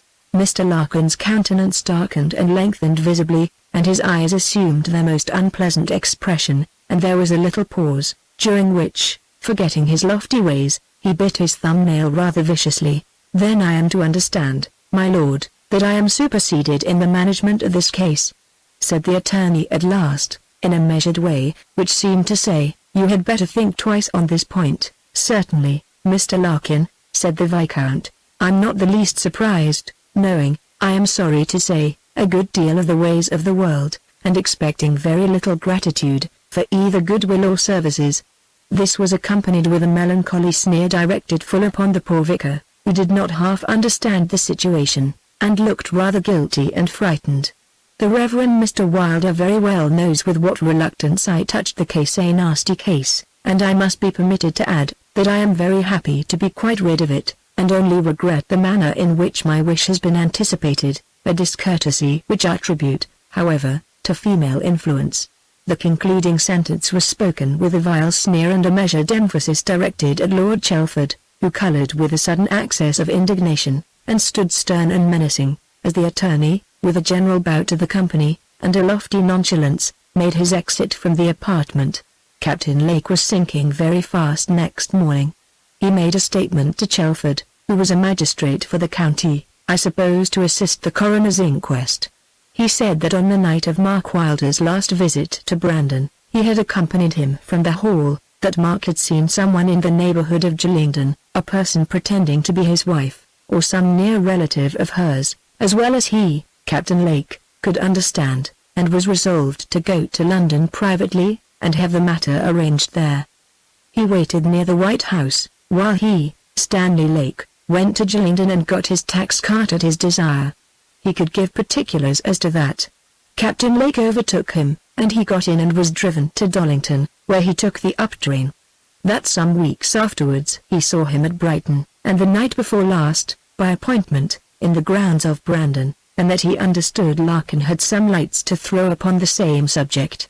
The jury were not sworn until 2 o'clock. The circumstances of the discovery of the body were soon established. But the question which next arose was very perplexed. Was the body that of Mr. Mark Wylder? There could be no doubt as to a general resemblance, but, though marvellously preserved, in its then state, certainty was hardly attainable. but there was a perfectly satisfactory identification of the dress and properties of the corpse as those of Mr. Mark Wylder. On the other hand, there was the testimony of Lord Chelford, who put Captain Lake's deposition in evidence, as also the testimony of Larkin, and the equally precise evidence of Larcom, the butler. The proceedings had reached this point when an occurrence took place which startled Lord Chelford, Larkin, Larcom, and everyone in the room who was familiar with Mark Wylder's appearance. A man pushed his way to the front of the crowd, and for a moment it seemed that Mark Wylder stood living before them. "Who are you?" said Lord Chelford. "Jim Dutton, sir. I come by reason of what I read in the Chronicle overnight, about Mr. Mark Wylder being found." "Do you know anything of him?" asked the coroner. "Nout," answered the man bluffly, "only I writ to Mr. Larkin, there, as I wanted to see him. I remember him well when I was a boy. I seed him in the train from London t'other night, and he seed me on the Shillingsworth platform, and I think he took me for someone else. I was coming down to see the captain at Brandon and seed him the same night." "Why have you come here?" asked the coroner. "Thinking I might be mistook," answered the man. "I was twice here in England, and 3 times abroad." "For whom?" "Mr. Mark Wylder," answered he. "It is a wonderful likeness," said Lord Chelford. Larkin stared at him with his worst expression, and Larcom, I think, thought he was the devil. I was as much surprised as any for a few seconds. But there were points of difference. Jim Dutton was rather a taller and every way a larger man than Mark Wylder.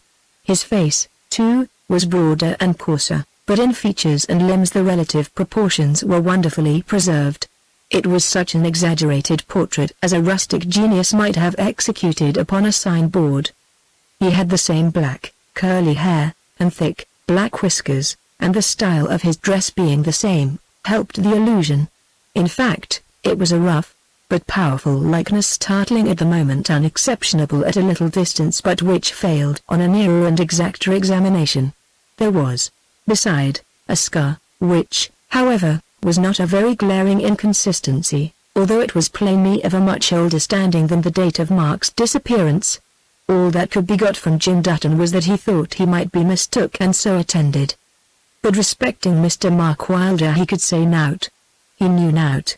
Lord Chelford was called away at this moment by an urgent note. It was to request his immediate attendance at Redman's farm, to see Captain Lake, who was in a most alarming state. The hand was Dorcas's, and Lord Chelford jumped into the little pony carriage which awaited him at the door of the Silver Lion. When he reached Redman's farm, Captain Lake could not exert himself sufficiently to speak for nearly half an hour. At the end of that time he was admitted into the tiny drawing-room in which the captain lay. He was speaking with difficulty.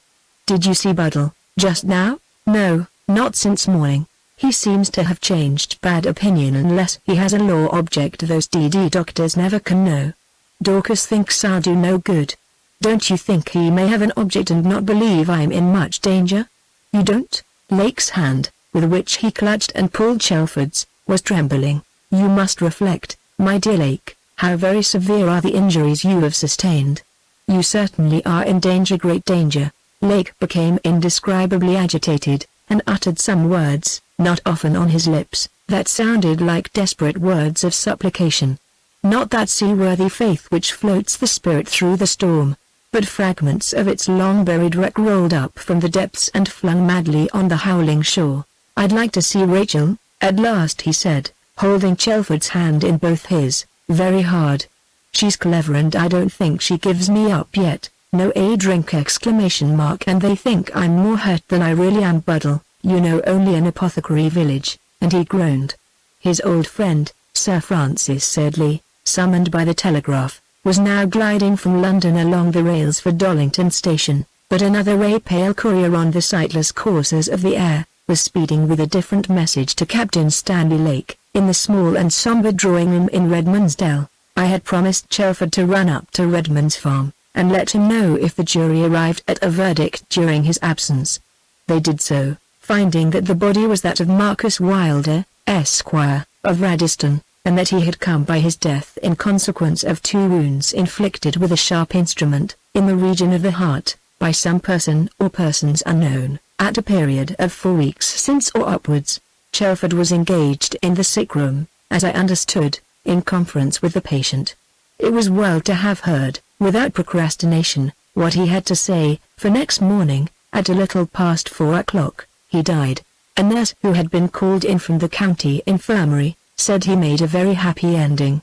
He mumbled to himself, in his drowsy state, as she was quite sure, in prayer, and he made a very pretty corpse when he was laid out, and his golden hair looked so nice, and he was all so slim and shapely. Rachel and Dorcas were sitting in the room with him, not expecting the catastrophe then.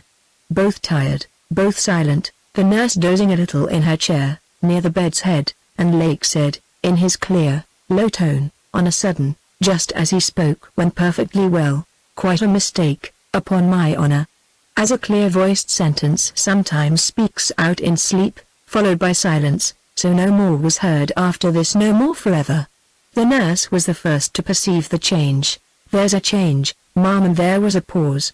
"I'm afraid, ma'am, he's gone," said the nurse. Both ladies, in an instant, were at the bedside, looking at the peaked and white countenance, which was all they were ever again to see of Stanley, the yellow eyes and open mouth. Rachel's agony broke forth in a loud, wild cry. All was forgotten and forgiven in that tremendous moment. "Oh, Stanley, Stanley!" exclamation mark. "Brother, brother, oh, brother!" There was the unchanged face, gaping its awful farewell of earth. "All over!" exclamation mark. "Never to stir more." "Is he dead?" said Dorcas, with the peculiar sternness of agony. There could be no doubt. It was a sight too familiar to deceive the nurse, and Dorcas closed those strange, wild eyes that had so fatally fascinated her, and then she trembled, without speaking or shedding a tear. Her looks alarmed the nurse, who, with Rachel's help, persuaded her to leave the room.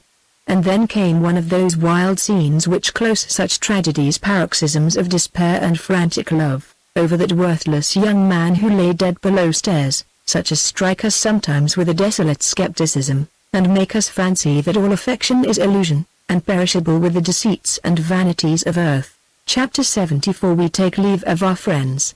The story which, in his last interview with Lord Chelford, Stanley Lake had related, was, probably, as near the truth as he was capable of telling. On the night when Mark Wylder had left Brandon in his company, they had some angry talk, Lake's object being to induce Mark to abandon his engagement with Dorcas Brandon. He told Stanley that he would not give up Dorcas, but that he, Lake, must fight him, and go to Boulogne for the purpose, and they should arrange matters so that one or other must fall. Lake laughed quietly at the proposition, and Mark retorted by telling him he would so insult him, if he declined, as to compel a meeting. When they reached that lonely path near the flight of stone steps, Stanley distinctly threatened his companion with a disclosure of the scandalous incident in the card room of the club, which he afterwards related, substantially as it had happened, to Joseph Larkin. When he took this decisive step, Lake's nerves were strung, I dare say, to a high pitch of excitement. Mark Wylder, he knew, carried pistols, and, all things considered, he thought it just possible he might use them. He did not, but he struck Lake with the back of his hand in the face, and Lake, who walked by his side, with his fingers on the handle of a dagger in his coat pocket, instantly retorted with a stab, which he repeated as Mark fell. He solemnly averred that he never meant to have used the dagger, except to defend his life. That he struck in a state of utter confusion, and when he saw Mark dead, with his feet on the path, and his head lying over the edge, he would have given a limb almost to bring him back. The terror of discovery and ruin instantly supervened. He propped the body against the bank, and tried to stanch the bleeding. But there could be no doubt that he was actually dead. He got the body easily down the nearly precipitous declivity. Lake was naturally by no means wanting in resource, and a certain sort of coolness, which supervened when the momentary distraction was over. He knew it would not do to leave the body so, among the rocks and brambles. He recollected that only 50 yards back they had passed a spade and pick, lying, with some other tools, by the side of the path, near that bit of old wall which was being removed. Like a man doing things in a dream, without thought or trouble, only waiting and listening for a moment before he disturbed them, he took away the implements which he required, and when about to descend, a sort of panic and insurmountable disgust seized him, and in a state of supernatural dismay, he felt for a while disposed to kill himself. In that state it was he reached Redmond's farm, and his interview with Rachel occurred.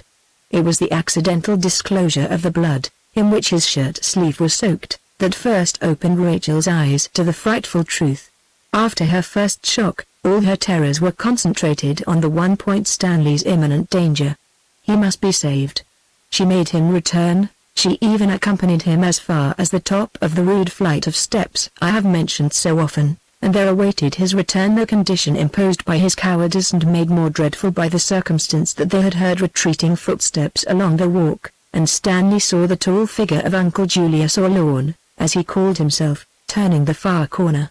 There was a long wait here, lest he should return, but he did not appear, and Stanley, though I now believe observed by this strange being, executed his horrible task, replaced the implements, and returned to Rachel, and with her to Redmond's farm, where his cool cunning once more ascendant he penned those forgeries, closing them with Mark Wylder's seal, which he compelled his sister, quite unconscious of all but that their dispatch by post, at the periods penciled upon them, was essential to her wretched brother's escape. It was the success of this, his first stratagem, which suggested that long series of frauds which, with the aid of Jim Dutton, selected for his striking points of resemblance to Mark Wylder, had been carried on for so long with such consummate art in a different field. It was Lake's ungoverned fury, when Larkin discovered the mistake in posting the letters in wrong succession, which so nearly exploded his ingenious system. He wrote in terms which roused Jim Dutton's wrath.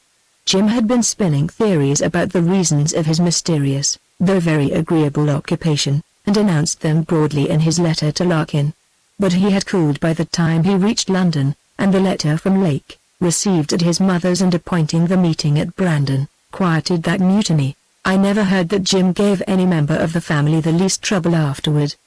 He handed to Lord Chelford a parcel of those clever and elaborate forgeries, with which Lake had last furnished him, with a penciled note on each, directing the date and town at which it was to be dispatched.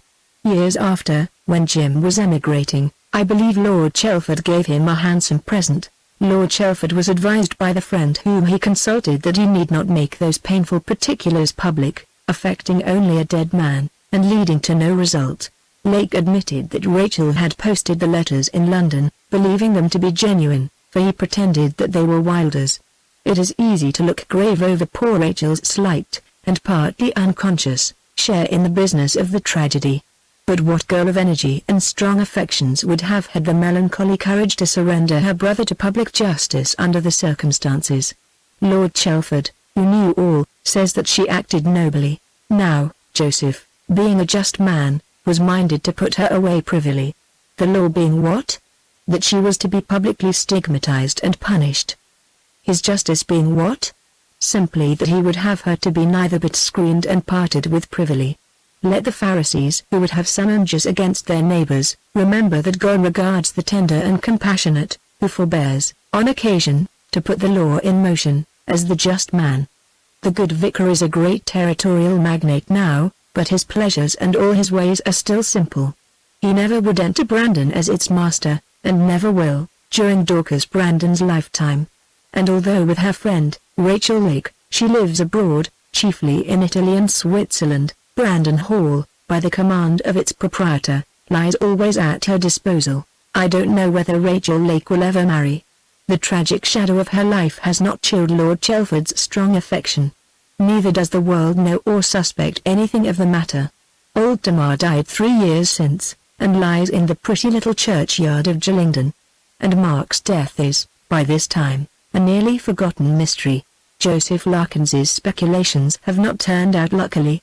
The trustees of Wylder, a minor, tried, as they were advised they must, his title to 5 Oaks, by ejectment.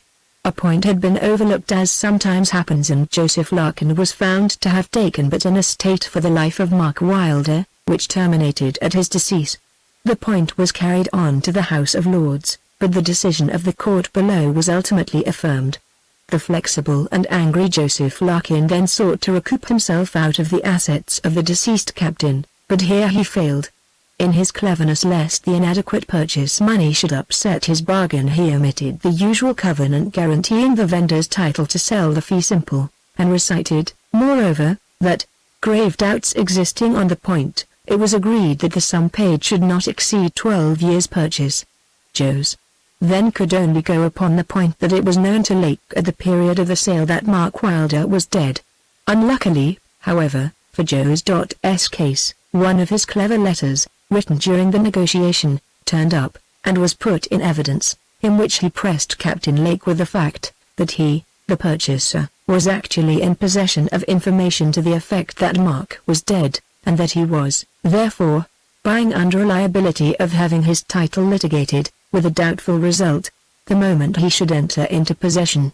This shut up the admirable man, who next tried a rather bold measure, directed against the Reverend William Wylder. A bill was filed by Messrs. Burlington and Smith, to compel him to execute a conveyance to their client on the terms of the agreement. The step was evidently taken on the calculation that he would strike, and offer a handsome compromise, but Lord Chelford was at his elbow. The suit was resisted. Messrs. Burlington and Smith did not care to run the awful risk which Mr. Larkin, behind the scenes, invited them to accept for his sake. There was first a faltering, then a bold renunciation and exposure of Mr. Joseph Larkin by the firm, who, though rather lamely, exonerated themselves as having been quite taken in by the Gillingdon attorney. Mr. Joseph Larkin had a holy reliance upon his religious reputation, which had always stood him in stead. But a worldly judge will sometimes disappoint the expectations of the Christian suitor, and the language of the court, in commenting upon Mr. Joseph Larkin, was, I am sorry to say, in the highest degree offensive. Flagitious, fraudulent, and kindred epithets, were launched against that tall, bald head, in a storm that darkened the air and obliterated the halo that usually encircled it. He was dismissed, in a tempest, with costs. He vanished from court, like an evil spirit, into the torture chamber of taxation. The whole structure of rapine and duplicity had fallen through with a dismal crash. Shrewd fellows wondered, as they always do, when a rash game breaks down, at the infatuation of the performer. But the cup of his tribulation was not yet quite full. Joseph Larkin's name was ultimately struck from the roll of solicitors and attorneys, and there were minute and merciless essays in the papers, surrounding his disgrace with a dreadful glare. People say he has not enough left to go on with. He had lodgings somewhere near Richmond, as Howard Larkin, Esquire, and is still a religious character. I am told that he shifts his place of residence about once in 6 months, and that he has never paid 1 shilling of rent for any, and has sometimes positively received money for vacating his abode. So substantially valuable is a thorough acquaintance with the capabilities of the law. I saw honest Tom Wylder about a fortnight ago, grown stouter and somewhat more phlegmatic by time, but still the same in good nature and inquisitiveness. From him I learned that Joseph Larkin is likely to figure once more in the courts about some very ugly defalcations in the cash of the Penningstall Mining Company, and that this time the persecutions of that eminent Christian are likely to take a different turn, and, as Tom said, with a gloomy shrewdness, to end in 10 years penal.